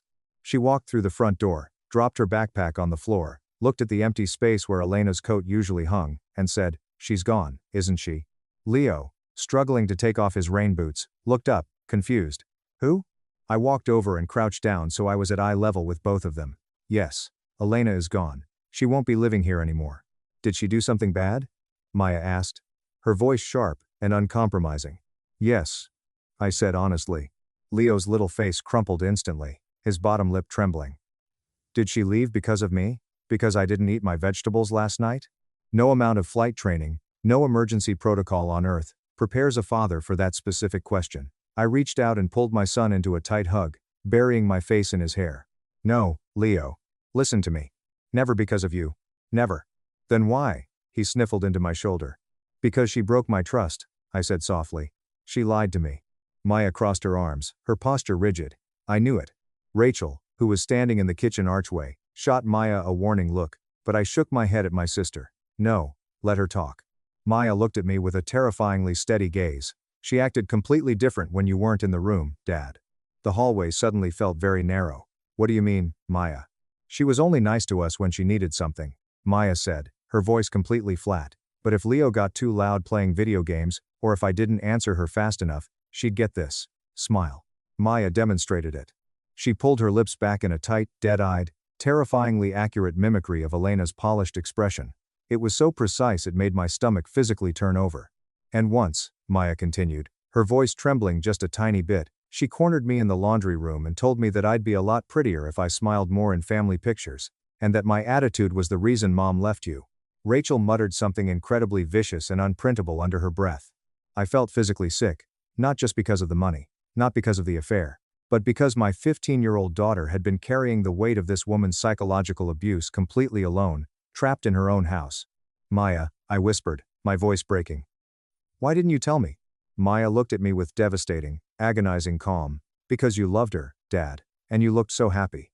That single answer contained more brutal truth than any adult explanation ever could have. I sat down heavily on the bottom step of the staircase, pulling Leo onto my lap. I felt like I had failed my primary mission as a father, to protect my crew. Leo wiped his wet face with the back of his sleeve. Are we still having taco night? That profoundly ordinary, innocent question saved my sanity in that moment. Because life doesn't pause respectfully, when your marriage violently explodes, children still need dinner. Math homework still exists. The laundry still needs to be folded. Yes, I said, standing up and wiping my own eyes. We're still having taco night. Rachel clapped her hands together. I'll go aggressively chop some onions. That night, after Maya and Leo were finally asleep, I sat alone at the dining room table with a yellow legal pad and a pen. I spent 4 hours reconstructing the timeline of my marriage like I was writing an NTSB aviation incident report. I wrote down dates. I documented specific questions she had asked about my finances. I listed every device she could physically access. I tracked backward to remember exactly when she had first mentioned an old university friend named Julian Thorne. I remembered when she started subtly pushing me to keep more flexible capital in my checking accounts. Near midnight, my phone buzzed. It was Brenda, my accountant. I have an update, Arthur, she said, her voice tight. I sat up straighter, gripping the pen. Go ahead. The receiving bank flagged the wire and froze the destination account before the money could be moved offshore. Most of your funds are still sitting there, locked. I let out a breath. I felt like I had been holding for 12 hours. How much is most? 23,000, Brenda said. I'm sorry, Arthur. 1,500 was withdrawn in cash at an ATM in downtown Seattle this morning. Do we have the name on the destination account? Yes, Brenda said. Julian Thorne. I leaned back in my dining chair, staring up at the ceiling. Of course. Elena had casually mentioned Julian Thorne 3 times in the previous 2 months. An old friend from her days at UW. Someone involved in private equity acquisitions. I vividly remembered the little, breathy laugh she gave when she read one of his text messages on the couch. I remembered the coffee meeting she framed as harmless networking. The careful, calculated casualness of it all. I had never asked follow-up questions. Trust often looks incredibly noble while it is actively making you stupid. Your attorney is going to want absolutely everything documented, Brenda said. And that specific word attorney landed cleanly in my brain. Because this had officially stopped being a messy marital dispute. It was a documented financial crime. When I hung up with Brenda, I sat in the dark dining room and realized something fundamentally important. Elena had mistaken my calm demeanor for softness. A lot of people do that with pilots. They hear the low, measured voice over the intercom and they think compliance. They see composure during turbulence and they think passivity. They confuse deep discipline with weakness simply because it doesn't arrive disguised as loud noise. What Elena didn't understand is this. Calm is not surrender. Sometimes, calm is absolute precision. The next month became an exercise in administrative warfare. I hired a divorce attorney named Victoria Vance, no relation. Victoria had silver hair, immaculate posture, and a voice like a polished steel blade. After hearing the exact facts of the case, she leaned across her mahogany desk and asked, "Did she verbally admit to the transfer in front of your sister?" "Yes," I said. "Excellent," Victoria smiled. It was a terrifying smile. Victoria moved with breathtaking speed. She filed an emergency separation order, financial injunctions, a civil demand for the immediate return of stolen funds, evidence preservation notices to Elena's bank, and a thick stack of fraud documentation. She gave me incredibly clear instructions. Do not answer Elena's emotional text messages. Do not meet her privately under any circumstances. Do not improvise. Stick exactly to the flight plan. Elena, predictably, tried a dozen different angles of attack. At first, she texted me furiously. "You are letting your toxic family poison this, Arthur. This could have been handled privately between us. You have no idea what Julian was actually helping me with." I didn't answer. Then, 2 days later, her tone shifted to manipulation. "You are severely overreacting. You are making a temporary fight permanent. If you keep pushing these legal threats, Maya and Leo will be emotionally affected." Reading that text made my jaw lock so hard my teeth ached, because she still genuinely believed my children were usable leverage. On the 9th day of the separation, she called me from an unlisted number. I should have ignored it. But I was sitting in a lonely hotel room in Denver during a layover, watching the snow fall against the glass, and I answered it. "Arthur." Elena's voice drifted through the speaker. It was soft, trembling, almost intimate. "Don't call me from blocked numbers, Elena," I said coldly. "I needed you to pick up. You have a lawyer, Arthur. This is getting out of hand. I want to speak to you like adults." Adults don't commit wire fraud and then try to negotiate the tone of the conversation. Silence on the line. Then, her voice hardened. "You're enjoying this. You're enjoying punishing me." I looked out at the dark Denver parking lot. No, I'm enjoying the clarity. You don't know the full story, Arthur, she pleaded, her voice rising. Tell it to Victoria. Julian was helping me secure a massive financial opportunity with your reserve account. You never would have understood the risk profile, so I had to act quickly. Try me. Another pause. I could hear her breathing. He had exclusive access to a private placement. I needed capital immediately to secure our future. So you stole from me to impress your lover, I finished for her. You make everything sound so crude. I'm just removing the decorative language, Elena. It's theft. Her breath hitched. You were never emotionally present enough to understand what a woman like me needed. And yet, I said, my voice dropping to a dead whisper, I stayed present enough to learn my passwords. Don't call me again. I hung up and blocked the number. Elena had spent our entire relationship wrapping her toxic behavior in elevated, therapeutic language. Cheating wasn't cheating, it was evolving. Theft wasn't theft, it was reallocation of resources. Greed wasn't greed, it was seizing opportunity. Manipulation wasn't manipulation, it was establishing boundaries. But I had finally learned that greed remains greed, no matter how beautifully you dress up the vocabulary. The social fallout arrived entirely sideways. A mutual friend from the hospital board texted me. Hope things settle down soon, man. One of Elena's charity contacts actively crossed the street to avoid me. Someone told my ex-wife, Sarah, that I had financially abused Elena, controlled her bank accounts, and publicly humiliated her over a simple misunderstanding. Texture. Just as Elena had promised. I briefly considered defending myself on Facebook. I considered posting the bank statements. But then I didn't. Because the truth has one massive advantage that lies never do. It can sit perfectly still and wait. The gossip eventually reached Sarah. She was dropping Leo off at the house one evening when she leaned against the doorframe and said, Maya told me Elena is gone for good. Yeah, I said, leaning against the wall. What happened, Arthur? I gave her the absolute shortest version possible. Fraud. Affair. Julian Thorne. Frozen funds. Lawyers. Sarah listened silently, her arms crossed. When I finished, she let out a low whistle. She stole from the emergency roof fund? Yes, for another man. Apparently, it was an opportunity. Sarah laughed. It was a cold, sharp sound. Of course it was. I rubbed my tired face. Was I completely blind, Sarah? She was quiet for a long moment, watching Leo chase the dog in the backyard. No, Arthur. You weren't blind. You were just exhausted. There's a big difference. That statement nearly undid me more than the actual betrayal. Sarah looked toward the window. Maya never trusted her, you know. I know. And Leo. He misses the routine more than he actually misses Elena. Sarah nodded.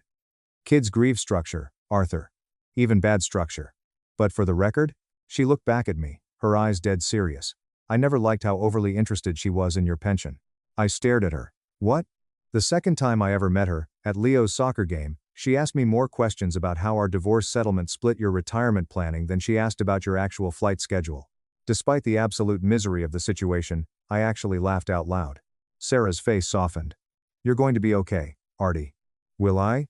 Yes. Because now you're finally angry. Before this week, you were only ever disappointed.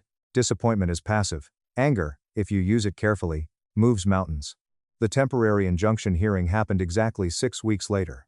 Elena arrived at the courthouse wearing a stunning cream-colored pantsuit, looking like a tragic, misunderstood heroine. Naturally, Julian Thorne did not appear to support her. As it turned out, Victoria's private investigator had already dug deep into Julian Thorne. The man was a walking financial disaster. He had 3 failed LLCs, multiple civil complaints for unpaid loans, and a history of targeting wealthy, emotionally vulnerable women. He called himself a private equity investor, purely because it sounded much better on a Tinder profile than unemployed opportunist.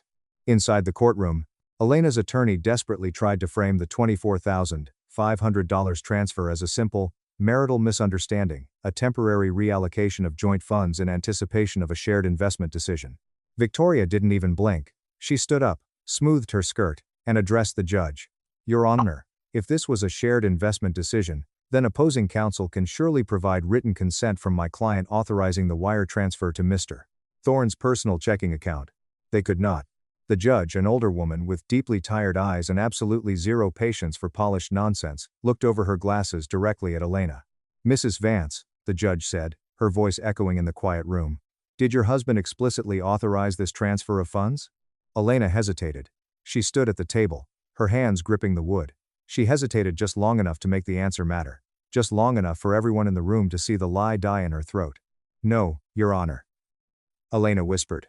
The courtroom went completely still, because sometimes, justice isn't a dramatic, screaming movie scene. Sometimes, justice is simply watching a lie being forced to stand naked in the daylight without its costume. The judge immediately froze the remaining funds, granted my petition for exclusive occupancy of the house, and made it abundantly clear that unauthorized transfers of marital assets would be treated as severe financial misconduct during the final divorce settlement. In the hallway outside the courtroom, Elena turned to face me. Her face was pale, the makeup standing out starkly against her skin. Her voice, however, stayed remarkably level. "You've made me look like a monster in there, Arthur." I looked at her for a long, quiet moment. I looked at the woman I had shared a bed with, the woman who had criticized my daughter, the woman who had tried to steal my safety net. "No, Elena," I said calmly. "I didn't make you look like anything. You just hate the daylight." Then I turned and walked away, leaving her standing alone in the marble corridor. The final twist. But here is the part that never made it into the official court transcripts. The part that I only found out 3 days after the hearing, when I was sitting at the kitchen island, finally closing out the frozen bank accounts. Maya came downstairs, poured herself a glass of orange juice, and sat across from me. She watched me organizing the legal paperwork for a few minutes before speaking. "Did you get all the money back, Dad?" she asked. "Most of it," I said. "The bank is returning the $23,000. She got away with the $1,500 she pulled from the ATM, but Victoria says, we'll deduct it from her side of the final settlement. It's over, Maya." Maya took a slow sip of her juice. She thought she was sending it to Julian. I paused, looking up. "Yes, she did." Maya set the glass down. "She didn't send it to Julian, Dad." I frowned, completely confused. "Maya, the destination account had Julian Thorne's name on it." Brenda confirmed it. Maya looked at me, her dark eyes completely calm, possessing that same terrifying intelligence that had warned me about Elena from day one. "Dad," Maya said quietly. "A month ago, I saw Elena looking over your shoulder while you were typing in your master password for the banking portal. I saw her write it down in her planner." My blood ran cold. "Maya, why didn't you tell me?" "Because you wouldn't have believed me," Maya stated matter-of-factly. "You would have asked her about it, she would have lied, and she would have made me look crazy. She was really good at that." I swallowed hard. "So what did you do?" "I couldn't change your master password without you getting an alert and asking questions," Maya explained, tracing the rim of her glass. "But I knew you stayed logged in on your home office laptop sometimes. So, when you were at work, and she was at the gym, I went into your laptop. I stared at my 15-year-old daughter, absolutely speechless. I went into your saved transfer contacts list," Maya continued. "I knew she wouldn't know Julian's actual account numbers by heart. She would just look for the external wire path she had set up. She had created a contact named Emergency Reserve Transfer to hide it. But she didn't initiate the wire right away." "Maya," I breathed. "What did you do?" "I edited the contact," Maya said, her face completely deadpan. "I deleted Julian's routing and account numbers. And I replaced them with the routing and account numbers for the locked college trust fund you set up for me and Leo. The one that requires your physical signature at the branch to withdraw from." The room started to spin. "Wait. But Brenda said the name on the wire flag was Julian Thorne." "Yeah," Maya nodded, "because Elena typed Julian's name into the recipient name box when she sent it. But the actual routing numbers she clicked send on belonged to my trust account. The bank's automated system flagged it for fraud because the typed name didn't match the routing destination. But the money never actually left your internal banking ecosystem, Dad. It just moved from your checking account into my locked trust." I sat there, my mouth slightly open, my brain struggling to process the sheer, terrifying brilliance of what my teenager had just confessed. Elena thought she had successfully wired $24,500 to her lover to secure her escape hatch, but because of Maya's digital sabotage, Julian never received a single dime. When Julian checked his account on Monday morning and saw it empty, he assumed Elena had lied to him, or backed out, or didn't actually have the money. That was why Julian had immediately ghosted her. That was why he wasn't answering her calls. Elena had blown up her entire marriage, destroyed her reputation, gotten kicked out of her house, and caught a wire fraud charge, all for a man who dumped her 12 hours later because my 15-year-old daughter had secretly rerouted his payday into her own college fund. I started to laugh. It started as a low chuckle in my chest, and then it grew, bubbling up until I was leaning back in my chair, laughing harder than I had in over a year. Tears actually pricked the corners of my eyes. Maya smiled, a genuine, completely unguarded smile. "So, technically, she just made a really generous contribution to my Harvard fund." "Remind me," I gasped, wiping my eyes, "to never, Ever make you angry, Maya? Good plan, Dad. The real aftermath happened slowly, in the quiet spaces of the house. It happened in the way Leo finally stopped asking if Elena was ever coming back to visit. It happened in the way Maya started lingering in the kitchen while I cooked dinner, talking freely about her friends, her classes, her life, unburdened by the constant, judging gaze of a woman who secretly hated her. It happened in the way the house itself seemed to physically unclench. I had not fully understood how much atmospheric tension Elena brought into a room until it was permanently removed. It wasn't loud tension. It was worse. It was controlled tension. The kind of suffocating pressure that makes everyone else in the house quietly rearrange their own personalities to avoid setting off a silent alarm. One Saturday morning, Maya was helping me replace a broken hinge on a kitchen cabinet. She handed me a screwdriver and said, casually, "You seem lighter lately, Dad." I looked up from the cabinet door. Lighter? Less braced, she clarified. That word hit me square in the chest. Because she was absolutely right. I had been unconsciously braced for months. Braced for subtle criticism. Braced for contempt, disguised as sophistication. Braced for the constant, gnawing feeling that no matter how hard I worked or what I provided, I was always being evaluated and found emotionally inadequate. Was it really that obvious? I asked her. Not obvious, Maya said, leaning against the counter. Just. Like you were always waiting for a storm to hit. I nodded slowly. I had been waiting for a storm that was already inside the house. A week later, Leo came into the kitchen on a Sunday morning and asked, very seriously, if we could have normal pancakes for breakfast. Normal pancakes? I asked. He nodded emphatically. Yeah, the ones from before the fancy pancakes. I laughed before I could stop myself. Elena had always plated breakfast like it was a magazine photo shoot. Fresh fruit cut into perfect geometric shapes, dusted powdered sugar, organic maple syrup poured into tiny crystal pitchers. Everything looked absolutely perfect, but it always tasted strangely cold and empty. From that day forward, fancy pancakes became our family's inside joke for anything that looked polished but was actually hollow and fake. Little by little, my home returned to itself. Maya's ugly, hand-painted ceramic bowl from art class went back to the center of the dining table. Leo's chaotic dinosaur magnets returned to the front of the refrigerator. I stopped apologizing for my flight schedule when I wasn't actually doing anything wrong. Sarah and I found an easier, friendlier co-parenting rhythm than we had in years. The final, legal separation took 7 agonizing months of paperwork, but the emotional ending happened long before the judge signed the decree. Elena eventually lost her position at the interior design firm. Officially, it was due to conduct concerns involving undisclosed financial entanglements that affected client confidence. Unofficially, one of the wealthy partners at the firm knew exactly who Julian Thorne was and didn't want Elena anywhere near the company's escrow accounts. When Rachel told me the news, I fully expected to feel a rush of vindication. I didn't, and that surprised me. There was no triumph, no dark pleasure, no gloating. There was just distance. A week after the divorce was finalized, Elena sent me a single email. It arrived at 10:03 a.m. I was wrong about some things, Arthur. That was all it said. No genuine apology. No mention of Maya or Leo. No acknowledgement of the theft, the lies, the affair, or the psychological damage she had carried into my home. Just one vague, pathetic sentence, as if her offering partial accuracy was some sort of grand, late gift. I deleted it without replying. Because by then, I had understood something I deeply wish I had learned much earlier in my life. Real closure does not arrive when the person who hurt you finally finds the right words to apologize. Real closure arrives when their explanation completely stops mattering to you. Spring came late to Seattle that year. The air finally shifted from metallic winter cold to the smell of damp earth and cut grass. The kids spent more time outside. Rachel came over for dinner twice a month and still referred to Elena exclusively as the embezzling swan, which made Maya laugh out loud every single time. As for me, I went back to work. I flew cargo to Dallas, Seattle, Denver, Tokyo. The cockpit of the 767 felt exactly the same as it always had, but I didn't. I trusted my systems more carefully now. Not because people are inherently dangerous, but because warning signs are real, whether you want to acknowledge them or not. You cannot call clear weather from inside a thunderstorm just because the clouds happen to be elegantly shaped. One evening, somewhere over the Rockies, flying above a massive, unbroken layer of white clouds lit gold by the setting sun, my first officer looked over and asked if I had kids. Yeah, I said, adjusting the autopilot, 15 and 9. He smiled. Best ages. And the hardest. I looked out through the thick acrylic windshield at the horizon.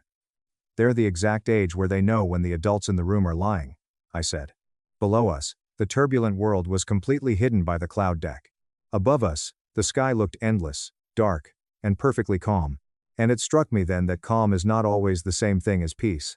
Sometimes, calm is just altitude. Sometimes, calm is just rigorous training.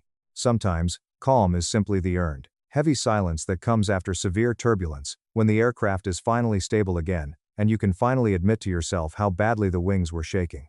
When I got home the next afternoon, I walked through the front door, and dropped my flight bag in the hall. Leo ran into me so hard he nearly knocked me backward, wrapping his arms around my waist. Maya followed a few seconds later, walking slower, but she hugged me too, something she only did now when she forgot to guard herself first. "What's this for?" I asked, hugging them both back. Maya shrugged, pulling away and adjusting her sweater. "You just look less tired lately, Dad." I looked past her, into the kitchen, into the living room. Our house. Honest again. Messy again. Imperfect again. Ours again. "No fancy pancakes for dinner tonight," Leo announced loudly, pointing at the kitchen. "Good," I said, ruffling his hair. "I'm making real ones, with the cheap syrup."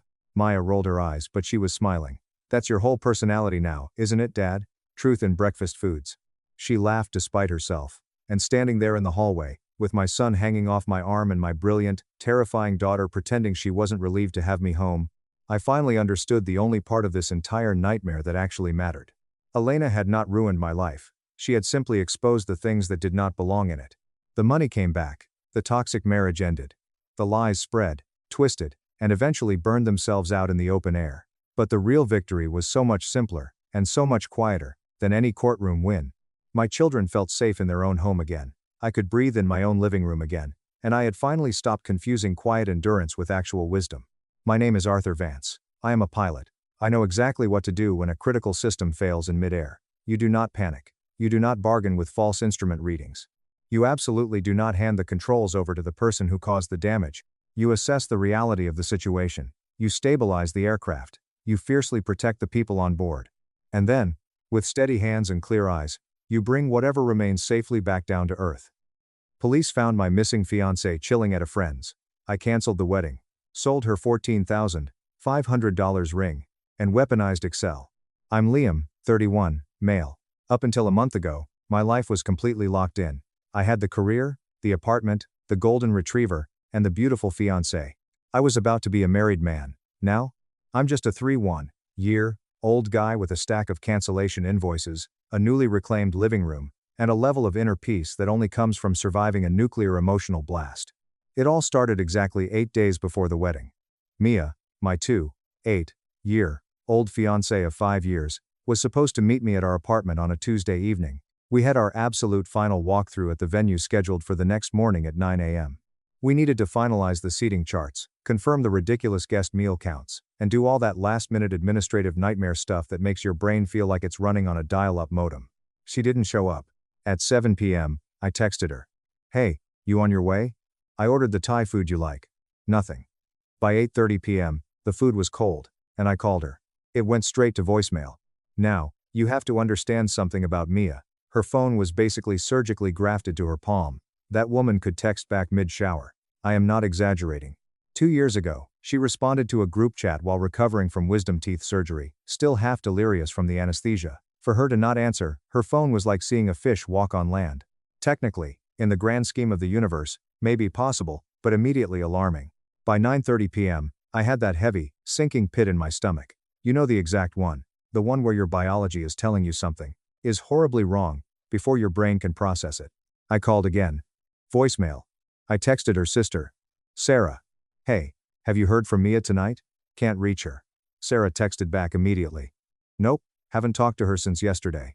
"Why? Is everything okay?" I lied and said her phone was probably just dead, but by midnight, I was completely losing my mind. I called her parents, Tom and Karen. They were asleep and panicked when I woke them up. Nobody had heard from her. I grabbed my keys, practically flew down the stairs of my apartment building, and drove to her place. We hadn't officially moved in together yet because she wanted to wait until after the wedding, a tradition thing she was weirdly stubborn about. I pulled into her complex. Her parking spot was empty. Her apartment windows were pitch black. I sat in that parking lot for maybe 45 minutes, just staring at her dark windows like an absolute idiot, gripping my steering wheel until my knuckles turned white. I was grasping at anything to make it make sense. Maybe her car broke down in a dead zone. Maybe she got a flat tire. Maybe she had a sudden medical emergency and dropped her phone. This just wasn't like her. Mia was the person who overcommunicated about everything. I once got a 6-paragraph text message from her detailing the pros and cons of a specific vanilla candle she smelled at Target. For her to just vanish without a trace? Something catastrophic had to have happened. The next 72 hours were a waking nightmare. The kind of blur that traumatizes you so deeply your brain refuses to record the memories properly. By Wednesday morning, the day of our venue walkthrough, I was standing in a sterile, overly bright police station, filing a missing persons report. That part felt completely surreal. Handing a tired-looking desk sergeant a printed 8x10 photo of the woman I was supposed to marry in 6 days. The cop asked me questions that made my blood run cold. Did she have enemies? Was she acting depressed? Have you noticed any strange vehicles following her? Her family was utterly falling apart. Her dad, Tom, kept calling me every 2 hours, his voice cracking, asking if the police had found anything. Her mom, Karen, was practically sedated. I didn't sleep for 3 days. I survived on stale black coffee and sheer adrenaline. I called every hospital within a 1,000-mile radius. Hi, do you have a Jane Doe? 28 years old, blonde hair, small birthmark on her left wrist? Every time they said no, I didn't know whether to feel relieved or more terrified. I was stuck in this hellish purgatory between being paralyzed with fear that she had been abducted or worse, and this tiny, creeping, insidious voice in the back of my mind, whispering that maybe, just maybe, this was something else entirely. On day 3, the phone rang. It was the police. They found her. She was completely, perfectly, 100% physically fine. She was staying at her old college friend Jess's house, about 4 hours up north. The wave of relief that hit me lasted exactly 5 seconds before it was violently replaced by a cold, sharp, suffocating sting. She was safe. But she hadn't told me. She hadn't told her parents. She hadn't told her sister. She let us think she was dead. The officer on the phone cleared his throat. Sir, she asked us to relay a message. She refuses to speak to you directly. She stated she is not in danger. She left willingly, and she just needs space. She said to tell you the wedding is off. Space. 4 days before she was supposed to walk down the aisle in front of 150 people, while her fiancé was pacing a police station lobby at 3 a.m. My brain literally flatlined. Whatever fear, desperation, and heartbreak I had been carrying for 3 days instantly flash froze. It hardened into something incredibly quiet, frigid, and final. No text message, no phone call, no email, no sticky note on the fridge. After 5 years of building a life together, after spending 2 full weekends aggressively debating over floral centerpieces that absolutely nobody was ever going to remember, nothing. I knew what specific brand of almond milk didn't upset her stomach. She knew I couldn't sleep unless the ceiling fan was on high, even in the dead of winter. We survived a brutal year of long distance when she was finishing her master's degree, 12 months of glitchy video calls and exhausting weekend drives that absolutely destroyed my savings. I held her hand for 4 hours straight in a freezing hospital waiting room when her grandmother passed away. When her company did massive layoffs and she was terrified of losing her job, I made her homemade soup and sat with her on the couch every single night for 3 weeks while she stress-cried. We survived all of that. And this is how it ends? With a police welfare check and a message relayed by a cop who sounded like he pitied me? I didn't cry. I didn't scream. I walked into my kitchen, poured my cold coffee down the sink, and started making phone calls. But these were a very different kind of call. First, the venue. The coordinator was practically weeping on the phone when I told her. I am so incredibly sorry, Liam, she said softly. But sympathy doesn't change contracts. The $2,000 deposit was gone. Next, the caterer. Another $4,000, completely lost. The food was already ordered. The photographer was a really sweet guy. He said he felt sick to his stomach hearing the news, but the $2,500 deposit was strictly non-refundable company policy. I told him I completely understood. What else are you going to say to a guy just doing his job? He wished me the best, and I could tell he meant it, which somehow made the call even more depressing. The florist, the DJ, the cake bakery who I actually really liked because the owner let me taste 6 different buttercreams on a random Tuesday and didn't judge me when I asked for seconds of the salted caramel. All of it, gone. Then came the absolute biggest hit, the honeymoon. A non-refundable, luxury overwater bungalow resort in St. Lucia. Mia had picked it after spending 3 solid weeks comparing resorts on her laptop like she was running a covert CIA intelligence operation. The flights, the resort, the excursions. $7,000. Vaporized. Every single phone call felt like I was dismantling my own life piece by piece with my bare hands. The total financial toll from the deposits I had personally paid out of my own bank account landed at a sickening $18,000. Her parents had paid for her ridiculously expensive dress separately, and they were supposed to cover the remaining $2,800 balance for the florist, directly. But I had made the initial $1,800 booking deposit on the flowers myself. Because I was the one who signed the contract, when I canceled the florist, I got hit with an additional $900 cancellation penalty. Then came the truly agonizing calls, telling my family and my friends, "The wedding is off." Saying those words out loud over and over again was a special kind of torture. The dead silence on the other end of the line before the shock hit them. The questions I couldn't even answer. The deep, burning embarrassment of being the guy whose fiancé literally pulled a vanishing act on him. My mom broke down on the phone. She sobbed for 20 minutes while I just sat on my kitchen floor staring at a stack of RSVP cards I hadn't thrown away yet. My dad just kept repeating, "Son, I don't understand. What happened?" I told him I didn't know. My best friend Grant offered to drive over with a bottle of whiskey, but I told him I just needed to be alone. I spent that afternoon eating dry cereal out of the box because I couldn't muster the energy to open the fridge. Then, I looked at the ring. It was sitting in its velvet box on my dresser. A 1.5-carat cushion cut, vintage-style diamond. Her absolute dream ring. She had casually shown me a picture of her great-grandmother's ring a year ago, acting like she wasn't dropping the biggest, most obvious hint in human history. I spent 2 months finding a custom jeweler who could replicate the design. I went to 5 different shops before I found the right guy.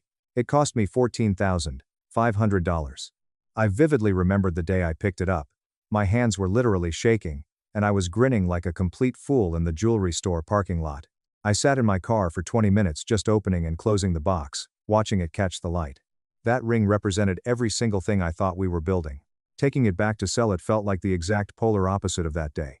I didn't go to the original jeweler. I went to a guy my dad recommended downtown, who specialized in estate and pre-owned pieces. He was an older guy, incredibly professional. He didn't ask any painful questions. He just took the ring, screwed his jeweler's loop into his eye, examined it under the harsh desk lamp, typed some numbers into his calculator, and slid a piece of paper across the glass counter. Batien lamba mayen. It was a massive loss, but it was more than I feared I'd get. I signed the paperwork in less than 30 seconds. The money was wired straight into my checking account the next morning. It was a small, cold cushion against the nearly $19,000 I had already eaten in losses and fees. It didn't even come close to making me whole, but it was infinitely better to have that money in my bank account than to have that cursed ring sitting in my drawer, reminding me of a promise that a coward broke. I went home and gathered every single thing she had ever left at my apartment. Pictures, clothes, her spare toothbrush, her favorite coffee mug, and this ridiculously ugly stuffed neon bear she won at a county fair 2 summers ago. I boxed it all up, taped it shut, and stacked the boxes by the front door. 5 days had passed since the police found her. Still not a single word from her. She ghosted her own wedding. She ghosted me. The anger inside me was heavy, but, honestly, mostly, I just felt terrifyingly clear-headed. It was like a thick fog had completely burned off, and I could finally see the barren road in front of me. You don't recover from something like this. You just pivot, start walking in a different direction, and pray the ground doesn't collapse under you. But I knew she wasn't done. People who do things like this don't just vanish into the ether forever. They always come back, when the reality of their actions catches up to them. I was bracing for the impact. Update 1. The hit came hard, and it came exactly a week later. On a Tuesday. I'm a project manager at a mid-sized architectural firm. My days are high stress, packed with client meetings, tight deadlines, and people breathing down my neck about floor plan revisions. I was sitting in the main glass-walled conference room, right in the middle of a massive presentation with our biggest commercial client, when my coworker Kelly gently knocked on the glass and poked her head in. "Liam? I am so sorry to interrupt," Kelly whispered, looking extremely uncomfortable. "There's someone at reception for you. She says it's a massive emergency." I excused myself, already feeling a spike of irritation. I walked out of the conference room, down the carpeted hallway, and turned the corner into the reception area. And there she was. Mia. She looked absolutely awful, and I don't mean TV awful where the actress still looks glowing but just has a slightly messy ponytail. I mean genuinely, realistically rough. Her eyes were bloodshot and swollen shut from crying. Her hair was a tangled mess. She was wearing wrinkled sweatpants and a massive oversized hoodie. She looked like a ghost of the woman I was supposed to marry. "Liam," she choked out, her voice cracking violently. She took a step toward me, opening her arms like she expected me to catch her in a desperate embrace. I immediately took a massive step back. I felt absolutely nothing. No warmth. No love. Just a clinical, detached observation of the person standing in front of me. Mia, what are you doing here? I kept my voice low and completely flat. Out of the corner of my eye, I saw Kelly at the front desk suddenly become intensely focused on typing, which meant she was absolutely eavesdropping on every single word. We need to talk, Mia sobbed, her hands shaking. Please, Liam. Please. It was a mistake. It was a horrible, terrible mistake. A mistake? My tone was ice. Forgetting to take out the trash is a mistake, Mia. Faking your own disappearance, letting your family think you were dead, and hiding at Jess's house while I spent 3 days calling morgues? That's not a mistake. That's a deliberate choice. She started hyperventilating. I panicked. I got so scared about the commitment, and Jess got in my head. She said some things about how maybe we were rushing, and I just lost my mind. I didn't know how to face you. I was so ashamed. Ah, Jess. Her free-spirited, wildly toxic friend who went through boyfriends like tissues and always thought Mia could do better than a guy who prefers staying in and watching movies on a Friday night. So you ran, I stated coldly. You ran. You let the police deliver the message, and now you're showing up at my place of work. I still love you, she cried out, reaching out and grabbing my wrist. I physically recoiled and ripped my arm out of her grip. I want to fix this. We can reschedule. We can just tell everyone I had a sudden medical emergency, a nervous breakdown. We can get the venue back. We can fix it. The sheer, unadulterated audacity of this woman was staggering. Fix it? Like it was a minor scheduling conflict? Like she had accidentally double-booked a dinner reservation instead of detonating a 5-year relationship and obliterating my savings? Mia, stop. I looked her dead in the eyes. The wedding is completely cancelled. The venue is gone. The caterer is gone. The honeymoon is gone. And I sold the ring. That stopped her completely cold. It was like I had hit her with a stun gun. Her tears instantly dried up, and her eyes went wide. Her whole body froze. You, what? She whispered. I sold it. I took it to a jeweler on Friday and I sold it. I lost nearly $19,000 in non-refundable deposits that I paid for out of my own pocket because you vanished. The $8,200 I got for the ring barely even covered half of my losses. But it was necessary. You sold my ring? Her voice skyrocketed an entire octave, echoing through the reception area. That was my ring. It was custom made. It was inspired by my great-grandmother. How could you do that? And just like that, the sadness was gone, replaced by pure, entitled rage, and for the first time in weeks, I felt my own anger finally boil over. Your ring? I stepped closer, my voice dropping to a dangerous, quiet register. I paid $14,500 for that ring. With my money. For a wedding that you abandoned. It was a symbol of a promise that you completely shattered. Inspiration does not make it your property, Mia. When you walked away from me, you walked away from everything. She stared at me like I had just grown a second head. You have to give me that money. That's my money. We were getting married. We were. Past tense. I don't owe you a single goddamn cent. The only thing I am doing right now is protecting myself from the financial crater you left me in. Right at that exact moment, my boss, Mr. Henderson, walked out of his office. He's a stern, no-nonsense guy in his 50s. The kind of boss who uses exactly 4 words when one would suffice. He heard the shouting and walked over, his eyebrows raised so high they were practically in his hairline. He looked at Mia, looking like a deranged vagrant, and then looked at me. Is everything all right out here, Liam? Mr. Henderson asked slowly. Just a personal matter, Mr. Henderson. It's being handled right now, I said professionally. I gave Mia a glaring look that clearly communicated, leave.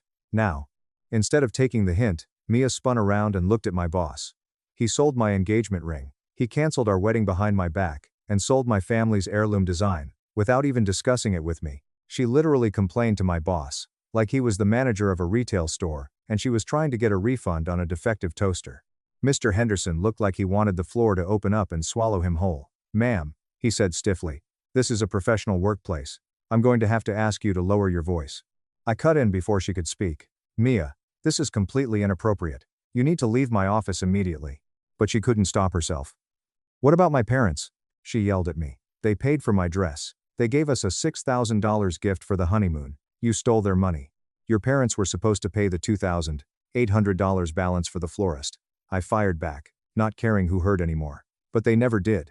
So when I had to cancel the florist because the bride went missing, I got hit with a $900 cancellation penalty because my name was on the contract. I paid that out of my own pocket. I have the receipts for every single penny. You want to talk about money? Take it up with your enabler friend Jess. Tears started streaming down her face again. The victim mask was slipping back on. You are so heartless. She sobbed. You are so cold. I had a mental health crisis. I made a mistake. Don't I deserve some grace? Some understanding? Understanding? I let out a dry, humorless laugh. I used up every single ounce of my understanding at 3 a.m. while I was sitting in a police precinct, begging a cop to help me find you. You want understanding? Go find a therapist. But do not ever come to my place of work demanding money from a ring that you abandoned. We are done. I hate you, she screamed, full volume, right in the middle of the architectural firm. Several of my coworkers were now openly standing in the hallway, staring. My face was burning with embarrassment, but my spine was made of absolute steel. The feeling is intensely mutual, I said flatly. Kelly, please call building security. Mia glared at me with pure venom for one long, agonizing second. Then she spun on her heel and stormed out the glass double doors, shoving them open so hard they slammed against the walls. Mr. Henderson watched her go, then slowly turned to look at me. He let out a long breath. Well, that was certainly something. Are you all right, Liam? I'm fine, sir. I apologize for the disruption. It won't happen again. My hands were shaking, but not from sadness. From pure, unadulterated adrenaline. She didn't come to my office to beg for forgiveness. She came looking for a reset button, and she fully expected me to pay the restocking fee. Update 2. If you thought the workplace ambush was the climax, buckle up, because the absolute delusion of her family is something that needs to be studied by scientists. Later that exact same evening, my phone rang. The caller ID said Karen, Mia's mother.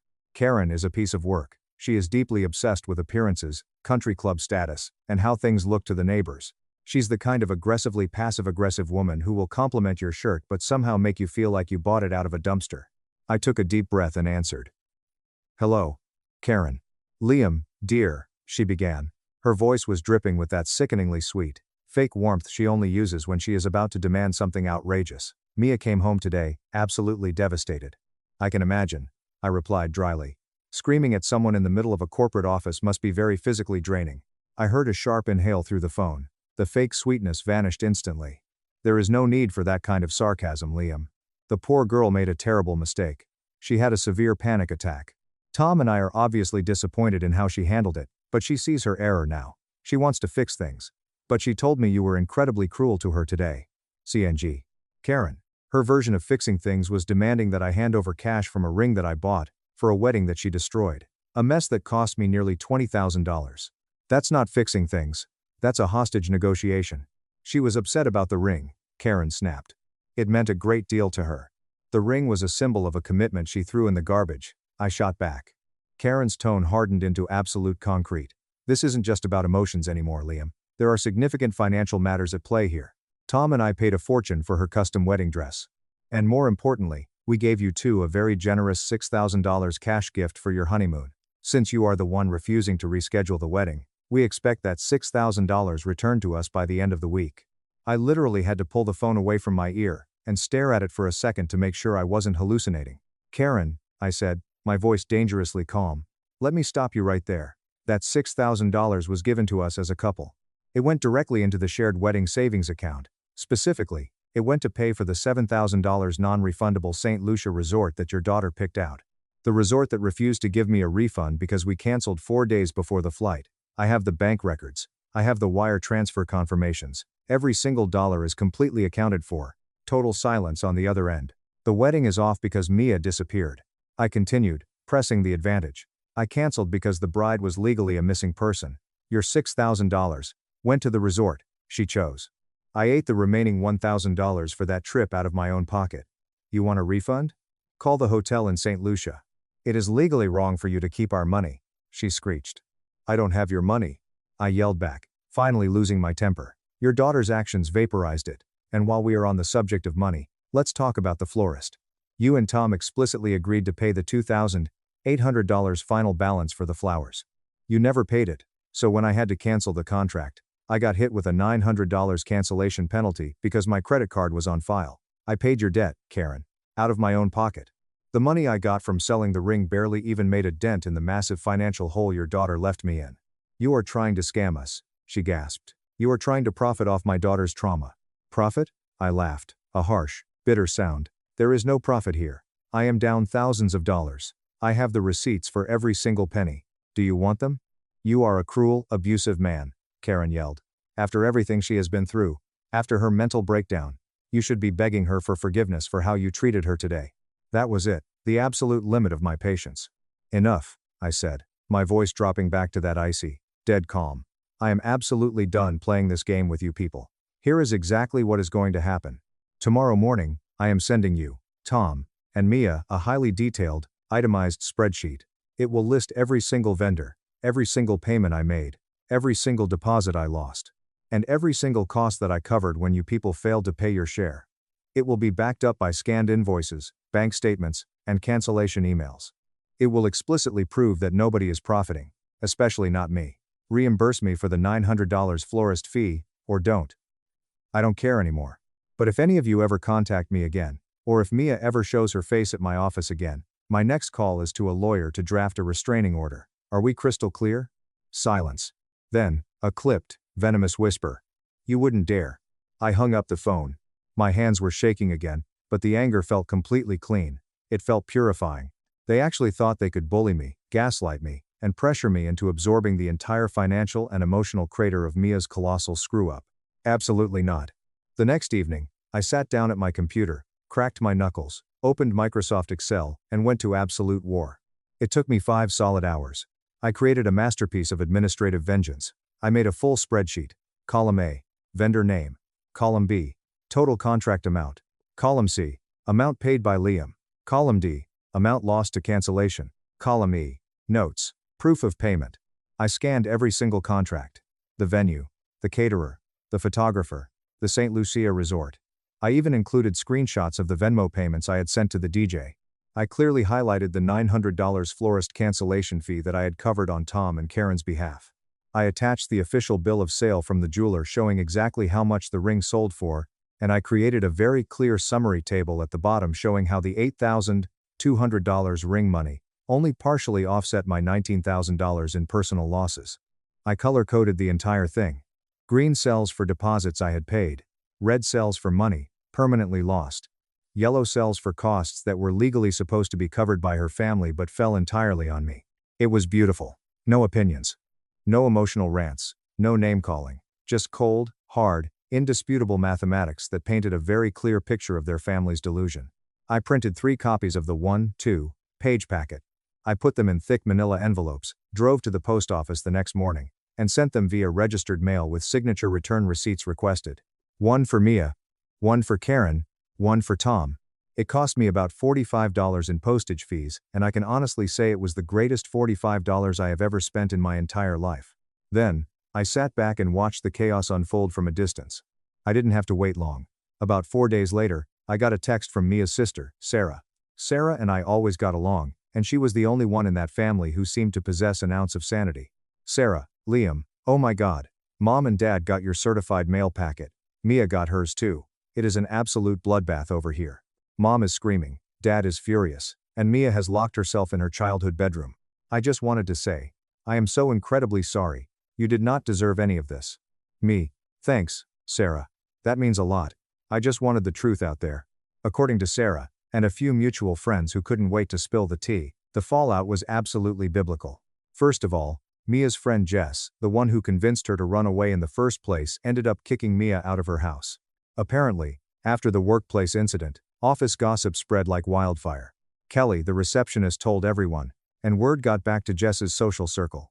Jess, not wanting to deal with the reality of the monster she helped create, told Mia she needed to take responsibility and forced her to move back in with her parents. So Mia was trapped in her parents' house right when my spreadsheet arrived. Mia had been spinning a ridiculous narrative to her friends and family. She claimed I was financially abusive, that I was too controlling, and that she had to escape for her own safety. It was a bold strategy, but it completely imploded. After her unhinged screaming match at my office, which was witnessed by half my firm and the undeniable proof in my PDF attachments, her victim narrative disintegrated. The best part? The spreadsheet actually caused her dad, Tom, to finally grow a spine. For years, Tom had just passively let Karen and Mia run the show. But seeing the hard numbers, seeing exactly how much money I had lost, and seeing the proof that Karen had lied to him about the florist bill, something in him snapped. Sarah texted me an update a few weeks later. This was the absolute cherry on top. Sarah, you are not going to believe this. Mia tried to demand that Mom and Dad pay $4,000 to send her to a holistic healing and trauma retreat in Sedona to recover from the stress of the canceled wedding. Dad completely lost it. He told her absolutely not. He told her she needs to get a job, pay them back for the useless wedding dress, and pay you back for the florist fee, before she ever asks for another dime. Mom tried to defend Mia, and now Dad is sleeping in the guest room. The entitlement has finally hit a wall. I didn't reply to that text. I just smiled, locked my phone, and went about my day.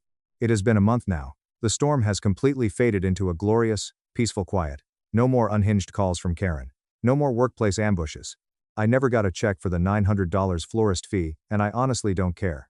Getting money out of Karen would be like trying to teach a cat to speak French. It's never going to happen. The point was made.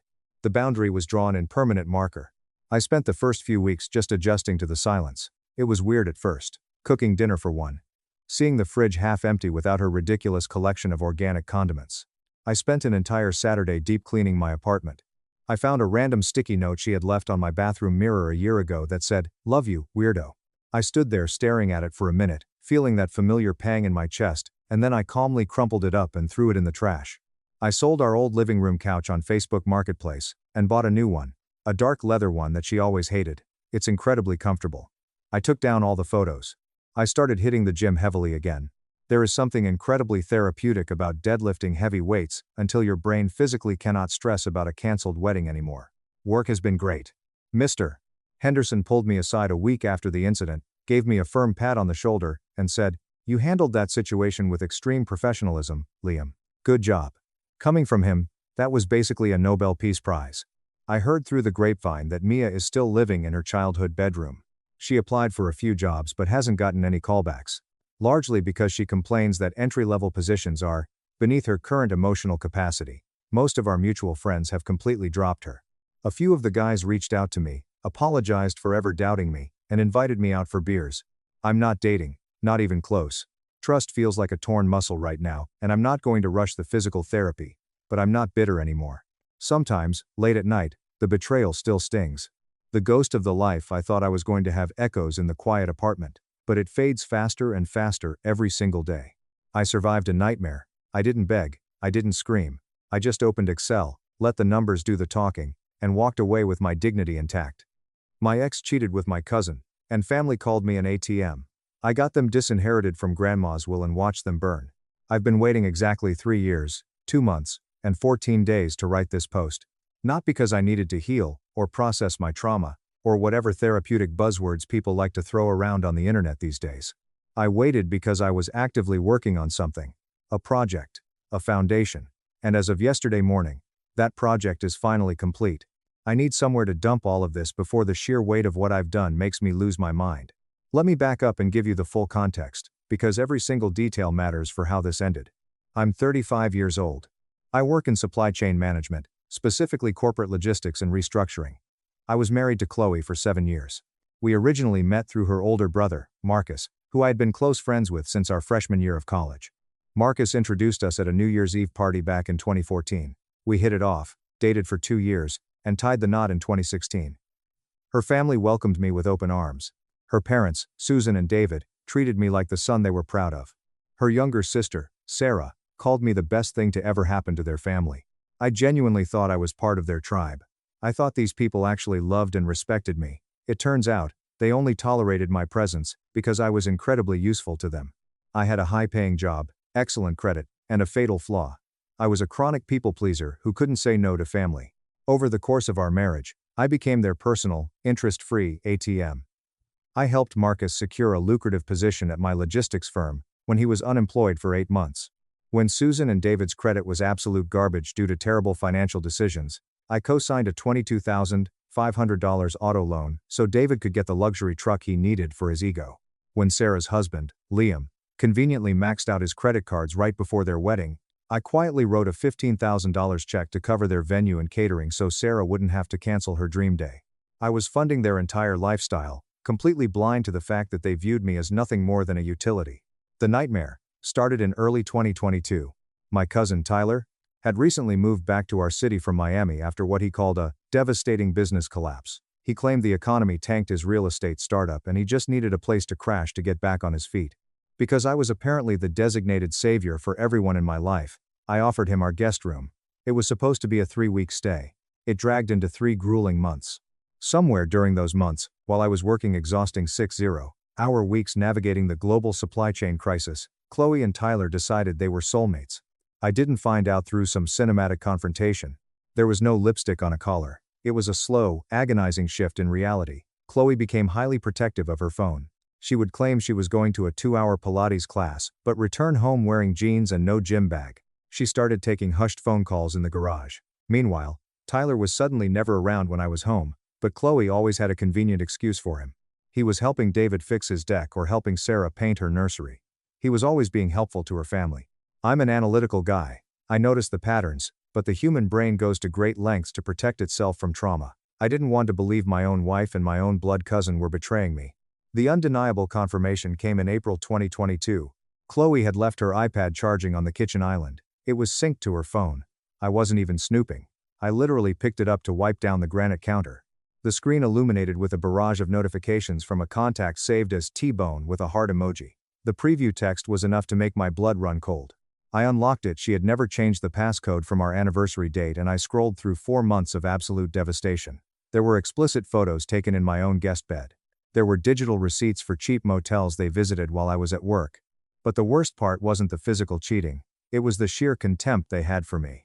I read a conversation where Tyler complained about having to hide, and Chloe responded, "Don't worry, babe, he's basically just a paycheck with legs.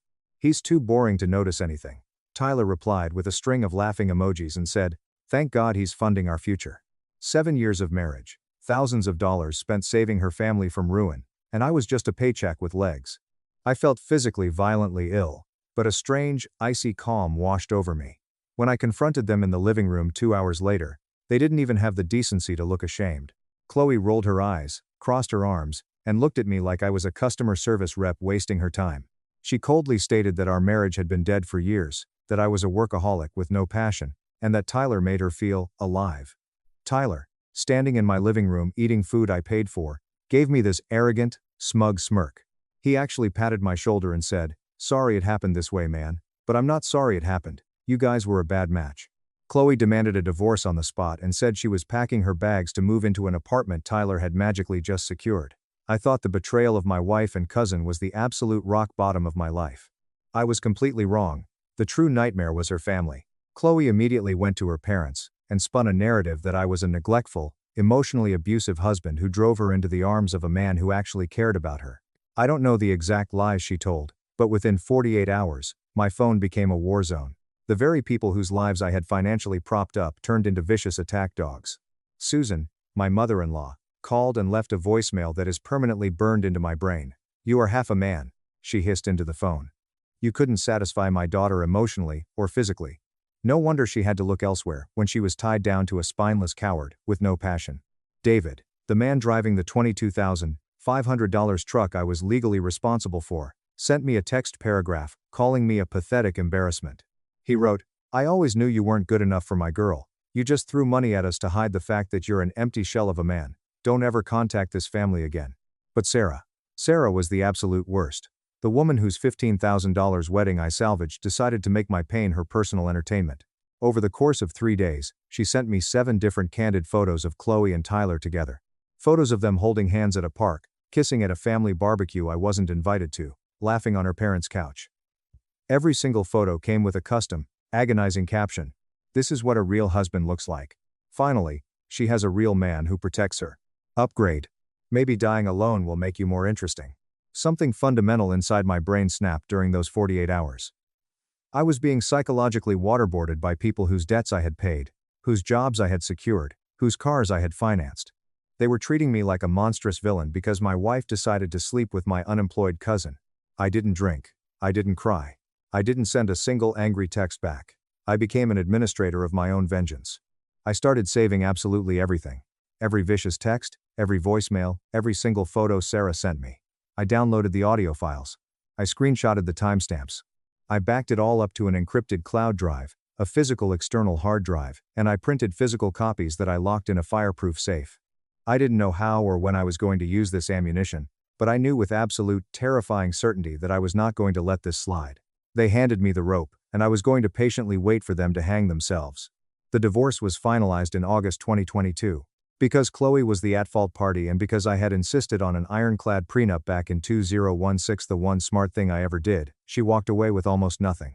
No alimony, no claim to my investments. She and Tyler officially moved in together.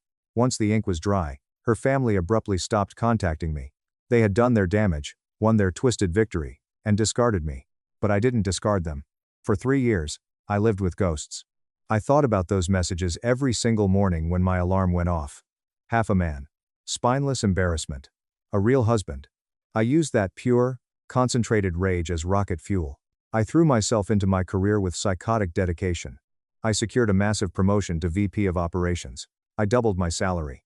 I moved out of the house we shared, and bought a gorgeous penthouse condo downtown. I hit the gym 6 days a week, packed on 20 pounds of muscle, and completely rebuilt my physical and mental health. I wasn't doing it to move on. I was doing it to be ready. Because I knew, deep down in my bones, that people who are that financially illiterate and morally bankrupt will eventually run out of luck. They would inevitably need something from me again. 2 months ago, my patience finally paid off. Marcus, the brother-in-law I had gotten a job at my company, called me out of the blue.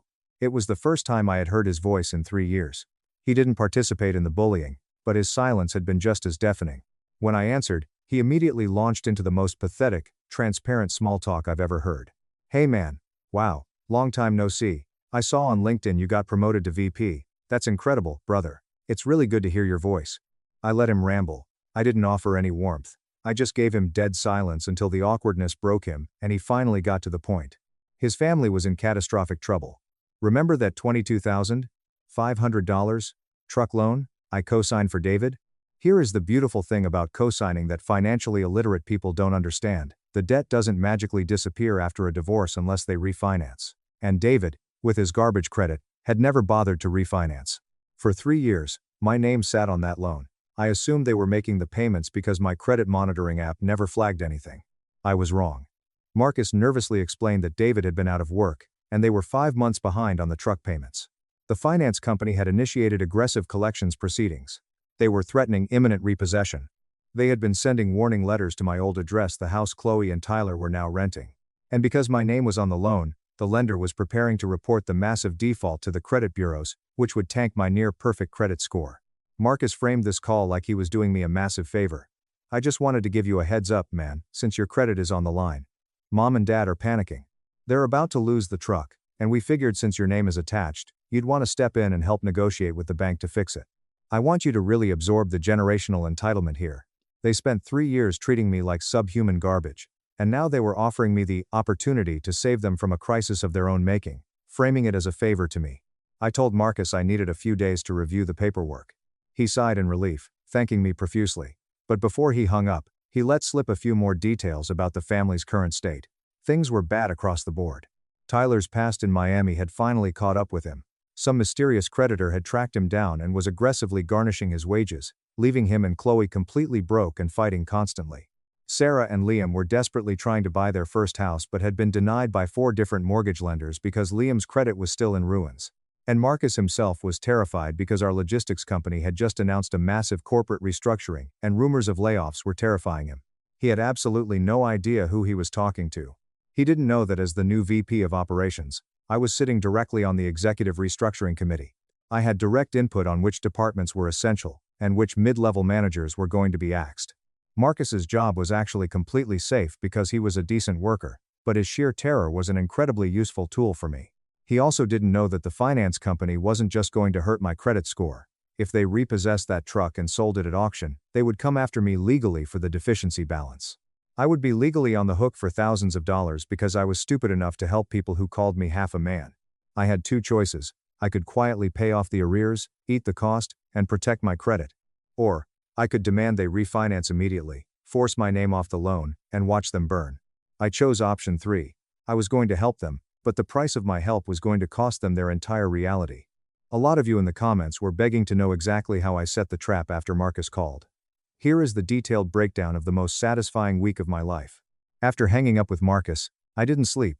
I poured a glass of bourbon, opened my fireproof safe, and pulled out the physical folder I had meticulously curated 3 years ago. I reviewed every single text. I listened to Susan, calling me half a man. I listened to David calling me a spineless embarrassment. I stared at the photos of my ex-wife kissing my cousin, complete with Sarah's custom real man captions. Then, I went to work. I had the resources now, so I hired a private investigator to do a deep dive into Tyler's failed business in Miami. I also called my Aunt Martha, the family gossip who still lived in Florida and knew everything about everyone. What I discovered was pure gold. Tyler didn't lose his business because of the economy. Tyler was a fraud. He and his business partner had secured a massive loan for a real estate flip. When the money hit the account, Tyler embezzled $55,000, blew a massive chunk of it on sports gambling and luxury rentals, and skipped town, leaving his partner holding the bag. The partner sued him into oblivion.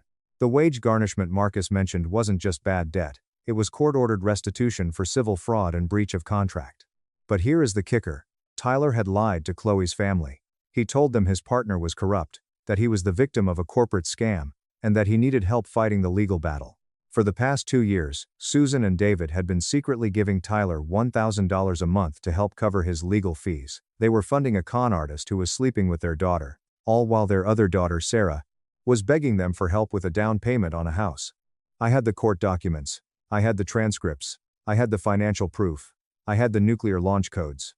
I called Marcus back 3 days later. I kept my voice flat, professional, and entirely devoid of emotion. I told him I had reviewed the auto loan situation. I told him I was willing to intervene, pay the arrears to stop the repossession, and protect the truck. "Oh, thank God, man. Thank you so much," Marcus exhaled. "But," I interrupted, "I have one non-negotiable condition. I am not doing this over the phone. I am not negotiating through you. If your parents want my money, I require a face-to-face meeting. With the entire family. Susan, David, Sarah, Liam, Chloe, and Tyler. Everyone sits in the same room with me, looks me in the eye, and we have a conversation about why I should help." Marcus went dead silent. The panic crept back into his voice. "Bro, Chloe and Tyler are never going to agree to that. You know how they feel. Mom and Dad are embarrassed enough. Can't we just handle this between us?" "Then the truck gets repossessed on Tuesday," I replied coldly. "And my corporate lawyer will immediately file a civil suit against your parents for the remaining balance and the damages to my credit profile. I have documentation of every single payment I ever made for your family. I will drain their retirement accounts. Tell them they have 48 hours to agree to the summit." Fear is the ultimate motivator. It took a week of frantic back-and-forth negotiations. Marcus would call saying the parents agreed but Chloe refused. I said no deal. He called back saying Chloe agreed but Tyler was throwing a tantrum. I said no deal. I held my boundary like a brick wall. Either I got the entire cast of characters in one room, or I let the financial guillotine drop. Eventually, the sheer terror of homelessness and bankruptcy broke them. They all agreed. The summit was scheduled for a Sunday afternoon at Marcus's house, as it was considered neutral ground. I spent 2 hours getting ready. I wore a tailored charcoal suit. I wore the expensive watch I bought myself after my promotion. I looked like a man who owned the world, because in that specific moment, I did. I arrived 15 minutes early, carrying nothing but a single, thick manila folder. When I walked into Marcus's living room, the atmosphere was suffocating. They were all sitting around the couches like hostages waiting for an executioner. Chloe looked exhausted, the stress of being broke aging her 5 years. She actively avoided my gaze. Tyler slouched in an armchair, trying to maintain his arrogant smirk, but his leg was bouncing with anxiety. Susan and David looked small, frail, and terrified. Sarah was aggressively staring at her phone, while Liam looked at the floor. Marcus offered me a bottle of water. I ignored him. I stood at the head of the coffee table, looking down at all of them. "We are going to have a very clear, very honest conversation," I began, my voice echoing in the silent room. "We are going to talk about this truck. We are going to talk about the past 3 years. And if a single one of you tries to leave this room before I am finished speaking, I will walk out that door, the bank takes the truck tomorrow, and my lawyers take your house on Friday." Nobody moved. Nobody breathed. I opened the manila folder. The reckoning had arrived. A lot of you wanted the play-by-play of the confrontation. You wanted to know how they reacted. Grab a drink. Because this is where 3 years of patience pays off. I didn't start with the truck. I started with the disrespect. I pulled out the high-quality, glossy printouts of the text messages Sarah had sent me. I dealt them out onto the coffee table, like playing cards. 5 vibrant photos of Chloe and Tyler holding hands, kissing, laughing. "Sarah," I said, pointing to the photos. 3 years ago, while I was processing the destruction of my marriage, you felt it was necessary to send me these. You were very proud of your captions. I want you to pick up the photo on the left and read the caption out loud to the room." Sarah's face instantly flushed a violent crimson. She shrank back into the couch. That was a long time ago. I was just being protective of my sister. I'm not reading that. That. Pick it up and read it, Sarah. Or the meeting is over, I warned. Liam nudged her. Trembling, she picked up the paper. Her voice cracked. It says, "This is what a real husband looks like. Upgrade." "Thank you," I said. "It's fascinating that you considered him an upgrade. We'll circle back to that." Next, I pulled out a small Bluetooth speaker from my briefcase. I connected my phone, turned the volume to maximum, and hit play. David's voice blasted through the living room. "You spineless embarrassment. You were never good enough for my girl. You're an empty shell of a man. Don't ever contact this family again." When the audio finished, the silence was deafening. David stared at his shoes, his face pale. Susan started to quietly cry. "You demanded I never contact this family again, David. Yet here we are. You summoned the spineless embarrassment to save your truck. Do you still feel I'm half a man, Susan? Or am I just the half that pays your bills?" Chloe suddenly stood up, her eyes flashing with anger. "This is psychotic. You dragged us all here, just to humiliate us? You're being incredibly cruel just to stroke your own ego." I looked at her, entirely unfazed. "Cruel? Chloe, you brought your lover into my home, slept with him in my bed, called me a paycheck with legs, and then watched your family psychologically torture me for a week while you moved into an apartment I practically subsidized. You retired from the right to dictate what cruelty is. Sit down." She slowly sat back down, realizing she had absolutely no power here. "Now," I continued, turning my attention to the armchair, "let's talk about the real husband. Let's talk about Tyler." Tyler crossed his arms and scoffed. "Get on with it, man. You're dragging this out. Marcus mentioned you were dealing with some wage garnishment, Tyler." "A little business debt from Miami," I said, pulling a thick stack of stapled legal documents from the folder. I tossed them onto the center of the table. "So I did some research. I called Aunt Martha.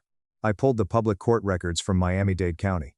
Tyler's arrogant smirk instantly vanished. The color completely drained from his face. He sat up straight. "Hey, you have no right to go digging into my private lock." Tyler didn't lose his business to the economy, I announced to the room, speaking over his panic. Tyler embezzled $55,000 from his business partner, blew it on gambling, and fled the state. He was sued for civil fraud.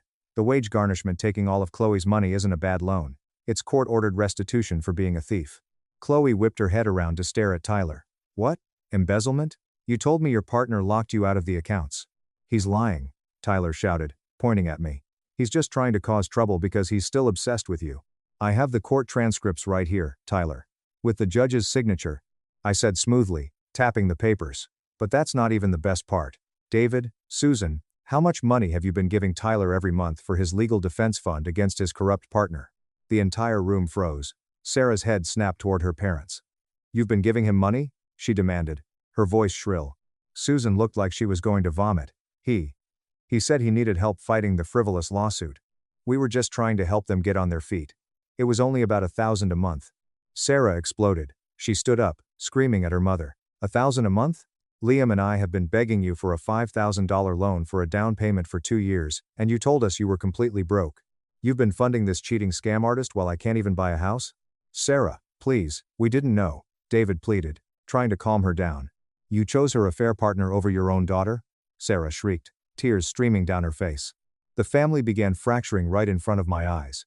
Chloe was screaming at Tyler for lying to her about the debt. Sarah was screaming at her parents for the financial betrayal. Marcus was sitting with his head in his hands, realizing his entire family was built on a foundation of lies and theft. I let them scream at each other for 5 solid minutes. It was the most beautiful symphony I had ever heard. I just stood there, watching the chaos unfold, feeling 3 years of trauma evaporate from my shoulders. Finally, I clapped my hands loudly, silencing the room. "Enough," I barked. "I don't care about your family drama, I care about my credit. Here are my terms. You have exactly 7 days to find a new co-signer and refinance that truck, to get my name off the loan.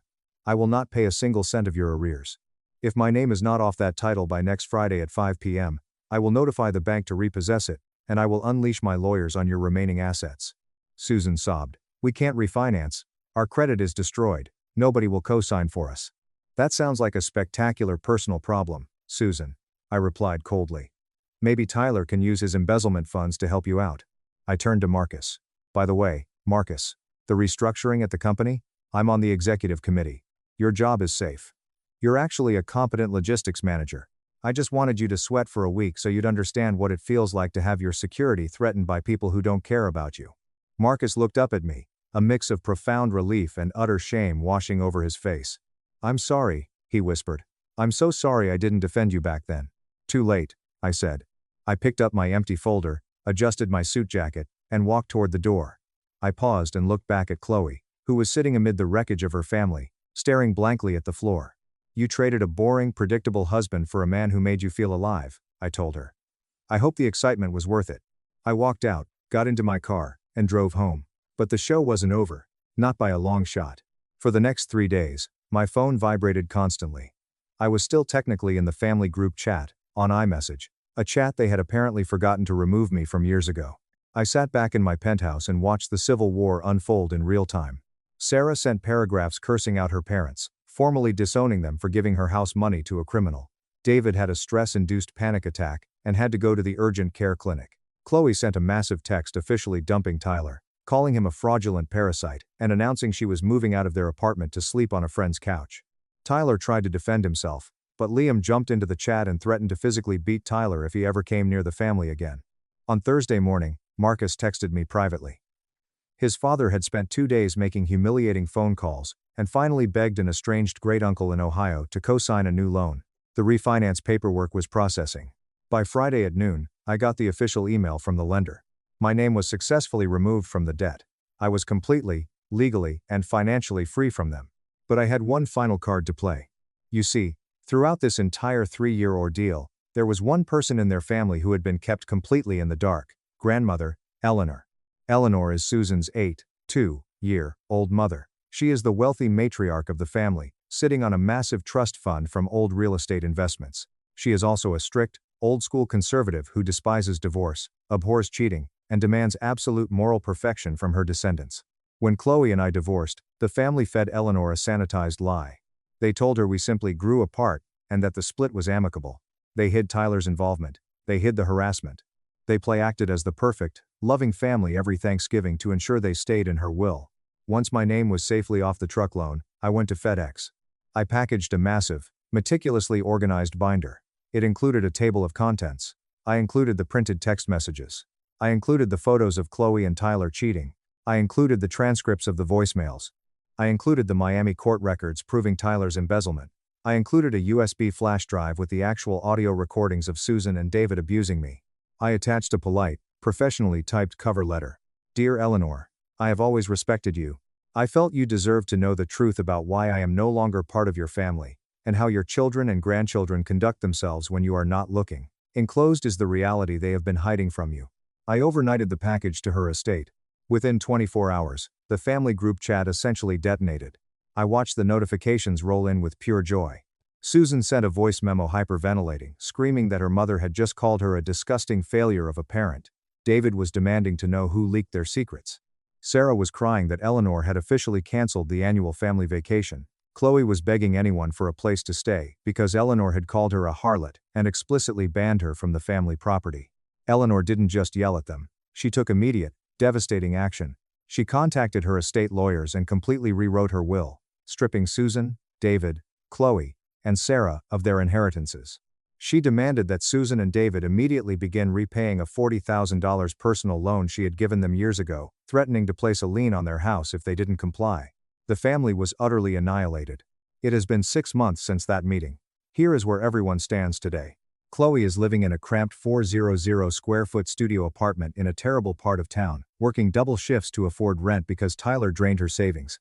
Tyler is reportedly living in his car somewhere in northern Florida, dodging his probation officer and his creditors. Sarah and Liam are currently in marriage counseling because the stress of the financial betrayal broke their relationship. They are still renting a crappy duplex.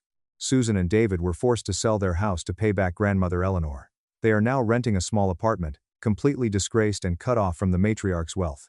Marcus is just keeping his head down at work, doing his job, and profusely thanking me every time we pass in the hallway. And me? I am sitting on the balcony of my condo, sipping a very expensive bourbon, looking out over the city skyline. I have zero debt, a thriving career, and absolute peace of mind. Some people might say I went too far. Some people might say that holding on to screenshots and voicemails for 3 years is psychotic behavior. But you know what is actually psychotic? Taking a man who loved you, who paid for your weddings, who financed your cars, and who gave you jobs, and treating him like disposable garbage. They treated my kindness like an endless subscription service that came with unlimited disrespect. I didn't lie. I didn't fabricate evidence. I didn't do a single illegal thing.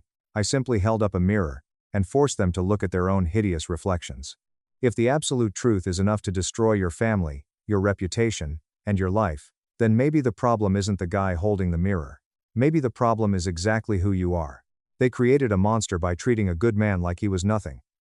And unfortunately for them, that monster kept excellent administrative records. Thanks for reading.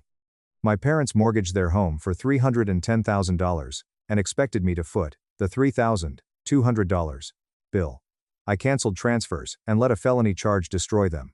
My name is Elena, and I am here. I have been in the business world for 33 years, and I am the operator of a highly successful architectural landscaping and commercial contracting firm in the city of Chicago. Using nothing but sheer dedication, calloused hands, and a commitment to not give up, I was able to build my firm from the bottom up into what it is today. On the other hand, my family has never viewed my success to be a win that is worthy of being celebrated like other victories. One and only, it was a resource that had the potential to be utilized further.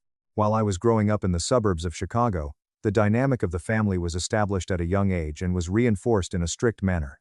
During the time that my mother, Helen, was employed as an administrator at a middle school, my father, Arthur, was working as a corporate accountant in a job that was among the medium-level positions. The emotional currency in our home was completely controlled by my younger brother, Marcus, despite the fact that we were comfortably middle class. Marcus was the only person who had this control. The moment Marcus took his first breath, I ceased to exist as a daughter and became a supporting character in his life story. I am 5 years younger than Marcus, and during that time, I became a supporting character. I have a younger brother named Marcus. When I was younger, I was the one that did not speak much, and was very responsible. I was never subjected to any difficulties. I consistently achieved perfect grades, and I never failed to fulfill my responsibilities without being asked to do so. Marcus was a person who was not only loud but also social, and he was physically and intellectually resistive to labor. In a family that is complete and functional, these differences would be balanced out and balanced out. Regarding my circumstances, it implied that Marcus required special attention, while I was expected to manage myself appropriately. Marcus was responsible for the issue. In my memory, I have a very distinct picture of the moment when I graduated from high school. I was the valedictorian, I proudly declared. Not only did I receive a considerable partial scholarship, but my application to a famous university located outside of my home state for the purpose of studying civil engineering was successful.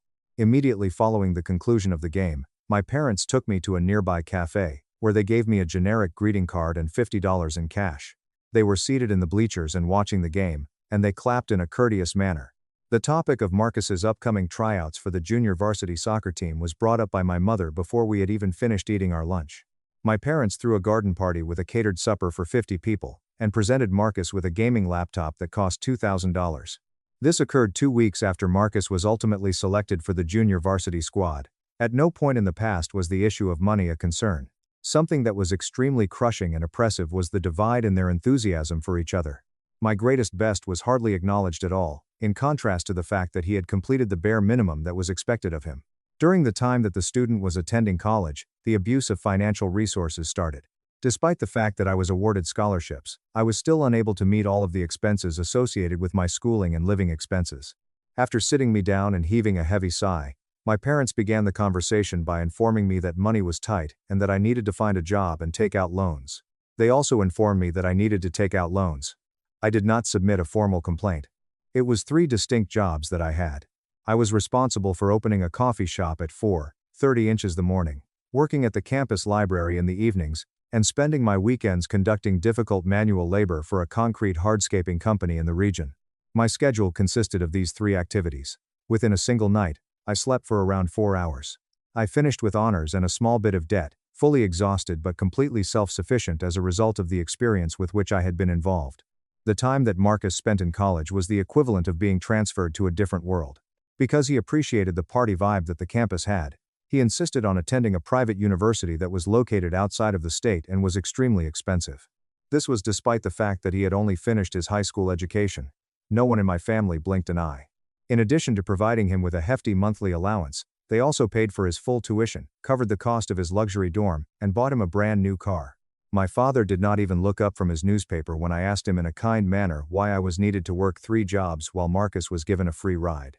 This came as a surprise to me because I had expected him to look up. Marcus isn't as resilient as you, Elena. He needs a safety net. You've always been fine on your own. The background score of my existence was produced by that comment, which was quite significant. Without a doubt, you have never had any issues with your independence. After finishing my schooling, I came to the knowledge that I had a natural talent for project management and commercial building. I also realized that I had a natural passion for architecture. Not a single dollar was spared by me in this endeavor. Not only did I not go on any dates, but I also did not go on any vacations, and I did not buy any new clothes.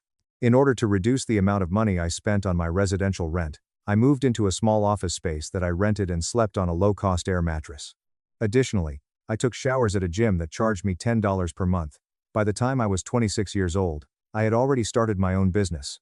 Despite the fact that the first 3 years were a living hell consisting of work weeks that stretched for 80 hours, I eventually made it through them. When I was in that position, I started to acquire significant municipal contracts. It was a significant source of income for me. During this same time period, Marcus was going through a period of decline. After dropping out of college, he went on to engage in a series of fruitless plans to get wealthy in a short length of time. His explanation for dropping out of college was that the teachers stifled his creativity. There were several enterprises that he sought to create, including a premium shoe resale business, a cryptocurrency mining farm in the basement of my parents' house, and a boutique vape company. At each and every one of these instances, my parents came to his aid and saved him. The subsequent occurrence of the medical emergency took place. During the time that I was 28 years old, my father went through a significant cardiac incident that meant he needed to undergo a triple bypass. A coverage gap of $38,000 was present in his insurance policy, which was in a terrible state of shape. My mother was sobbing excessively and telling me that they were on the verge of losing the house when we were on the phone together. In the moment that I was writing the check, I did not give it a second thought. I came to the conclusion that it would be best to delay the acquisition of 2 brand new commercial trucks for my firm in order to protect the life of my father. There was a feeling of emptiness in their statement of thanks. It was as if I were paying a tax to them for the honor of being their daughter. These words of gratitude left me feeling empty. The floodgates were opened as a result of that thorough examination. In order to fulfill the role of their official financial support system, I was selected. After they detected significant structural damage and their roof started leaking, I was the one who paid the $22,000 repair bill that they incurred. 3 years ago, my parents sat me down and broke down in tears as they acknowledged that rising property taxes and inflation were destroying their retirement funds. They said that they were unable to save enough money for retirement. They begged for an insignificant amount of support on a monthly basis. I made the decision to establish a monthly transfer of $1,500 to be made to their bank account, both because of my affection for them and because my company was seeing amazing success.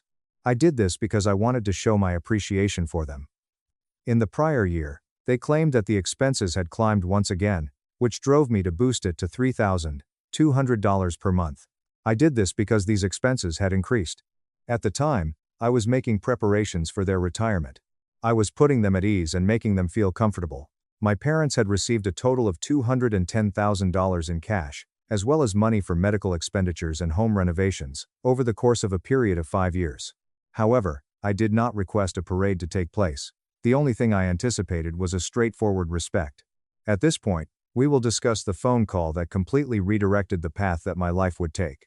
On the morning of a Tuesday, we were in the morning. My parents' estate is being handled by Mr. Vance, an attorney, and I was working on a construction site when I received a call from him. I was covered in dust at the time. There was a really stiff quality to the tone of his voice. After notifying me that my parents were putting the finishing touches on their estate planning, he asked for my attendance at his office in the downtown area of Chicago on Friday. He also informed me that my parents were discussing their estate planning. That this was a normal formality was the impression that I got from it. Taking into consideration the fact that Marcus was incapable of even managing a Netflix subscription, let alone a legal estate, I believed that they were contemplating selecting me as the executor of their estate, or that they were dividing their meager assets in an equal manner. At the time of my arrival at the legal office with the glass panels, which was on a Friday, I was dressed in the suit that I had tailored the most accurately.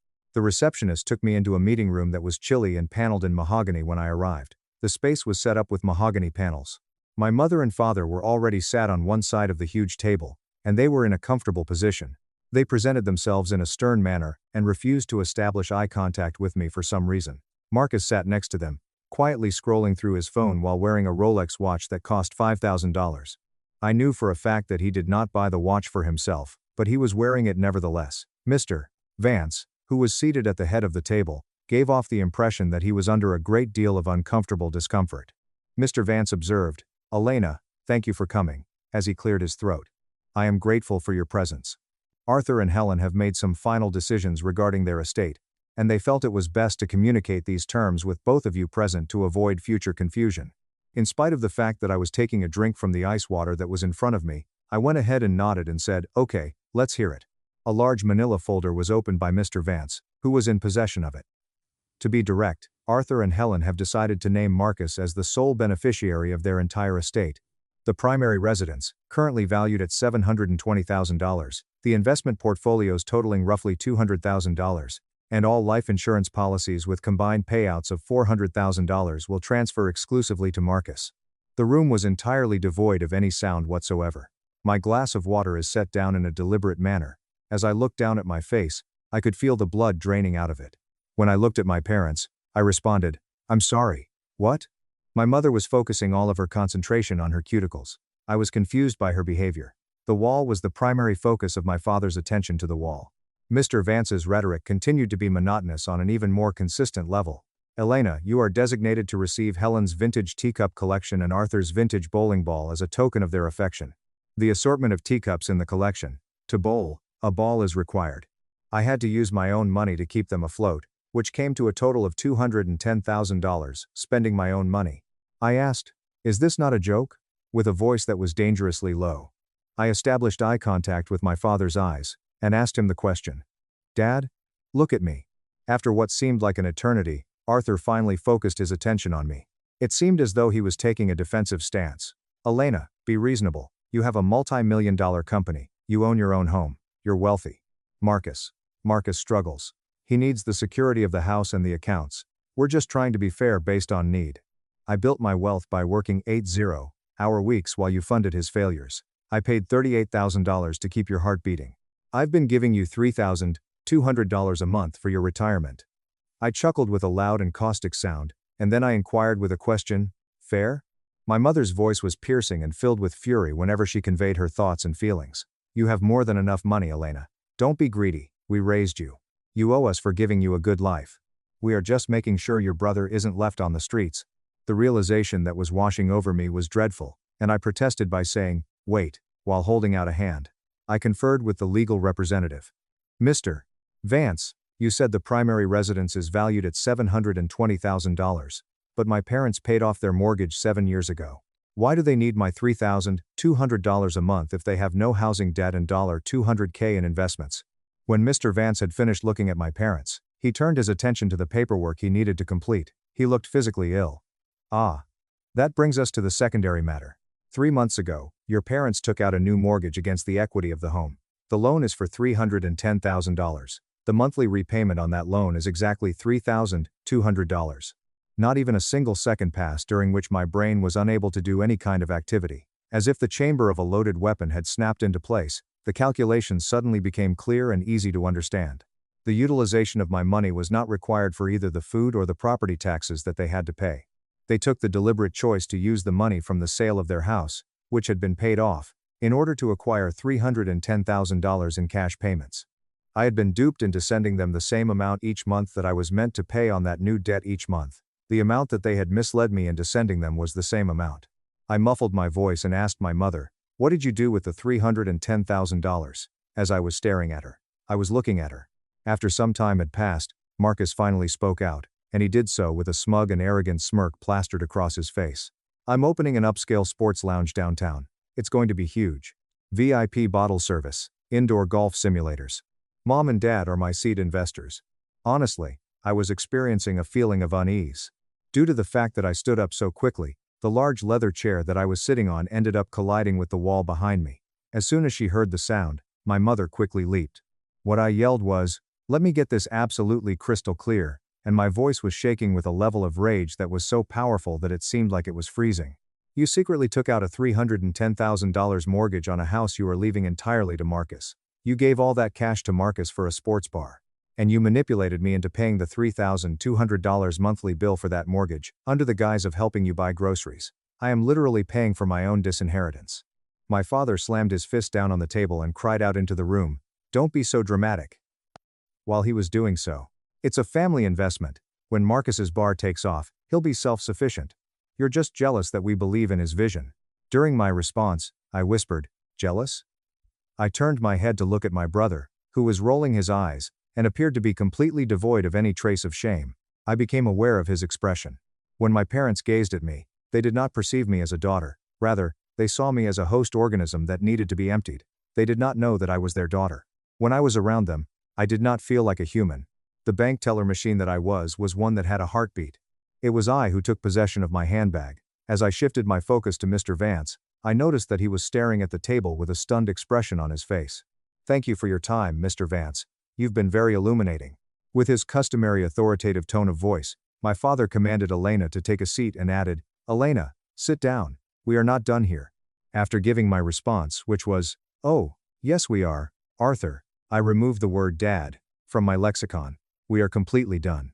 My mother was calling my name down the hallway, but I chose to ignore her and leave the building instead of listening to her. Then, without making a sound, I climbed into my truck and drove back to my office through the night. I did not shed any tears. No one was able to hear my voice. Right now, I experienced a chilling clarity that was surgical in nature. I logged into the online banking interface after going to the website. The website that was devoted to recurring transfers was the one that I reached out to. In the course of my investigation, I came across the monthly payment of $3,200 that was meant to be made to Arthur and Helen. Delete was the button that I chose to use. Following that, I sought out a forensic accountant to collaborate with me. Over the course of the previous 5 years, I provided them with each and every bank statement, each and every canceled check, and each and every Venmo receipt. Inquiring about the specific location of my $210,000 was something that I was interested in. The initial update. The bomb went off exactly 3 days after it was scheduled to go off after it had been ignited. At 9 minutes past 5 o'clock on Monday morning, my phone started vibrating for no apparent reason. I was sitting at my desk at work. That is my mother, if you will. My voicemail was full of the call that was left. I then received a phone call from my father. Afterwards, there is Marcus. I was inundated with a barrage of frightened text messages and 14 missed phone calls within the span of 20 minutes. Every single one of them was directed at me. Your mother informed you, Elena, that the bank had just called. It appears that there was an issue with your transfer. Today is the day that the mortgage payment for the month is due. I would appreciate it if you could correct this quickly. We need to put an end to this outburst of rage, Dad, and send the money. You are the one who is currently putting the house in danger. Brother, you need to stop being such a petty BTH and pay some money, Marcus said. I owe you some money. Dear mother, she is crying. After my father had called me for the 7th time, I finally picked up the phone to answer it. This was the 7th time that he had called. Hello. His voice could be heard yelling into the receiver of the phone. What the hell is wrong with your bank? The transfer bounced. The mortgage company is threatening a late fee. There is absolutely nothing wrong with my bank, I said as I leaned back in my office chair and said, I canceled the transfer. I will never give you another dime for the rest of your lives. You took out a mortgage for Marcus. Marcus can pay it. I said this while maintaining a cool demeanor. There was no sound coming from the other end of the line. After then, my mother reached for the phone of the telephone company. Elena, you can't do this. The sports lounge isn't open yet. Marcus doesn't have the cash flow. If we don't pay this, we'll go into default. I hung up and blocked their numbers when they stated, you should probably ask your sole beneficiary for help. Good luck. I reacted in a sophisticated manner. That sounds like a terrible investment for a business. I also hung up. The beginning of the psychological warfare occurred at that precise moment. The instant that my parents realized that I wasn't joking around, they immediately reverted to the only tactic that they were comfortable with, which was to destroy the public. They began a widespread campaign of slander against the individual in question. When I was experiencing a significant psychiatric breakdown, my mother started calling my extended relatives, crying excessively, and telling them that the wealth had corrupted my mind, that I had abandoned my old parents to famine, and that I had abandoned them. I was also telling them that I had abandoned them. Having said that, she did not confine herself to just that. In order to investigate my business providers, she went to the effort of doing so. She called my primary lumber supplier as well as my heavy machinery leasing agent, giving the impression that she was a concerned family member and hinting that my firm was going bankrupt and that I was mentally ill. She also called my heavy machinery leasing agent. Through her efforts to destroy my means of subsistence, she was seeking to force me back into conformity that I had previously rejected. The color scarlet appeared on my face when I received a call from my lumber agent, who was confused and concerned about the allegations made by my mother. It was imperative that I get in touch with my corporate attorney via phone. My parents were served with a harsh cease and desist order within the span of 24 hours, which threatened them with a hefty defamation lawsuit in the event that they ever again interacted with my business peers. This order was issued in the event that they again communicated with my business colleagues. The commercial sabotage had been neutralized, but the family rumor mill continued to spin out of control despite the fact that it had been stopped. Text messages from my aunts, uncles, and cousins were flooding my phone with messages in which they referred to me as a monster, a greedy brat, and a bad daughter. These messages caused my phone to become flooded with messages. I came to the conclusion that I would no longer use the defense position. My Aunt Clara was the one who was in charge of hosting the 4th of July barbecue that we have every year. She was in charge of having the barbecue that weekend. I knew that my parents would be there, acting as if they were the victims and taking in the condolences they received. I was conscious of their presence. Regrettably, I did not send in my RSVP. Exactly at this moment, I arrived. I stepped into Clara's lawn while carrying a large white binder that was 3 inches thick. I was wearing a sundress at the time. There was not a single sound to be heard in the yard. My mother let out a cry when she dropped her pearls and banged them together. As soon as my father stood up, the color of his face started to change dramatically. During his time spent hovering close to the keg, Marcus gave off the impression of a deer that had been trapped in the headlights. "Elena," Aunt Clara murmured with a great deal of apprehension as she proceeded on, "I don't think it's a good idea for you to be here. Your parents are very fragile right now. I just brought some light reading for the family, because my mother has been so chatty lately," I said in a loud voice, making sure that all 40 people in the yard could hear me. "I'm not staying for burgers, Clara," I added. "I'm not going to stay for burgers."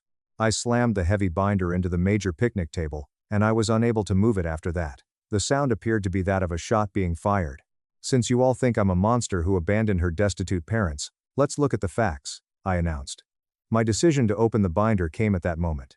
Tab 1. The $38,000 medical bill I paid for Arthur's heart surgery. Tab 2. The $22,000 I paid for their new roof. Tab 3. 5 years of bank statements proving I transferred over $150,000 in cash to their accounts to help with groceries. After a moment of stunned quiet, the family took a quick look at the binder that was in front of them. Uncle Joe took a closer look at the paperwork when he had walked over to it, and his eyes, which were wide with surprise, widened. I began to say, "But wait, it gets better," as my voice bounced off the fences. I then switched the binder over to the center of the page and continued on. I hired a forensic accountant.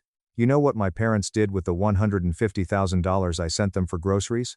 They funneled every single cent into Marcus's bank accounts. And what did Marcus buy with my money? There was a sheet that had been highlighted, and I took it out.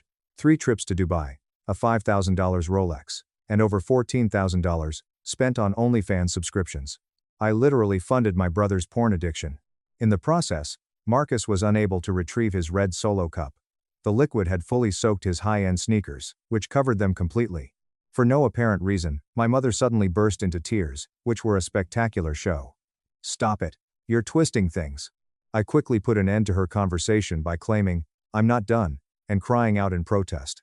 The very last tab in the list was the one I selected. 2 weeks ago, I was summoned to their lawyer's office. They informed me that they are leaving 100% of their estate, their $720,000 house, and all their life insurance to Marcus. I get a bowling ball. But the best part? They secretly took out a new $310,000 mortgage on their paid-off house to fund Marcus's fake sports bar, and expected me to pay the $3,200 monthly bill without knowing what it was for. While I was looking about, I was surrounded by my relatives, including my aunts and uncles. Their attitudes had shifted from one of judgment to one of severe horror throughout the course of the conversation. At first glance, it seemed as though Aunt Clara was on the verge of passing away due to her illness. Uncle Joe glared at my father, with a menacing expression on his face, and scowled at him. My conclusion was, so, as I retreated from the table. I had arrived at this conclusion. I cut them off. If Marcus gets the house, Marcus can pay the mortgage. If any of you still think I'm a monster, feel free to write them a check. The binder stays here. Read it at your leisure. I made a complete about-face and exited the room altogether. On the other side of me, in the yard, a chaotic scene quickly erupted.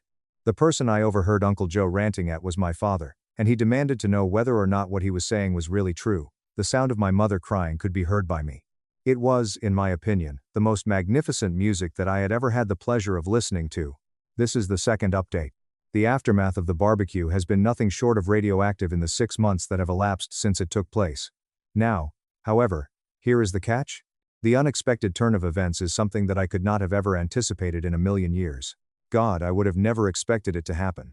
I withdrew my parents from the service because they were unable to afford the $3,200 monthly payments that they were required to make. In point of fact, there was no lease signed, no application for a liquor license was submitted, and construction had not even commenced because Marcus's upscale sports lounge had never opened its doors to the public. It was true that the money had disappeared. It was the bank that owns the property that initiated the process of foreclosure on the home that my parents currently reside in. The previous week, I was sitting in my office, discussing plans with my boyfriend, Julian, who has been my rock throughout this entire ordeal. I was considering what we could do together. A phone call came in from a number that I had previously blocked, and it came at that very moment. As a response to it, I did. The person who was holding the mortgage for my parents turned out to be a fraud investigator who worked for the national bank that was also holding the mortgage. Because of the speed with which the mortgage went into default, to put it another way, the instant I stopped making payments, the risk department of the bank made the decision to flag the loan for an internal audit. They started an in-depth examination of the paperwork, beginning with the ones that were used to establish the company. It was the investigator who inquired as to whether or not I had any awareness of the process that is involved in obtaining a loan. To the contrary, I communicated to him that I was not aware of it until after the event had already taken place. After expressing his appreciation, he was heard hanging up with a melancholy tone. Aunt Clara, who had essentially become the family informant due to the fact that my parents were now universally despised by the extended family, was the person I turned to because I was filled with curiosity. I contacted her because I was curious about the situation. My decision to take a seat on the floor of my office was prompted by the information that she provided with me. Both Arthur and Helen did not take out the mortgage on their own before it was taken out. Marcus was the one who carried out the action. The fact that Marcus had taken their identities without their knowing was a secret that my parents were unaware of. In addition to forging their signatures, he employed a shady, unlicensed online notary who was a friend of his, and he illegally obtained a home equity loan against their property in the amount of $310,000. It was not a sports bar that he bought with the money that he had. He used the remaining funds to pay off significant and potentially hazardous debts related to illicit gambling that he had racked up with a local syndicate. All of this was done in addition to spending the remaining funds on Bitcoin. Following the discovery by my parents of the massive lien that had been placed on their property a few months prior, Marcus was confronted with the dilemma.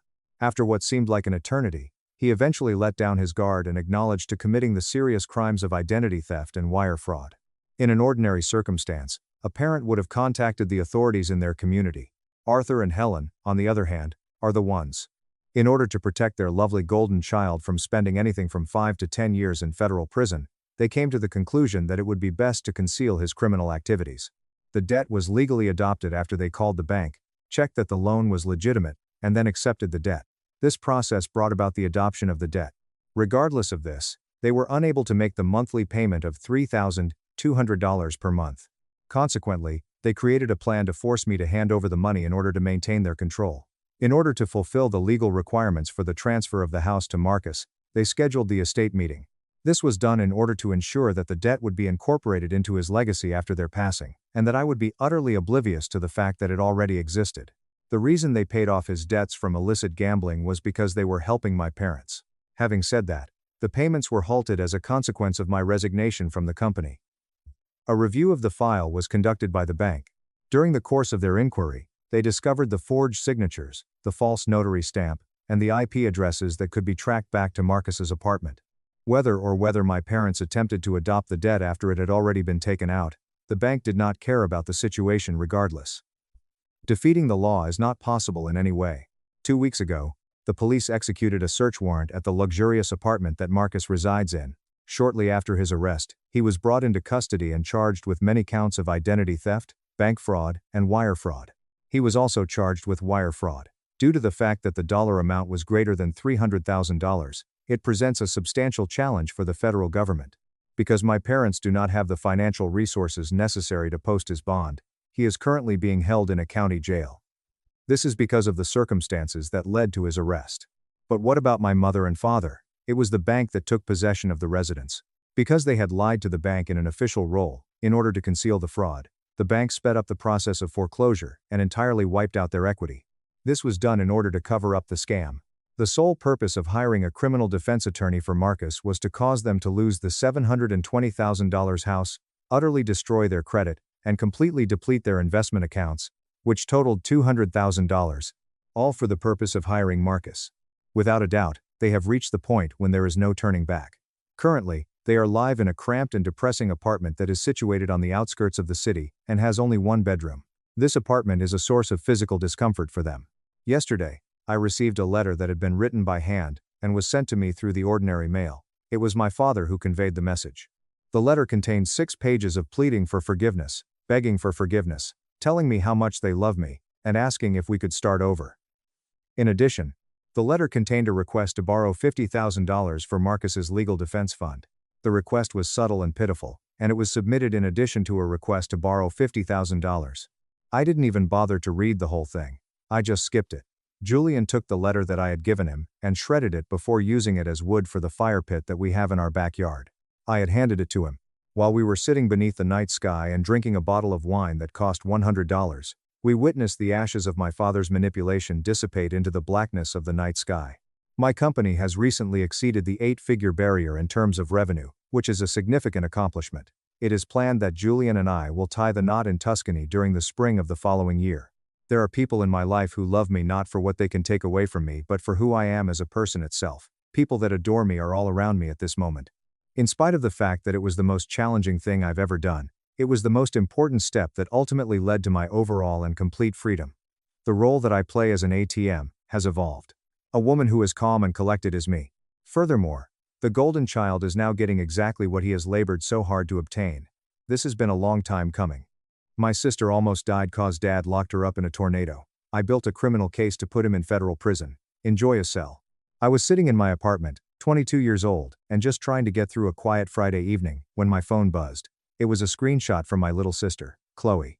It was a severe weather alert for Oak Haven, Illinois. Tornado warning. Take cover immediately. The next message she sent made the blood in my veins turn to absolute ice. Dad won't let me leave my bed. Chloe was at my father Richard's house for her court-mandated custody weekend.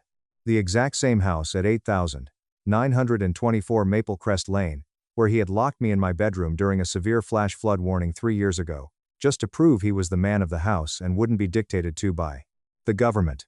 I called her immediately. She picked up on the first ring, and I could already hear the wind howling a vicious, unnatural tone in the background through the phone speaker. Liam, her voice was trembling so hard the syllables were breaking apart. Dad says I'm being dramatic and looking for attention.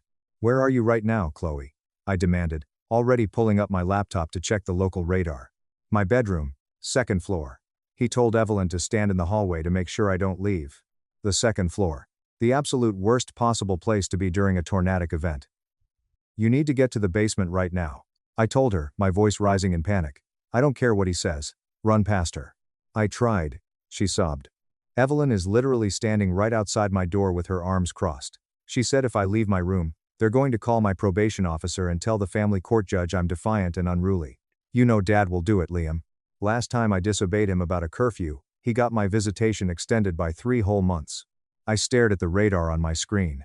A massive, violent blob of red and purple was barreling directly toward Maple Crest Lane. It was an EF4. The local news anchors were literally begging people to get underground. It was 14 minutes out. Put me on speakerphone and walk out anyway, I ordered, my heart hammering against my ribs. I can't, she whimpered. I'm so scared. I hung up and immediately dialed my dad. It rang 5 times and went to voicemail. I called my stepmother, Evelyn. Sent straight to voicemail. They were ignoring me on purpose. My hands were shaking so violently I almost dropped my phone as I dialed 911. 911, what is your emergency? The dispatcher answered. My 15-year-old sister is being held against her will in a 2nd-floor bedroom during an active tornado warning. I practically screamed. The address is 8,924 Maple Crest Lane. You need to send police right now. Sir, is there a custody dispute happening? The operator asked calmly. We cannot intervene in civil custody situations. This isn't about custody, I yelled, pacing my living room. There is a massive tornado heading straight for that house. Her father and stepmother will not let her take shelter. They are physically blocking her. Sir, all of our emergency vehicles are currently entering shelter protocol. We cannot dispatch units into the direct path of an active tornadic system, if the adults in the home are present. I hung up. I was entirely on my own. I called my mom, Sarah, who was stuck in New York on a corporate business trip. She answered, sounding exhausted. Mom, Dad won't let Chloe take shelter. There's an EF4 tornado dropping on Oakhaven right now. I'm calling the police. I'm calling everyone. What? Mom gasped. I'm calling my lawyer right now. This is a violation of the decree. A lawyer isn't going to dig her out of the rubble, Mom. She needs physical help right this second.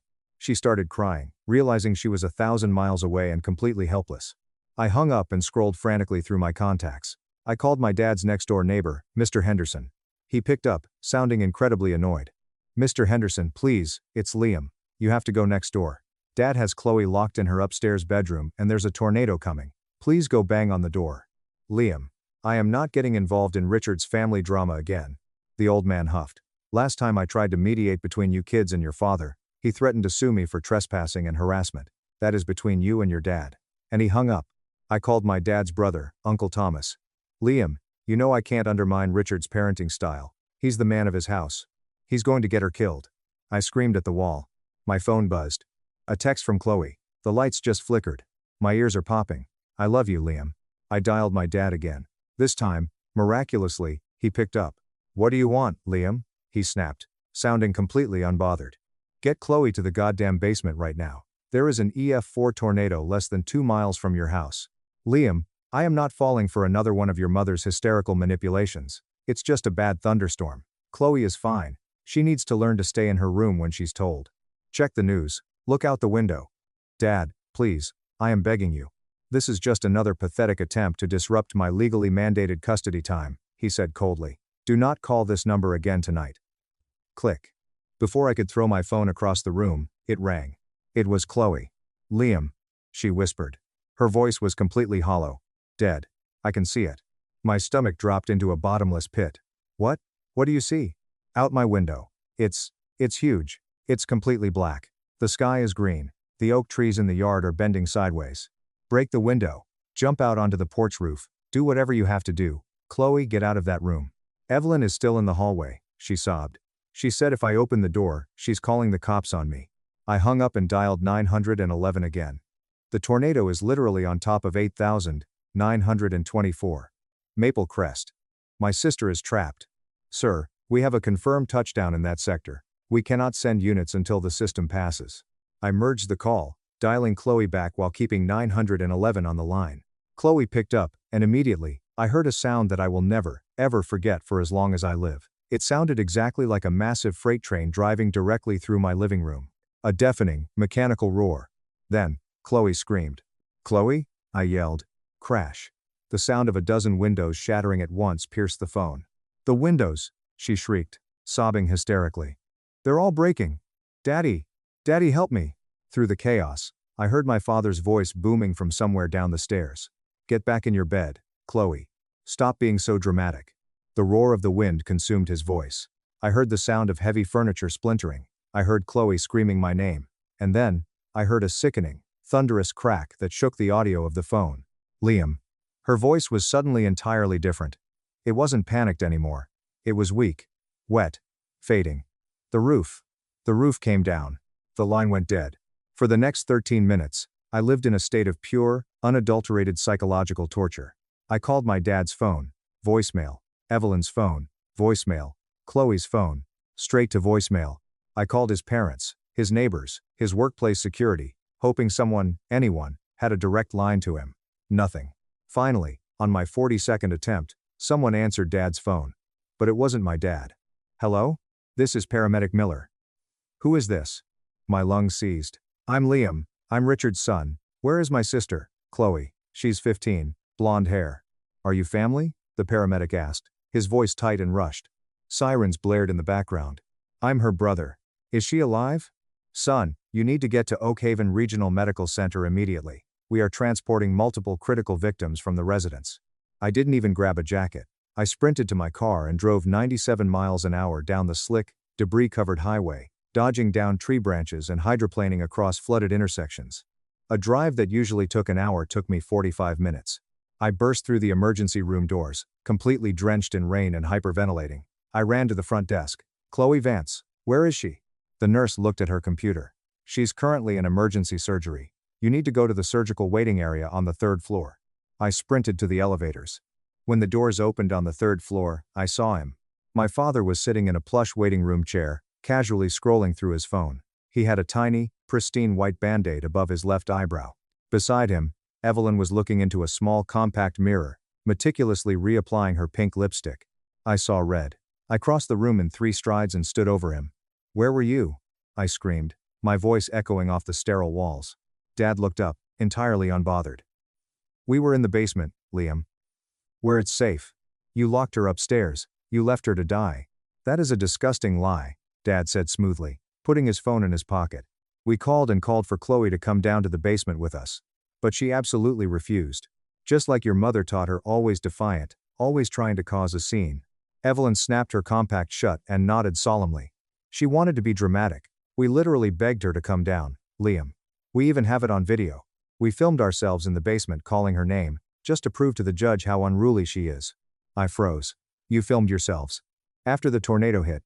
After the house was destroyed?" "Prove it," Dad said coldly, a smug, untouchable smirk playing on his lips. And in that exact fraction of a second, the blinding rage inside me crystallized into something cold, sharp, and terrifyingly calm.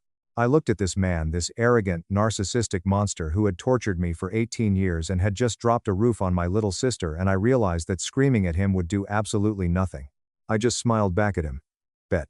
Not because I had any hard evidence yet, but because I was finally, utterly ready to destroy him. He was going to learn just how fragile his little kingdom, and his relationship with Evelyn, truly was. I slid my phone out of my pocket, unlocked it by touch, and quietly opened the camera app.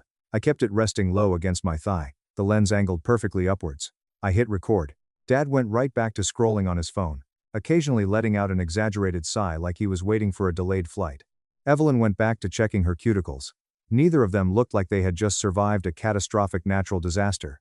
The band-aid on Dad's forehead was the only sign he'd been anywhere near a collapsed house, and honestly, it looked like a paper cut. I made sure to slowly pan the phone to capture the digital clock on the hospital wall. It was 10:14 p.m. Barely an hour since Chloe had been pulled from the crushed remains of her bedroom. My hands were shaking so hard I had to lock my elbow against my hip, but I kept recording. I watched my dad actually yawn, stretch his arms over his head, and complain to Evelyn about the hospital coffee being stale, while my little sister was somewhere in this building getting her chest cut open. I ended the video and immediately uploaded it to 2 separate cloud drives, then texted the raw file to my mom with the message, "Save this now. Do not delete." I was building a prosecution case whether the police wanted to help me or not. The double doors of the surgical wing swung open. A triage nurse in blue scrubs walked out. My heart jumped into my throat, but the grim set of her jaw told me this wasn't the news I wanted. "Family of Chloe Vance?" she asked. Dad stood up slowly, adjusting his polo shirt. "I am her father. What's taking so long?" "Chloe is still in emergency surgery," the nurse said softly.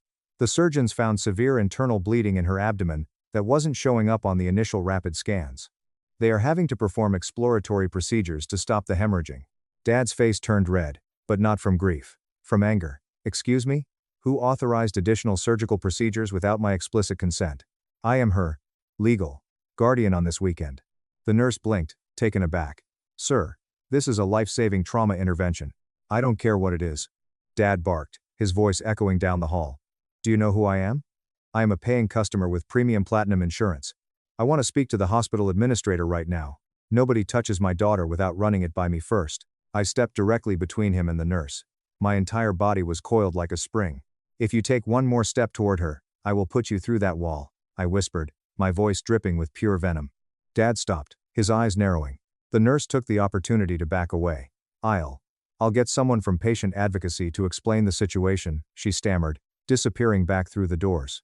10 minutes later, a woman in a sharp navy blazer walked out. Her name tag read Elena Martinez, LCSW, hospital social worker. She had a calm, deeply unshakable presence that immediately neutralized the room. She handed Dad, Evelyn, and me each a business card. "Mr. Vance," Elena said, her voice steady. "Given the extreme circumstances of Chloe's injuries, and the nature of how she was found in the debris, the hospital has initiated certain mandatory trauma protocols. This is a private family matter," Dad sneered, waving the card away. "I know my rights. I have my lawyers on speed dial. You people are overstepping." Elena just nodded, her expression completely unchanged. "Be that as it may, sir, all family communication regarding Chloe's medical status will now go exclusively through my office to ensure the patient's best interests are shielded from domestic conflicts." While Dad started screaming at Elena about his constitutional rights, I quietly slipped out of the waiting room and took the elevator down to the ground floor. I walked out into the hospital parking lot. The air still smelled heavily of pulverized dirt, ozone, and shredded pine needles. Distant sirens were still wailing across the city. I sat on the wet hood of my car, pulled out my phone, and opened a blank document. I started typing a timeline. Every single microscopic detail, from the exact second Chloe sent me that first screenshot. 7:14 p.m. Severe weather alert issued. 7:16 p.m. Chloe texts, saying Dad won't let her leave her bed. 7:18 p.m. Called Chloe. She confirms Evelyn is physically blocking the door. 7:22 p.m. Called 911, first time. 7:28 p.m. Dad answers phone, calls tornado warning a manipulation, refuses to let Chloe take shelter. 7:35 p.m. Tornado impacts house. I went into my weather app and screenshotted the historical radar data, capturing the massive red hook echo directly over 8,924 Maple Crest Lane, at exactly 7:35 p.m.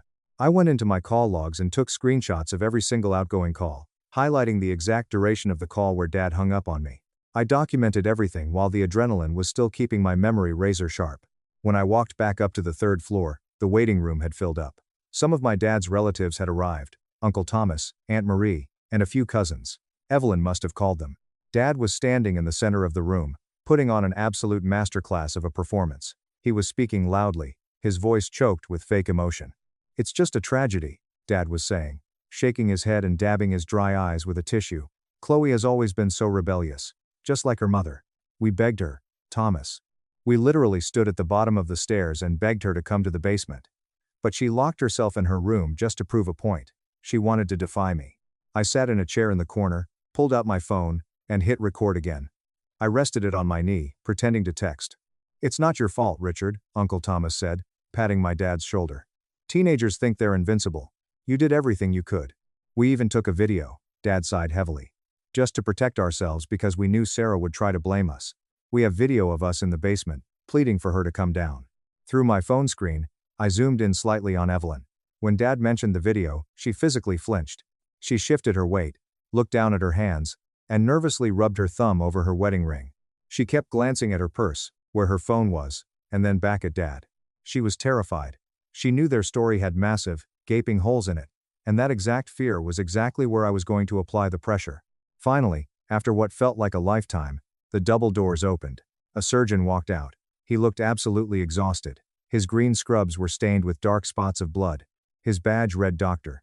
Julian Hayes, Chief of Trauma Surgery.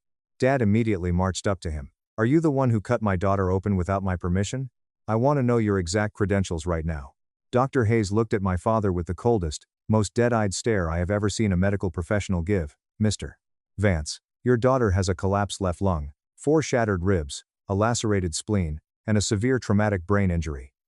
We had to perform an emergency craniotomy to relieve the swelling in her skull. In trauma cases of this magnitude, implied consent is legally established to save the patient's life." She's got a brain injury?" Uncle Thomas gasped. "She is currently stable, but in incredibly critical condition," Dr. Hayes continued, ignoring Dad's posturing. "We have moved her to the intensive care unit. She is on a ventilator." "When can I see her?" Dad demanded. "Family visits will be strictly coordinated through Miss Martinez," Dr. Hayes said flatly, turning on his heel and walking away. I stepped out into the hallway to call my mom. She answered on the first ring, already hyperventilating. I told her the truth. I told her Chloe survived the surgery, but that she was on life support and her brain was swelling. Mom broke down completely. She said all flights out of JFK were grounded because of the storm system moving east, but her lawyer was already drafting emergency ex parte custody paperwork to strip Dad of his rights. "Paperwork won't stop him from trying to get in that room and silence her," I told Mom. "But I will." Elena Martinez found me leaning against the wall. She motioned for me to follow her into a small, private consultation room. She shut the door until it clicked. "Liam," Elena said, dropping the corporate hospital speak. Her voice was hushed and intense. "I have already contacted Child Protective Services. An emergency report has been opened. The caseworker's name is Rachel Brooks. Given the nature of the injuries and the conflicting stories, this is escalating to a criminal investigation." "He locked her in there," I said, my voice cracking for the first time all night. "He wouldn't let her leave." "I believe you," Elena said firmly. "But belief isn't evidence. Rachel will want to interview everyone separately. You need to document everything. Every text, every call, every threat. Do not delete." A single thing. Treat your phone like a crime scene. I already started a timeline, I told her. She smiled, a hard, sharp smile. Good, give them hell. It had been 4 days since the tornado ripped my family apart, and the hospital had become my entire world. I hadn't slept for more than 45 minutes at a time. I lived on vending machine, black coffee, and adrenaline. That first night, sitting in my car in the parking garage, I had opened my laptop and submitted a formal Freedom of Information Act, FOIA, request to the County Dispatch Center for all 911 audio recordings from the night of the storm. I knew the county bureaucracy would take weeks to process it, but I needed the legal paper trail started. By 5 a.m. that morning, I had compiled a 14-page, single-spaced document detailing every interaction, hyperlinked to screenshots of weather data, call logs, and text messages. The hospital had officially separated us. Because of Dad's constant screaming and threats toward the medical staff, security had forced him and Evelyn into a designated waiting room on the second floor, while I was allowed to stay in the ICU waiting area on the fourth floor near Chloe. It was around 2 p.m. on Tuesday when Detective Marcus Thorne walked into the ICU waiting room. He was a tall, broad-shouldered man with graying hair and a notepad that looked like it had been through a war. He introduced himself, explaining that the local police department was now working jointly with CPS caseworker Rachel Brooks.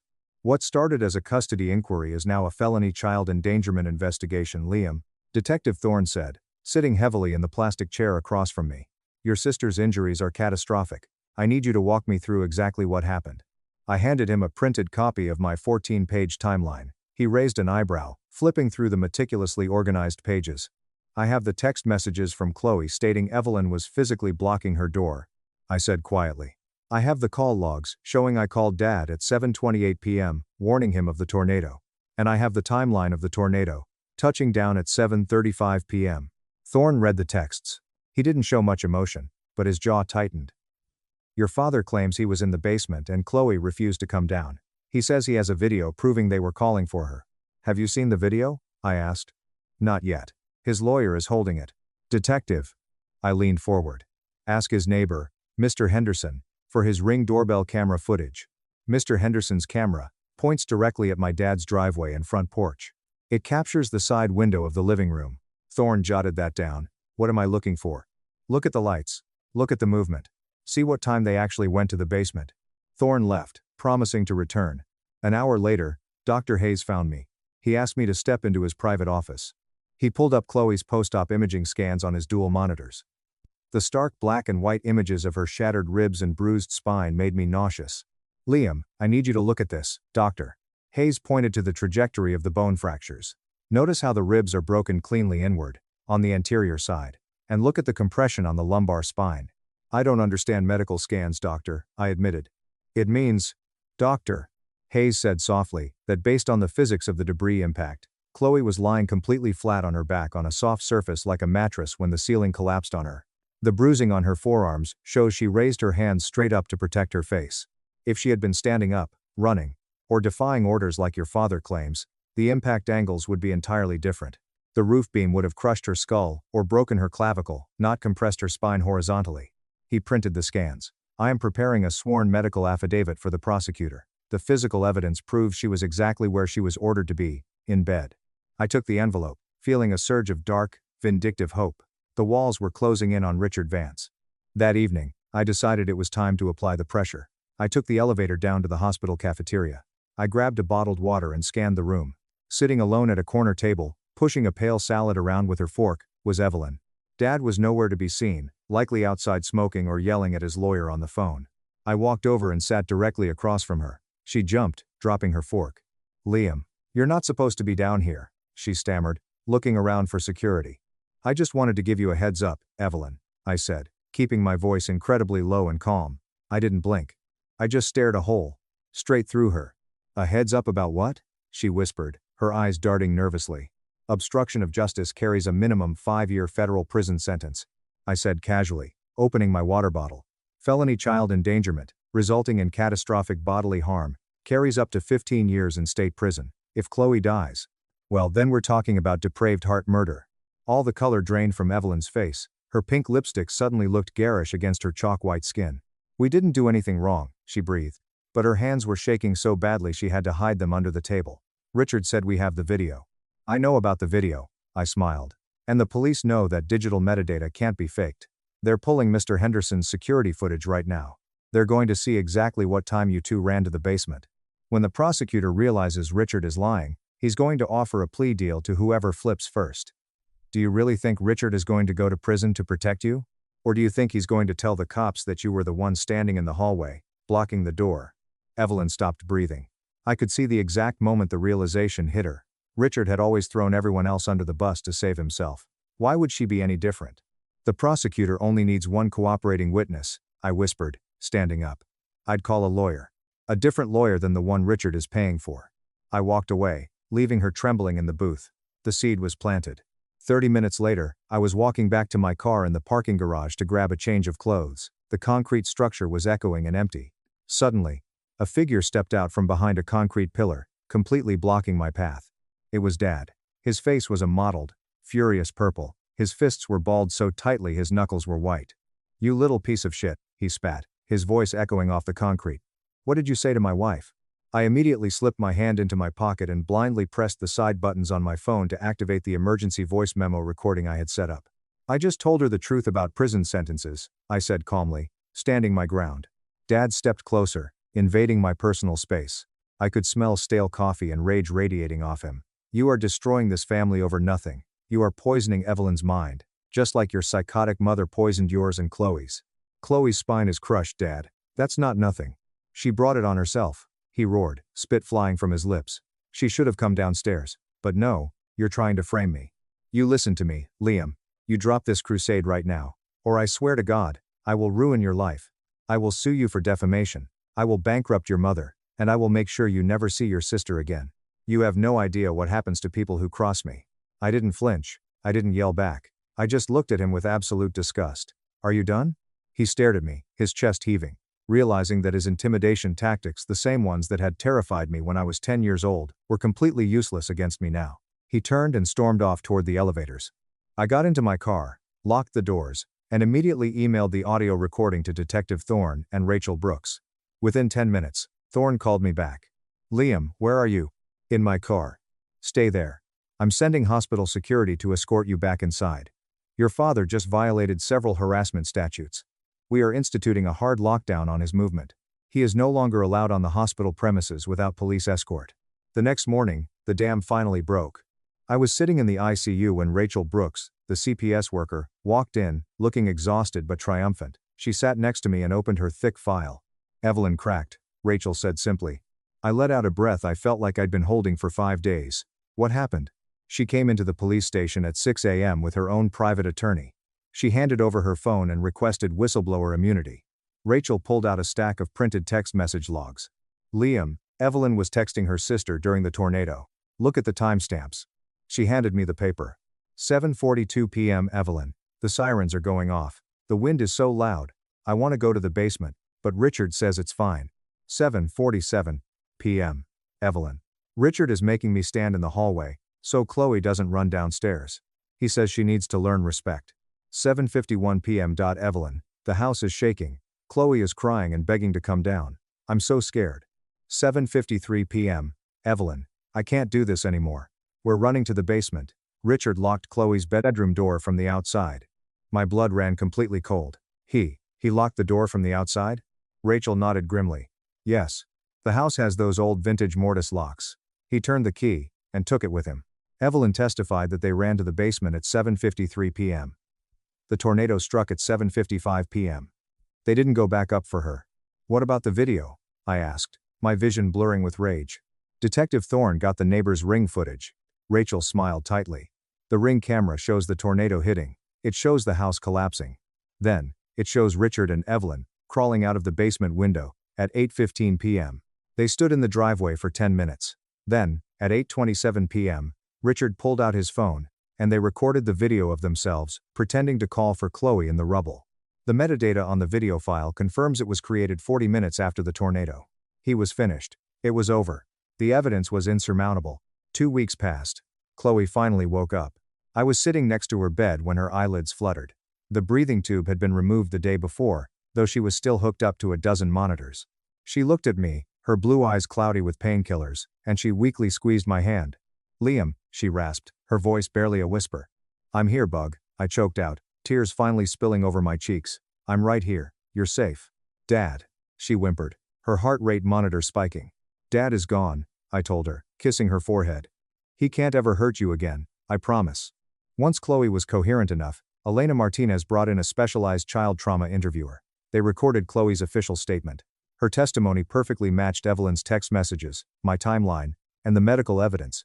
She recounted Dad locking the door from the outside. She recounted hearing the tornado tearing the roof off while she was trapped in her bed. With Chloe's statement secured, the district attorney moved with lethal speed. The emergency family court hearing was scheduled for a Tuesday morning. Mom had finally managed to get a flight back from New York and was sitting beside me at the plaintiff's table. Her high-powered family lawyer, Miss Albright, had boxes of evidence stacked high. Dad walked into the courtroom looking like a cornered animal. He had lost weight. His suit looked baggy. Evelyn was nowhere to be seen. She had filed for divorce 3 days prior, and was under a protective order. Judge Caldwell, a no-nonsense woman with sharp eyes, called the court to order. This is an emergency ex parte hearing regarding the immediate termination of parental rights and custody for Richard Vance, Judge Caldwell announced. Counsel, proceed. Miss Albright didn't even need to call witnesses. She simply submitted the binder of evidence. The FOIA, 911 calls of me begging for help. The medical affidavit from Dr. Hayes proving Chloe was in bed. The Ring camera footage showing the timeline of Dad fleeing to the basement. And the sworn deposition from Evelyn, admitting Dad locked the door. Dad's lawyer, a sweaty man who looked entirely out of his depth, stood up. Your Honor, my client maintains that this was a chaotic natural disaster. Mistakes were made in the heat of the moment, but there was no malicious intent. No malicious intent? Judge Caldwell interrupted, her voice cracking like a whip. She held up Evelyn's text message logs. Your client ordered his wife to block the hallway. He then locked a 15-year-old child in a second-story room during an EF4 tornado. He then filmed a fraudulent video to stage a defense while his daughter was bleeding out in the rubble. Counsel, if you tell me there was no malicious intent again, I will sanction you.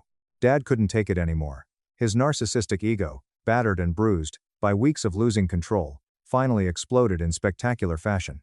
He slammed his hands on the defense table and shot to his feet. This is a witch hunt, he bellowed, pointing a shaking finger at my mother. Sarah, put you all up to this. I am the victim here. I lost my house. I lost my wife.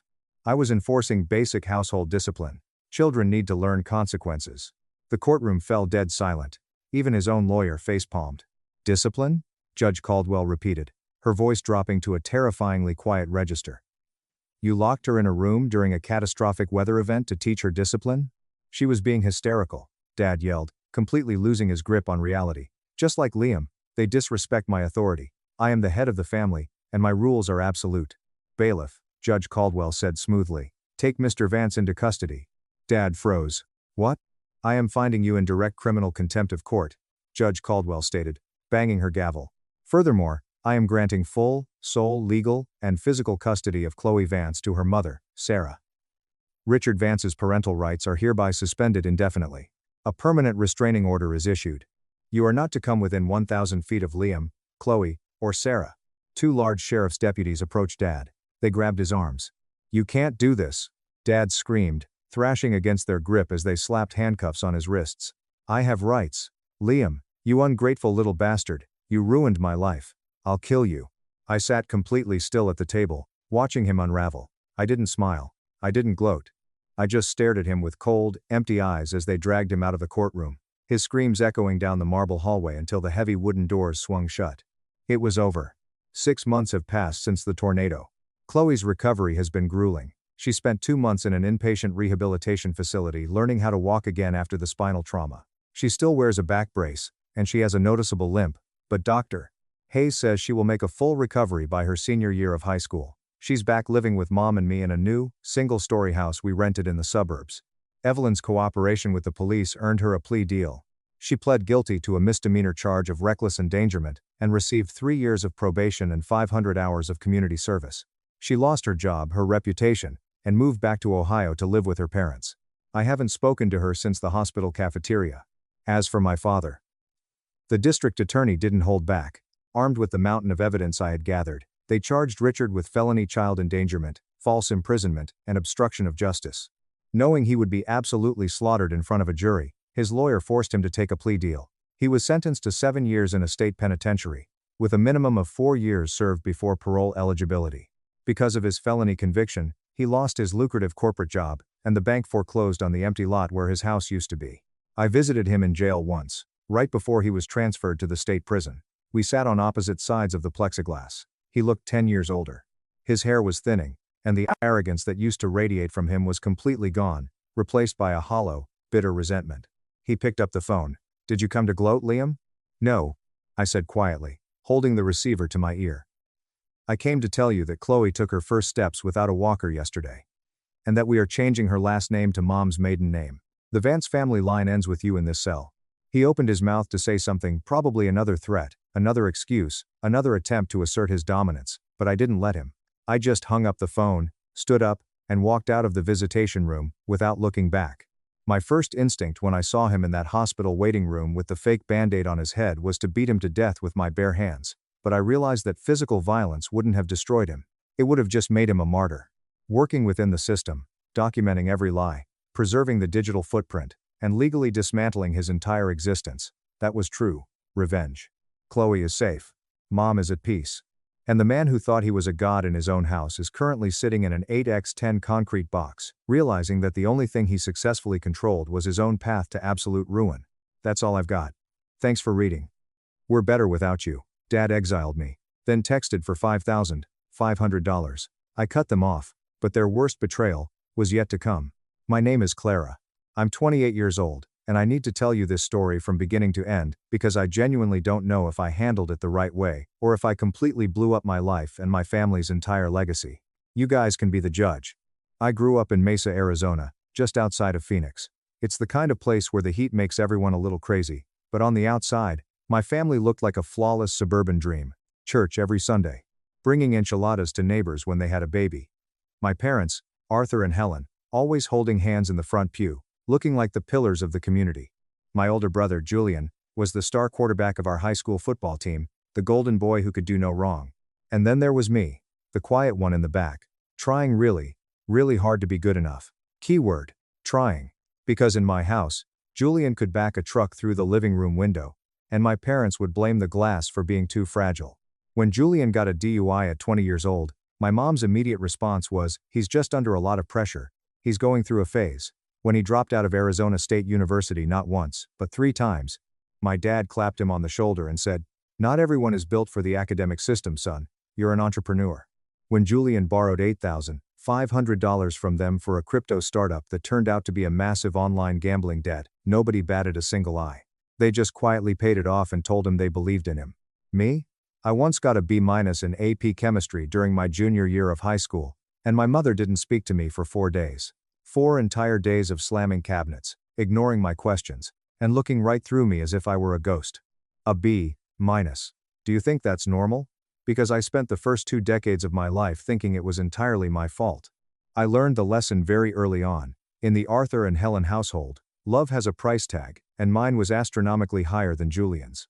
I put myself through the University of Arizona. I secured a partial academic scholarship, worked 2 jobs waitressing at a 2-4-hour diner called the Rusty Spoon, and tutoring college freshmen in statistics on the side. My parents paid absolutely nothing toward my education. $0. Not a dime for tuition. Not a cent for rent. Meanwhile, they were sending Julian $2,000 a month while he found himself living in a luxury apartment in downtown Scottsdale. When I asked them just one single time in 4 years to help me cover a $350 advanced statistics textbook because my car needed a new alternator and I was completely broke, my mom scoffed over the phone. "Clara, we are not made of money. You need to learn how to budget." $350. While Julian was cashing $2,000 checks every 30 days to fund his bottle service lifestyle, message received. I was the responsibility. He was the joy. I graduated anyway. I got a solid, respectable job as a data analyst at a logistics firm in Phoenix. It wasn't glamorous, but I had a 401k, comprehensive dental benefits, a steady paycheck, and my own little apartment. I was genuinely, deeply proud of myself. And looking back, I think that was the core of the problem. Because the more independent I got, the more my parents seemed to resent me. It was as if my ability to survive without their money was a personal insult to their authority. Now, before I get to the explosion, I need to tell you about Leo, because this part is crucial to understanding why I reacted the way I did. Leo was my boyfriend for almost 3 years in my mid-20s. I met him at a mutual friend's backyard barbecue. He was charming, aggressively funny, and the kind of guy who makes you feel like you're the absolute center of the universe when he looks at you. But then, the very next day, he wouldn't return my texts.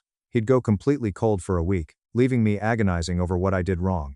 Then he'd show up at my apartment with expensive sunflowers and that killer smile, acting like no time had passed. Hot and cold, push and pull. When it was good, I thought I was the luckiest woman alive.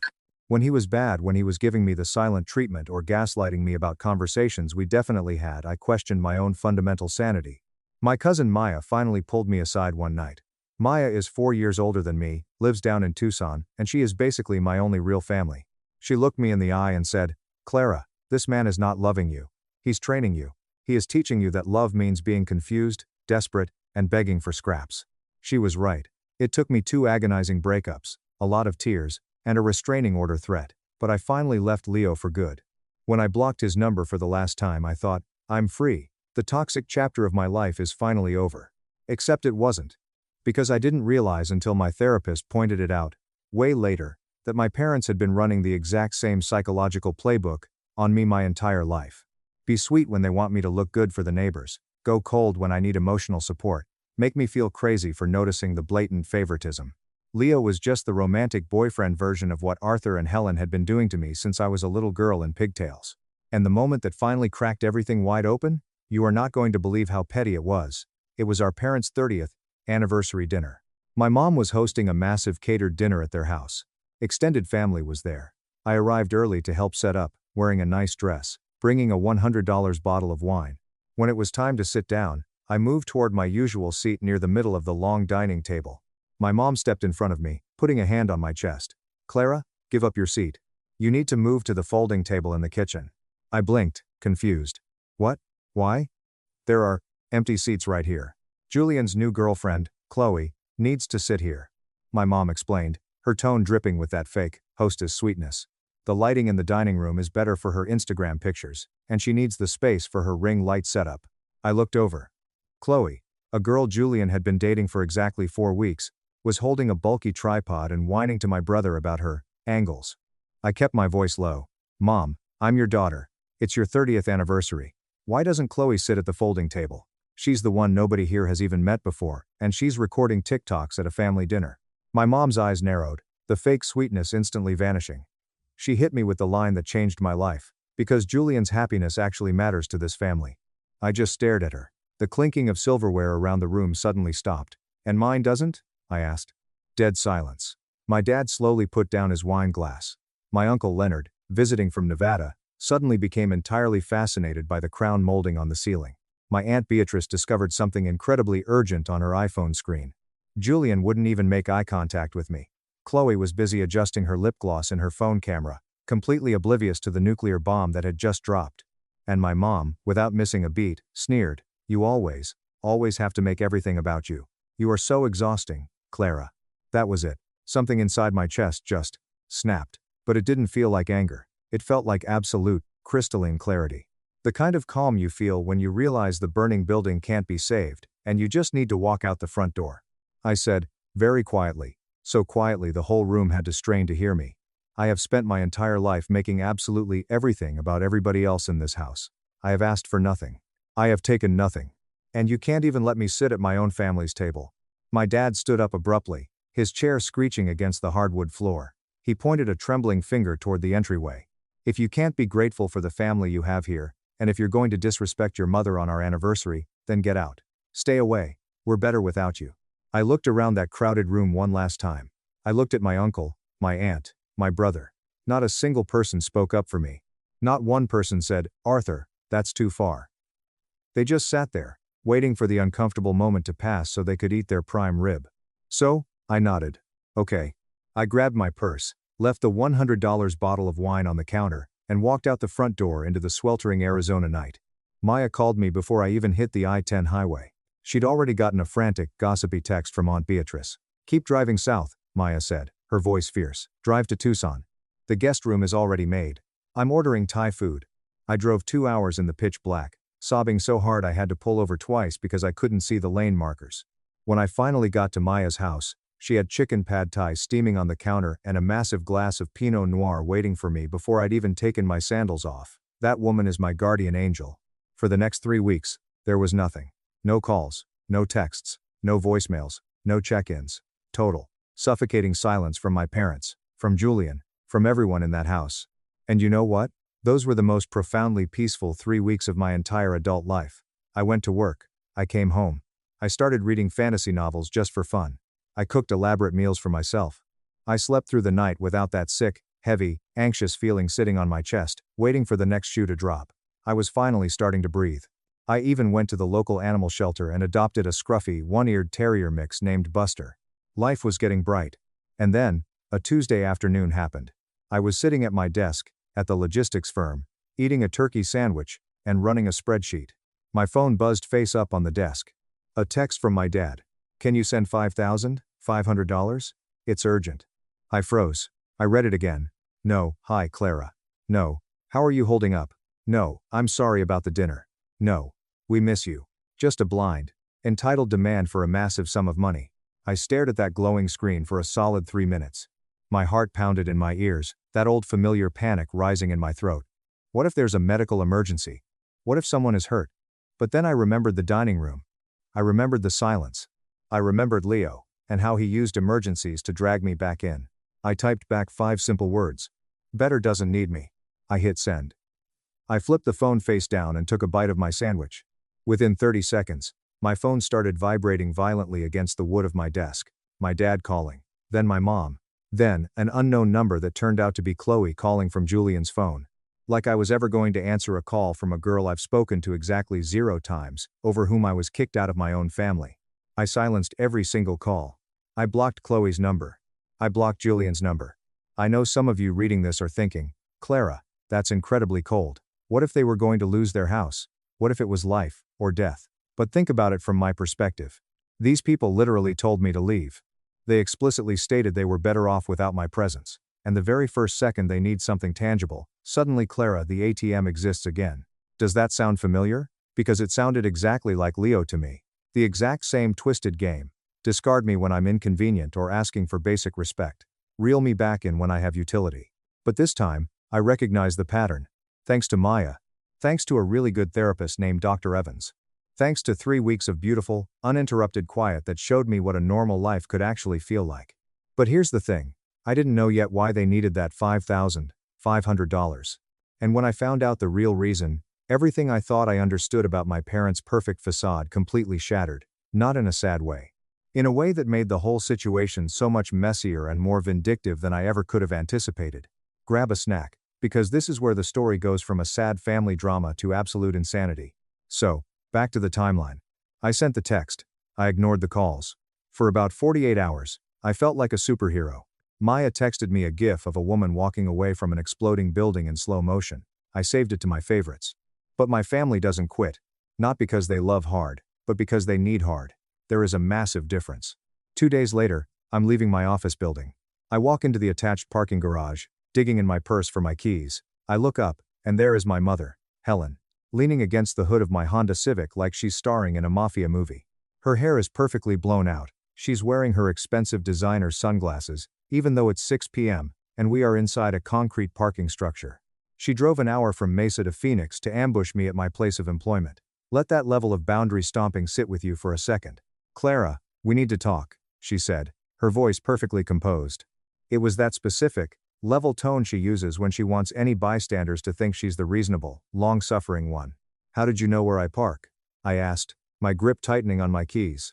Julian tracked your location on his old family app before you disabled it, she said smoothly. Of course he did. I took a step back.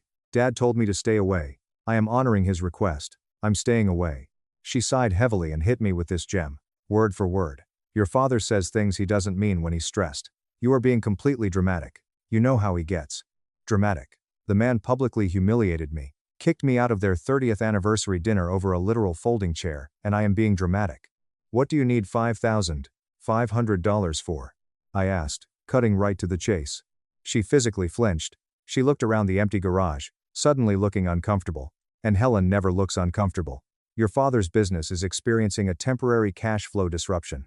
It turns out, Dad's commercial HVAC company had been hemorrhaging money for the last 18 months. He took on terrible contracts. A massive corporate client stiffed him for $45,000, and he had a fleet of new vans he couldn't make the monthly payments on. By that week, he was over $75,000 in the red, and the bank was threatening to seize the business's operating accounts.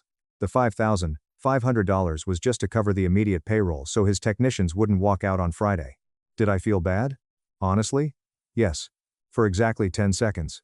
Then my brain supplied a highlight reel. This man sent Julian $2,000 a month for years, while I worked 4-hour diner shifts to buy a textbook. This man told me to get out of his house. This man has never, not once in 28 years, looked at me and said, "Clara, I'm proud of the woman you've become." So, I looked at her and asked, "Why aren't you asking Julian for the money?" You should have seen the absolute horror on her face. It was like I asked her to sacrifice a puppy. Julian is going through a very sensitive transition period right now. He's trying to launch his new influencer agency with Chloe. He needs capital to scale. Julian's sensitive transition period has lasted since the Obama administration. Julian's hard times have their own dedicated zip code. "Mom, I don't have $5,500 to just hand to you," I said, which was technically a lie. I had $15,000 in a high-yield savings account, my emergency fund, that I built penny by penny, entirely alone. But I was absolutely not handing my security blanket to people who threw me out like garbage and only came back when the fridge was empty. She lunged forward and grabbed my forearm. Her acrylic nails dug into my skin. "After everything we have sacrificed for you, you are going to stand here and let your father lose his entire company?" I yanked my arm free, adrenaline spiking. "What exactly have you sacrificed for me, Mom? Name one thing. Name one thing you paid for since I turned 18. Name one time you chose me over Julian." She opened her mouth, but nothing came out. She literally could not think of a single example. I unlocked my car, got in, locked the doors, and drove away. I watched her standing alone in that dark parking garage in my rearview mirror, her perfect posture finally slumping. I called Maya and talked for an hour straight. Maya told me, "Clara, you are not responsible for saving the people who actively chose to let you drown. Write that down. Tape it to your bathroom mirror. If you think the parking garage ambush was peak crazy, strap in. We are just warming up." A month later, it's the 4th of July. My Aunt Beatrice calls me. Beatrice is my mom's older sister, the neutral Switzerland of the family who hates conflict. "Clara," Beatrice said, sounding exhausted. "Your mother is telling everyone in the extended family that you abandoned them in their darkest hour. She's got Uncle Leonard, your cousins, and even the folks at church thinking you're this heartless, greedy villain who laughed at your dad's bankruptcy." Of course she was. Helen was running a full-scale PR campaign against her own daughter to control the narrative, rather than dealing with the actual financial ruin of her husband's company. I told Aunt Beatrice the absolute truth. The anniversary dinner, the text message, the parking garage ambush, the grip on my arm. Beatrice sighed. I knew Helen was lying. I knew there was more to this. She then asked me to come to her house for a 4th of July barbecue. Not my parents' house, hers. She promised on her life that my parents would not be there. They were supposed to be at a country club event. I don't know why I said yes. Maybe I missed the taste of grilled hot dogs. Maybe I was tired of spending holidays sitting on my couch with just Buster the dog. I drove to Beatrice's house in Chandler. Maya was there, which made me feel safe. Uncle Leonard was grilling. Beatrice's kids were lighting sparklers. For exactly 45 minutes, life felt normal. Then, the side gate unlatched. Walking into the backyard were my parents. Behind them, Julian and Chloe.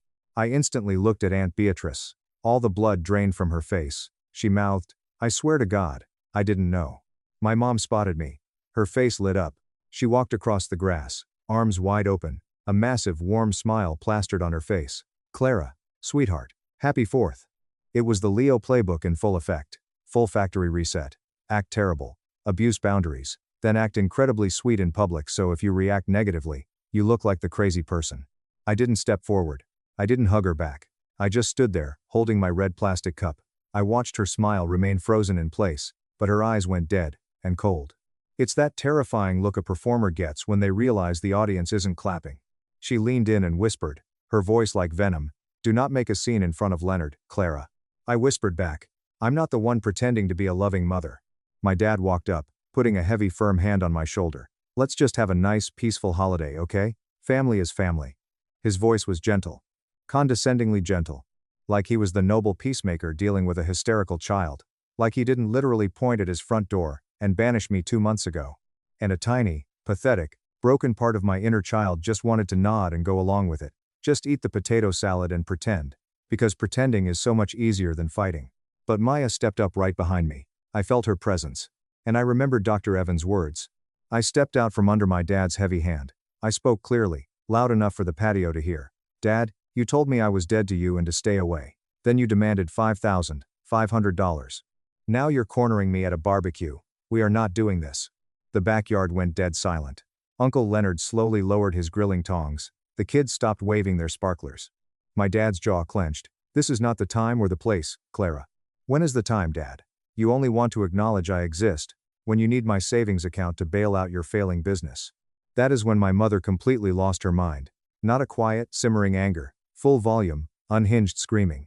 She started yelling about how I was an ungrateful, selfish, cold-hearted wretch. How I was just like her own estranged mother. Which, by the way, Grandma Eleanor is the sweetest, sharpest 80-year-old woman alive, so that insult didn't land the way Helen thought it would. And then, she crossed the point of no return. She pointed a finger directly at my face and screamed, "No wonder Leo left you. You are fundamentally impossible to love. You drain the life out of everyone around you." The entire yard gasped. Aunt Beatrice yelled, "Helen, stop it right now." Even Julian looked physically sick. Something inside me didn't just snap, it detonated. I am not proud of what I did next, but I promised I wouldn't lie to you guys. I stepped directly into my mother's personal space. "Do not ever use my abuse as a weapon to cover up your own failures," I said, my voice shaking with rage. She shoved me, hard. Both of her hands hit my collarbone. I stumbled backward, my heel catching the edge of the patio stone, and I crashed hard into the plastic folding table holding the drinks. A massive glass pitcher of lemonade shattered onto the concrete, soaking my jeans. Before I could even process the pain in my elbow, chaos erupted. Maya sprinted forward and shoved my mom back. My dad grabbed Maya. Uncle Leonard came running with the tongs still in his hand. Julian was yelling. Beatrice was screaming for everyone to get out of her yard. It was the most humiliating, degrading moment of my entire life. Beatrice grabbed me by the arm, pulled me into the house, and locked the sliding glass door. I sat on her kitchen floor, covered in sticky lemonade and blood from a small cut on my hand, and I couldn't even cry. I just felt entirely hollowed out, like someone had taken a melon baller to my soul. 10 minutes later, Beatrice came back into the kitchen. "They're gone. I told them if they ever bring that kind of violence into my home again, I'm calling the police." She kicked her own sister out of her house. On a holiday. For me. I started rambling, apologizing frantically for ruining the party. Beatrice knelt down, grabbed my face in her hands and said, "Your mother shoved you into a table because you told the truth. Don't you dare apologize for surviving her." Maya drove me home. I took a shower, scrubbed the lemonade out of my hair, and blocked every single person in my extended family except Maya, Beatrice, and Grandma Eleanor. I thought that was the grand finale. I thought the explosion at the barbecue was the end of the line. I was so incredibly wrong. Because what my parents and Julian did next was so calculated, so cold, and so legally bizarre. It forced the ultimate reckoning. August rolled around. I was doing better. The bruise on my elbow healed. I got a promotion at work, moving up to senior analyst. Buster the dog learned how to sit and shake. I was building a life that consisted only of people who actually liked me. Then, on a Tuesday evening, I came home from walking Buster, and there was a thick, manila envelope taped to my apartment door. No stamp. Hand-delivered. I took it inside, my hands shaking slightly. I opened it. Inside was a crisp, thick piece of legal paper. It wasn't handwritten. It was typed out, formatted exactly like a formal corporate document, complete with a terrifyingly official-looking header. It read, "To Clara, last name. Effective immediately. We have decided as a unified family unit that it is in the best interest of our mental health and financial stability that you no longer consider yourself a part of this family. Your hostile actions, refusal to support this family in times of crisis, and violent behavior have left us no choice. Consider this a formal request to cease and desist all contact. Do not call us, do not approach our property. You are hereby disowned. We wish you well in your future endeavors. Signed, Arthur. Last name. Helen last name. And at the very bottom, scrawled in blue ballpoint pen, Julian agrees. My brother co-signed my formal disownment like it was a middle school permission slip. I stared at it. I didn't cry. I actually started laughing. A crazy, bubbling, hysterical laugh. I called Maya and read the entire document out loud to her. For the first time in her life, Maya went completely, utterly speechless. Finally, she whispered, "Clara, that isn't a family. That is a toxic corporation masking as a family. A lot of people in my situation would have crumbled. They would have driven to the house, banged on the door, and begged for forgiveness. The biological need to be accepted by the people who created you is primal and deep. But I had spent 3 years with Leo learning exactly what happens when you chase someone who actively enjoys pushing you away. You lose yourself. You disappear, piece by piece, until you're nothing but an apology in human form. So, I didn't call. I didn't show up. Instead, I drove to Target, bought a $15 black picture frame, put the disownment letter inside it, and hung it right next to my front door. Maya thought I was losing my mind. I told her, every single time I feel a moment of weakness, every time I think about calling them for Thanksgiving or a birthday, I am going to look at this frame and remember exactly who they are. September and October passed in beautiful silence, but the universe wasn't done with the Arthur and Helen show. Enter Grandma Eleanor. Grandma Eleanor is 80 years old. She lives up in Flagstaff, Arizona. She doesn't use the internet. She still writes checks at the grocery store, and she raised 5 children single-handedly after my grandfather died in a mining accident in the 1970s. She is made of iron and love. My parents had been lying to Eleanor for months. They told her I had moved to Denver for a high-pressure job, that I was just so busy I couldn't visit. And Eleanor, who trusts her children, believed them. Until mid-November. Aunt Beatrice couldn't take the guilt anymore. She drove 3 hours up to Flagstaff, sat at Eleanor's kitchen table, and spilled absolutely everything. The anniversary dinner. The demand for $5,500. The ambush. The shove at the barbecue. And the typed disownment letter. The next morning at 6 a.m., my phone rang. Flagstaff area code. I answered, panicked. Grandma, is everything okay? Clara, my sweet girl, she said, her voice thin and trembling. Beatrice told me everything. I am so deeply sorry. I didn't know. This woman, the strongest matriarch I had ever known, was crying. Crying for me. She commanded me to drive to Flagstaff that weekend. Do not argue with me, she said. I drove up on Saturday. She squeezed me so hard on her porch I thought my ribs were going to crack. She smelled like peppermint and old paper. We sat by her fireplace for hours. I told her the whole truth. Not just the recent stuff, but all of it. Julian getting everything. Me getting nothing. The crushing weight of never being good enough. The letter on my wall. She listened. She didn't interrupt. She didn't try to defend them. When I finally finished, completely emotionally drained, she took both of my hands in hers. Your father has never known how to love without conditions. Because he is a weak man who values pride over people, she said softly. But Clara, that generational cycle of poison, it stops with you. It already has. You survived. Then, Eleanor's eyes hardened into something terrifying. And now, I am going to deal with my son. Grandma Eleanor called a mandatory family meeting at her house for the following weekend. She called Arthur, Helen, Julian, Beatrice, and Uncle Leonard. She told them attendance was not a request, and if they didn't show up, they would be removed from her will entirely. When Eleanor threatens the inheritance, people move. The next Saturday, the entire family was gathered in Eleanor's massive, rustic living room. Maya came with me, sitting next to me on the sofa like a heavily armed bodyguard. Dad looked incredibly uncomfortable. Mom looked furious but was trying to mask it. Julian and Chloe sat in the corner, looking annoyed that they had to drive 3 hours away from their favorite brunch spots. Grandma Eleanor stood at the head of the room. She didn't yell. She didn't need to. Someone in this room is going to explain to me why my granddaughter received a legally formatted letter disowning her. Eleanor said, her voice cutting through the room like a scalpel. And nobody is leaving this mountain until I understand exactly how my family became a joke. My mom jumped in immediately, playing the victim. She spun a wild tale about how I had been verbally abusive for years, how I laughed at my dad's financial ruin, and how I viciously attacked her at the BBQ. I didn't say a word. I didn't need to defend myself. Because the truth doesn't need defending when you have witnesses. Beatrice stood up.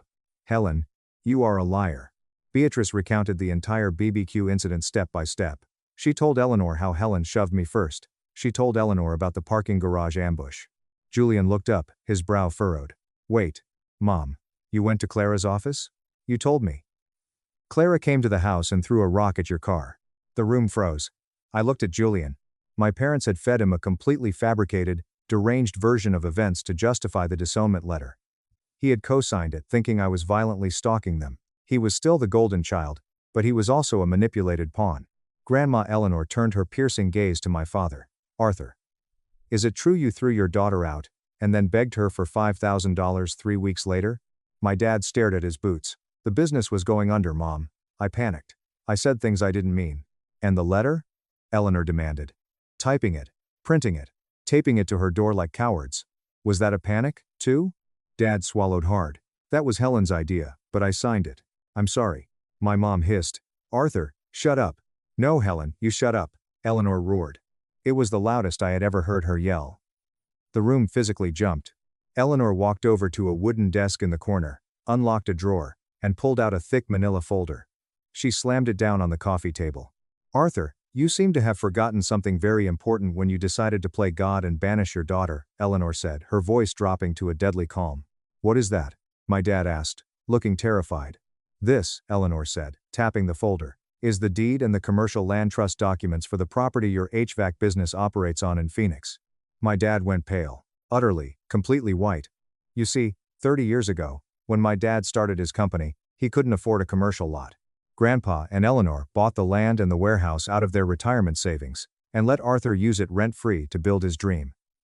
Arthur owned the LLC, the trucks, and the debt. But Eleanor still owned the physical dirt and the building. I had my lawyer look into your company's financials this week, Arthur, Eleanor continued smoothly. You aren't just $75,000 in debt because of bad contracts. You are in debt because you have been illegally siphoning corporate funds to pay off Julian's gambling debts and to buy Chloe designer handbags for her little internet videos. Chloe let out a squeak. Julian put his head in his hands. My mom looked like she was going to pass out. She clearly hadn't known the extent of the embezzlement. You robbed your own company to spoil a boy who refuses to work, and then you tried to extort the daughter who actually made something of herself, Eleanor stated. She picked up a pen. So, here is what is happening. I am transferring the deed of the commercial lot out of my name. She looked directly at me. I am transferring the property into a trust controlled entirely by Clara. The silence in that room was so absolute, you could hear the wind howling outside the cabin windows. My dad stopped breathing. My mom stood up, her jaw practically on the floor. You cannot be serious. You are giving her the property? I am, Eleanor said fiercely. Arthur, if you want to keep your warehouse, your office, and your parking lot, you will now pay a fair market monthly commercial rent. And you will pay it directly to the daughter you disowned. If you miss a single payment, Clara has my explicit blessing, and the legal right, to evict you and sell the land to a developer. I sat there, my heart pounding so hard I thought it would break my ribs. I looked at Maya.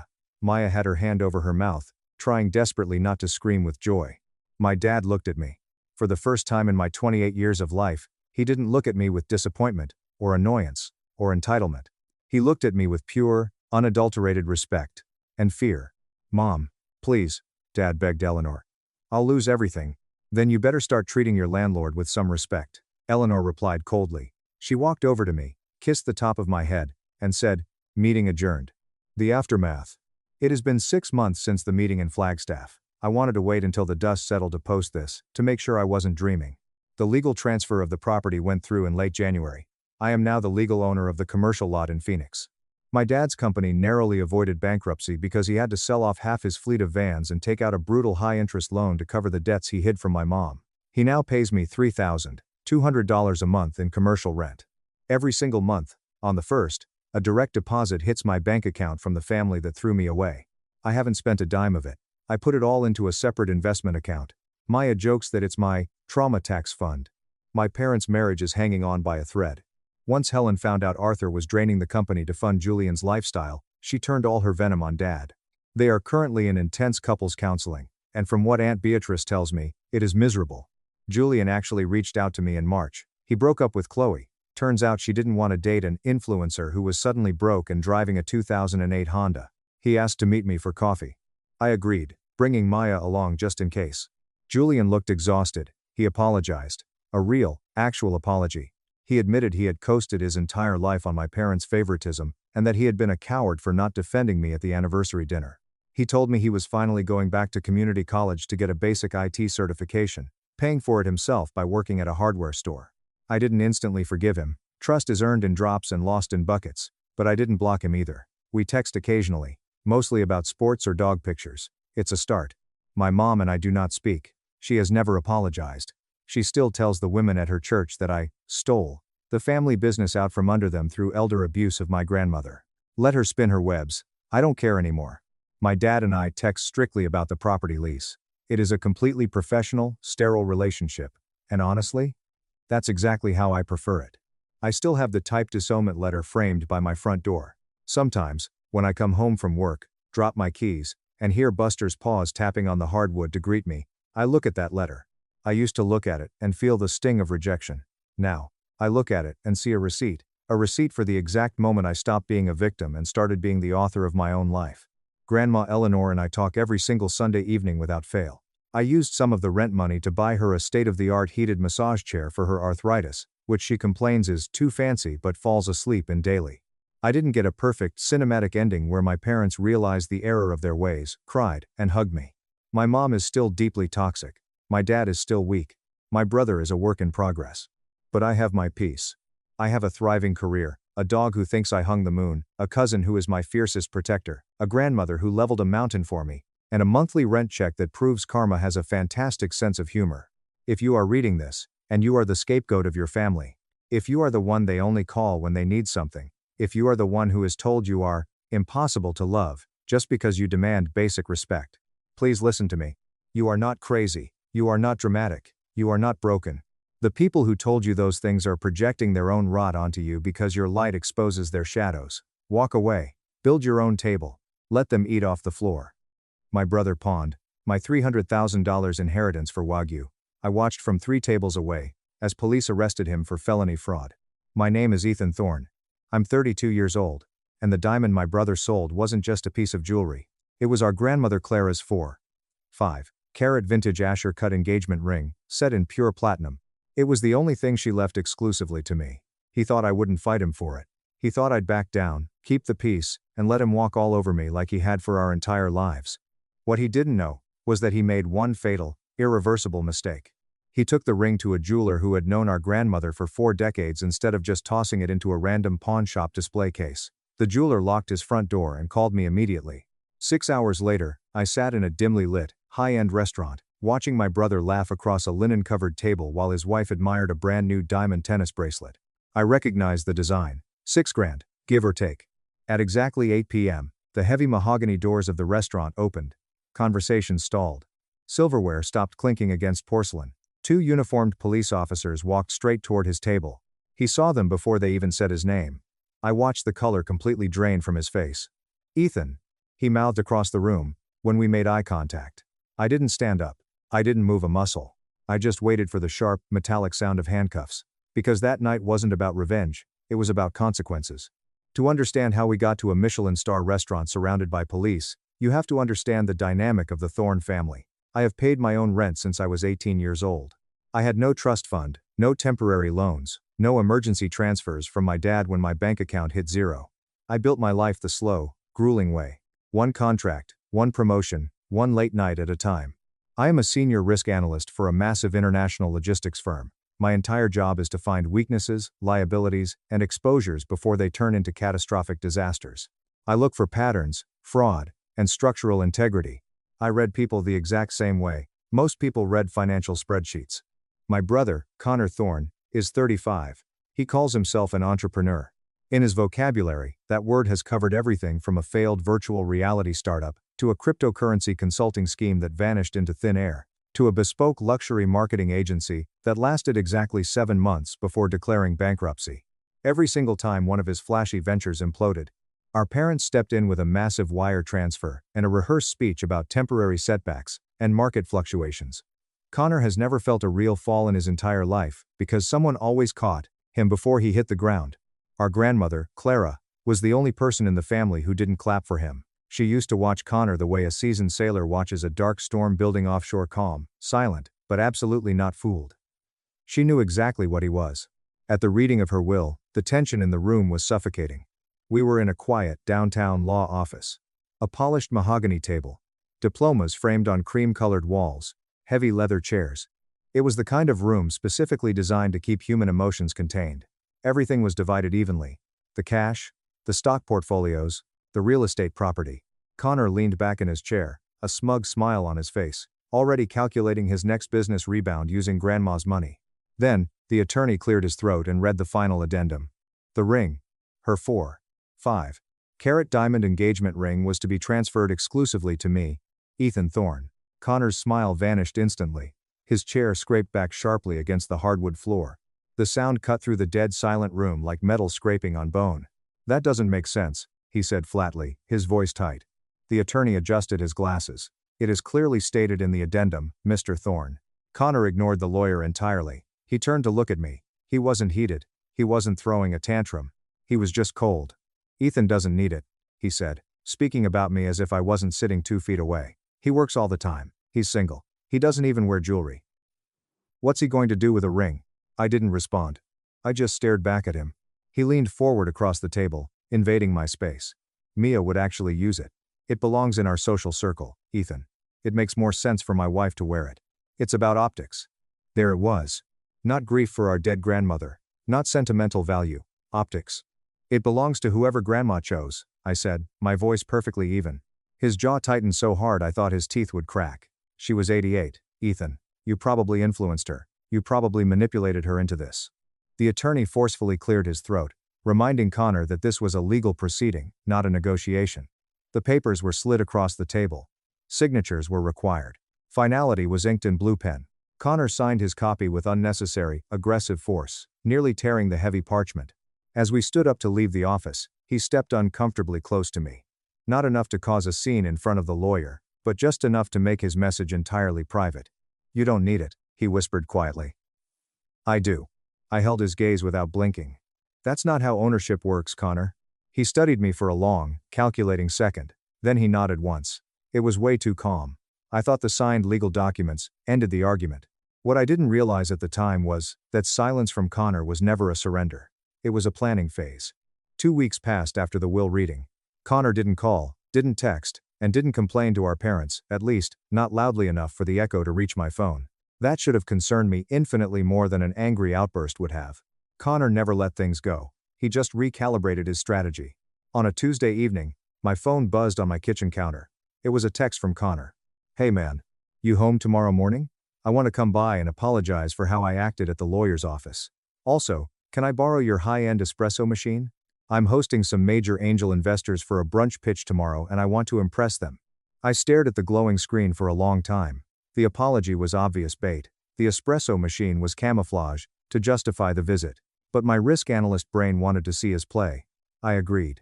The next morning, at exactly 9 a.m., he arrived. He was dressed in a tailored charcoal suit, holding 2 iced coffees like a peace offering. He flashed the exact same disarming, controlled smile he used in his pitch meetings. He stepped into my apartment and did what he always did, he scanned it. He wasn't admiring my home, he was assessing it. He complimented the open layout, asked a few superficial questions about my corporate job, and loudly mentioned a massive multi-million-dollar deal he was closing by Friday. It was the language of success, entirely devoid of proof. I walked into the kitchen to unplug the espresso machine. He leaned against the granite counter, watching me. Look, Ethan, he said, his voice dropping into a smooth, practiced register. I overreacted at the will reading. Mia and I have had some financial pressure lately. It just caught me off guard. Financial pressure. When Connor used that phrase, it meant a massive structure was already collapsing behind his curtain of lies. I handed him the heavy machine. He checked his Rolex. Mind if I use your bathroom before I head out across town?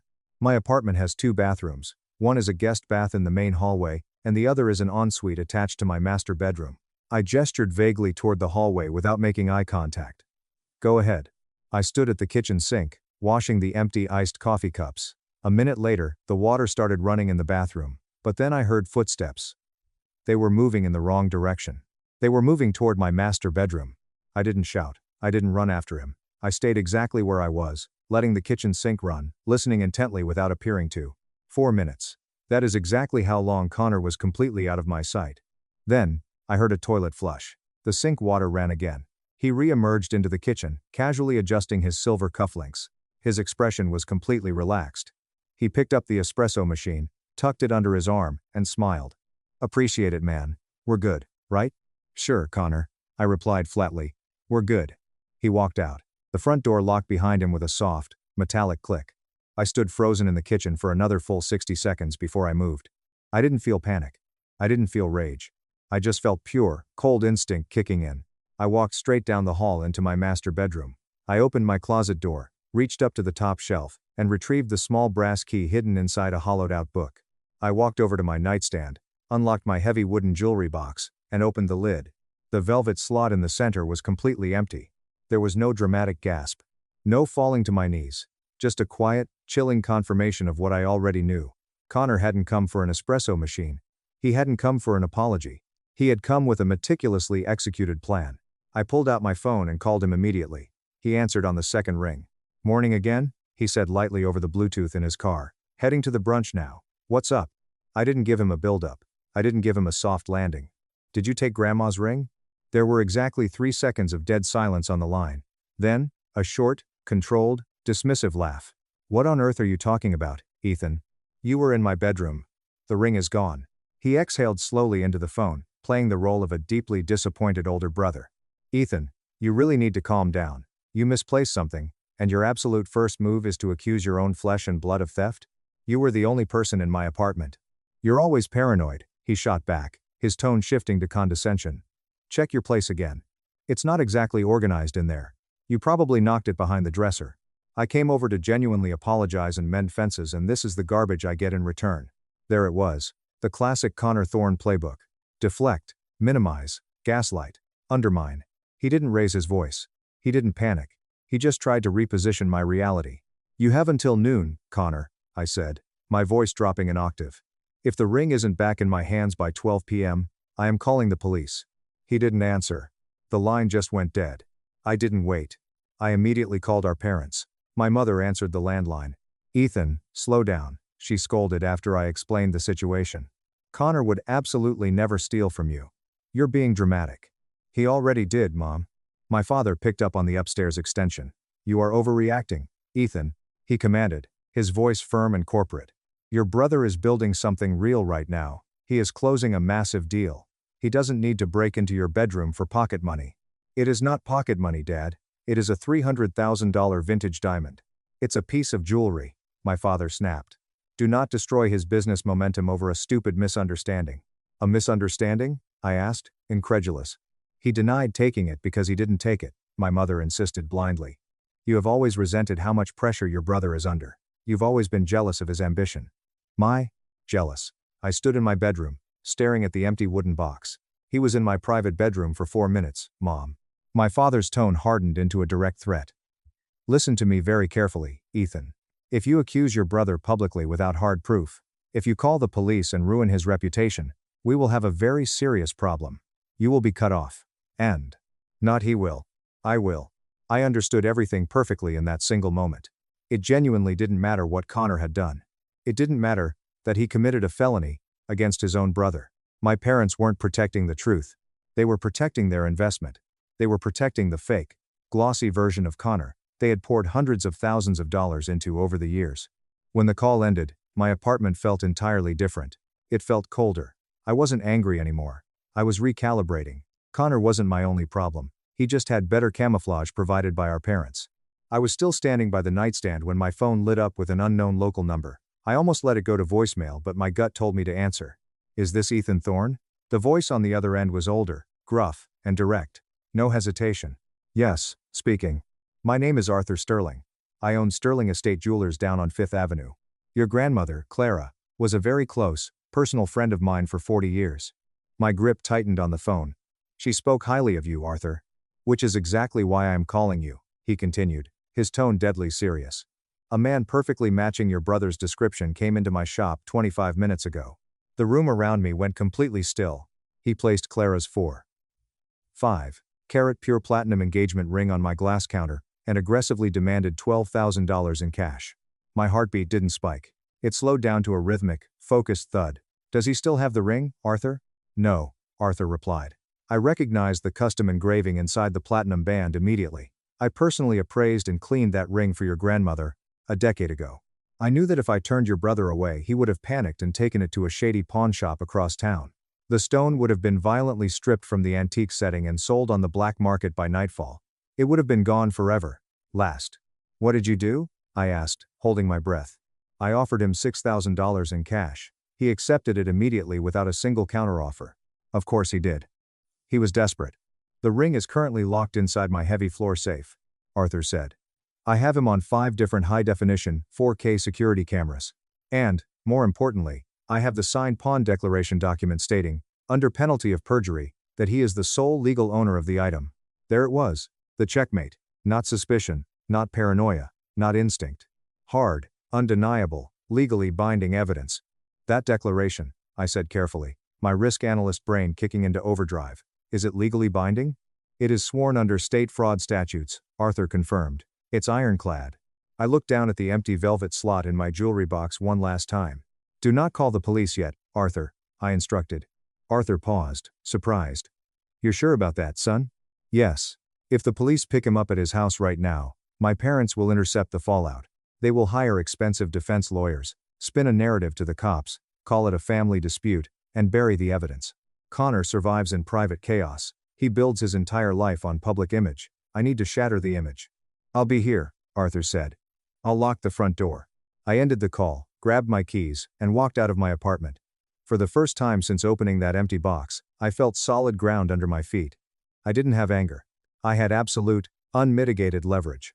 Arthur had the closed sign flipped the moment I arrived. He led me straight into his back office, spun the dial on a massive steel floor safe, and placed the ring on a black velvet tray between us. It looked completely untouched. Cold, precise, and beautiful. He turned his computer monitor toward me and pulled up the security footage. There was Connor, wearing the exact same charcoal suit. He dropped our grandmother's legacy onto the glass counter like it was a cheap piece of plastic. Arthur fast-forwarded the video to the paperwork phase. Connor took the pen and signed the sworn legal declaration without even bothering to read the fine print. Bold, arrogant, and confident. Arthur slid the physical pawn slip across the desk toward me. The state statute was printed clearly in bold red ink at the top. Sworn ownership. Criminal liability for false representation. That is felony grand theft and felony fraud, Arthur said quietly. I nodded once. I wasn't thinking about the theft anymore. I was calculating the trajectory of the fallout. When is he celebrating his wedding anniversary with Mia? I asked. Arthur raised an eyebrow. He bragged about it while I was counting the cash. Tonight, 8 p.m., he mentioned a reservation at the Apex. The Apex. Of course. It was a 5-star, exclusive rooftop restaurant downtown. It was where the city's elite, venture capitalists, and high-end investors dined. He didn't just want a nice dinner. He wanted a stage. He wanted witnesses to his fake success. Good, I said, leaning back in the leather chair. Arthur, call your contact at the local precinct. Tell them you have high-definition video evidence of grand theft and signed felony fraud documentation. Tell them the suspect is currently in possession of stolen funds and has the means for international travel. Arthur studied my face for a long second. You want the arrest to be public, don't you? Yes, I stood up. If he falls at home, my parents will cushion the landing. If he falls in the middle of the Apex in front of his investors, they can't save him. Arthur nodded slowly, a hint of a grim smile on his face. You have your grandmother's titanium backbone, Ethan. I have documentation, I replied. I walked out of the jewelry shop into the late afternoon air. I had 5 hours until 8 p.m. 5 hours to let Connor enjoy the absolute peak of his illusion. Consequences always work best when they arrive mid-toast. The Apex sat on the 40th floor of a gleaming glass high-rise overlooking the city skyline. It was all white linen tables, low ambient jazz, crystal chandeliers, and the kind of atmosphere where people talked about legacy and wealth, like they invented both. I arrived exactly 10 minutes early. I didn't go to intervene, I went to observe. Connor and his wife, Mia, were seated in a prime central booth with a flawless view of the city. He was wearing a tailored tuxedo jacket. Mia was wearing a stunning emerald silk dress. A bottle of vintage champagne was chilling in a silver bucket beside their table. I noticed the jewelry immediately. Mia was wearing a brand new diamond tennis bracelet.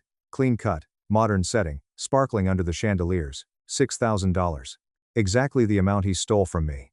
To massive expansion, Connor said loudly, raising his crystal flute, making sure the venture capitalists at the neighboring table could hear him. And to proving the doubters wrong. I didn't smile. I just waited in the shadows near the bar, until their expensive Wagyu appetizers arrived. Then, I walked slowly across the dining room and pulled out the empty chair right at their table. Connor froze mid-sentence. His champagne glass hovered in the air. Mia blinked, genuinely confused. Ethan, Connor said carefully, his voice dropping to a harsh whisper. What the hell are you doing here? This is a private anniversary dinner. Happy anniversary, Connor, I replied, sitting back and crossing my arms. His jaw tightened furiously. You weren't invited, get up and leave before I call security. I ignored him and glanced at Mia's wrist. That is a truly stunning bracelet, Mia. She smiled automatically, though she looked incredibly uncomfortable. Oh, thank you, Ethan. Connor surprised me. $6,000? I asked, looking directly into Connor's eyes. Connor went completely still. The fake entrepreneur mask slipped. "What are you doing?" he hissed, his face flushing red. "I just wanted to see how my investment was performing," I said casually. Mia's smile vanished entirely. "What investment?" Connor leaned aggressively across the table. "Ethan, step outside right now." "No." I checked my watch. 7:59 p.m. "You walked into Sterling Estate Jewelers at exactly 9:45 this morning," I said, my voice calm and carrying just enough volume to make him sweat. "You placed Grandma Clara's ring on the counter and demanded $12,000. You accepted 6. Mia's eyes snapped to her husband in sheer horror. "Connor, what is he talking about?" "That's a lie," Connor stammered, panic finally bleeding into his voice. "He's insane, Mia, don't listen to him. You signed a sworn legal declaration claiming sole ownership of the ring," I continued relentlessly. "That is felony fraud, Connor." "Stop," he hissed, looking around frantically at the neighboring tables. "Lower your damn voice." I didn't need to. At exactly 8 p.m., the heavy restaurant doors swung open. 2 uniformed police officers entered, their radios crackling softly, with the visibly panicked restaurant manager trailing behind them. The entire atmosphere of the room shifted instantly. Conversations thinned out and died. Silverware paused mid-air. Connor saw the cops before they even reached the center of the room. I watched his face drain of all color until he looked like a ghost. He looked at me. He wasn't angry anymore. He wasn't calculating a lie. He was just painfully aware that the game was over. "Ethan," he muttered, his voice shaking, "please, don't." The officers approached the table. Connor tried to stand up, but his knee slammed into the underside of the table. A crystal water glass tipped over, spilling ice and water all over the pristine white linen. "Connor Thorne?" the lead officer asked, his hand resting casually near his utility belt. "Yes," Connor squeaked, desperately trying to force a corporate steadiness into his voice. "Is there a problem, officers?" "Please step away from the table, sir." Mia grabbed his tuxedo sleeve, her eyes wide with terror. "Connor, what is happening?" "It's nothing, babe," he lied quickly, his eyes darting around. "It's just a family misunderstanding." Ethan is confused. I remained seated, perfectly calm. "It is not a misunderstanding," I said evenly. "I filed a grand theft report this afternoon. The jeweler provided the 4K surveillance footage and the signed pawn declaration." The second officer stepped forward and unclipped the steel handcuffs from his belt. "Mr. Thorne, you are under arrest for grand theft and felony fraud. Place your hands behind your back." Mia let out a choked gasp, covering her mouth with both hands. Connor turned to me fully, his eyes wide, practically begging. "You're destroying my life," he whispered frantically. "You're destroying everything I've built. Do you think this makes you a big man?" "No," I said, looking at him with absolute indifference. "It makes you accountable." They grabbed his arms and spun him around. The sharp, metallic click of the handcuffs cut clean through the dead silence of the luxury dining room. That specific sound travels. It echoes. The venture capitalists and investors at the neighboring tables looked away, pretending not to watch, but I saw them memorizing every single detail. Cell phones were subtly angled downward under the tables, recording the scene. Connor's shoulders completely slumped. There were no more grand speeches, no last-minute charm offensives. He was escorted through the rows of white linen tables, crystal glasses, and horrified elites like a dirty stain being removed from a pristine rug. Mia sat frozen in the booth, staring blankly at the diamond bracelet on her wrist. Her breathing was shallow and rapid. She slowly unclasped the jewelry, her hands shaking violently, and placed it on the wet table. "I didn't know," she whispered, tears spilling down her cheeks. "Ethan, I swear to God I didn't know." "I believe you, Mia," I said softly. I stood up, adjusted my jacket, and threw $200 bills on the table for the inconvenience. The officers led Connor into the elevator. He didn't fight them. He didn't look back. The doors closed, and he was gone. Illusion and lies do not survive under fluorescent police lighting. My phone started ringing before I even reached the underground parking garage. The caller ID flashed Mom. I let it ring 3 times before I answered it through my car's Bluetooth system. I didn't even get a chance to say hello. "What did you do?" She screamed so loudly the audio distorted. There was no greeting, no pretense. Just pure, unhinged hysteria. "Mia just called me sobbing. She said the police dragged your brother out of a restaurant in handcuffs." "Tell me this is a sick joke, Ethan." "It's not a joke, Mom," I said, pulling my car out into the city traffic. "He stole Grandma's ring. I pressed charges." "You pressed charges?" Her voice cracked violently, sounding like something inside her was physically breaking. "Ethan, he is your brother. You are destroying his life over a piece of rock. He is a thief, Mom." My father's voice suddenly cut in from the other line. He had been listening. His tone was drastically different, cold, menacing, and calculated. You will call the precinct captain right now, Ethan, and you will correct this mistake. There is nothing to correct, Dad. He committed a felony. It was a misunderstanding, he barked sharply. You could have handled this privately, like a family. Do you have any idea what a felony arrest will do to his reputation? His investors were in that room. You've ruined his company. He should have considered his precious reputation before he signed a legally binding fraud document at a pawn shop. Dead silence on the line. The kind of silence that precedes an explosion. If you do not fix this tonight, my father said, enunciating every single syllable slowly, you are completely finished with this family. You will be cut out of the will. You will be dead to us. There it was. The ultimate threat. The weapon they had held over my head in different forms for my entire life. Withdraw approval. Withdraw access. Withdraw belonging. Fall in line, or be exiled. I kept my eyes focused on the road. The streetlights passed by in steady, rhythmic intervals. You don't have to cut me off, Dad, I said evenly. I'm already walking away. My mother gasped loudly. Ethan, stop being so dramatic. We can fix this. I'm not being dramatic, I'm being factual. You are choosing a cold piece of jewelry over your own flesh and blood, my father roared. No, I replied calmly. I am choosing the law over your delusions. They immediately shifted tactics, realizing threats weren't working. We will repay you the $6,000, my mother pleaded, her voice breaking into sobs. We'll write you a check right now. We will smooth this all out. Just tell the police you gave him permission to sell it. They were literally asking me to commit perjury. They were asking me to sign away the truth, to risk my own freedom and clean record. To protect him, my father added, his voice softening slightly, trying to manipulate me. No, I said quietly. To protect your fake version of him. The car was completely silent, except for the hum of the tires against the asphalt. If you walk this path, Ethan, my father said, his voice dripping with venom, you walk it entirely alone. I pulled into my apartment building's underground garage and put the car in park. I have been walking alone for a very long time, Dad. I ended the call. I went into my phone settings and blocked both of their numbers. Then I blocked Connor's number. For the first time in my 32 years of life, the silence in my car felt incredibly clean. The arraignment was set for 2 p.m. the next day. I arrived early. I didn't come out of anxiety. I came out of habit. In risk analysis, you always observe the initial fallout. Courtrooms reward preparation and punish emotion. Connor was brought out from the holding cells wearing a standard-issue county jumpsuit. His wrists were cuffed to a thick chain wrapped around his waist. The tailored tuxedo and vintage champagne from 14 hours ago felt like a hallucination. He looked incredibly small. He wasn't broken yet, but he was painfully exposed. Our parents were sitting in the second row of the gallery. My mother was clutching a wad of tissues, her eyes red and swollen. My father sat perfectly rigid, staring straight ahead, his jaw tight. He was already calculating the damage control, the PR spin, the financial cost of a high-end defense attorney. The judge entered the room. The charges were formally read aloud for the public record. Grand theft, felony fraud. Those words echo entirely differently inside a courtroom than they do in a living room. They carry a physical weight.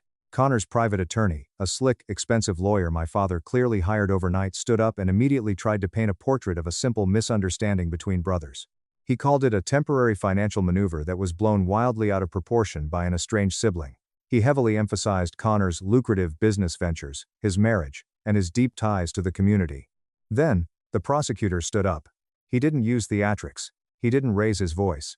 He just presented the raw data. High-definition surveillance footage, a signed pawn declaration claiming sole ownership under penalty of perjury, immediate liquidation of stolen property for cash, premeditation. Then came the issue of bail. The prosecutor requested bail be set at the full appraised value of the stolen asset $300,000, citing the defendant's clear risk of flight and his alleged access to large amounts of liquid corporate cash. The judge reviewed the jeweler's sworn statement and the pawn slip. She looked down at Connor. I see clear, documented evidence of intentional deception and felony fraud, she said firmly. Bail is set at $300,000. A sharp, audible gasp came from the gallery behind me. My mother. In our state, a bondsman requires a 10% non-refundable fee. That meant they needed $30,000 in pure liquid cash right that second just to get him out of the jumpsuit. Connor instantly turned around to look at our parents, searching their faces for the usual immediate reassurance. He expected the nod. He expected the checkbook to come out. My father didn't nod, he didn't move, he just stared blankly at the floor. Connor's shoulders sank completely. For the absolute first time in his 35 years of existence, there was no immediate rescue. There was no magical wire transfer to make the bad men go away. The gavel struck the block. Court was adjourned. The officers grabbed Connor's arms and led him back through the heavy side door toward the county jail. He glanced over his shoulder at me right before the door closed. He didn't look angry. He just looked profoundly confused, as if his brain physically could not process why the universe wasn't bending to his will anymore. 2 days after the arraignment, the entire illusion didn't just crack, it completely shattered. I was sitting in my office, reviewing quarterly risk projections, when my cell phone rang. It was my Aunt Beatrice, my father's older sister. Aunt Beatrice is a pragmatic, no-nonsense woman who actively avoids our family's drama. She only calls when something is irreversibly destroyed. "Ethan," she said without any preamble or small talk, "you need to understand exactly how deep this situation goes." I stopped typing. "I'm listening." "Your father tried to secure a second mortgage on their house yesterday morning to pay for Connor's bail and the defense attorney's retainer," she explained. "The bank denied the application within 20 minutes. That genuinely shocked me. My parents had lived in that massive 4-bedroom suburban estate for 30 years. They had massive equity. Why would they deny it?" I asked. Dead silence on the other end of the line.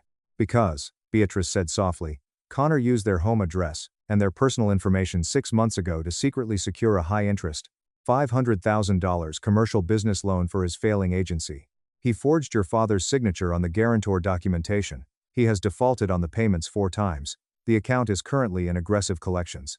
I leaned back in my ergonomic desk chair, staring blankly at the ceiling. I didn't feel shock. I felt the cold, terrifying click of pattern recognition. Connor hadn't just stolen my inheritance. He had financially gutted our parents. "They didn't know?" I asked. "No," Beatrice replied, her voice tinged with pity. "He intercepted the mail. He leveraged their entire life's work without telling them. Their credit scores are completely destroyed. The bank informed your father that the foreclosure process will officially begin in 30 days if the $500,000 debt isn't resolved immediately." There it was. The ring wasn't an act of sudden desperation. It was continuity. Connor didn't fall into crime. He escalated toward it over years of enabled behavior. That same afternoon, a prominent local business blog published a scathing article. "Local entrepreneur arrested at the apex for felony theft." The fallout was instantaneous. Investors who were at the restaurant pulled their funding immediately. Corporate bank accounts were frozen pending investigation. His luxury marketing agency website went offline within 48 hours. But the most telling, tragic part wasn't public.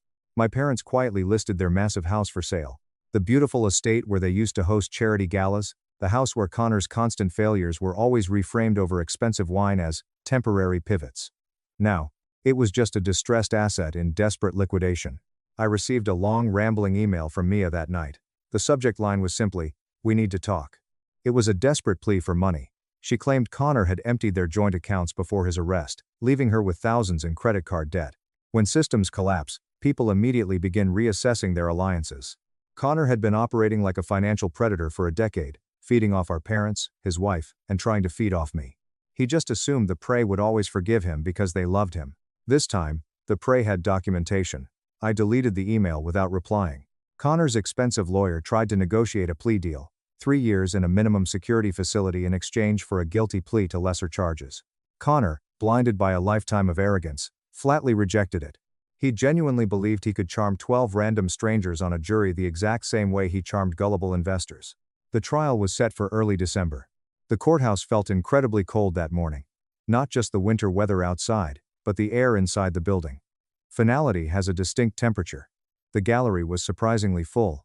Local reporters, a few former business associates who were pretending to be supportive but were actually there for the spectacle, and my parents. They sat in the very back row. They looked physically diminished. My father had lost weight. His suit hung loosely on his frame. My mother looked aged, exhausted, and hollow. They had lost their home to a short sale just weeks prior. They were currently living in a cramped apartment on the industrial side of town. Connor entered the courtroom. He wasn't wearing an expensive suit. He was wearing a drab gray suit provided by the public defender's office his high-priced lawyer had dropped him the moment the retainer check bounced. The suit was ill-fitting, wrinkled at the cuffs. He looked pale and gaunt. Jail strips away excess arrogance incredibly fast. The prosecutor opened his case with surgical precision. There were no theatrics, just a devastating timeline of facts. The will reading, the verbal objection, the silent planning period, the apartment visit under the false pretense of borrowing an espresso machine, the surveillance footage at the jewelry shop, the signed, sworn declaration, the luxury dinner, just hours later. It painted a perfect, undeniable picture of malicious intent. The public defender tried his best. He tried to frame the entire event as an informal family borrowing arrangement. He argued that it was a misunderstanding between brothers, a temporary loan meant to be repaid once Connor's lucrative business deals closed. Then, the prosecution called Arthur Sterling to the stand.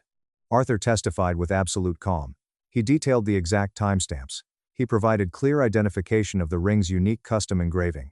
He described Connor's demeanor in the shop: relaxed, smiling, aggressively negotiating the price of stolen goods. The security footage was played on a large monitor for the jury. There was Connor, in high definition, counting a stack of cash. There was no hesitation, no urgency, no remorse. The pawn declaration was entered into evidence, his signature large and confident beneath the legal warning. Fraud requires intent. The paper made his intent entirely visible. Then, I was called to the stand. I swore in, sat upright, and folded my hands. The prosecutor walked me through the entire sequence. The visit, the bathroom detour, the empty jewelry box, the phone call where Connor gaslit me and called me paranoid. "Did your brother ever claim he intended to borrow the ring?" the prosecutor asked. "No," I replied clearly. "Did he admit to having possession of the ring when you confronted him?" "No. He told me I was crazy and disorganized." The public defender approached me slowly for cross-examination. "Mr. Thorne," he began, trying to sound sympathetic, "would you describe your relationship with your older brother as competitive?" "No." "Is it possible that deep-seated family resentment influenced your decision to aggressively involve law enforcement instead of handling this privately?" "I work in corporate risk compliance," I replied, looking directly at the jury. "When an individual commits felony fraud and theft, I involve the appropriate legal authorities. Personal history is completely irrelevant to the law." He tried one last, desperate angle. "You were heavily aware that your parents financially supported your brother's ventures while you built your career entirely independently. Could that financial disparity have created a profound hostility?"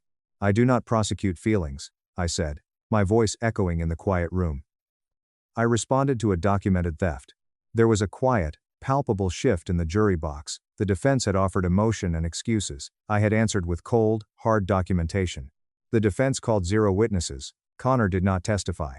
It was a smart decision. Cross-examination by the prosecutor would have eviscerated him. Closing arguments were brief. The jury left to deliberate.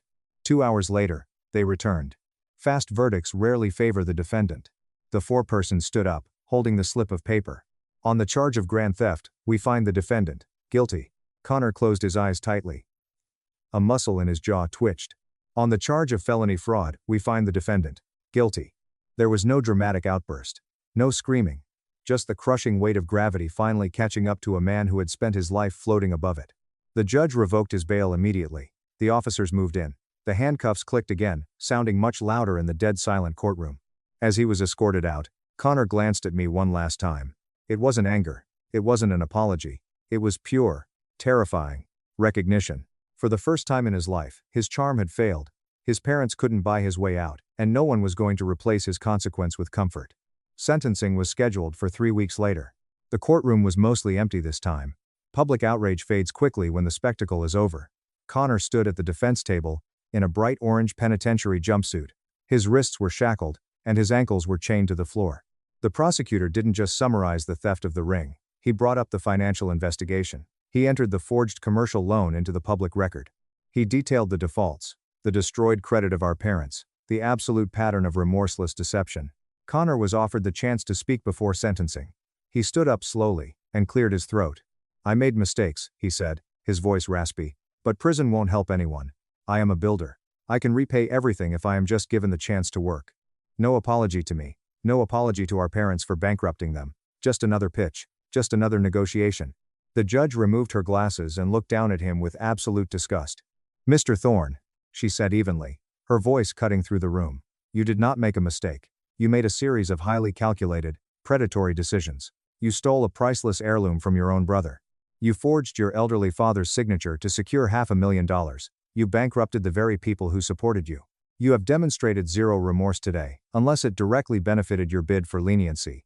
Silence filled the room. "I sentence you to 8 years in the state penitentiary. You will not be eligible for early parole." 8 years. The words landed heavier than the verdict itself. Connor didn't protest. He just slumped forward. The officers secured his chains and led him away through the side door. There would be no appeals strong enough to rewrite the evidence. Just time. 8 long years of it in a concrete box. The hallway outside the courtroom was quiet. People move differently after final sentences are handed down slower, as if something completely irreversible has just altered the air pressure. My parents were waiting for me near the elevator banks. My father looked a decade older than he had just a few months ago. His shoulders were severely rounded, his cheap tie was loosened. His posture no longer carried the arrogant corporate authority he used to wield like a weapon. He just looked fatigued. My mother stepped forward first. "Ethan," she said, her voice thin and raspy. 8 years. There has to be an appeal process. There has to be something we can do. There can be, I replied coldly. But it won't change the video evidence. My father spoke next. His voice wasn't angry anymore. It was entirely hollow. "They are transferring him to the maximum security state penitentiary next week." I nodded once. He studied my face, desperately searching for something: regret, pity, anything. "You know, Ethan, maybe you could have stopped this," he said quietly. "No, Dad," I answered, looking him dead in the eye. "You could have." Silence. That was when he finally confessed the rest of their reality. The foreclosure on their estate had been finalized. The house was sold at auction way below market value just to cover Connor's outstanding debts. Their massive retirement accounts were completely liquidated to pay for the initial legal retainers' money that essentially vanished into thin air. Because of the forged commercial loan, the bank had permanently frozen their credit lines. Their prestigious country club memberships were revoked. The wealthy investors who once drank their expensive wine and shook Connor's hand now actively avoided my father's phone calls. The collapse wasn't just sudden. It was structural. They had spent 30 years perfectly insulating Connor from the impact of his actions. When the impact finally arrived, it didn't just hit Connor. It tore through the entire foundation supporting him. My mother started crying softly. "We gave him everything, Ethan. We gave him our whole lives." "Yes," I said, showing no emotion. "You absolutely did." They stood there in the fluorescent hallway. They weren't villains anymore. They weren't victims, either. They were just two people who had aggressively invested their entire existence into a toxic asset, and the market had finally crashed. The elevator doors opened behind me. Before stepping inside, I looked at them one last time. "This didn't start with Grandma's ring," I said softly. "It started decades ago, when you decided that consequences were optional for him." I stepped into the elevator. The doors closed, and with them, whatever fragile obligation I had left to that family was severed forever. 6 months later, I saw them one last time. It wasn't at a courthouse. It wasn't at a family gathering. It was on the wet sidewalk outside Sterling Estate Jewelers. I had just walked out of the shop after picking up Grandma Clara's ring. The police evidence hold had finally been officially released. The heavy platinum band felt different in my hand now. It wasn't heavier in physical weight, but in meaning. My parents were standing under a flickering street lamp in the freezing rain. They had obviously been waiting for me. My father was leaning heavily on a wooden cane. I hadn't noticed him using one before. My mother was wearing a cheap, thin coat that offered no protection against the cold. Time and stress had violently accelerated their aging process. "Ethan," my mother said softly. There was no accusation in her voice this time, no manipulation. Just pure, unadulterated exhaustion. "We're living in a 2-bedroom rental behind a strip mall," my father added, staring at the wet pavement. I didn't respond. I just zipped up my jacket. "We drive up to visit him once a month." My mother continued, her voice trembling. "The drive is 5 hours each way. He looks terrible, Ethan. He says the prison food is unbearable. He says the other inmates are. He says he won't survive 8 years." "He will," I said flatly. "Human beings adapt." The freezing rain began falling harder, soaking their clothes. My mother took a desperate step closer to me. "We made mistakes, Ethan. We see that clearly now. We enabled him. We backed the wrong child." That sentence just hung there in the freezing air. It wasn't a genuine apology. It was an inventory adjustment. They realized their primary investment was bankrupt, so they were trying to pivot to the backup. "You're highly successful," my father said, finally looking up at me. "You're stable. You just got promoted to director. We don't have anyone left in this world but you, Ethan." There it was. The ultimate fallback position. "I am not your insurance policy," I said evenly. My mother's voice cracked into a sob. "We are still your parents." "And I was still your son," I replied, my voice dropping to a dangerous whisper, "when you screamed at me to commit perjury and lie to the police to save a thief." Silence. The only sound was the rain hitting the concrete. My father looked down at my right hand, where Grandma Clara's ring was securely tucked into my pocket. "You got it back," he said quietly. "Yes. Isn't that enough for you to forgive us?" I held his broken gaze for a long time. "No." He nodded slowly, his shoulders sagging, as if something inside him had finally, permanently aligned with reality. "You lost your golden son," I said, turning to walk toward my car. "But you didn't lose him today. You lost him the exact moment you taught him He was above the law. They didn't argue, they didn't threaten to cut me off, they didn't try to negotiate, they just stood there in the freezing rain, completely alone. And for the first time in their lives, they fully understood that I was never coming back to cushion their fall.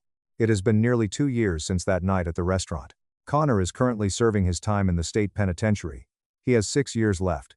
From what I hear through the grapevine, Mia divorced him, took whatever scraps of dignity she had left, and moved across the country. I don't track his days, I only track my own. 6 months after the sentencing, I was promoted to Director of Risk Operations at my firm. It came with a massive portfolio, a large team, and real, heavy responsibility, the kind of responsibility that is earned through competence, not handed out as a bailout.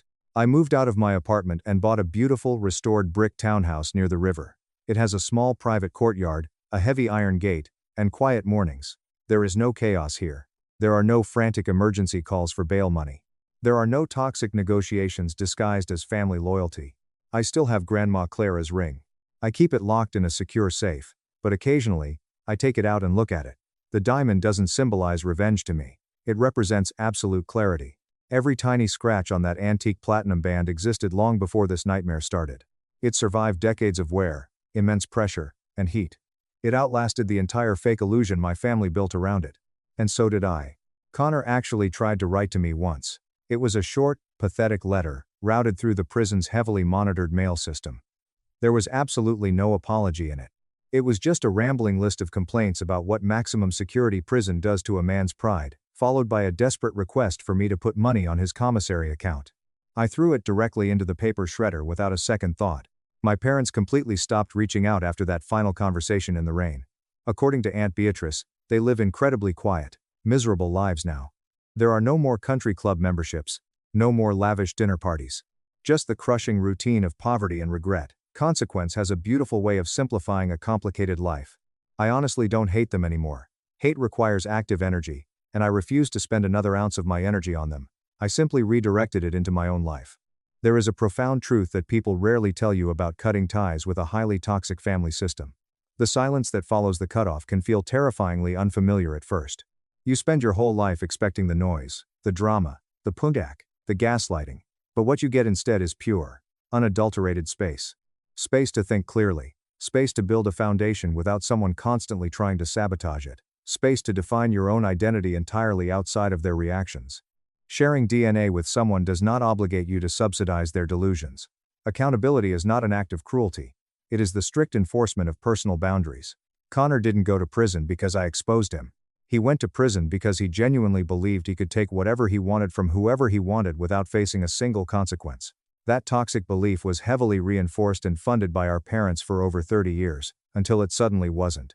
If there is absolutely anything I have learned from this entire ordeal, it is this. Loyalty without accountability isn't love. It is just the maintenance of dysfunction. You do not owe your hard-earned stability to someone else's intentional collapse. And you are always allowed to walk away from anyone who demands that you set yourself on fire just to keep their fake image warm.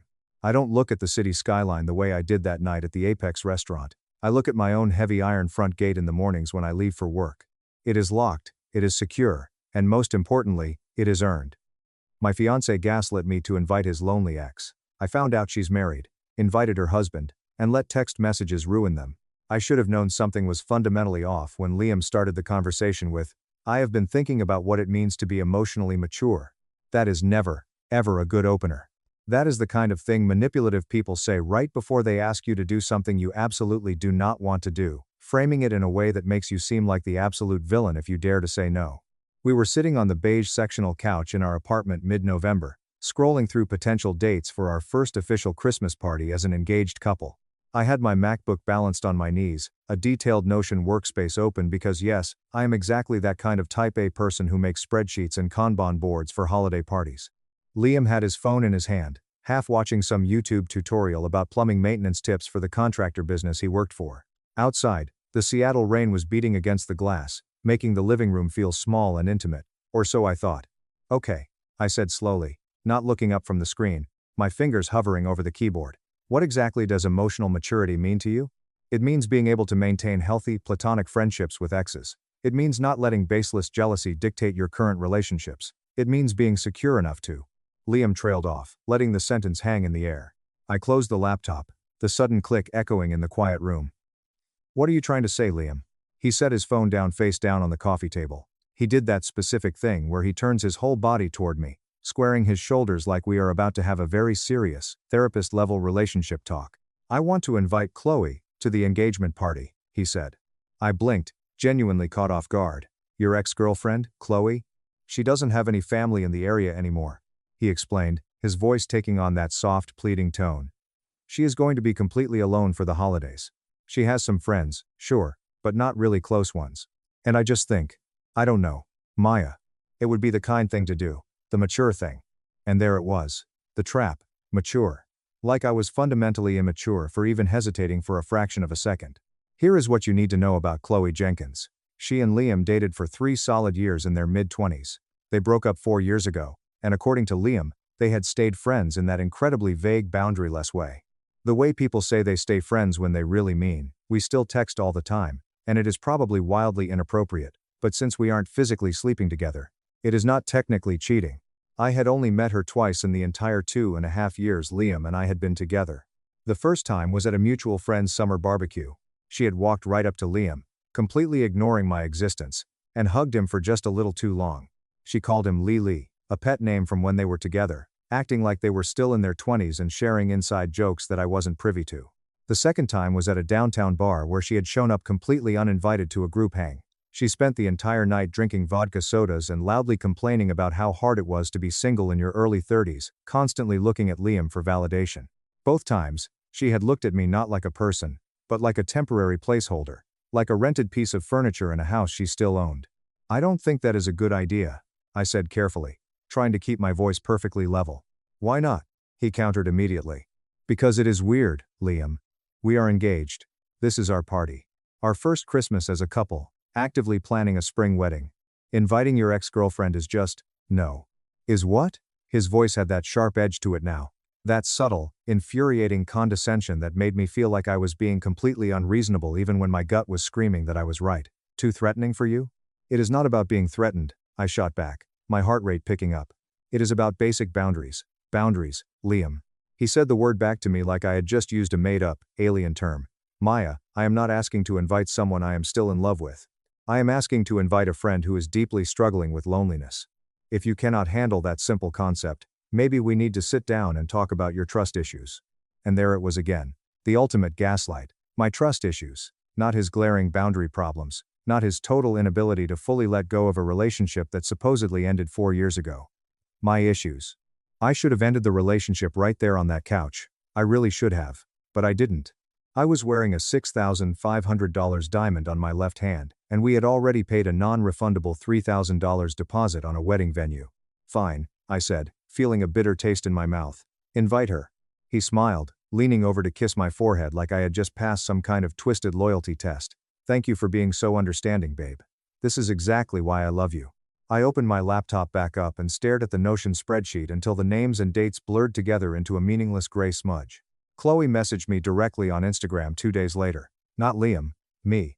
Hey Maya, Liam told me about the party invite. That is so unbelievably sweet of you guys. I know it might be a little awkward for some people, but I really appreciate you being so cool about this.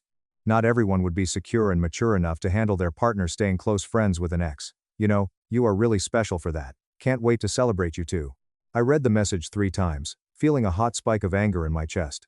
The thing about messages like that is they are perfectly designed to sound grateful while actually establishing pure dominance. She wasn't thanking me. She was actively reminding me that she and Liam had a deep connection that predated me. She was reminding me that I was the newcomer who had to constantly prove I could handle their history.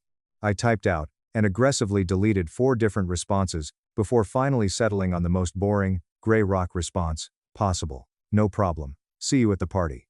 Short, neutral, giving her absolutely nothing to work with.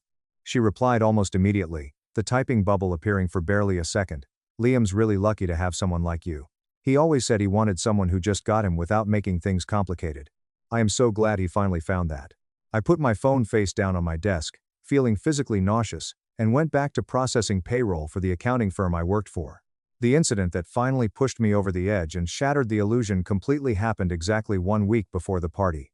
It was a Tuesday. I came home from work early around 2 p.m. because my team had finished the quarterly financial reports days ahead of schedule, and my boss gave us the afternoon off.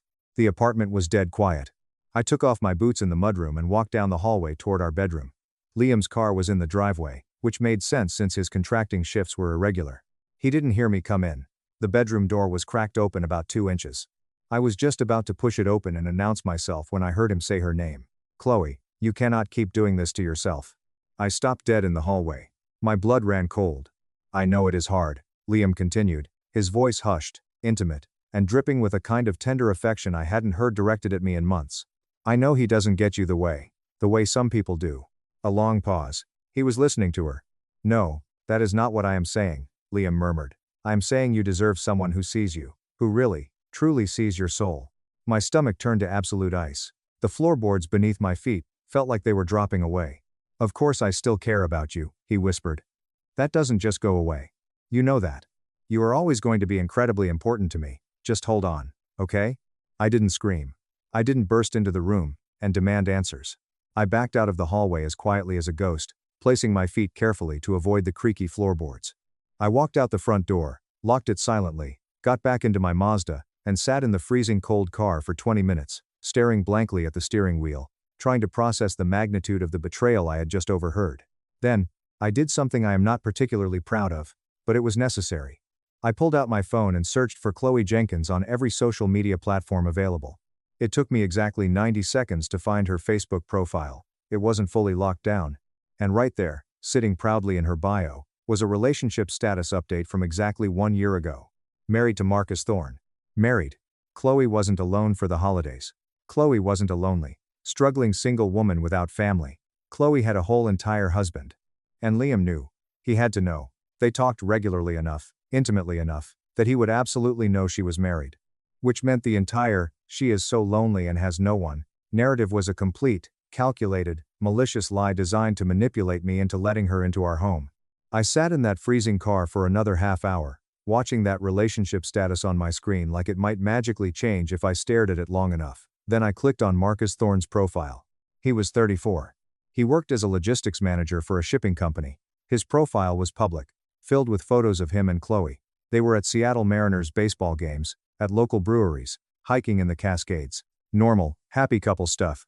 His most recent post was from barely 4 days ago, a photo of them at a winery with the caption, "Celebrating my beautiful wife.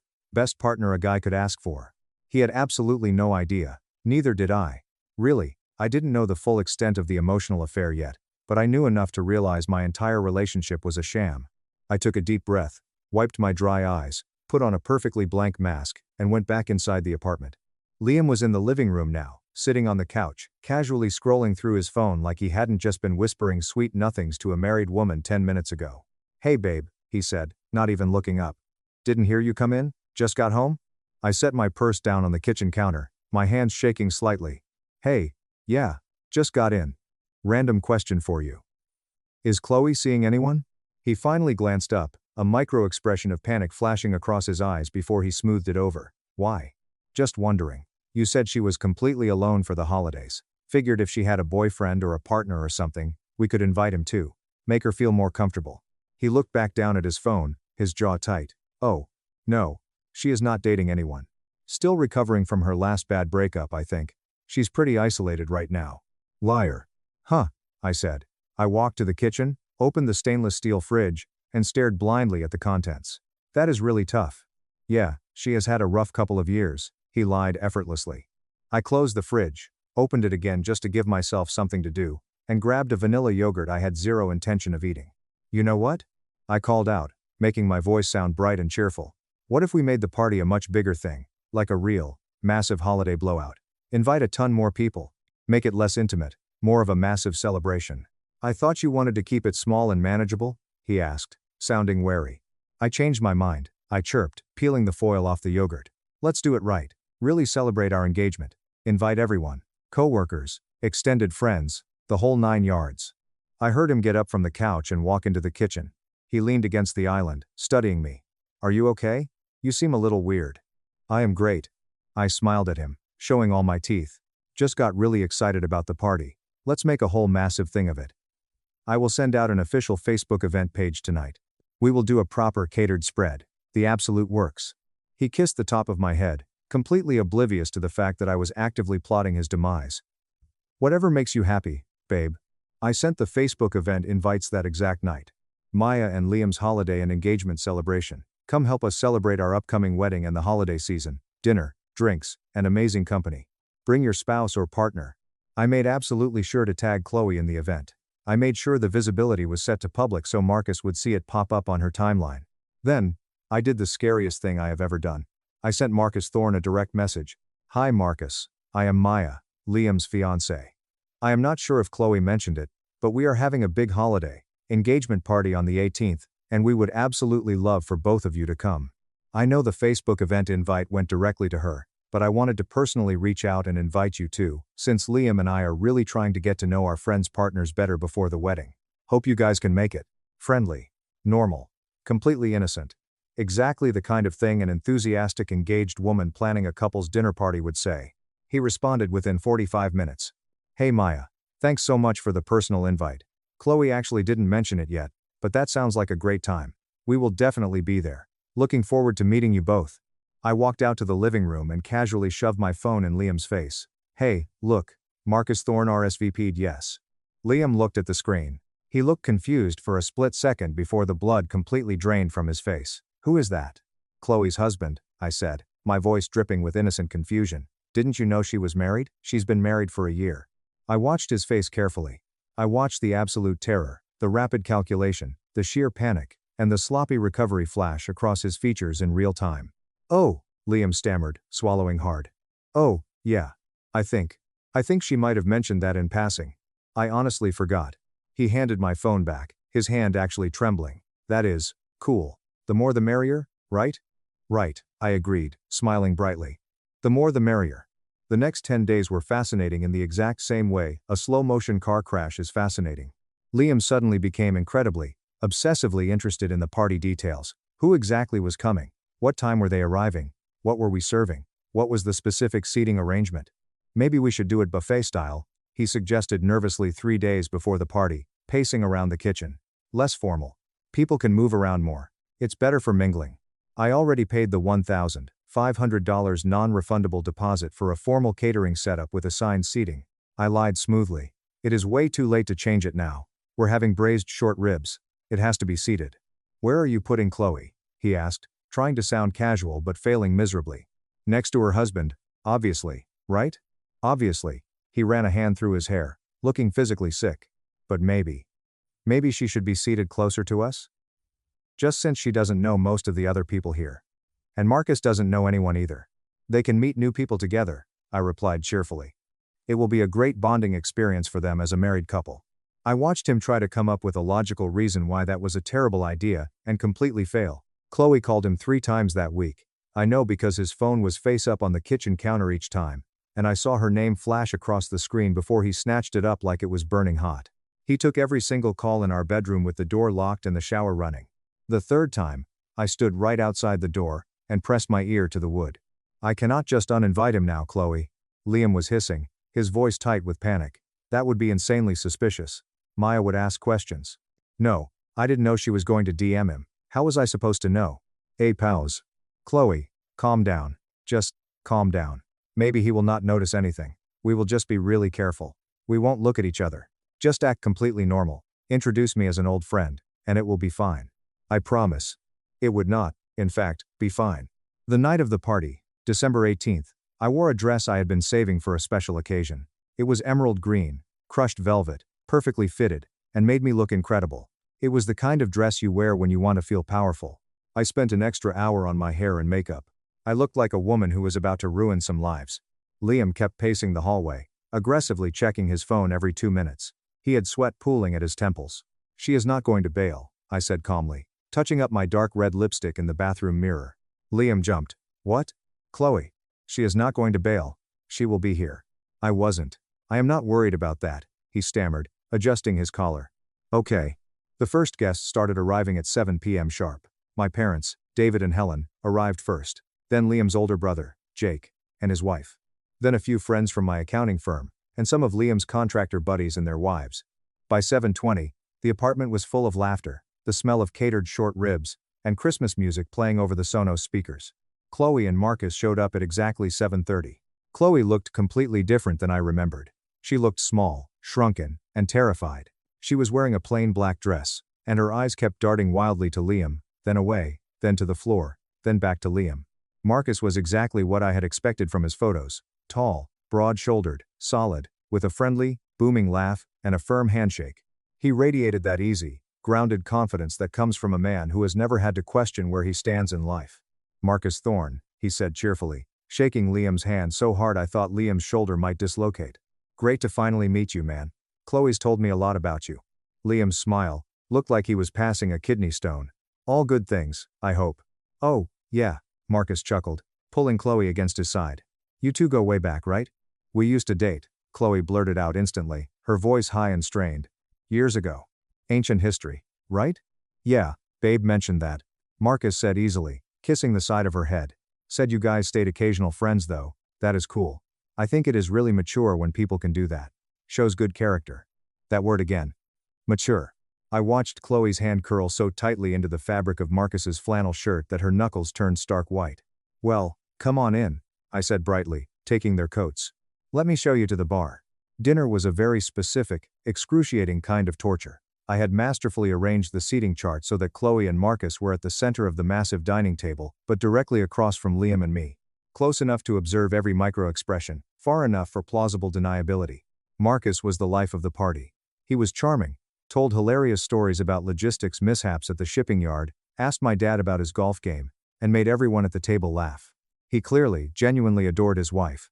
He kept touching her shoulder, refilling her wine glass, and trying to pull her into the conversations. Chloe, on the other hand, barely spoke a single word. She picked at her $40 plate of short ribs like it was poisoned. And underneath the table, hidden by the tablecloth, she was obsessively checking her phone. Liam was wound so tight I thought his spine might actually snap. He couldn't eat. He kept chugging his red wine. Every single time Marcus casually said Chloe's name, Liam physically flinched like he had been hit with a cattle prod. Around 9:30 p.m., people started finishing dessert and migrating to the living room. Someone turned the Christmas music up a little louder. The wine was flowing freely. People were relaxed. I was standing in the kitchen, casually refilling a massive charcuterie board, when the atmosphere in the apartment fundamentally shifted. I heard Marcus's voice from the living room. It wasn't his booming, friendly laugh. It was a low, hard, dangerous sound that cut right through the chatter. "Chloe, what the absolute hell is this?" The entire room went dead quiet. Conversation stopped mid-sentence. I walked out of the kitchen with the wooden charcuterie board still in my hands, holding it like an absolute idiot, like I was about to offer someone a slice of Gouda during a homicide. Marcus was standing in the center of the living room, holding Chloe's unlocked iPhone high in the air. Chloe was frantically grabbing at his arm, her face completely devoid of color. "It is nothing. Marcus, give it back. It is just a joke." "I miss you too," Marcus read aloud from the screen, his voice echoing in the silent room. "Tonight is going to be so incredibly hard. I wish we could just leave and talk alone." He looked down at his wife, his face contorting with disgust. "Who sent this, Chloe?" Chloe was openly sobbing now. "Marcus, please. Please, not here. Not in front of everyone." "Who sent this?" Marcus roared. She didn't answer. She just covered her face with her hands. Marcus looked back at the screen. He started scrolling. I watched his eyes track back and forth, reading months, maybe years, of messages. His face went from angry to utterly devastated in the span of 5 seconds. "Jesus Christ, Chloe," he whispered, the anger draining into pure shock. "There are hundreds of these. You will always be my person. He doesn't understand my soul like you do. I wish I was the one wearing that ring." Marcus stopped reading. He slowly looked up from the glowing screen, and scanned the silent room. His eyes bypassed my parents, bypassed Liam's brother, and locked dead onto Liam, who was standing frozen by the fireplace. "It is you," Marcus said. It wasn't a question. Liam threw his hands up, taking a step back. "Marcus, man, listen to me. It is not what it looks like. I swear to God." "Not what it looks like?" Marcus let out a harsh, bitter bark of a laugh. "My wife has been secretly texting her ex-boyfriend every single day. My wife's ex-boyfriend invited her to his engagement party. And I am standing here reading messages from 10 minutes ago where she is telling you she wishes she was the one marrying you. What exactly does it look like, Liam? We are just friends." Chloe wailed desperately, pulling at Marcus's jacket. "We were just catching up. It is an inside joke." "It didn't mean anything," Liam added, his voice cracking. "Babe," Marcus said to Chloe, his voice dropping to a deadly, terrifying quiet. "You told me you haven't spoken to him in 3 years. You told me he was just some guy you used to know. You have been lying to my face for our entire marriage. Marcus turned his furious gaze back to Liam. And you are engaged to her. He pointed a massive finger directly at me. She welcomes you into her home, and you are carrying on a full-blown emotional affair with my wife right under her nose. Liam's mouth opened and closed like a dying fish. It wasn't an affair. We never slept together. We have history. We understand each other. It is complicated. It is really not, Marcus said coldly. He shoved the phone back into Chloe's chest. We are leaving. Marcus, please. We are leaving right now, he repeated, grabbing his coat off the armchair. And when we get home, you are going to pack a bag, and you are going to get the hell out of my house. He didn't wait for her. He stormed toward the front door, yanked it open, and walked out into the freezing rain. Chloe scrambled after him, sobbing hysterically, tripping over her own heels. The door slammed shut behind them, rattling the picture frames on the wall. The living room was completely, suffocatingly silent. The only sound was Mariah Carey singing "All I Want for Christmas Is You" from the Sonos speaker. I walked over to the speaker, pressed the power button, and killed the music. Everyone was staring at Liam. Liam was staring at the floor, breathing heavily. I said quietly, my voice perfectly steady, we should probably call it a night. Please take food with you if you want. People mobilized instantly. It was a stampede of awkward, silent exits. Coats were grabbed hastily from the bedroom bed. Mumbled excuses were offered to the floor. My father gave Liam a look of such profound disgust that I thought Liam might actually cry. My mother just squeezed my hand tightly on her way out, kissed my cheek, and whispered, "I'll be awake if you need me." By 10:30 p.m., the apartment was empty except for me and Liam. He was sitting on the couch, his head buried in his hands, surrounded by half-empty wine glasses and plates of cold food. "Maya," he started, his voice muffled. "How long?" I asked, standing over him, crossing my arms. "It wasn't like that, I swear. We weren't doing anything physical. I haven't touched her in 4 years." "I didn't ask if you touched her," I snapped, my voice finally rising. "I asked how long you have been pouring your heart out to her while lying in bed next to me." He was quiet for a long, agonizing moment. We never really stopped. After we broke up, we just kept checking in. It was a habit. It wasn't a big deal. It was just friendship. "Friendship?" I laughed, a harsh, jagged sound. "Liam, I heard you on the phone with her last week. I saw the way you looked at her tonight. That is not friendship. That is an emotional insurance policy." "I love you," he yelled, finally looking up, tears in his eyes. "I want to marry you." She was just someone to talk to when things got stressful. "But you wanted her here," I said coldly. "At our party. To celebrate our future. You actively gaslit me into thinking I was a jealous, insecure, immature bitch when in reality, you just wanted a sick excuse to parade your emotional mistress in front of me. And she is married, Liam. Her husband had absolutely no idea. Do you comprehend how deeply sociopathic that is? I never wanted to hurt you," he sobbed. "But you did. You did hurt me. For years." I reached down, grabbed my left hand, and twisted the $6,500 diamond engagement ring off my finger. It slid off easily. I dropped it onto the glass coffee table. It landed with a sharp clink. "Maya, no, please. You kept her as a backup," I said, stepping back from him. "A safety net, in case you got bored with me. You used my life, my home, and my sanity to fund your little romantic tragedy fantasy." "That is not true. I want you to pack a bag and leave," I said. "Go stay with Jake. Go stay at a hotel. Go stay with Chloe, for all I care. But you are not sleeping here tonight." He stared at the ring on the table, his face twisting into something ugly and defensive. "You are breaking up with me over this? Over some stupid text messages? Over a fantasy?" "I am breaking up with you because you made me feel crazy for having basic human boundaries," I said. "Because you chose her feelings over my reality. Because even right now, in this exact moment, you are more worried about being the victim than the fact that you just destroyed 2 relationships. This is just because you want to control who I talk to," he shouted, desperate to flip the script one last time. "You've always been controlling." I didn't even bother arguing. I walked into the master bedroom, closed the heavy wooden door, locked it, and leaned against it. I heard him moving around the apartment for about an hour. I heard him crying, cursing, slamming cabinet doors.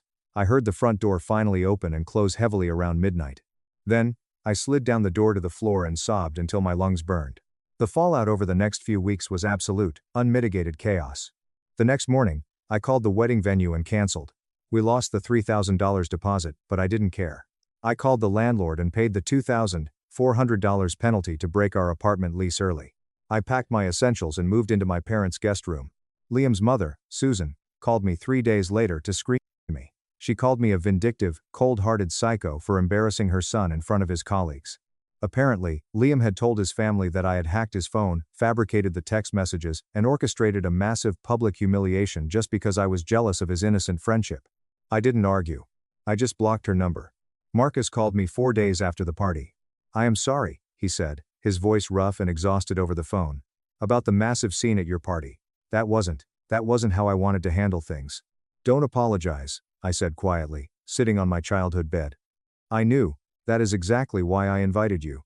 Silence on the other end of the line. A long, heavy silence. "You knew?" he finally asked. "I overheard Liam on the phone with her a week before. I did some digging, found your Facebook, saw you were married. It seemed like you deserved to know the truth before you wasted any more years of your life. So you set us up." I created a controlled environment, where the truth was forced to come out. I corrected him. Another pause. "Is that really different?" "I don't know," I admitted honestly. "Maybe not. Maybe it makes me a bad person. But I couldn't marry a man who was emotionally sleeping with someone else, and you deserve to know your wife was doing the same thing." He exhaled a long, shaky breath. "She moved out, the next morning. She's staying at some cheap motel off the interstate. Says she needs space to figure out her heart. I filed for divorce yesterday." "I am so sorry, Marcus." "Are you though?" "I am sorry you got your heart broken," I said firmly. "I am not sorry you found out the truth." "Yeah," he said softly. "Me neither. I mean, it effing sucks. It hurts like hell. But at least I'm not living in a delusion anymore." We talked for almost 2 hours that night. We compared timelines. We compared stories. We realized that Liam and Chloe had been maintaining their intense emotional affair for the entire 4 years they had been broken up. They were texting during their morning commutes. They were sending each other small gifts to P.O. boxes. They were calling each other whenever they had a fight with us. "They deserve each other," Marcus said bitterly before we hung up. "Probably," I agreed. "But they will never end up together." "How do you know?" "Because neither of them actually wants the reality of the other person," I explained. "They just want the fantasy, the safety net, the massive ego boost of knowing someone else is out there desperately pining for them. If they actually had to deal with each other's dirty laundry and daily flaws, they'd hate each other." I was completely right. Over the next few months, Liam and Chloe's lives imploded. With their secret out in the open, they actually tried to officially date. It was a disaster. Without the thrilling, taboo element of sneaking around behind our backs, they realized they had absolutely nothing in common anymore. They fought constantly. Chloe apparently hated that Liam made less money than Marcus. Liam hated that Chloe was needy and constantly demanded attention. They broke up in less than 8 weeks. Liam tried to crawl back to me. He sent me a pathetic, 10-page email detailing how he had made a huge mistake, how he had gone to therapy, how he realized Chloe was a toxic narcissist and I was his true soulmate. I didn't even read the whole thing. I forwarded it to my spam folder and went on with my life. Meanwhile, Chloe took to Facebook, posting endless, cryptic quotes about narcissistic abuse, toxic people who destroy families, and how hard it is to find emotionally mature adults. The irony was so thick you could choke on it. Marcus and I, on the other hand, just kept talking. It started as trauma bonding. We would text every few days, just checking in. "Did the lawyers finalize the house split? Did you get your security deposit back?" 4 months after the party, Marcus texted me about a mundane payroll software his logistics company was considering using, since I was an accountant. He asked if I wanted to grab coffee and explain it to him. We met at a quiet Starbucks halfway between our new places. We ended up sitting there for 4 solid hours. We didn't talk about Liam. We didn't talk about Chloe. We talked about our careers, our families, our weird hobbies, our favorite baseball teams. When he walked me to my car in the fading evening light, he hesitated. "This might be way too soon," Marcus said, shifting his weight, suddenly looking nervous, or wildly inappropriate, or maybe it plays exactly into the crazy narrative our exes are spinning about us. "But, would you want to get dinner sometime? Like, as an actual, real date?" I looked at him. I looked at this honest, straightforward man who had been dragged through the exact same hell I had, and who had come out the other side with his integrity intact. "I really would," I smiled. We kept it completely quiet for a long time. We didn't post photos. We didn't make a big Facebook announcement. We just dated like normal, healthy people. It was jarringly easy. My relationship with Liam had always felt like a negotiation, a constant tightrope walk of managing his moods and his boundaries. With Marcus, there were 0 games. No hidden meanings. If he said he was going to call, he called. If he was upset, he told me directly. We were just 2 people who knew exactly what betrayal looked like, and had silently sworn never to inflict that pain on each other. Of course, the universe loves drama, and they found out eventually. About 10 months in, a mutual friend saw Marcus and me having dinner at a steakhouse downtown. Word got back to Liam and Chloe instantly. By the next morning, both of them were losing their minds. Liam left me 3 unhinged voicemails calling me a manipulative hypocrite, claiming I had orchestrated the entire breakup from day one just so I could steal Chloe's husband and get access to his money. Chloe posted a massive 500-word rant on Instagram about homewreckers and evil women who prey on vulnerable marriages. I sat on Marcus's couch, listening to the voicemails, feeling a slight twinge of anxiety. Should we address this? Should we post the truth? Marcus just laughed, pulling me into his chest. Maya, let them be loud and wrong. Let them scream into the void. The people who actually matter, our families, our real friends, know exactly what happened. We don't owe those 2 clowns an explanation for our happiness. He was right. Some peripheral friends took their side, mostly out of a love for messy drama. But the real ones stayed. My parents adored Marcus. They loved that he treated me as an equal partner, that he was fiercely protective but entirely respectful. A year and a half after the Christmas party from hell, Marcus and I moved in together. We didn't do it because we were rushing to replace what we had lost. We did it because it made perfect sense. It has been over 2 years now. Last month, on a random Tuesday evening, Marcus and I were sitting on our couch, wearing sweatpants, eating takeout pad thai, and watching a ridiculous documentary about deep-sea fishing. Marcus paused the TV, put his food down, and turned to me. He didn't have a grand speech prepared. He didn't hire a photographer. He just reached into his pocket, pulled out a simple, beautiful, vintage gold ring, and looked me dead in the eyes. I know our story is incredibly messy to outsiders, he said softly, his voice thick with emotion. I know people have their opinions, but I do not care about any of them. You are my best friend. You are the most honest, brilliant woman I have ever met. I want to marry you, Maya. I didn't hesitate. I didn't have to think about it. I said yes, crying into my noodles. We haven't set a firm date yet, but we are looking at next spring. We haven't posted any big announcements on social media. Because here is the ultimate lesson I learned from that disastrous engagement party. You cannot control the narrative other people write about you.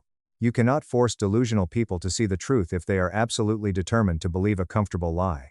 All you can do is know your own heart. Know the difference between setting a healthy boundary and being controlling. Know the difference between protecting your peace and destroying someone else's. I invited Marcus to that party because the rot needed to be exposed. I didn't do it to steal him. I did it because I refused to marry a man who was living a double life, and I knew Marcus deserved the exact same agency over his own life. Everything that happened afterward was just the natural consequence of people's choices finally catching up with them. Liam chose to keep his ex as an emotional pet. Chloe chose to use her husband as a financial safety net while pining for a fantasy. They chose to lie, gaslight, and manipulate. I just chose to turn the lights on and let the cockroaches scatter. And yeah, Marcus and I ended up together. But that wasn't a master plan. That was just 2 people, sitting in the ashes of their former lives, recognizing a shared, fundamental respect for honesty in each other. It is a real, grounded kind of love, not the performative, look how evolved and mature I am garbage that Liam was constantly preaching about. The real kind of maturity, where you say exactly what you mean, you fiercely protect your partner, and you don't keep people around as emotional insurance policies. We are keeping the wedding small. Just family and our closest, most loyal friends. And no, we are not inviting any exes. Not because we are insecure, not because we have trust issues, not because we lack emotional maturity, but simply because we don't need to. We chose each other, fully and completely, and there is no room left for ghosts.